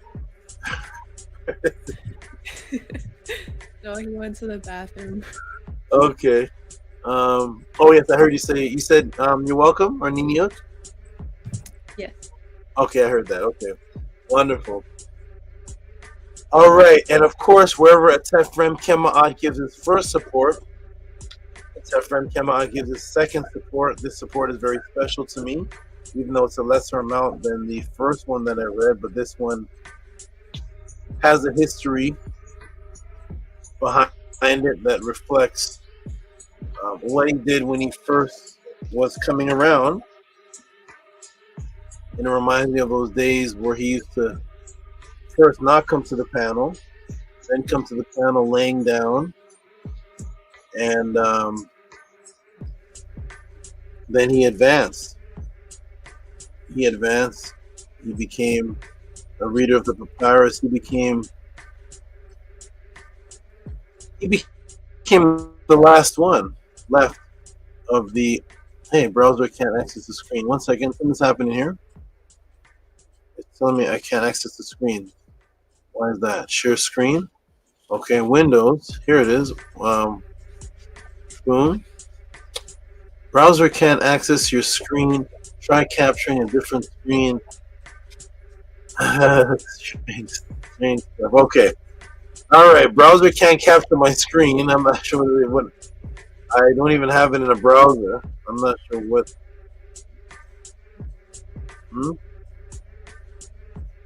See me? Yeah. Okay. Let me try it like this. Shout out to Tefrem Kema'at for his very special support of his Tua'ishin. And go ahead and read that for us, Amunet, please, and give him some noise. Yay.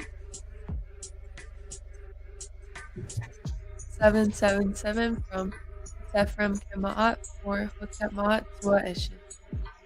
Give him some noise for that, please. Tua for reading it. Yeah.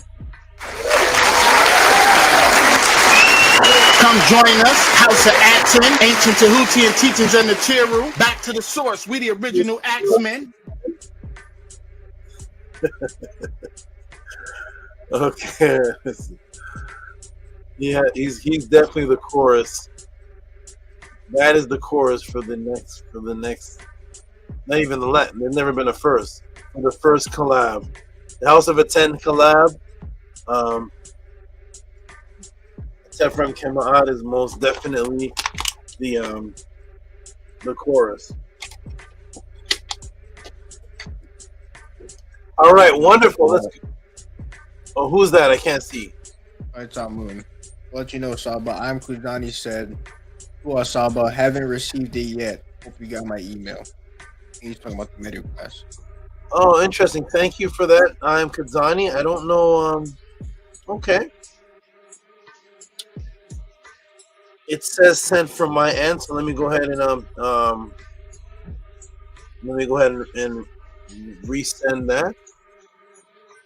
I wonder if it went to Q'd. What's it called? Q'd?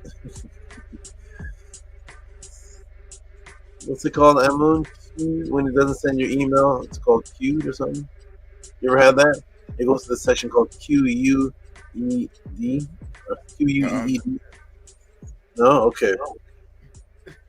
Let me try this. Only when I forget to send it, and it goes to the draft. Okay. Let me try this again. I have DD4. He said, "I have received this Saba. Went to my junk mail for some reason." Oh, okay. Okay. I'm glad you received it. Wonderful. Excellent. Okay. I'll get back to the original program. All right. Wonderful. So now we have now for the big supports that's been sent in.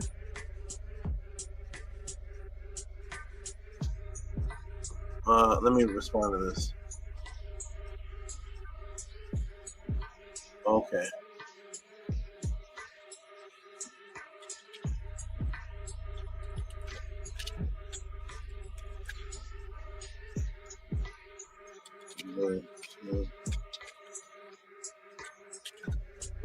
Okay.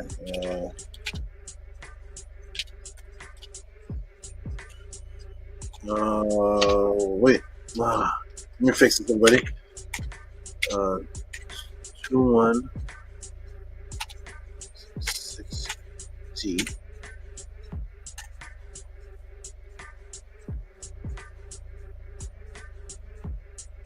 Okay. All right, here we go. And I'm Kazani says Tua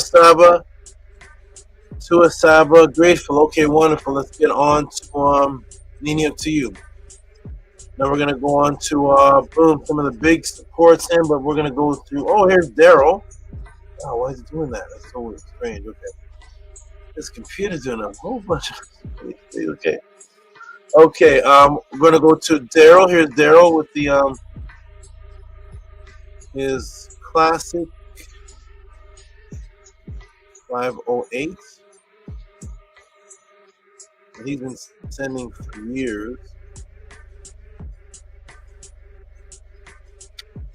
Boom, boom. Shout out to Daryl. Let's see if it shows up on the screen.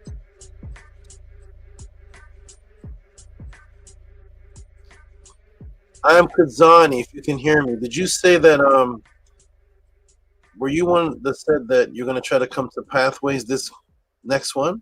Was that you? Or here is no. Here is Daryl. And it says the pod class. Thank you, Daryl. Appreciate your support if you're listening. Excellent. And we're gonna go to saving Jehuti's for. Oh, here's a Jehuti one that's the smaller one.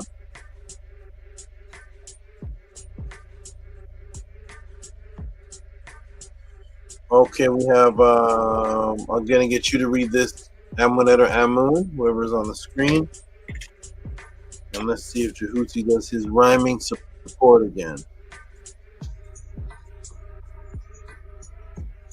Okay, and I think Ayakazani responded with yes, I did. Okay, wonderful. I look forward to seeing you there. Excellent. Okay, go ahead and read that for us, your brother Amun. I'll try my best. 1111 from Jehuti and Ra for never.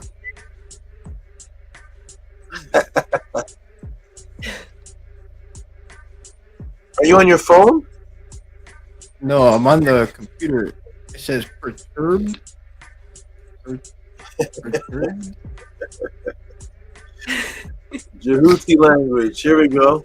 Let me see. You put it on the screen. Jehuti types fast. Oh. Doesn't type it that fast. You have it saved? Okay, there you go. Never perturbed by words. It could bring swords or turds. What?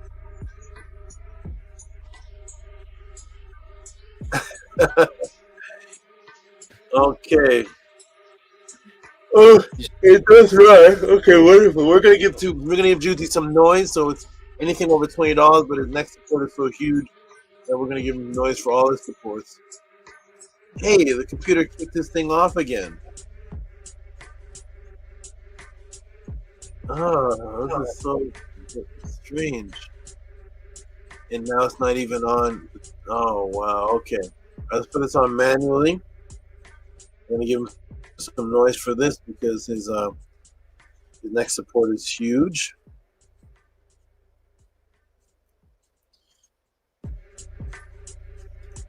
Shout out to all the great, consistent supporters.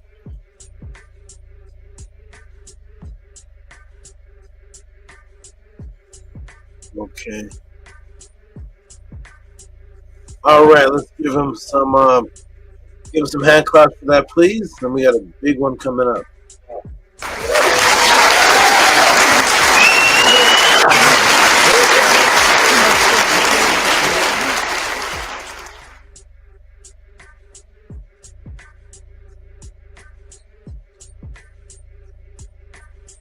Okay, wonderful.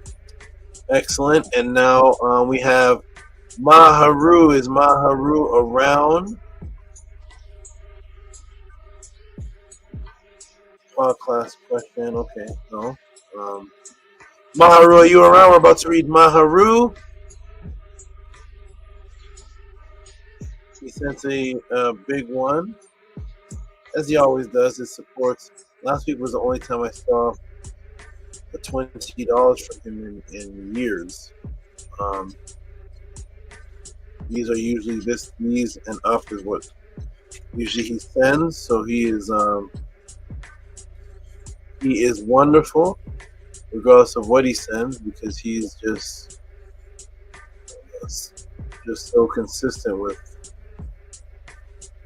He's very loyal, and he's very appreciative of me, and he expresses it all the time. He sends me messages and he expresses it all the time. He's a pure being. We're trying to get his trying to find a very special date for his Ren. He was not able to come to Pathways last year. So I want to give him his Ren on the on a pod class, but I want to do it on a day that is special to him. So that's being worked out now. I want the day to be overlap with another emotional, memorable day for him. Just like Pathways is the Ren ceremony, but it's also overlapping with the fact that Pathways itself is a special day even without the Ren ceremony, because not everybody gets their Ren, but they enjoy the Pathway. So I'm trying to crisscross, and we will find something. Things secured. Okay. Shout out to Maharu. Let me put this on manually. Here we go.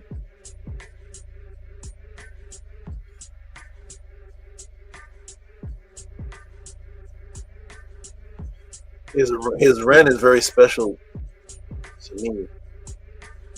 His rent, part of his rent that I already have for him is really represents what he is, that everybody can see. I look forward to that day. All right, we got Maharu Beget Leisure. Amunet, could you read that for us, please? $50 from Big Light Leisure Maheru for Tenu Sabatuti Tua. Can you give a remedy for dementia trying to support a person met? Oh, this is a question. Oh, okay, let me look at this.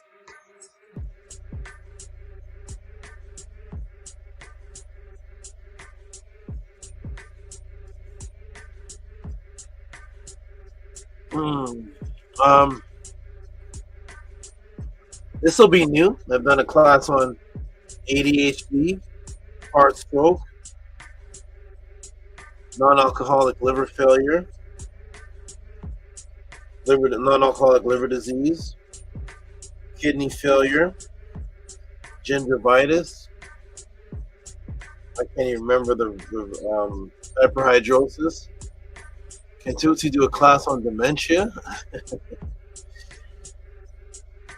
Okay. Wonderful, unique question. I look forward to answering it. And beautiful. I think I know who this is for. I'm going to talk to you privately about this too, if you're listening, Maharu.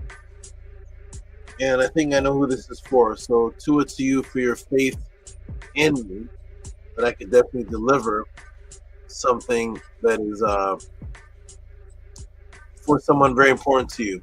Let's give him some huge monster noise, please.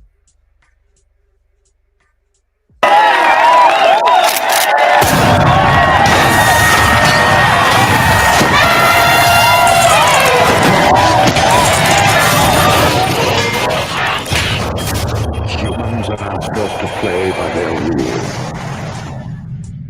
Mdu Ntr. Everything is beautiful in life.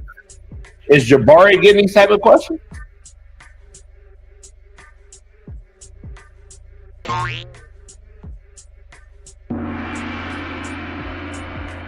All right. Tua for the great sound selectors, Amun and Amunet. Keep up the great work. Tua. Okay, we're going to move on to now the largest support of the night. Tehuti says, whether you think you can or can't, you're right. Attributed to Henry Ford. Tehuti says, this is what there was more to it. Protection words. Okay. Your words can bring positivity, protection, or they can bring garbage, trash. All based on your intentions and what you want to materialize. Let's go. All right. Here we go for the largest support of the night. I don't know if it's going to be the last support of the night, but it's definitely the largest so far. And this is a Tehuti question, of course. Are there two questions? Purpose and destiny. Hindsight 2020. Let me see which one. What's happening here? Hindsight 2020. Definitely looks like a question. Go ahead and mark that. Let's see the purpose and destiny. That's another one. Okay. It's numbered. All right, here we go, everybody. So we're gonna read Tehuti. Tehuti's huge support again. So Tehuti for your support. It is really making up. It's really assisting making up for the for the people that bailed out and ran away. It's really helping make up for that. Literally 5 people just Speedy Gonzalez with no word. One left a word, but it wasn't from them. You can't move away from Tehuti because of someone else.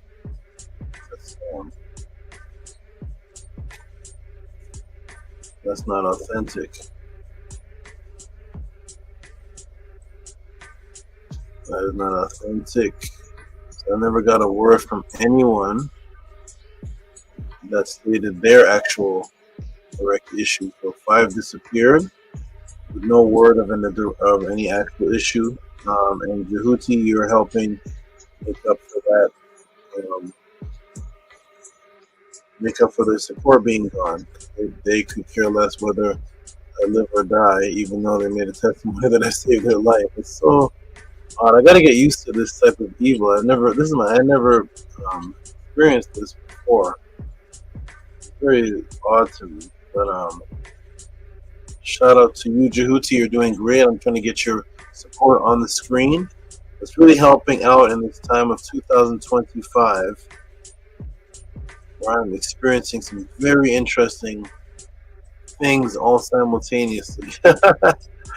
All right, let me see if it's showing up now. Oh, it is. Okay. Let's see if it stays on the screen. Ladies and gentlemen, for the largest support of the night to the Tehuti podcast, House of the 10 movement, for the continuation of this phenomenon, we have none other than Tehuti. And we're going to give a lot of noise and music for this one. I'm going to go ahead and read this one because the actual long read is in the email, which I'll get Amunet to read. Tehuti and Ra. Hindsight is 2020, which is a question, and the whole question is going to be in the email. And he gives. This is an interesting one. Usually it's 111. 110, maybe this is binary code, I'm not sure. 110 dot 11. Shout out to you, Tehuti. Let's give him some large noise because he actually sent in, for those who send in, he's going to get, of course, the entire podcast, which people usually do when they send a large amount, but he sends in 4 to 5 questions. So usually a person sends in 1 or 2. He sent in 4 to 5 per support donation. So he's definitely going to get the entire podcast whenever this is answered. Shout out to Tehuti. Let's give him some big, big noise and all the sound effects available. Boom.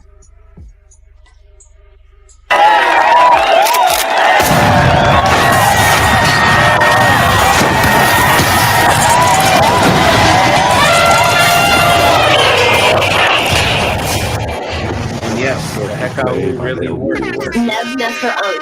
Everything is beautiful in life. Thank you for the knowledge. Blick it.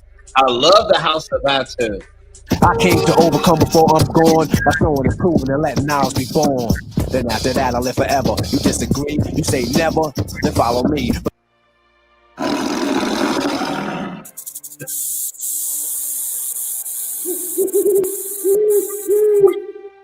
This is the boat, man. This is where it is. This is the truth, man.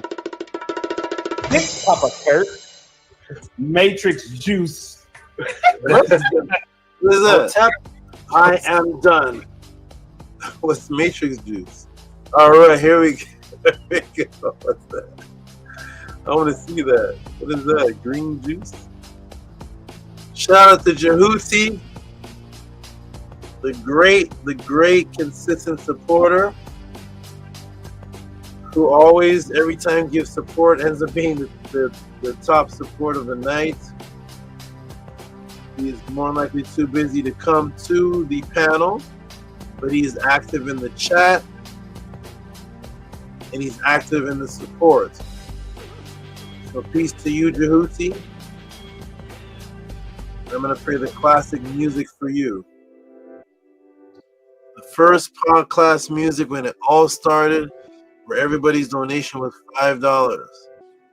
And some small amount because everybody was testing the waters. And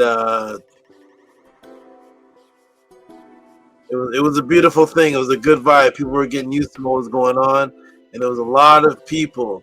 There was a lot of questions. The first few pod classes had a lot of questions sent in. To all those people, and especially I appreciate if they're still around. A lot of them are no longer around, and I want to correct. Where did Amun go? He's gone. I want to correct him on something. But shout out to all those people that are continuing, and especially with their. Okay, thank you. Who were there when the podcast started? Tehuti says, "Don't worry, Tehuti. In a couple of months to years, you'll be flooded with support, and this chat will be moving faster than Flash. Can't wait to see the day arrive. It won't be long either. Coming soon. Uh-oh. Throwback. Uh-oh. Throwback classic. Wonderful, everybody. Okay, so shout out to you, Tehuti again. Oh, Amun, when you were talking last time, you said someone was getting six years free of teachings or one-on-ones, right? Yes.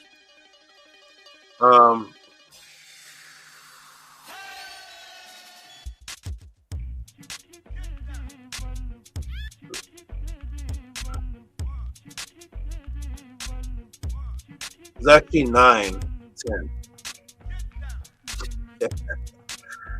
It was actually about 9. So yeah, 2015, 2023, something like that.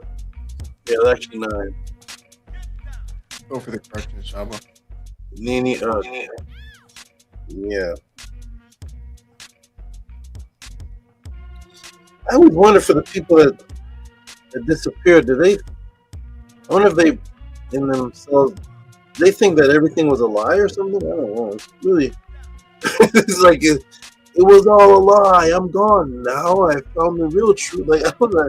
It's beyond my comprehension. I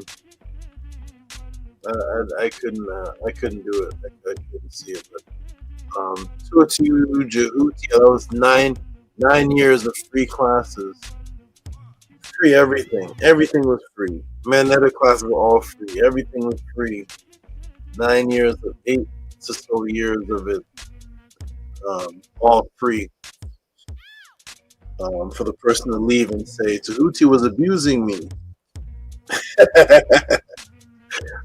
Someone that I literally asked for nothing from. I never asked. I think I asked him, "Can you get me a laptop?" Someone in the whole 9 years. The only request was get a laptop. Shout out to everybody. This is a wonderful class. One of my favorite classes. I enjoyed answering these questions. It was exciting. It brought back a lot of memories, back to 1989, back to the days when I had a lot of more time to resurrect people. Memories. The Jehovah's Witnesses were knocking at my door earlier today. Was it earlier today? Earlier yesterday. And I told TT, I wish it was back in the days when I had the time. I can invite them all in, but I'm working on the pod class. But this class reminded me of the time where nobody had a job, it was just a bunch of us youths, and we had a lot of time to just, some dilly-dallied, and I spent that time resurrecting people. And there was no bills, there was no rent, I could just roam freely and go to church and just teach throughout the day. Shout out to those days. This class reminded me of that. Reminded me of the original name that I chose, Kalim, which was the word. I was always attracted to Tehuti. I was always into words changing people's lives. So this reminded me of that. So much respect to Quinn Clark, Buck the President, for bringing back memories of me having to create everyone around me. Most of my friends, I had to make them. I got to a point where I couldn't be around anybody unless they're of the same mind state. So if I met a female, I had to transform her in order for her to even deal with me. If I met brothers, I had to transform them. So these were the good old days. People were innocent. It was better than the internet days. Much better than this. This was the days where there was no panel. We'd see each other face to face. If you're into the teachings, you were there. And I just told Nania Mer something very much different. Oh, it was a TT. One of them I just told. I talked to him so much and I don't remember who I talked to, but I told them one of the differences between how it was when I first started this back in 1990, 89 was that nothing was free. It's hard for everybody now to understand that unless you're older and we're seeking the knowledge, the consciousness, but nothing was free. So I know Amun and Amunet, it's hard to relate to that because you were born in the free era. A lot of people that come to the Kabbalah class was born in the free era, or by the time they got into this awakening, this is the free era.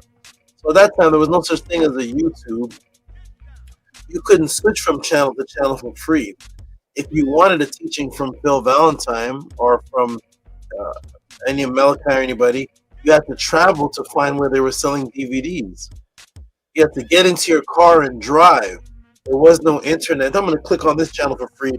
Let's move from this channel to this channel, YouTube, the Twitch, just shooting, just going. You're just surfing for free. So the value of things go down because you're just, let me switch this one. Let me scroll down to Facebook, scroll down to TikTok. No. If you wanted a DVD of somebody teaching, you had to drive to the city. You had to drive to another city. In some cases, I had to go to another country. Nothing was free. If you wanted a book, you had to go to Harambe bookstore in Buffalo or drive somewhere and search for the book and buy it. There was no people giving out free teaching. The only thing free was the final call. And maybe another one free if you buy a bean pie.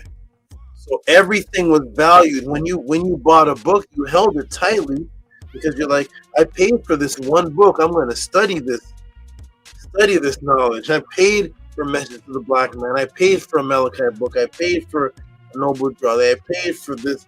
I'm going to take it home and study it in quiet, not on YouTube where you can click through the TikTok and scroll through and your mind's here and there and there's suggested videos over here. Next thing you know, you're watching that. It was you in a bedroom with a book you bought that you had to travel. Sometimes I had to drive for 1.5 hours to buy 3 books. So when you get those books, you're like, oh, this is life. Those days were so innocent and beautiful, and nobody had jobs. So the little money you got from however you got it, you valued those books. I like those days better than these days. Everybody was more innocent and more pure to meeting each other. So this class reminded me of that. Thank you, Quinn Clark, for bringing that back, those beautiful memories. It was a real beautiful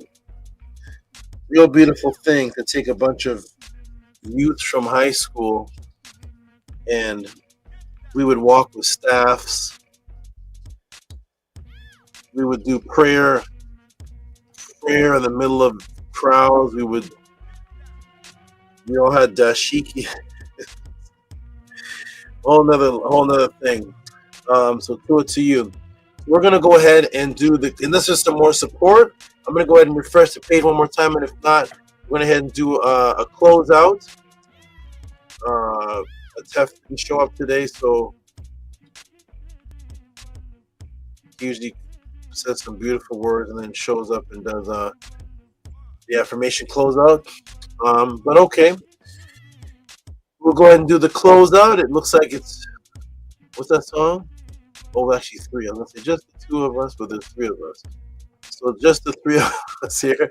So we're gonna do a closeout with the two that are on the panel, Amun and Amunet, and go ahead and close out this beautiful podcast. It's been wonderful. I'll let you start, Amun. Hotep, Uncle Seneb, Mary, Imaruk, you, great Sabatu, Amun Hotep Ra, here in that church, holding up your Jed, standing with their Ka for all that they do, all of your animals. I'm appreciative of this beautiful class, very beautiful, great class. I'm appreciative of all you do. Love every class. This class was very impactful, very, very synchronistic and interesting. I'm excited to talk to you about more details tomorrow on our 1-on-2. Two for the situation you helped Amunet and I with. Wow, which one? Like which the most recent. Oh, okay. yeah. Okay. 12 for helping us with the most recent situation. The class really pairs up so well. Yes, it pairs up very well, and definitely gonna listen to this class multiple times. Very, very motivational class. Very motivational class to know how much that the way we think and the way we speak and affect us and our surroundings, and how one of the big things that that was very important to me in this class was if I really detailed, very minute, change the way that I think and watch the way I think and speak, that it will affect the way that I plan. That was a very big connection for me. The way I go about it was very, very big, because sometimes I'll try and plan something and it just doesn't happen. I wasn't looking in the right place. I need to look at my thoughts, my words. That made so much sense. Well, very much for that. Well, for putting this together. I'm very happy to hear that it really liked this class, that it brought beautiful memories back. I'm happy that you had those memories. I have to live through those memories. I didn't get to, I wasn't born during that time, not yet. I had to come now. I had to come in back, like around 20 something years ago. So 2 for going through all that, Saba being able to tell us those memories. I said this as well. I don't know if you heard it, but 2 for telling us about the Loa story. You didn't have to tell us that. You could have just told Dr. LaRoche. Appreciate that you told us that. That was very, very beautiful, very interesting. I saw it coming right away when you said you did it again. I thought to myself, Nana's gonna be like, "Oh, there's a spider. There's a black widow." Yeah. So 2 for that. 2 for everything that you do. Very much so appreciated. Looking forward to our 1-on-2 tomorrow. Have a Nefer rest of your tech night. Have a Nefer tech reconstruction. Your cash, various different buildings back up of different bodies. Well, very much for Saba. Imeru. I will end with this great adoration to you. Ba and Asar Tehuti, Ber Kaf. E Tehuti, Urta, Metu, Teref. Coming the soul of Asar Tehuti to do the will of his Ka. Hail Tehuti, giving the speech of the divine books. What's up to you, Grace Saba? Imeru, Justin. Uncle Justin, beautiful. 2 for your appreciation. And that little fine detail was one of the main focuses of the class. The the Broca area of the brain, I really wanted that to sink into people. The Broca area 44 and 45 and the interior cortex in those areas are the same areas for planning. So very, very, very important. Planning and discipline. And if you're not in control of the words, the tone, your planning is going to be off as well. And I really like that you did that. I grew up in a particular place. I spent my youth in a particular place where I developed this accent, if it's even an accent. And then once I chose the path, my accent never changed. That was one of the first things I noticed, was the people that moved to different places, their accents changed over time based on where they would move. And I've lived in Montgomery, Alabama, with some of the strongest Southern accents, Tallahassee, Florida, all over the place. And my tone has been like this since 1990. So I'm glad you realized that. It's something that I apply to myself. I will not be influenced especially into the accents and the way of lingo after I chose the path. Whatever this was when I chose the path, nothing else influenced. And it's all good planning, of course. Develop my mental and physical body. So I'm glad you took that part of it as one of the parts that stuck with you. That means that I've accomplished the goal of that class, at least one of them. So Niniak, to you, great words. Thank you very much, Chris Alba. Excellent. Niniak again. And on to, I can't make it right. On to Amu? No. On to Amunet. Let's hear your wonderful words.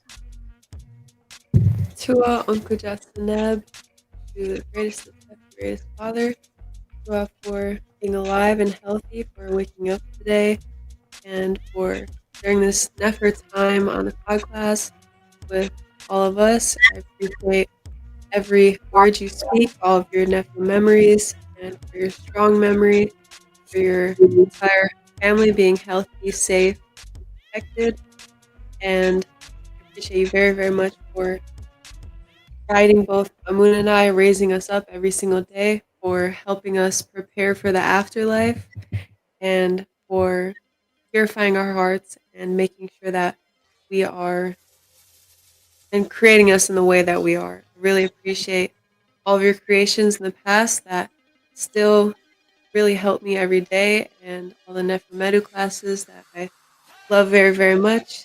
And I appreciate every single thing that you have done for both Amun and I in the past, and go to you for protecting yourself, keeping yourself healthy, and for working out and keeping your body in a healthy state. And I appreciate all these Nefer classes and every action that you do. And I will end with this utterance to you. Amun and Amunet Shasu Emket Tehuti Pertz Neter Emaset Imen. Utsen her out and Tehuti or Hetet Ma. Amun and Amunet, the divine followers, are following him, Tehuti, coming forth of the Neter from the secret place. They rejoice at the ways of Tehuti, the great one established by Ma. That Marihe, and hope you have a very relaxing, rewarding tech and Nefer What's you for everything and Emer. Excellent. Wonderful. Tua, for your great appreciation. Always. Excellent. I appreciate not only this appreciation given here, but the messages when you're sent on a particular mission, and you give appreciation for being even trusted to be sent on the mission. Your appreciation continuously echoes, and this class is just another echo on it. Your end, same with Amun's, bringing ancient words into the present and thus making them consistent. It's something that I want all viewers to see because it's not done anywhere else. No one reads the papyrus and applies it to a living being. So they only direct it to the past, and it doesn't connect their mind to another living entity, which would make it a continuous thing moving forward. So, to you, Eminent, for all of your great appreciation. To Anini, for everything you appreciate me for, and keep up your great work at home,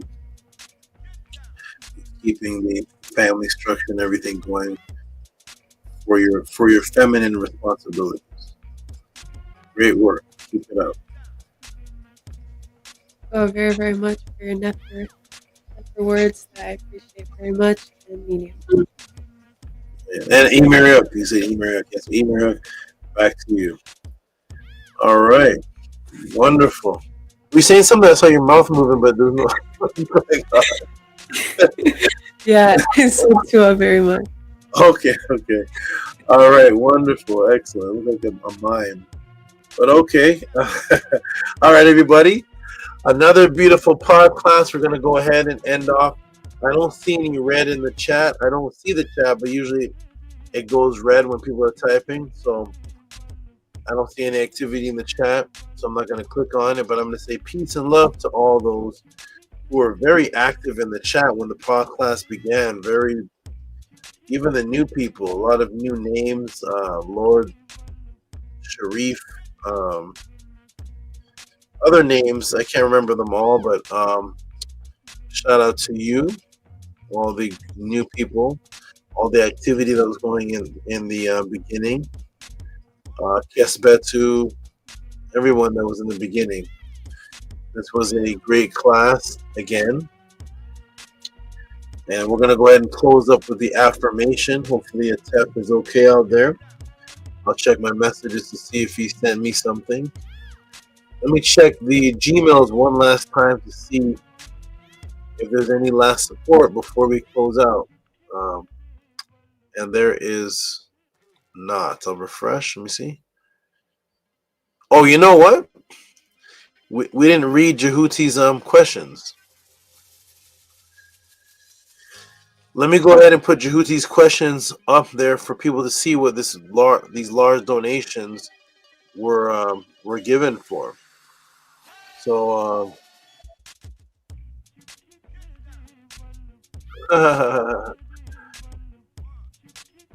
Jehuti has so many questions that he kept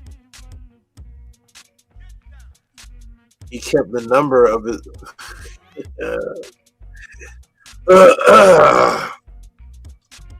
He kept the number. Let me do it. Let me do this real quick. Let me see. Okay, Jew. I'm gonna put Oh, you know what? He had given us support from before, so maybe this one is for the recent. This was okay. Let me put question.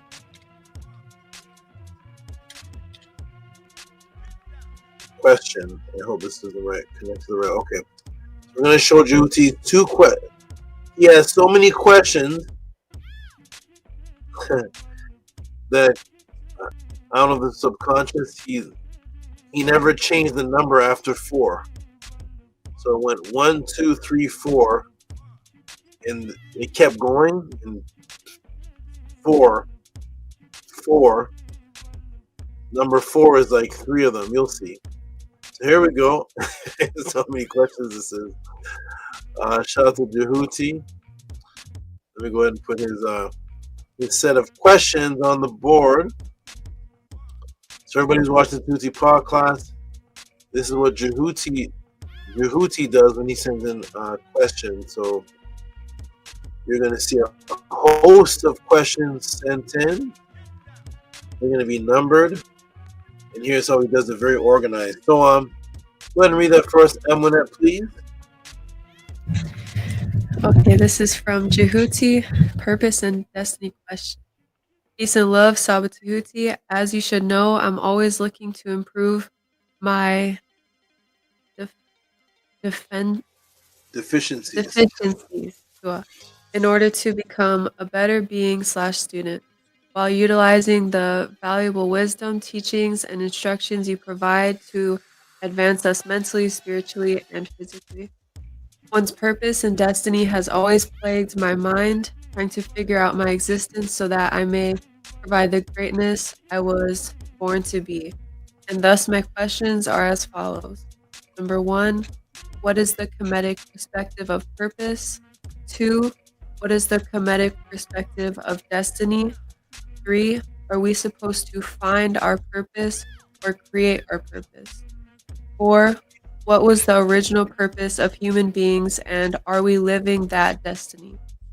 Or if the modern interpretation of destiny is trill, does that mean all the multitude of decisions we make will synchronistically align with that same destiny? No matter what choice we decide to make, it will always lead to our inevitable destiny.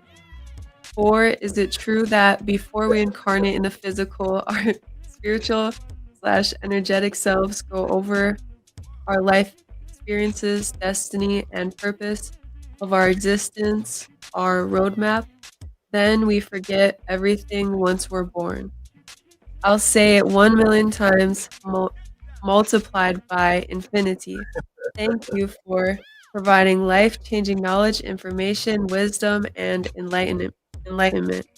Being able to be connected with a living Ntr whom embodies the instructions of our ancient ancestors is truly a gift that keeps on giving, and I'm glad to be able to greatly appreciate the value and thus receive. Thank you for reading that, Amonet. Were you able to add up how many questions those were? No, I didn't. You're welcome. That was 1, 2, 3, 4, 5, 6. All right. Okay. Wonderful. Excellent. That's the first set of questions. And then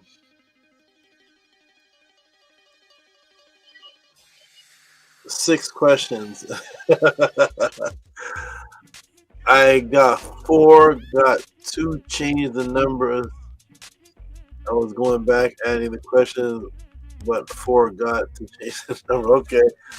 6 questions. Okay, wonderful. We're gonna go ahead and read the next one, which he sent us support before and said question coming up, so that must be for this one. That one for his hindsight. And let me see where the hindsight and where's the other one?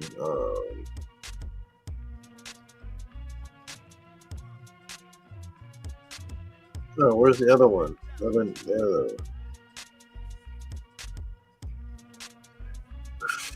Okay. Hindsight question. Oh, did we read hindsight or purpose and destiny? Which one did we just do? Purpose and destiny.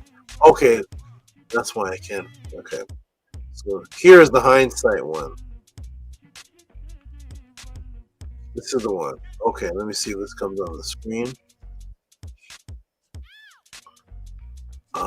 Here we go.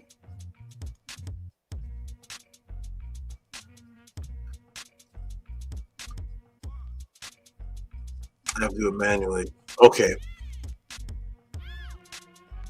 So here's the hindsight one.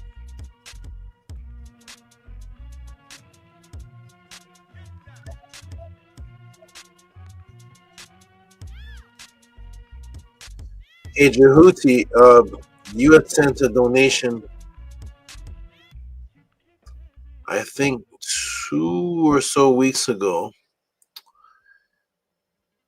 And you had said the question is pending. I'm going to look for that.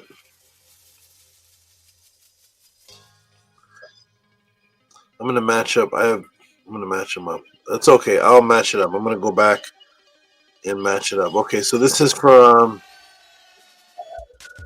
oh, it's not doing it for me. Okay. So let me do it manually. Computer has a lot of glitches going on. We're going to fix it. Here we go. So boom. This is... here it is. Okay, we have it. We have it here. Here we go. Boom, boom. And go ahead and read this for me. Amunet again. This is the one. This is the hindsight one. Okay, we have it. Here it is. Thank you, Amunet. You're welcome. Hindsight 2020 question.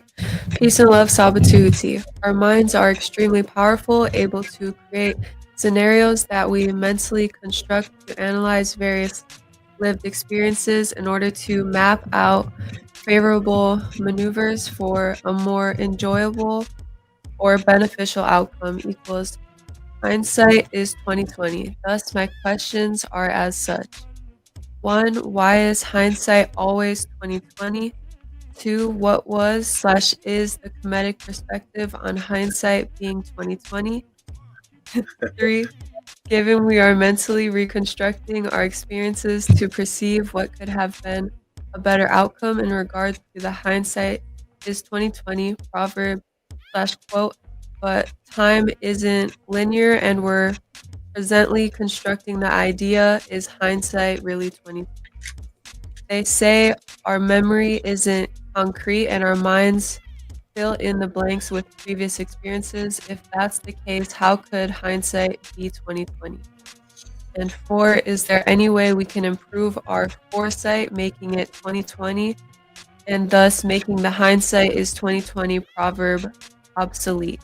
As always, thanks for being a generational gift for us, alongside upcoming generations, to bask in the glory of the energized information and wisdom you consistently provide for those appreciative of the conscious and spiritual value being provided. It's greatly appreciated. Thanks for reading. Peace and love. Okay, wonderful. Thank you for reading that, Amunet. You're welcome. And I think I may go for this question first.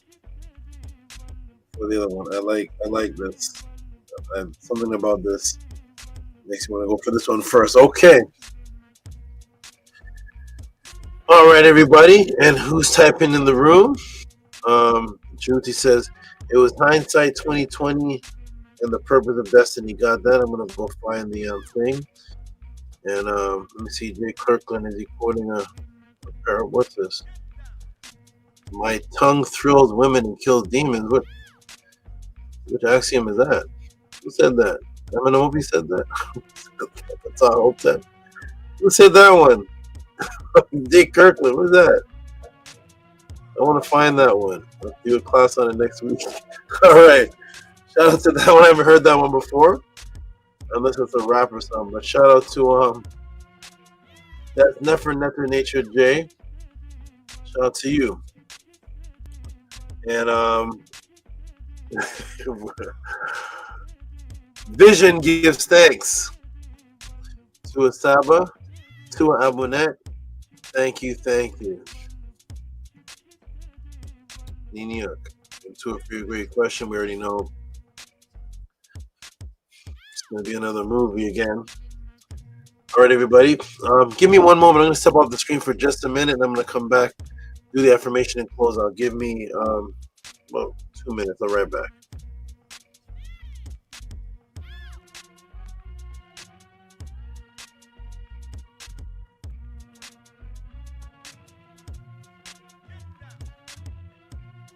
well, Jehuti, for the questions that you asked. Gonna be beautiful, great classes. I'm excited, forward to it.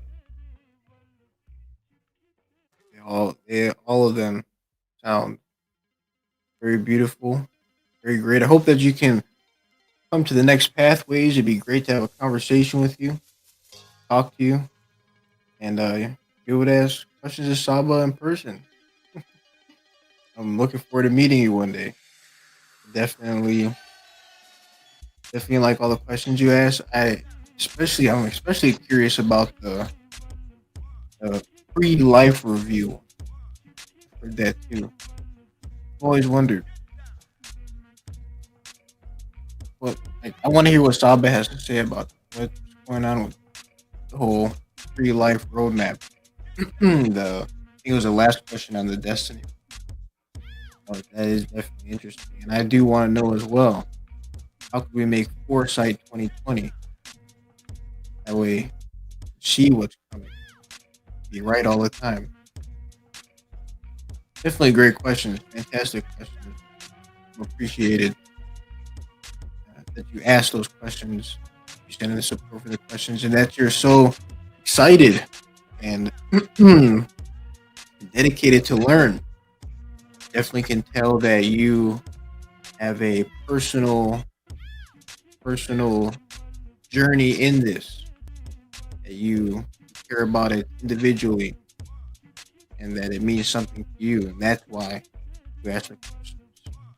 Some people, they just do things because other people are doing it.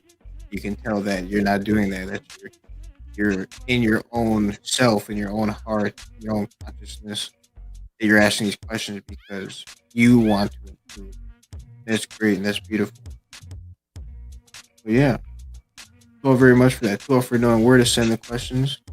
Saba, nobody else can answer it. And yeah, I like your energy.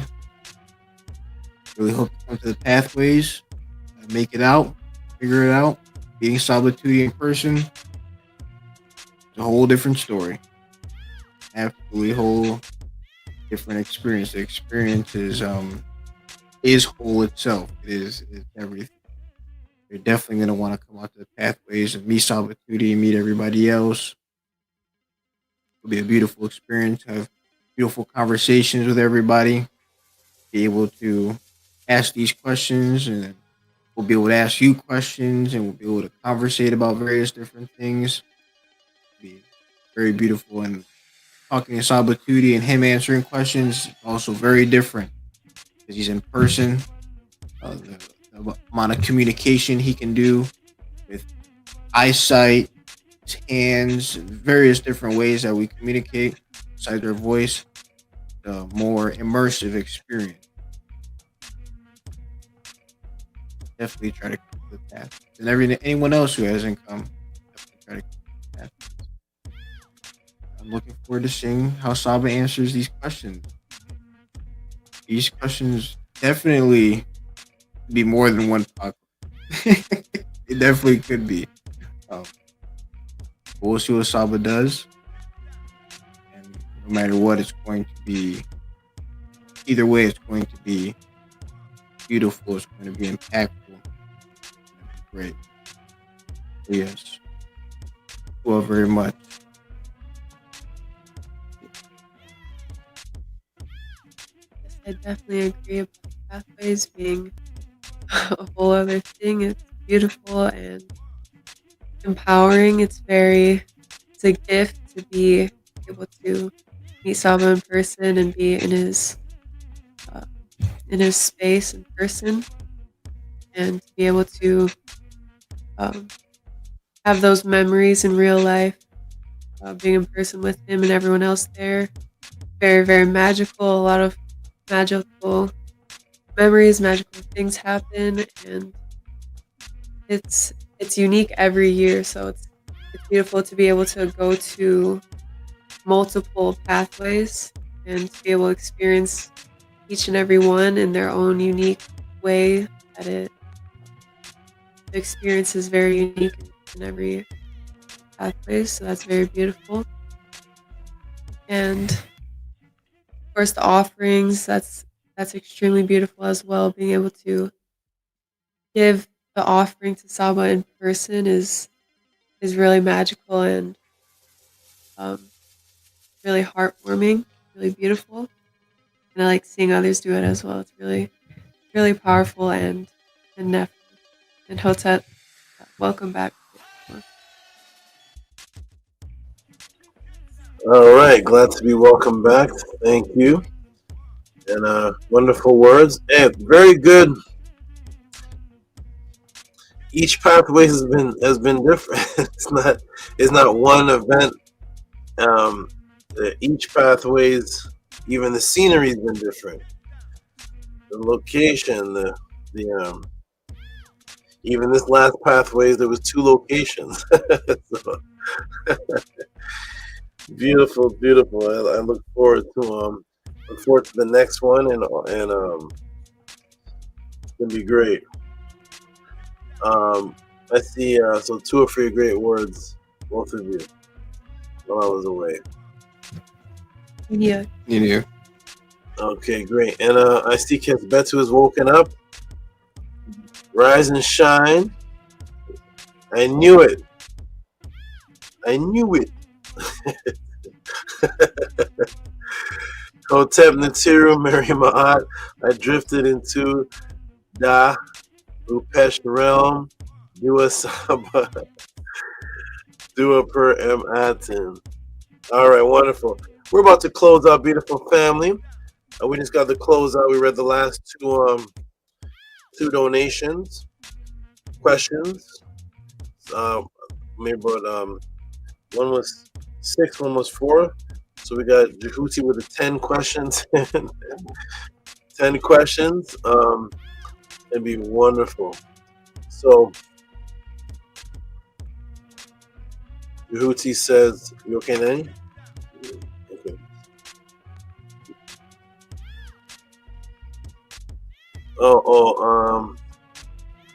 Tua Amun.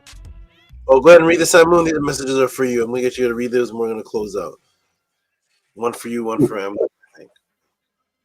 Cool, Moon. I'm definitely blocking out my time for the next pathways once the date is announced. Okay, wonderful. Ma'am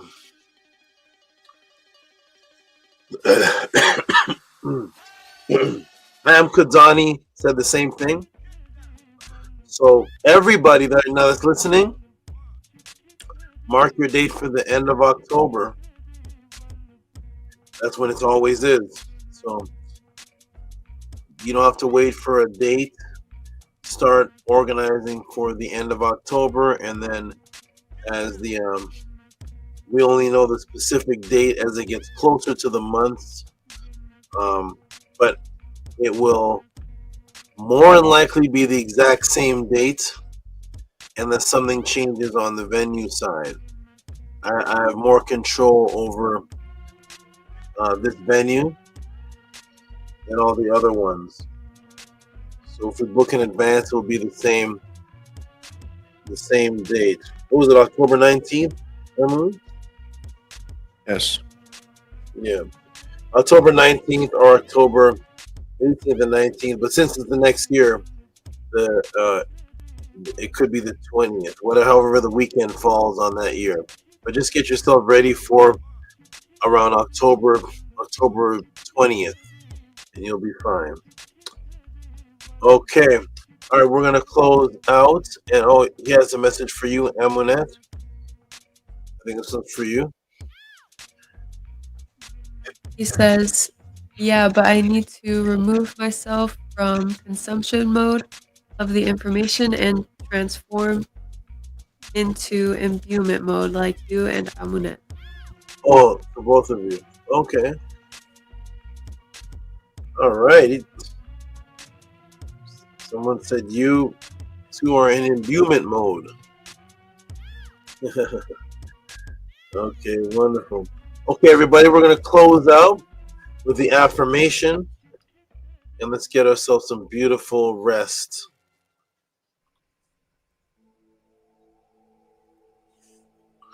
Let me know how my I'm going to talk for a few moments, and let me know if anything sounds choppy. How does it sound? Does it sound pretty good? Yes. Yes, it sounds good. Okay, you don't sound good. I don't Okay. Thank you. All right, everybody. We're gonna go ahead and close out with the wonderful affirmation.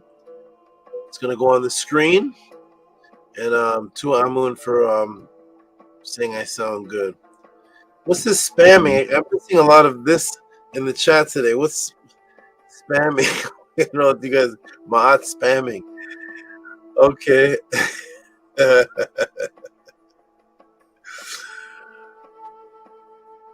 Okay. All type of interesting interactions can happen. It's funny when it's funny also when I see old original Killer Priest people and they come across Tehuti, and Tehuti doesn't know them or remember them because, and especially if they weren't stopped supporting and they don't come around as often. And I love to see that interaction. That was I saw a little bit of that spamming thing. That was funny. I'm like, spamming is when you're in another. That's when you're in another person's channel, right?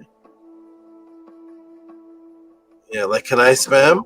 Can I spam the podcast if it's my channel?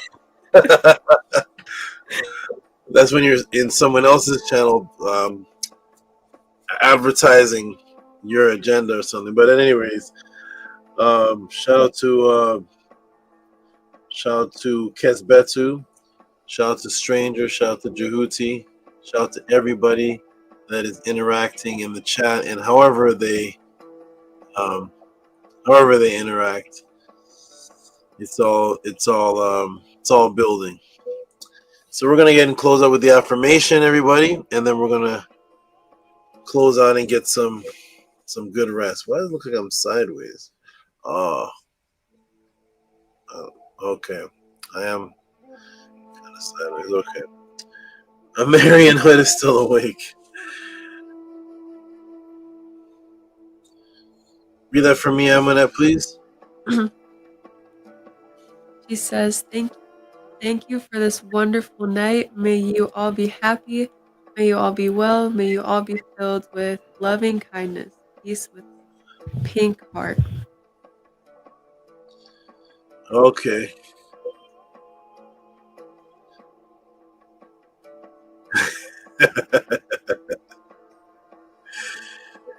He was trying to tell Nukpu how to do his job and then thought he had authority because he created a moderator name. Interesting. Okay, everybody. We're going to close out with a wonderful affirmation.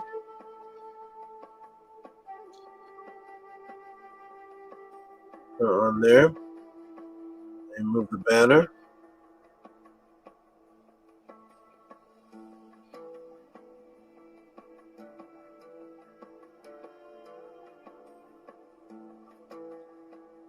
Okay, everybody, we will start on the count of 3. 1, 2, 3. Ankia Ma'at, NS, Nintet Aset and Ma'at, Men have a pet and Ma'at, Her and Hu Kiui, Her Ikut.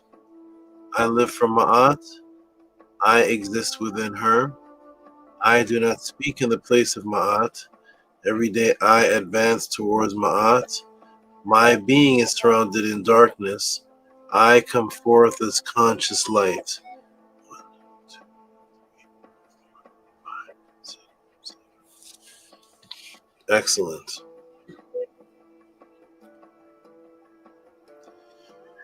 Okay, everyone, I'm going to go big screen and close out the podcast, and we're going to say peace and love to you, Amun and Amonette. Get yourself some great rest, and I will see you tomorrow evening. Let me know in the morning if the snowstorm thing still happens, and if that's the case, I may change the time. So get yourself some good rest, And I will talk to you then. Hotep, peace to you. Peace and love, Grace Saba. Peace and love. Peace and love.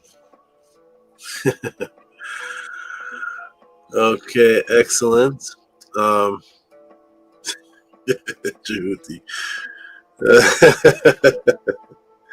I knew Jehuti and Nukpu. I knew Jehuti and Nukpu form some type of alignment, brotherhood sometime. Something would happen with that. When Jehuti first came in, Nukpu was about to take the spear to that hat. But it's a wonderful thing. Beautiful. Peace and love, everyone. This has been another.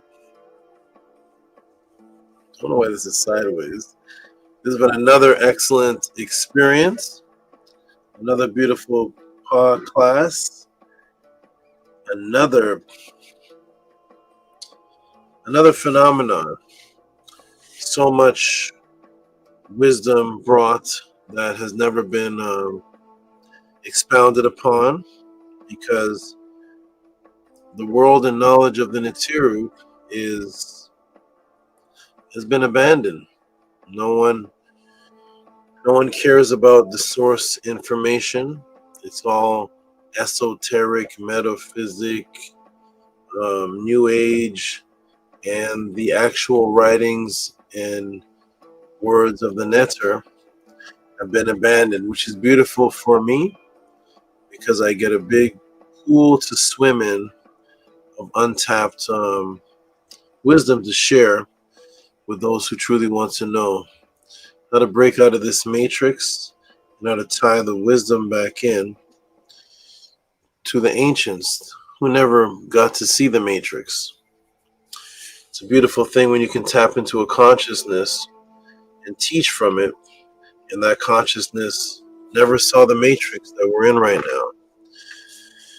So it's coming from a pure state of mind that doesn't even know what type of evils that exist here.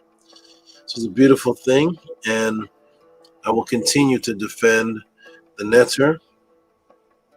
I will continue to be the same Tehuti, the same teacher, question, answer, same mission that I've been on since 89, since 92. Whoever comes and goes, whoever comes into my life, leaves, whoever crosses the path, whoever stays, all of that is relevant and irrelevant. Relevant for those who stay, irrelevant for those who leave. They just become a distant memory, while the path of Tehuti will continue. The legacy of changing people's lives with testimony will continue.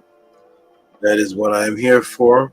That is what the Ntr came for, and the Ntr frequency changed the entire world consciousness, and I will continue to do so. And those who are the loyal students who follow the path will continue to do so as well. Tua to the great Ntr for having me as the Kepara, the transformer, of transforming people from whatever state that they are in back into the adherence of what the ancients and the Ntr say, while believing and acknowledging the Ntr consciousness of a pool of 8 billion people that exists on this planet, several different forms of consciousness. The House of Aten, the ancient Tehuti teachings of the Netaru, are the only ones representing the Netiru and standing firm on them, regardless of the mockery, regardless of people's modern day comments and modern day thoughts. It is completely irrelevant to us. We stand on the feet and the foundation of what the ancestors left. Continue to do so. Lives are being changed. People's physical bodies are changed. People's health is being changed here at the House of Aten. And as long as that is happening, I will continue. Those who are not for it just have to show forth what they are doing better. without anybody that I've influenced. If they cannot, then move aside and go back into the woodwork that you came from and let this transformation of the world continue while the testimonies continue to pour in, which most of the people, or some of those who are speaking against it, are on record with those same testimonies. That is all that I care about, is proven testimonies and life-changing experiences. Once that's done, we move forward and we just keep on multiplying that. It's a beautiful, beautiful experience. Support the class that you saw today. And this is beyond what's just of today. This is decades and decades of work. Cognitive Dysfluent mind control programming in children's language. Who are the first quote unquote intelligent people in the world? Word intelligence was finally elaborated on for the first time with its Mdu true origin, of why intelligence means in logos is divine word and why intelligence is word. Broken down for the first time November 29th, 2025 here at the pod class. The words you speak have an effect on you, not just on other people, but on you. Do the words Mdu Ntr tie into brain function, as we saw absolutely yes today? Continue on with your path of truth. Continue on promoting the truth. Promote the Tehuti pod class. Promote the HOUSEOFATTON. Promote the Ntiru, and this will continue for as long as I'm able to breathe. Shout out to everybody, peace and love to Amunet, Amun, Kesbetu, Tehuti, Robert, Williams, too many to mention, Angela Gates, so many in the pod class today. Keep it going. Peace and love. I don't know where Saket, if she's on my head, she's at the top, right? I think she's right here. Peace and love to her. Nemez is resting. Happy pod class day. Peace and love to all the visionaries in the chat. Be sure to tender a reciprocity donation and add a question for the great Sabbath Tehuti. Don't forget to hit that like button. Click it. Peace and love. And as Betu says, Henu. Intelligence, divine, Henu. All right, everybody. Peace and love. You all did great. And this was one of the most participation classes we've ever done. Hotep, where are you? Oh, you're here. There you are. All right, I was wondering where you are. There's Saket. No. You want to climb on my hand, but no, not right now. Not right now. We're closing up. Where are you going? You want to go on my hand? Oh, my goodness. Okay. She wants to come down, but I want you to go up. Okay. Oh, my goodness. Okay. I guess you're going to go there for now, all right? She's on my hand. I'm trying to get her back on the hat. Okay, there we go. I need my hands to close the class. Saket, what's going on with you today? There you go. Chill, relax. I need my hands to press the keyboard so I can press these buttons. Too many buttons, as Atef says. Peace to him, and I hope he's safe. All right, everybody, keep up the good work. Continue. Saket is back to the top of the hat, or back somewhere. I'm not sure. Oh, she's climbing down my back. She went from the back to my back. Okay. Peace and love, everybody. You've all done great. Hetzepu.